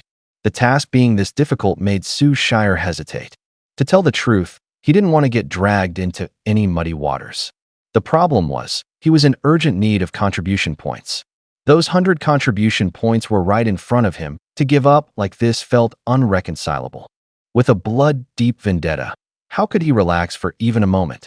The Grand Elder of Tianjue Peak was likely that black-clothed man and could strike at any time, so he had to raise his strength quickly. The sect's contribution points were tied to the 5 elements spirit bead, which could temporarily enhance one's spiritual root aptitude. Even if he had to take a risk, he had to get it into his hands, fast. Although this 7 Mysteries sect job was dangerous, it only awarded 100 contribution points, 50 less than hunting demonic beasts, which suggested the sect rated it as not that difficult. Although many disciples had gone missing before, as long as he acted carefully, there might still be a chance. With that thought, Su Shire took a deep breath and immediately made up his mind. It's fine. I'll take this task. What? The square-faced cultivator and his companion, and even Zhu Hanwei, were stunned, staring at Su Shire with their mouths agape in disbelief. I'm taking this task. Is there a problem? Su Shire countered. The square-faced cultivator forced a stiff smile and shook his head. No problem per se, it's just that this task requires at least 2 people to do together. It has to be 2 people? Su Shire narrowed his eyes. That's right. Since it involves the 7 Mysteries sect's tribute, 2 people must confirm at the same time and supervise each other to avoid mistakes, the square-faced cultivator said coldly. He felt he was being kind and considerate, yet none of it was appreciated. Then that's easy. The 2 of us will go together. Su Shire nodded and pointed at Zhu Hanwei. This. Zhu Hanwei's mouth fell open in shock. If Su Shire hadn't saved him, he'd have already bolted. Reading his thoughts, Su Shire said in a low voice, "Just come take the task with me first. Once we're near South City, we'll play it by ear. If it really won't work, we'll drop it." This, all right. Zhu Hanwei stopped refusing and agreed through gritted teeth. Not to mention that Su Shire had saved him, he was deeply impressed by Su Shire's strength, which was clearly more than what he showed on the surface. We'll take this task. After speaking, Su Shire turned his gaze back to the square-faced disciple. May I trouble you 2 senior brothers to present your identity tokens? The square-faced disciple looked at the 2 with a cold face, as if he were looking at dead men. In his view, with Su Shire and Zhu Hanwei's current cultivation, taking this task was no different from courting death. He'd done what he could, no need to say more. After checking their tokens, he handed Su Shire a numbered task token and a map. Once you complete the task, you can use this task token to claim your reward. Thank you. Su Shire took the task token, nodded his thanks, and then left together with Zhu Hanwei. The Tsangshan mountain range is the largest mountain range within the Zhao state. Its peaks stretch for thousands of miles, with many cities and all manner of cultivation sects and clan forces distributed along the way. Each cultivation force has its own territory, and the mortals living within are an important source of new blood for forces both great and small. Mortals are sheltered by cultivators and, in various ways, attach themselves to them and work for them. Among these cultivation forces, the Cloudsong sect to which Su-12 and the others belong is no more than a lower middling sect.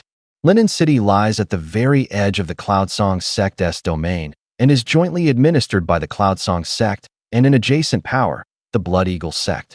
In the west of Linen City, on its most bustling street, there stands a sprawling mansion covering several mu. Its vermilion gate tightly shut, with a plaque hanging above that reads Lin Residence.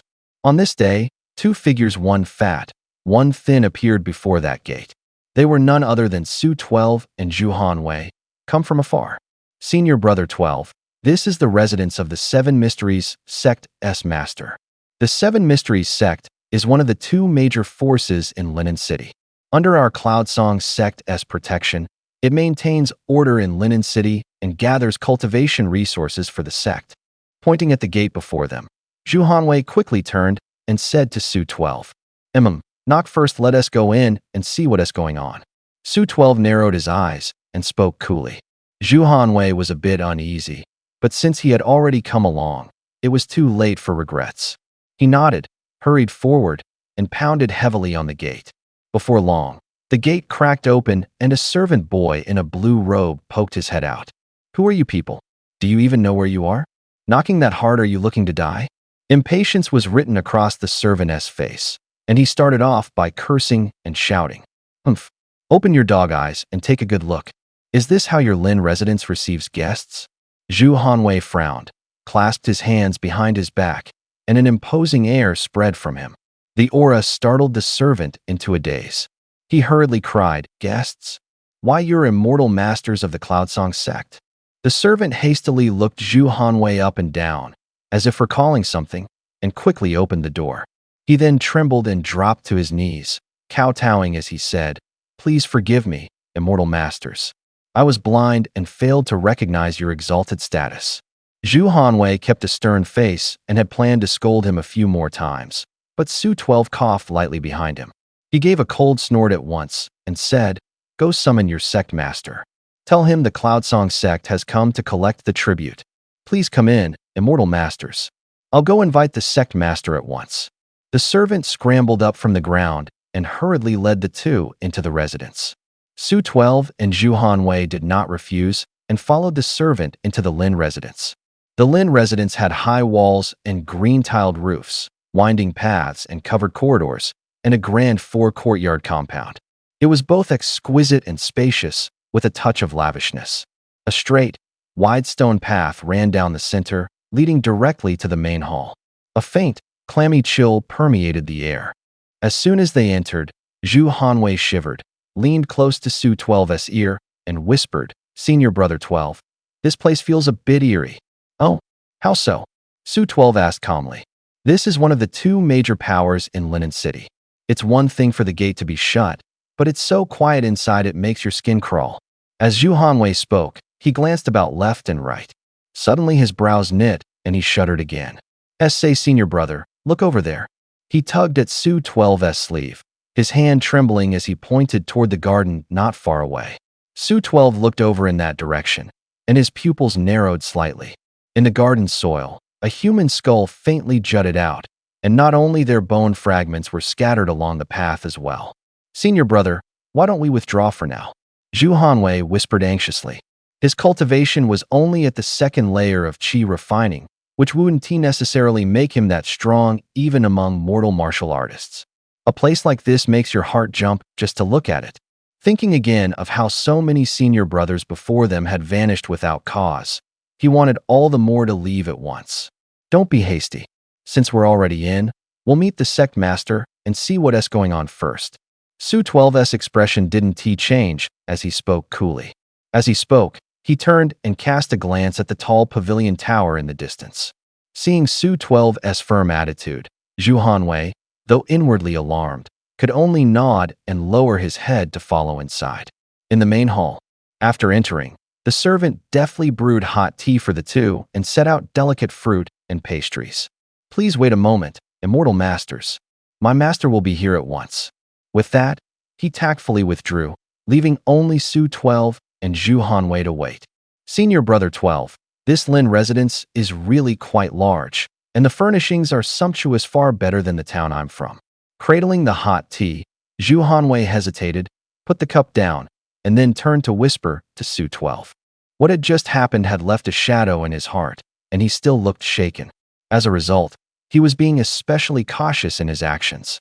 Su Shire spoke mildly, leaning back in his chair, his gaze thoughtful. If you're willing, with your current cultivation, it wouldn't be hard to go into the mortal world and enjoy a spell of wealth and glory. Zhu Hanwei said sullenly, let us skip that. I still want to raise my cultivation and live a few hundred years. A mortal's lifespan is only 80 or 90 years, and the few who reach 100 are rare. But once you set foot on the path of cultivation, even at mere qi refining, you can live around 120 years. If you break through to foundation establishment, you directly enjoy a 200-year lifespan. Still, are we really going to stay here? This seven mystics sect reeks of oddities everywhere. Staying here truly makes one's skin crawl. Zhu Hanwei hunched his neck, his eyes sneaking around to size up the surroundings, and spoke in a low voice. Relax. If they really intended to make a move, there were plenty of chances outside the city. Why would they wait till now? Su Shire said.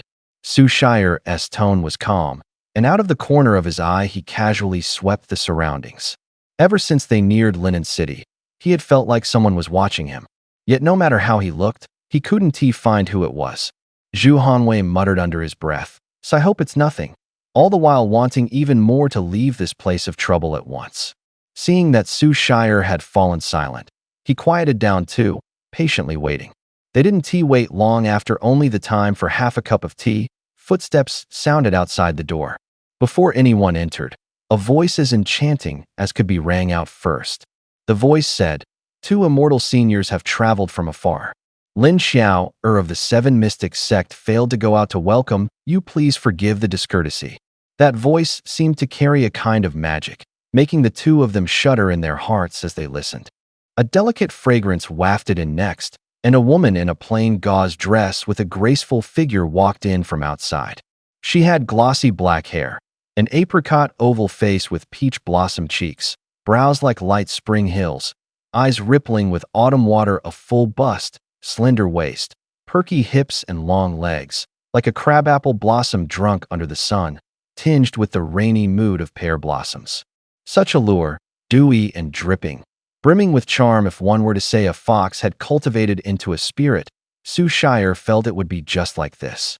The moment he saw the woman's face clearly, his mind buzzed, and he was instantly stunned.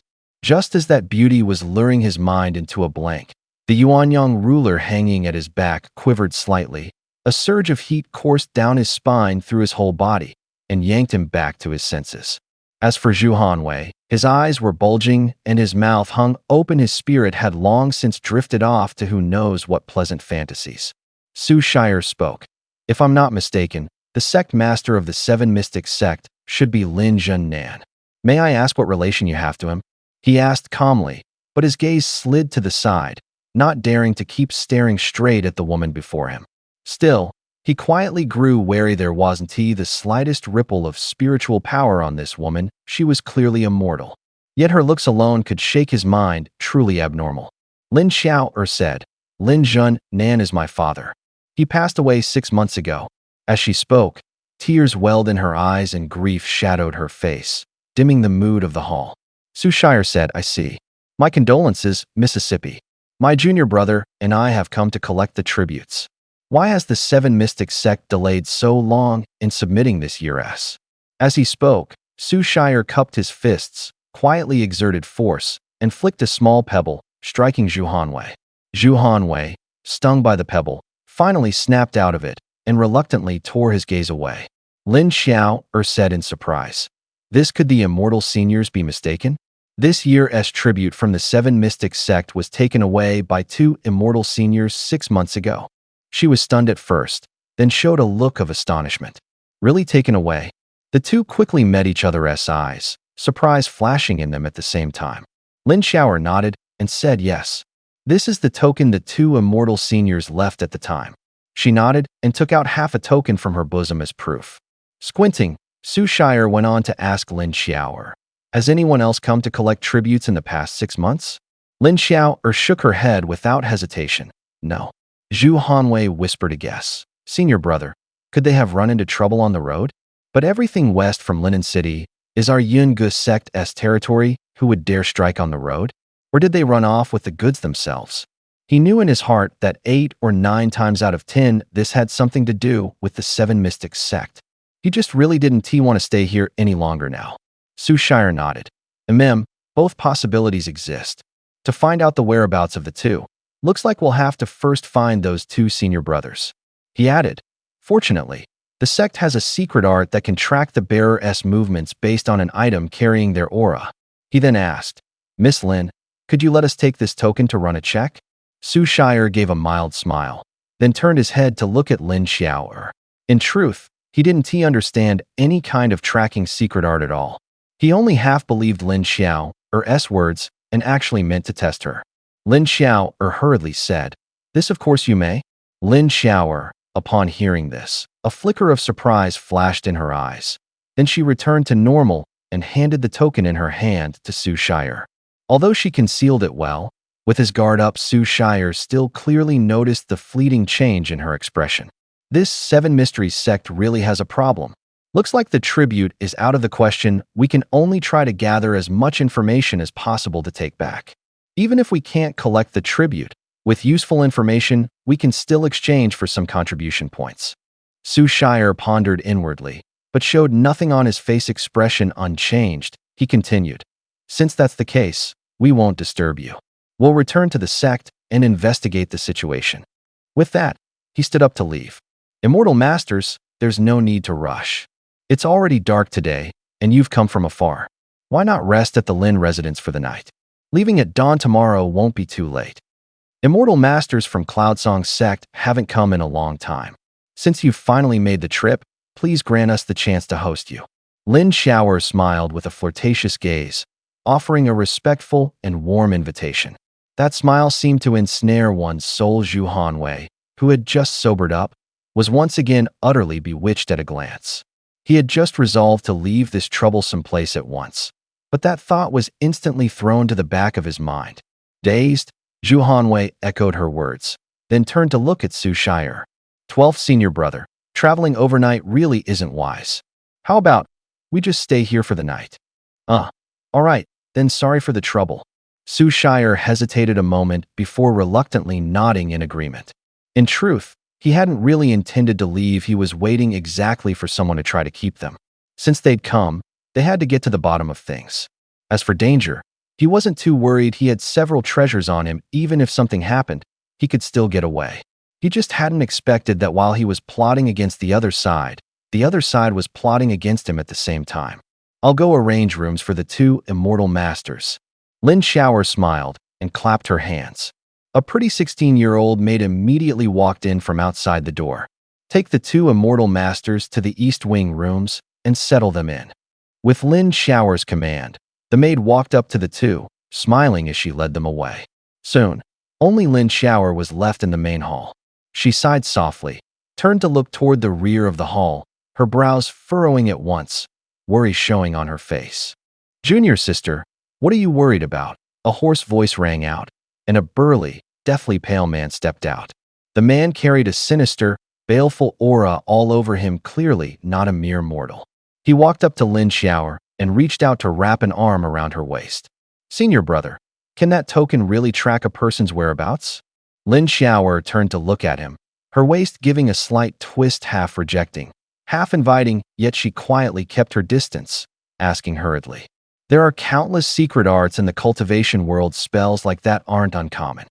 But the premise is that those two at least live to make it back. The man let out a cold laugh, a touch of killing intent flashing in his eyes. But they're already the 5th batch sent by Cloudsong's sect. If something happens to this batch too, the ones who come next may well be Cloudsong's sect's elders. That's exactly what I just thought, so I didn't act rashly against them. Lin Xiao said quickly, her face looking all the more worried. Relax. Of these few batches of disciples, these two have the weakest cultivation, one at Qi refining 2nd layer, the other at Qi refining 3rd layer. In any sect they'd be menials, cannon fodder. Even if hundreds like them die, no one will give it a second thought. Besides, even if elders come, so what? I've got someone backing me. At the mention of Su Shire and his companion, the man sneered, full of scorn. As he spoke, he seemed to think of something. He immediately cut himself off and said no more. Seeing this, disappointment flickered in Lin Xiao's eyes. She hesitated and asked, "All right then, when does senior brother plan to move?" "Early tomorrow morning once they leave. We strike," the man answered offhandedly, and at the same time reached out to pinch Lin Xiao's wrist. "Junior sister, you said before you'd keep mourning for your father for half a year. Half a year is long enough. Now it's my turn to enjoy, isn't it?" As he spoke, he bared his teeth, looking eager and impatient. Disgust flashed through Lin Xiao's eyes, but her face smoothed over. She still smiled gently. When the man grabbed her wrist, she let out a soft sigh and said, "Of course. But among those two earlier, that skinny one is rather odd. I'm afraid if we drag it out, changes might arise." Forget it. I'll deal with them right now. Go back to your room and stay put. Don't move around. I'll be back shortly." The pale-faced man hesitated for a moment, but seeing the woman before him wearing a worried expression and showing no intent to resist, he gritted his teeth, released Lin Xiao, and turned to leave. In his eyes, dealing with two fellows at the second or third layer of qi refining was nothing but effortless. Only after the pale-faced man left did Lin Xiao breathe a sigh of relief. Then, with a trace of unease, she slowly walked out. 12th Senior Brother, does our sect have any kind of tracking secret art? In the private room, Zhu Hanwei stared at the token Su 12 had casually tossed onto the table, and only after a long silence did he ask, "I don't know." Su 12 shook his head lightly. "What? Then you were lying to Lin Xiao." Zhu Hanwei shuddered, and when it sank in his face, immediately turned panicked. "That's right," Su 12 admitted straightforwardly. "But won't that make them strike early? Last time we got taken down by a qi refining 6th layer and a 7th layer." Zhu Hanwei said hurriedly. Though he knew Su 12 was strong, he didn't think that even together they could beat the opponent pairing of a 6th and 7th layer qi refining cultivator. At this moment, he felt a bit of regret, thinking he shouldn't have agreed to Su 12's request so easily. "Once you go back to your room, crawl under the bed and don't move. Leave the rest to me," Su 12 said without a change in expression. In his view, forcing the other side to show themselves would make it easy for him to prepare if they hid in the shadows. Having to be on guard at all times would be even more dangerous. But he couldn't be bothered to explain these things to Zhu Hanwei. That doesn't sound right. If a fight really breaks out, how can I just sit by and do nothing?" Zhu Hanwei hastily shook his head, yet his gaze had a hint of resolve. In truth, what he was thinking was that if he were alone next door and got ambushed first, he'd be finished. On the contrary, staying together with Su 12 made him feel safer. "Fine, then just meditate and regulate your breath in my room, and I'll guard you from the shadows." Su 12 grinned. He saw right through Zhu Hanwei's little scheme, but didn't care. With that, he took out an invisibility talisman and stuck it on, hid his figure in the corner against the wall, and suppressed his aura. After Su 12 suddenly vanished, an inexplicable tightness gripped Zhu Hanwei's heart. Seeing no sign that the doors or windows had moved, he relaxed a bit, knowing Su 12 was still in the room. He couldn't help but secretly admire the power of Su 12's arts. He took a deep breath, sat cross-legged on the bed, and began to meditate. But with his heart uneasy, he couldn't truly enter stillness. His eyes darted around, and he quietly drew 2 ordinary escape talismans from his sleeve, clutching them in his palm. He made up his mind that if anything fell off later, he'd run immediately. He was grateful to Su 12 and naturally willing to help, but that didn't mean he'd trade his life for it. Time ticked by second. In just the time it takes to eat a meal, footsteps sounded in the distance. Su 12's ear twitched, and he immediately held his breath. After the footsteps came closer, they suddenly stopped. Su 12 knew the other party was definitely using a spell to suppress the sound. He secretly gripped 7 soul-severing nails, true essence surging through his body, ready to strike at any moment. In his view, taking the opponent down in a single sneak attack was the ideal outcome. Outside the private room, the pale-faced man, shrouded in a mass of black mist, drifted to the outside of their room. He swept his gaze around and, through the window, saw only one room with a silhouette. His brows knit slightly. Huh, just one person? Forget it. Take this brat first, then slowly look for the rest. With a turn of thought, he decisively circulated his true essence, formed a hand seal, and chanted an incantation, preparing to deliver a fatal blow to the meditating Zhu Hanwei. In the corner of the room, Su 12 keenly sensed a fluctuation in spiritual energy and immediately flicked his wrist, hurling the soul-severing nails. Thunk, thunk, thunk. After a few dull thuds, the soul-severing nails pierced through the window and shot straight at the pale-faced man. Crap. Oh. The pale-faced man tensed, immediately sensing something was wrong, but he was only halfway through casting and had no time to defend. Caught off guard, he was struck by the soul-severing nails, let out a miserable scream, and was blasted away like a torn sack, crashing heavily into the courtyard. Done. In the room, seeing Su 12 strike first and then the figure outside the window fall, Zhu Hanwei snapped his eyes open, unable to contain his excitement. Don't celebrate too soon. This guy isn't weak, he might have some life-saving method, Su 12 cautioned. Without even stepping out the door, he flung out a few fireball spells. Bang, bang. The fireballs tore through the window and shot out, about to hit the ground. But the pale-faced man on the ground suddenly bounced back up. Oomph. What a sly and treacherous brat. Two bad soul-severing nails are useless against me. The pale-faced man wore a sullen expression, his voice dripping with cold malice.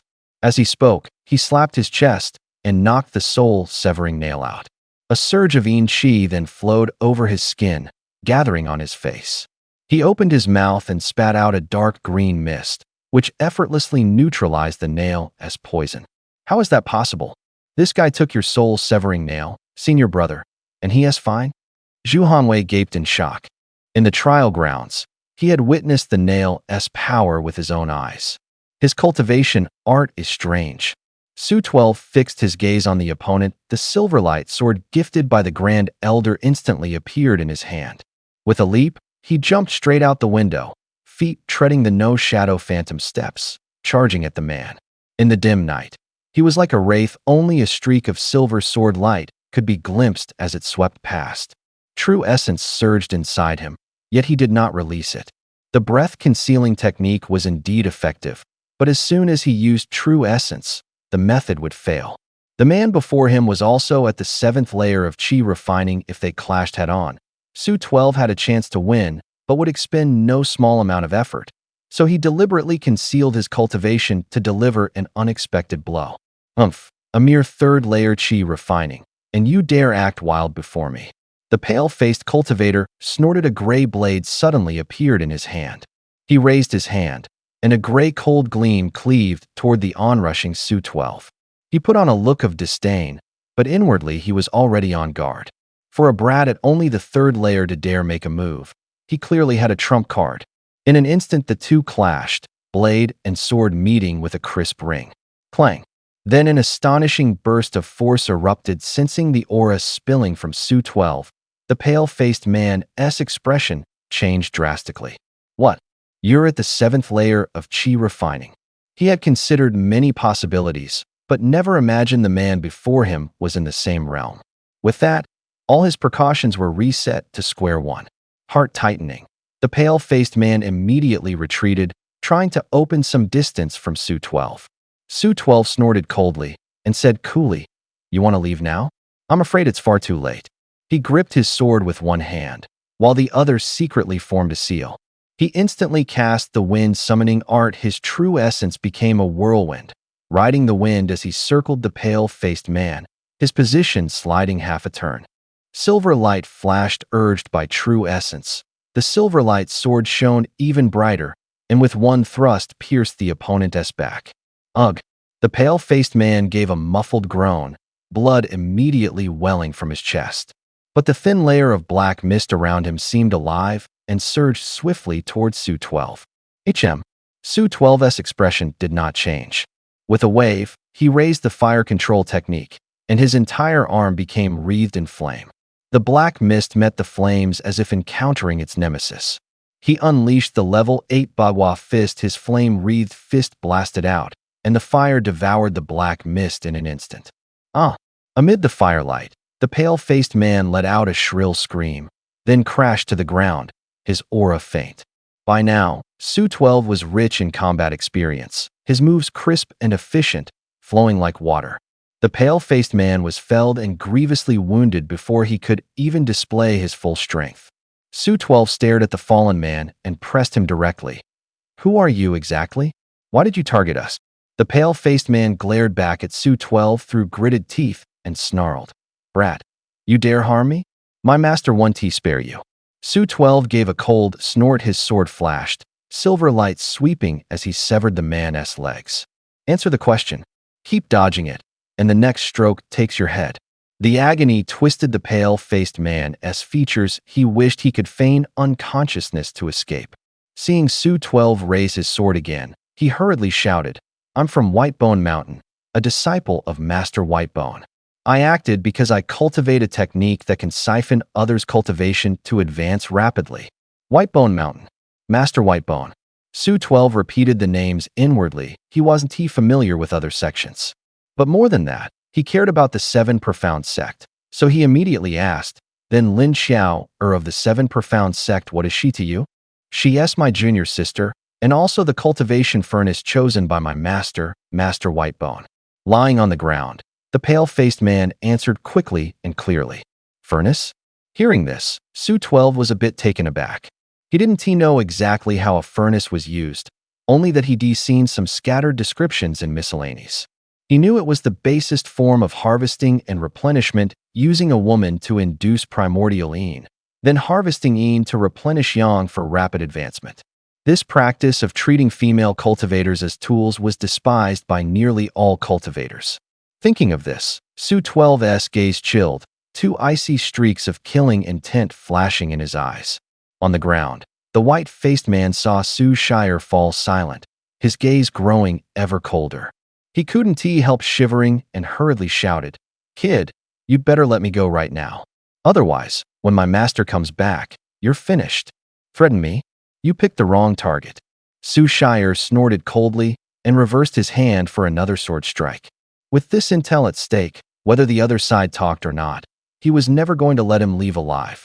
The white-faced man's eyes bulged, and terror flashed across his face. But before he could speak, a chill grazed his neck, and his head and body parted utterly dead. "Senior Brother 12, wait." At the same time, Zhu Hanwei's shout came from inside the room.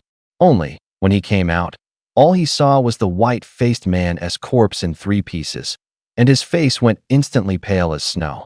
Su-Shire looked mildly at Zhu Hanwei and asked, "Is there a problem?" "Senior Brother, if I remember right, that Whitebone Master is a late-stage Foundation establishment rogue cultivator who is extremely hard to deal with, and a demonic cultivator. His temperament is brutal, utterly lacking a cultivator's bearing. Whoever provokes him, he targets that sect's juniors, and he has been practically running wild around the Tsongshan region. I heard that 2 years ago Yunj sect clashed with him, and only when the 7 Peaks Peak Lords struck together did they wipe him out. I didn't expect he'd still be alive." Zhu Hanwei blurted it all out, his face full of fear he couldn't hide. Su-Shire had prepared for this and knew the man had a formidable background, but hearing Zhu Hanwei's words still sent a jolt through him. He didn't show it, though he only said calmly, "Don't panic. The fact he took a year to show up again means even if he didn't die in that bout, he was definitely badly injured. But to be safe, we should pull out and report back to the sect." As he spoke, he used an artifact manipulation art to collect all the usable treasures from the white-faced man, then cast a fireball technique, expertly destroying the corpse and erasing the traces. Once that was done, he turned to leave without the slightest hesitation. Although they hadn't obtained Qishuan sect's offering, this intel was enough to make the report and claim the mission reward. Zhu Hanwei nodded repeatedly, expressing his full agreement. The two had just walked out of the side courtyard and were heading toward the main gate. Suddenly, 3 streaks of escape light flashed across the sky, speeding toward them. "Not good. The Whitebone Master is back." Zhu Hanwei cried out, his face going white. "Hide first." Su-Shire reacted fastest, grabbing Zhu Hanwei and pulling him behind the rockery in the garden. Then he suppressed the true essence in his body and fully withdrew his aura. He glanced back at Zhu Hanwei and whispered another reminder. Hold your aura and stay quiet. If we're discovered, use the escape talisman and run. Zhu Hanwei had been on the verge of panic, but hearing Su Shire's words was like finding a pillar of support. He quickly restrained his aura and clutched the escape talisman back in his hand. The next moment, 3 figures landed one after another. The first to land was a hunchbacked old man in gray robes, his entire body exuding a sinister, baleful aura. The elder's cultivation had reached the peak of the 8th layer of the Qi refining realm. One eye was askew, his mouth twisted, his complexion deathly pale. His appearance was extraordinarily horrific. Su Shire and Zhu Hanwei didn't recognize him, but seeing that snow-white face, they vaguely felt he was the legendary White Bone Master. Yet when the two who followed appeared, both of their gazes narrowed at once. Senior sister Xiaoyu? Senior brother Hanyu? How could it be them? The two didn't speak, but astonishment showed on their faces. Zhu Hanwei secretly let out a breath. With those two here, he immediately felt much safer. Su Shire narrowed his eyes as realization dawned. The task senior sister Xiaoyu had mentioned was actually to wipe out this guy? With that thought, the two exchanged a look and didn't hurry to reveal themselves, only continuing to observe the situation. Hanyu gripped a golden spear, true essence surging. He looked heroic and imposing. He glared, eyes wide, fixed on the hunchbacked elder, snorted coldly, and barked. Humph, Whitebone Master, today you won escape even with wings. If you know what's good for you, wait obediently for death otherwise. Today I'll annihilate your body and soul. Don't even dream of reincarnating. Escape? You two ignorant juniors, do you really think this old man fears you? To dare chase me here, are you ignorant or laughably foolish? The Whitebone Master had barely landed when he spun to face those who pursued him, snorted coldly, and a chill gleam flashed in his eyes. He let out a cold murmur, his hands swiftly forming seals as he chanted incantations non-stop. Grim Whitebones, heed my command. Whitebone sword, make ghosts weep and startle gods. With a furious shout, the earth trembled in response.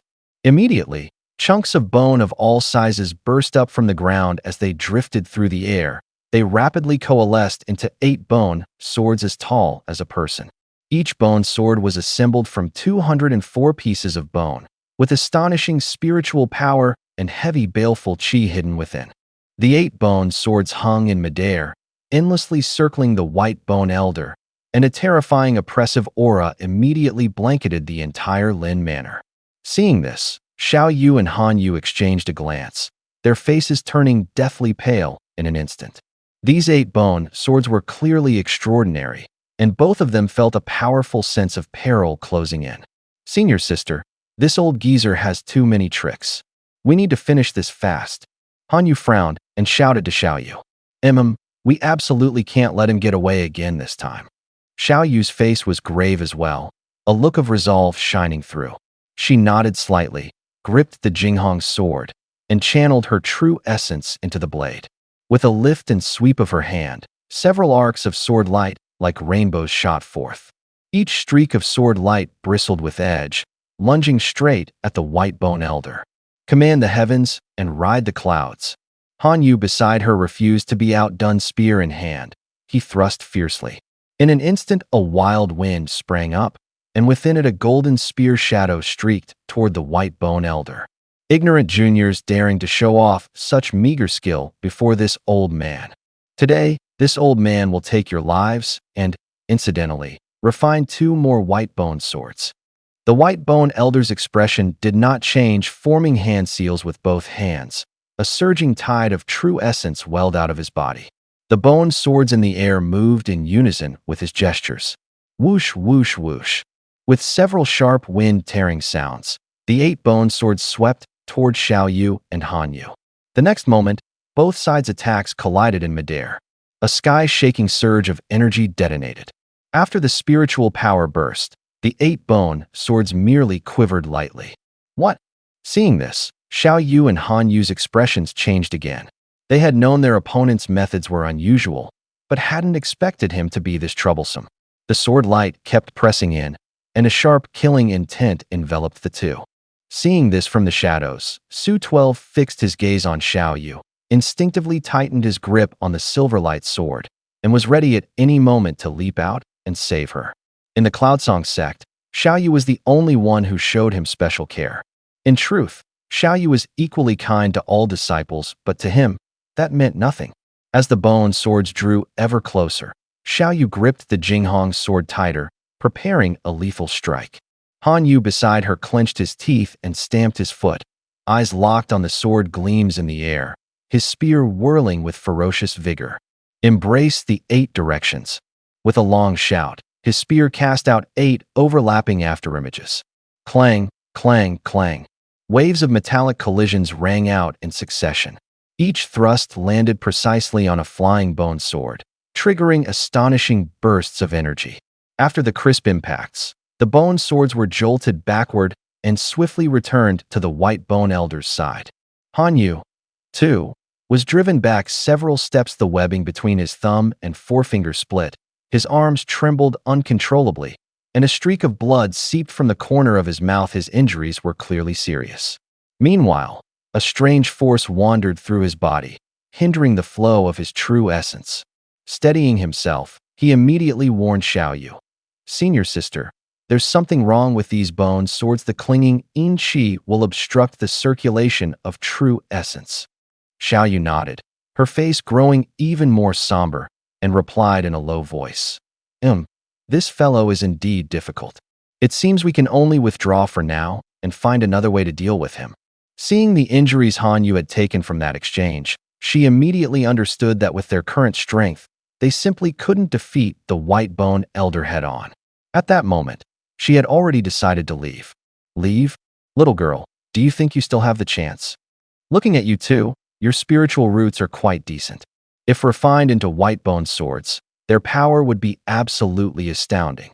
The White Bone Elder sneered coldly, his hands continuing to weave seals. The bone swords that had just returned to his side streaked out like meteors, instantly arraying themselves around Xiao Yu and Han Yu to seal off their retreat from front and back. He had gone to great pains to lure the two here. How could he possibly let them just run off? "Humph." Xiao Yu snorted coldly, gritted her teeth, and without hesitation urged the Jinghong sword, cleaving out a strike as fierce as a spirit artifact's. Buzz! The Jinghong sword gave a light sweep. Gorgeous rainbow light flew out, and a faint hum immediately sounded in the air. Amid the humming, the blade of the Jinghong sword dimmed by a third, and a long, narrow crack appeared along its body. "Not good. How is this possible? You actually have a spirit artifact?" The White Bone Elder's face changed drastically with a startled cry. He hastily recalled his bone swords. His bone swords were merely top-grade magic artifacts refined by special methods, utterly incomparable to a spirit artifact. But he was ultimately a step too slow. The rainbow light swept past, and with 2 crisp snaps, 2 of the bone swords were struck, instantly shattering and scattering across the ground. With a strike landing true, Xiao Yu dared not waste time. She grabbed Han Yu and was about to make her escape. Master White Bone stared with a pained expression at the shattered white bone sword on the ground, then glared at Xiao Yu through gritted teeth. His gaze fell on the Jinghong sword, and greed flashed in his eyes. You dare ruin this old man's treasure and still think to run? If I don't refine you, you wretched girl, into a furnace cauldron today, I don't deserve to be called Master White Bone. Bones as a prison go." With that, he barked out another command. His hands rapidly formed seals, and as his mighty true essence surged, the earth heaved once more from the surrounding soil. Countless shattered bones broke through the ground again. Among these bones were human, demonic beast, and savage beast remains. Compared to those that made up the White Bone sword, these carried resentment but little spiritual energy. A skyful of white bones rose at once, piling in an instant into a bowl-shaped cage that inverted over and covered more than half of the Lin Manor. A dense mass of bones barred the way ahead, and Xiao Yu couldn't help but tremble, both shocked and enraged. So many bones, how many people and beasts had to die to pile up this much? Gripping the Jinghong sword, she lifted her hand and cleaved out another brilliant arc of rainbow light. The opponent's cultivation was already 2 minor realms higher than hers, And here he could pull these tricks, though she wanted to eliminate Master Whitebone at once. She knew now was not the right moment. Where the rainbow light passed, great swathes of bone instantly turned to powder. Even that seemingly unbreakable wall of white bone was torn open with a long, narrow slit. "Senior sister, look out!" Just as Xiaoyu was about to withdraw with Han Yu's shout suddenly sounded by her ear. She turned her head and saw Master Whitebone controlling the remaining 6 Whitebone swords in a sneak attack. Master Whitebone was deeply scheming. This round of strikes was silent and eerily swift. Xiaoyu let out a low cry, "Not good," and hastily raised her sword to parry. Han Yu beside her also sensed the danger, shouting as he forcibly roused his true essence. He swung his golden long spear again. The spear became afterimages, yet its speed was much slower than before. The two moved at the same time. They could block 1 or 2 blades, but there was no way to withstand 6 swords attacking together.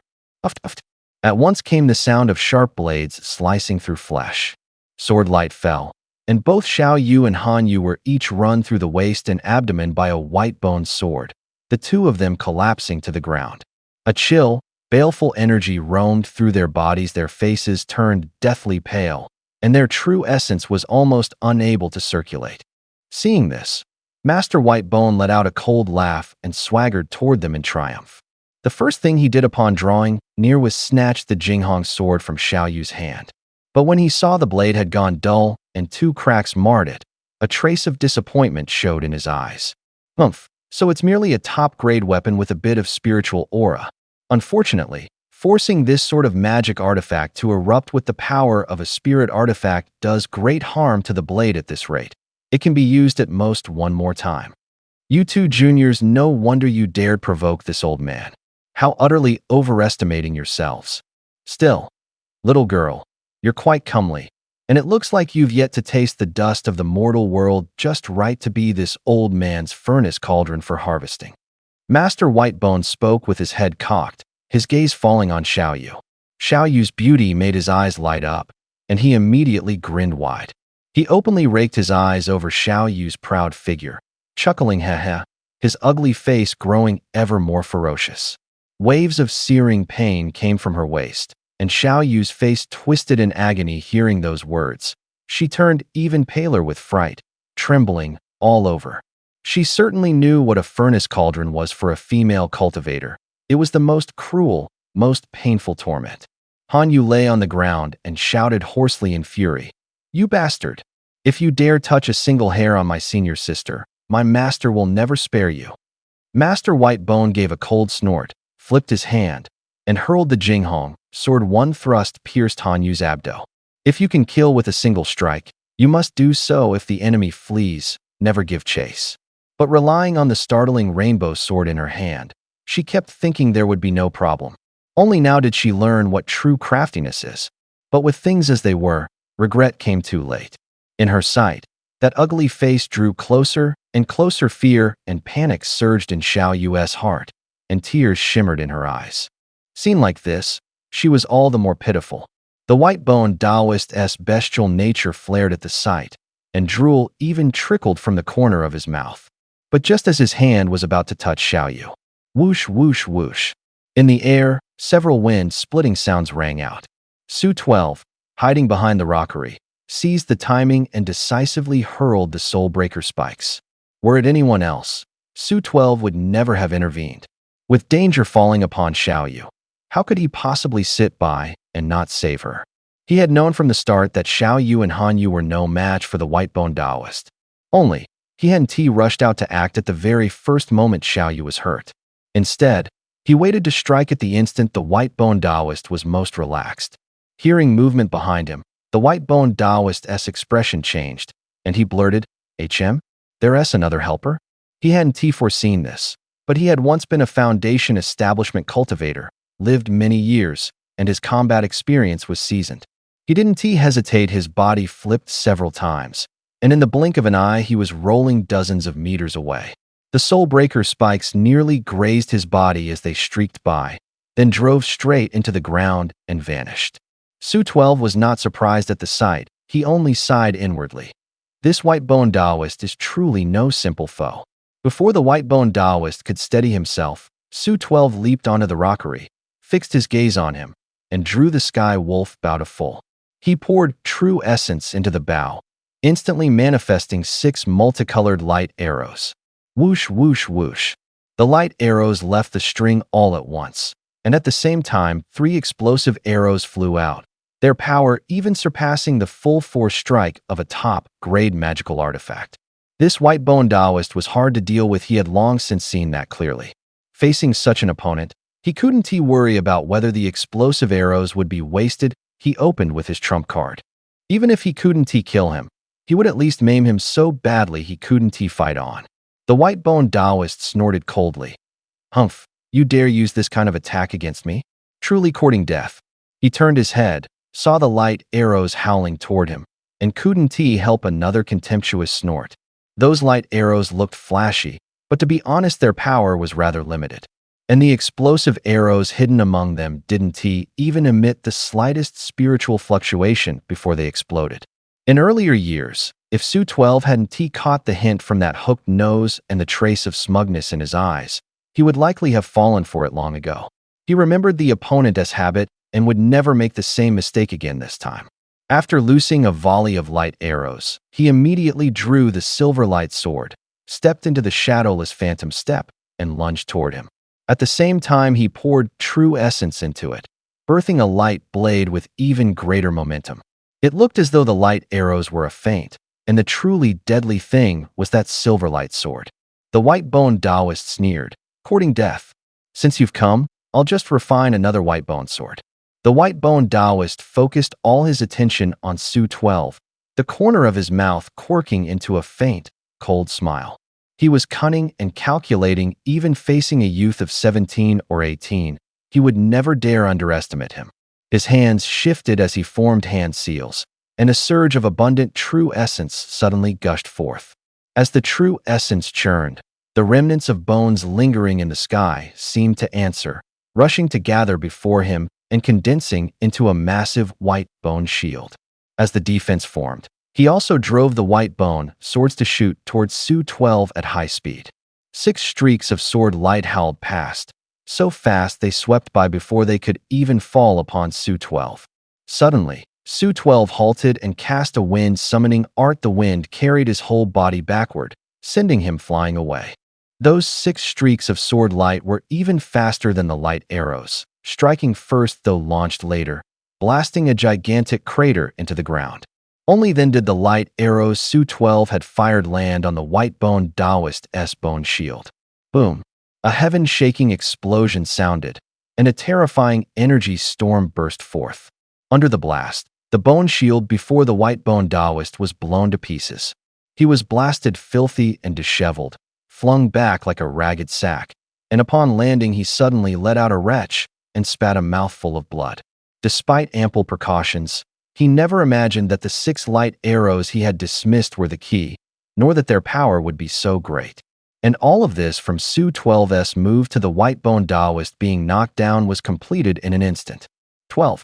On the ground, Xiaoyu first quietly breathed a sigh of relief at the sounds. Then, seeing Su-12 appear, gaped in shock. That Su-12 would show up here and actually possess the cultivation of the 7th level of Qi refining was simply unbelievable. She had seen this person days ago and couldn't have mistaken him. Besides, if it weren't Su-12 himself, it was unlikely anyone would come to save her. Wasn't he born with mixed spiritual roots? How could his cultivation be higher than mine and Han Yu's? Xiaoyu widened her eyes, and just as the thought formed in her mind, a violent explosion blasted the white-bone master flying. She couldn't help but suck in a sharp breath. He is actually this strong. Xiaoyu hurriedly scrambled up from the ground, so shocked she didn't even know how to describe her feelings at this moment. Equally stunned was Han Yu, who was pinned to the ground nearby. He stared, eyes bulging, unable to believe that the guy he had never taken seriously possessed such powerful cultivation and strength. Good lad, good scheming. This old man truly underestimated you. On the ground, the white-bone master reacted quickly the instant he hit. He sprang up in a swift kip and stood at once. He fixed his gaze on Su-12, wiped the blood from the corner of his mouth, and his eyes were blazing with fury almost ready to erupt. All these years he had swaggered across the cultivation world, yet he had never suffered such a loss at the hands of a junior. However, if this is all you can do, don't even think about walking out of here alive today. The Whitebone Master suppressed his rage and let out a cold snort. True essence surged within him, and a powerful pressure immediately spilled forth. The Whitebone swords moved in midair at his mental command, weaving into a sword net that lunged fiercely at Su-12. Even after that, he was still uneasy. He clenched a Whitebone spike only a finger long in his palm. That Whitebone spike, no more than a finger long and ashen gray, had been refined from a section of rib from his original corpse. Back then he had been besieged by the 7 peak masters of the Cloudsong sect. Only a wisp of his soul remained, and he seized the body of that ugly hunchback. When he returned to the battlefield, his original body yielded only this section of rib. A Whitebone spike refined from the rib of a Foundation establishment cultivator, though not a spirit artifact, was on par with a top-grade magic tool and terrifyingly powerful. He locked his gaze on Su-12's chest, ready to deliver a killing strike at any moment. The sword net gleamed coldly, the blade spewing masses of black mist, the surrounding temperature plunging as the mist surged towards Su-12 along with the swords. Xiao Yu's face changed, and she urgently warned, 12, careful. That sword net is troublesome. The baleful qi on the blades can erode your meridians and hinder the circulation of your true essence. Su-12 gave a slight nod, watching the assault with an impassive expression, but inwardly he was guarding against the Whitebone Master himself. He knew full well that old monsters like this had a lot of tricks and were vicious. They wouldn't just play a single card.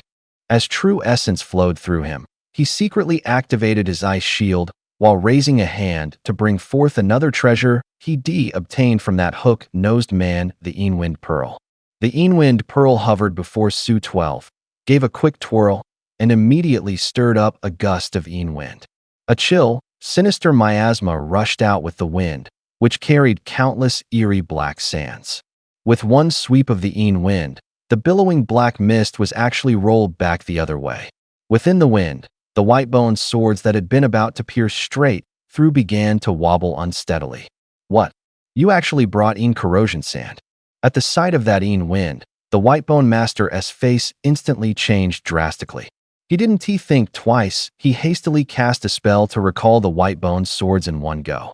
Once out of the Wind, the sword bodies were pitted and uneven, and their artifact glow had greatly dimmed. Seeing this, the Whitebone Master couldn't help but feel a pang. Fortunately, for a top-grade magic tool, this kind of damage wasn't beyond repair. He took a deep breath and fixed his eyes on Su-12, first wary, then brimming with killing intent. This youngster had such strength at such a young age. His spiritual root aptitude must be even stronger.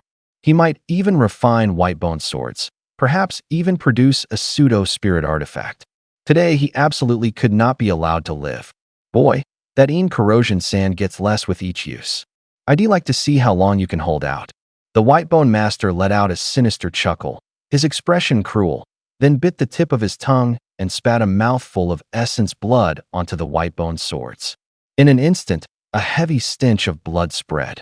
6 Whitebone swords lined up in a straight row before him. The surging black mist merged and actually formed a massive resentful wraith. A woo.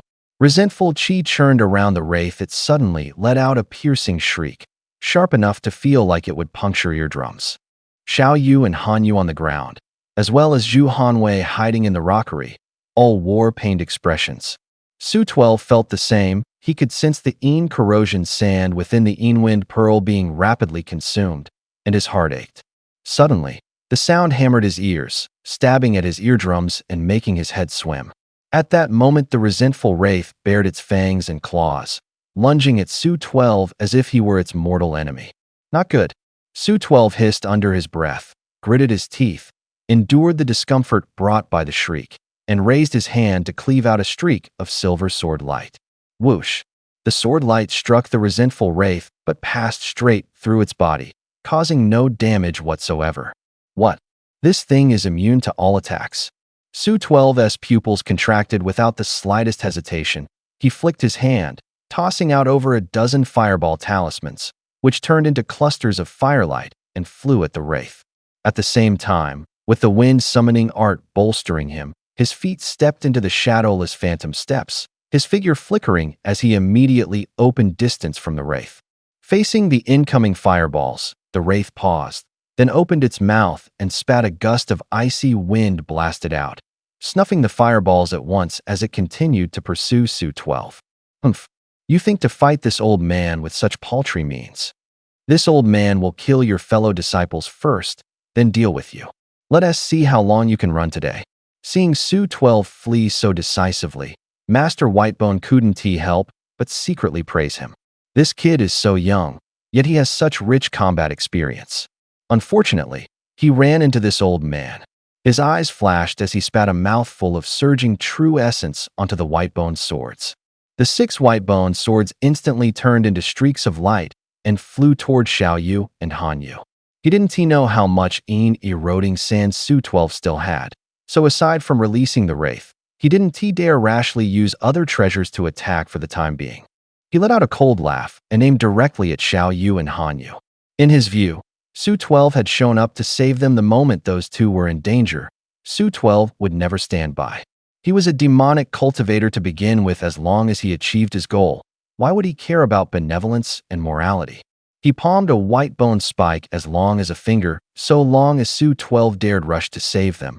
He would strike without hesitation. Saving people inevitably divided one's attention even if the other party drove the eroding sand. He was confident he could kill them. Seeing Xiaoyu fall into danger again, Su-12's pupils shrank, and he hurled out several masses of flame in one breath to block the wraith. He immediately changed course and charged straight for Xiaoyu, gripping the wind bead. He poured in true essence before he arrived. Wind had already swept toward the Whitebone swords. Meanwhile, in the sword case on his back, the primordial young ruler, under the control of the object manipulation art, silently drifted toward Master Whitebone. He knew full well that the other party was simply forcing him to make a move to save people. The real target was still himself. To him, killing Master Whitebone was the key to solving the problem. A glimmer of inspiration flashed in Su-12's eyes, but it was quickly replaced by impatience.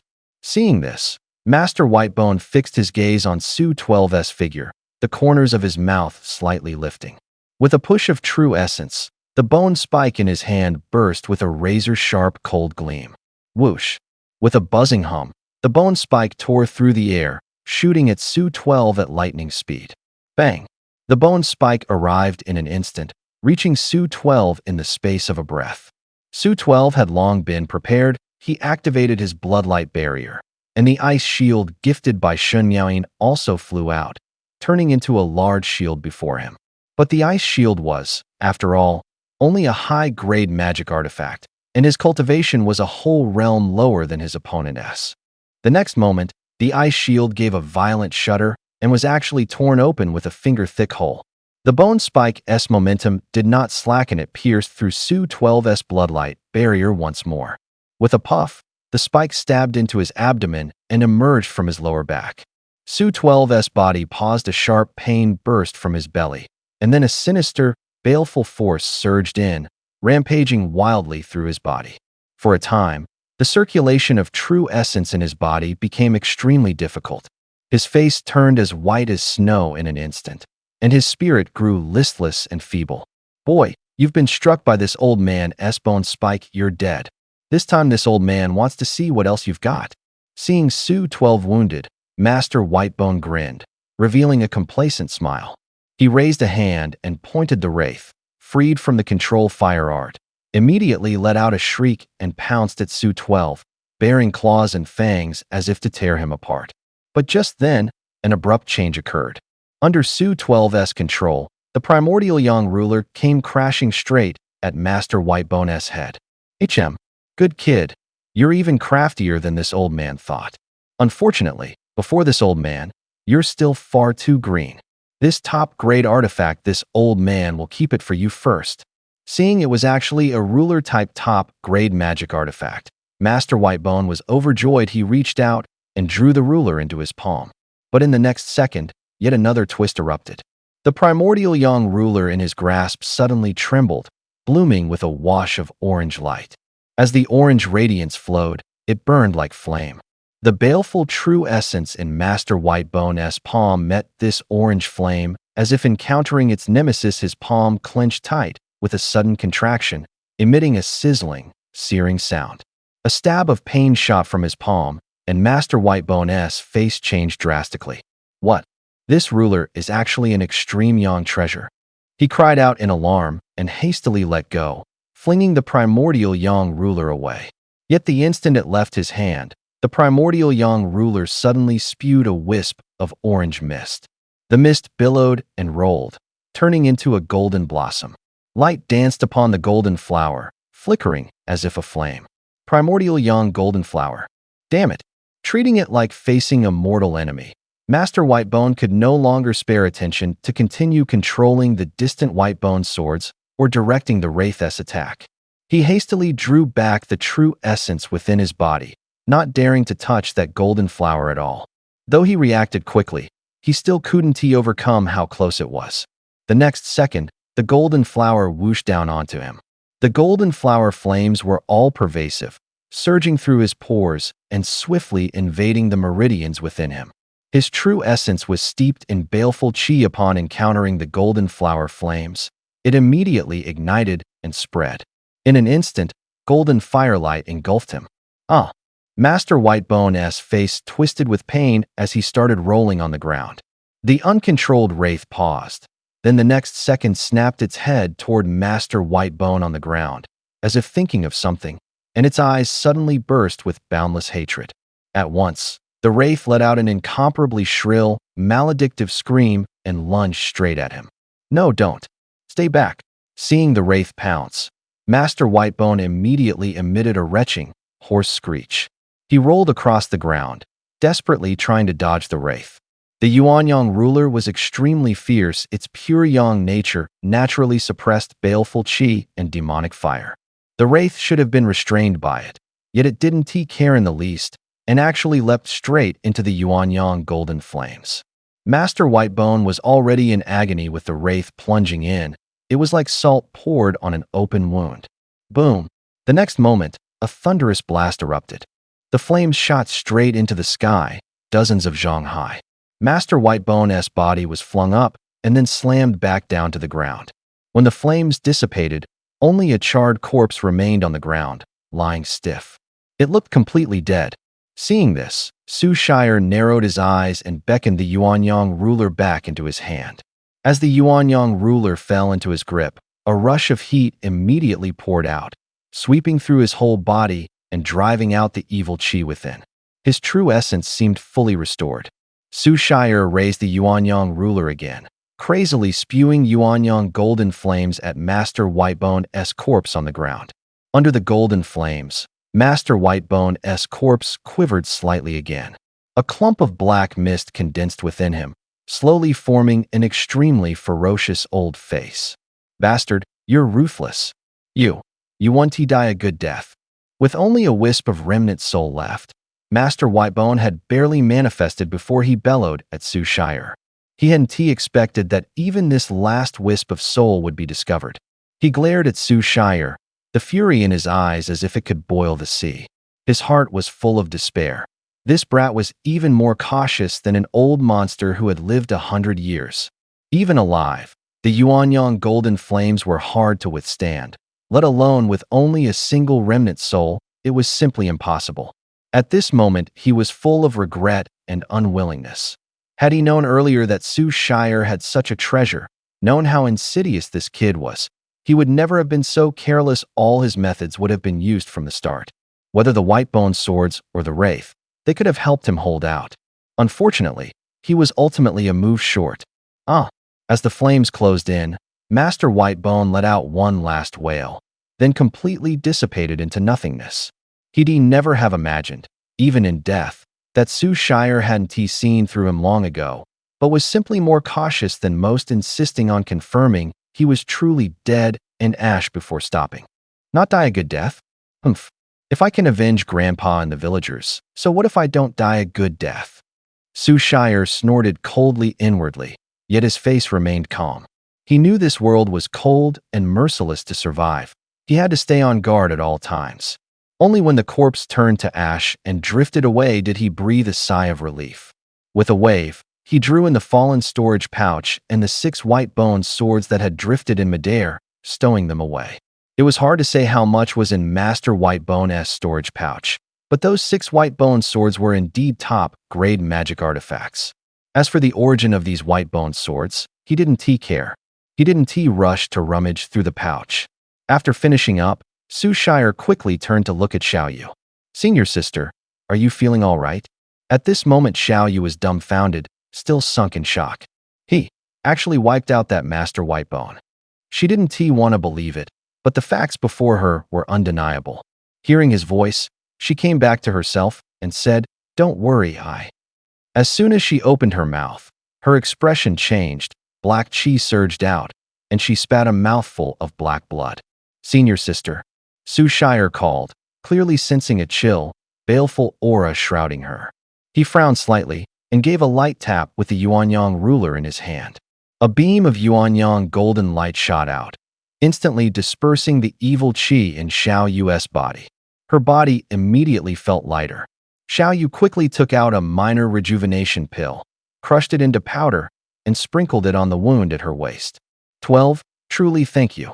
If not for you, Han Yu and I would definitely have died today, Xiao Yu said, fixing her grateful gaze on Su Shire. At this moment, her gratitude towards Su Shire was almost beyond words. "Senior sister, we're from the same sect, no need for thanks. If you're in danger, how could I stand by and do nothing?" Su Shire grinned slightly. Faced with Su Shire's smile, Xiao Yu felt especially reassured. Only then did her gaze fall on Han Yu. Seeing him motionless, her pupils shrank involuntarily. Junior brother Han Yu. "Senior sister, don't worry. He just lost too much blood and passed out."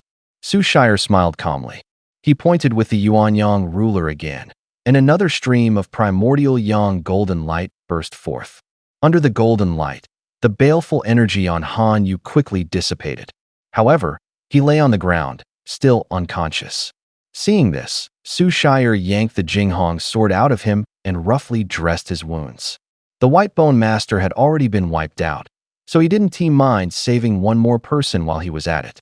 In just a few moves he finished, then turned and handed the Jinghong sword to Xiao Yu, saying, "He badly hurt.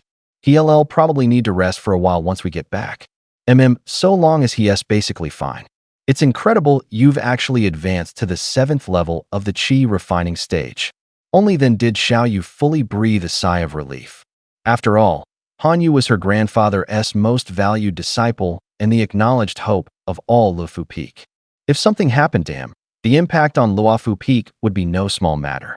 Her emotions quickly calmed, and she ran an appraising gaze full of surprise up and down Su Shire. Feeling the powerful spiritual energy on Su Shire, she was left with nothing but endless amazement for a moment. Had that despised mixed spiritual root of his really grown to such a degree without anyone noticing? Her long lashes trembled lightly, and her big, bright eyes sparkled like stars.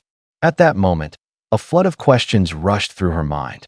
She took a deep breath and hurriedly asked, "Shire, I'm not mistaken, right? You were hiding your cultivation before?" Su Shire nodded at once. He had long been prepared for this question. He smiled faintly and said, "In the trial grounds, I accidentally ate a golden fruit. I didn't expect my cultivation to surge by the end of the trial. I'd actually risen to the peak of the 6th level of the Qi refining stage. But senior sister, you also know my spiritual root aptitude is poor. If this gets out, it'll definitely attract a heap of trouble. So I've been deliberately suppressing my spiritual aura. I'll have to ask senior sister to keep this confidential from now on." As he finished, Su Shire cupped his fist to Xiao Yu and pleaded. Xiao Yu's eyes widened at his words. A golden fruit? Could it be the legendary golden saint fruit? That's way too lucky. The problem is, his cultivation can be attributed to eating a spirit fruit, but how do you explain that rich, seasoned combat experience? Thinking of this, Xiao Yu blinked. She didn't entirely believe Su Shire's words. But she could also tell that Su Shire didn't want to say more, so she didn't press further. In her eyes, Su Shire's cultivation might still be lower than that of the Whitebone Master, but his willingness to risk himself to save her showed he wasn't a bad person. Her thoughts turned, and Xiao Yu nodded. saying, I truly didn't expect your fortune to be so profound. Don't worry, I'll keep my mouth shut. Oh, right. I haven't asked, how did you end up here? Su Shire shrugged with a smile. Zhu Hanwei and I came here on a mission, investigating matters concerning the Seven Profound sect, and we didn't expect it would tie into the demonic cultivator you were out to slay. Zhu Hanwei. He is here too? Xiao Yu was taken aback in her impression. Zhu Hanwei's strength wasn't anything special. Could Zhu Hanwei have had some kind of fortuitous encounter as well? Su Shire nodded with a smile without saying much, then cast his gaze toward the distant rockery. Senior Sister Xiao Yu, I'm here. Behind the rockery, Zhu Hanwei shook his arm frantically and wobbled his way out. Seeing Su Shire get injured just now had given him quite a scare. His legs were still weak as noodles. Now that he saw the White Bone Master hadn't even left any ash, he felt a few more degrees of admiration for Su Shire. Xiao Yu took one look at Zhu Hanwei's state and smiled slightly, immediately understanding he was just here to make up the numbers. She nodded to Zhu Hanwei, then, as if remembering something, took out a mission order and handed it to Su Shire, saying, Shire, this is for you. A mission order for slaying a demonic cultivator? Su Shire was stunned. In the Cloudsong sect, anyone, so long as they had the mission order and token, could turn it in for the reward. Xiao Yu smiled sweetly and said, You were the one who slew the White Bone Master. This mission ought to count as completed by you. Senior Sister, we're fellow sect members and friends, no need to be so polite. Su Shire hurriedly shook his head and declined. This mission to slay a demonic cultivator carried a full reward of 100 sect contribution points. Su Shire was still a little tempted. If the other party were just an ordinary fellow disciple, he would have accepted it long ago. But Xiao Yu had always taken good care of him. So from the moment he made a move, he never expected anything in return. With a smile at the corner of her eyes, Xiao Yu went on, Since you mentioned friends, then you should all the more accept this. That 5-element spirit bead is very important to you, and you must be eager to redeem it. Treat the contribution points from this mission as my sponsorship to you, or consider it a loan if you like. Isn't mutual help what friends are supposed to do? As she finished, Xiao Yu tilted her head, blinked her bright eyes, and smiled like a blossoming flower. All right, in that case, I'll accept it. Su 12 was briefly dazed. Xiao Yu's beauty was entirely different from Shun Miaoyin's. Shun Miaoyin was cold, noble, and mysterious, while Xiao Yu was like a big sister next door, kind and warm, making one feel bathed in a spring breeze. Su 12 nodded and did not insist on refusing. Fine, I'll find another way to make it up to Senior Sister another day. With that thought, he finally accepted the mission token. He hesitated for a moment, then smiled and said, Senior Sister, the mission is temporarily wrapped up. I'm planning to return to the sect. Why don't we travel together so we can look out for each other on the road? I was just planning the same. Xiao Yu nodded quickly. Those were precisely the words she had been about to say to Su 12. The journey from South City to Cloudsong sect was long. Her injuries had not fully healed, and Han Yu was still severely wounded and unconscious. Even if no one harbored ill intent along the way, running into a few fierce demonic beasts would make it hard for them to hold out. But with Su 12 accompanying them, it would be a very different story. She had seen Su 12's strength with her own eyes, nothing short of astounding. Still, there was a difference between her taking the initiative to propose it and Su 12 being the one to say it. At this moment, she only felt that Su 12 was considerate in his actions, and her favor toward him grew a bit more. Zhu Hanwei, go into the city and find 2 carriages.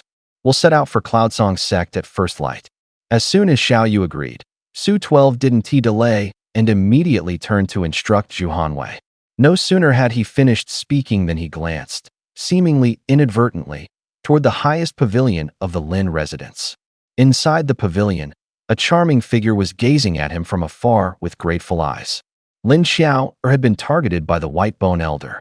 On the surface, she had become a disciple, but in truth, she had merely been chosen as a cauldron. Even though she knew nothing of cultivation, she could still sense his ulterior motives. Now that the White Bone Elder was dead, she was finally free at last. When her eyes met Su 12's, she parted her lips slightly, silently signaling her gratitude. Su 12 didn't intend to say more. He just checked for any other potential dangers, then sat cross-legged and began to regulate his breathing. After his bout with the White Bone Elder, the true yuan within his body had been greatly depleted. Zhu Hanwei, excited and reinvigorated, trotted off toward the outside of the Lin residence. Early the next morning, the four of them boarded carriages, left the Lin residence, and headed for Cloudsong's sect. Su 12 and Xiao Yu shared the same carriage. It was just that Xiao Yu had old injuries, and on top of that had just forcefully urged the Jinghong sword repeatedly. Both her true yuan and her energy were badly drained. Fortunately, with Su 12 by her side, she felt at ease. As soon as she got into the carriage, she leaned to the side and fell into a deep sleep. In her sleep, Xiao Yu's expression was peaceful, her eyelashes quivered lightly, and a faint maidenly fragrance drifted in the carriage. Su 12 tilted his head, and Kuden Ti helped stealing a few more glances. He was at the age when feelings were first budding and was at a loss about matters of the heart. He didn't think much of it. She looked nice, so he looked a few more times. To him, how he felt with Xiao Yu was entirely different from how he felt with Xin Miaoying. After a couple of glances, he calmly sat back and took out the Yin Wind Pearl. At this moment, the Yin Wind Pearl's luster had already dimmed, and less than a tenth of the black sand inside remained. Eroding sand. From what the White Bone Elder just said, this eroding sand has quite a background. What a pity there's so little of it. Each use consumes it, and at this rate, there's probably only enough for one more use before it's gone. Su 12 shook his head in distress, then looked over the ice shield. A hole as thick as a pinky had been added to it. Fortunately, its spiritual light had not dissipated, though somewhat damaged. It wouldn't affect its use. Then he took out the White Bone Elder's belongings and began to sort through them. The White Bone Elder didn't have much on him aside from 6 white bone swords and 1 white bone spike. There was just a pile of ordinary first-grade materials. This little bit of property was far inferior to the wealth on Su 12's person. Sigh, who'd have thought the White Bone Elder was this poor? But he did seize a body to be reborn. What good stuff could he have had? It was probably already taken by the peak masters of the 7 peaks. Letting out a helpless sigh, Su 12 took out the white bone swords and the white bone spike and examined them carefully. These 6 white bone swords and this white bone spike are all quite extraordinary. Though the white bone swords are damaged, it's nothing serious. With some time nourishing them with spiritual power, they'll recover. Refining a sword with bones is evil, yes, but that was done by Master White Bone. It has nothing to do with me. And the wraiths bound to these bones also perished together with Master White Bone. At the last moment, you could say their hatred was avenged.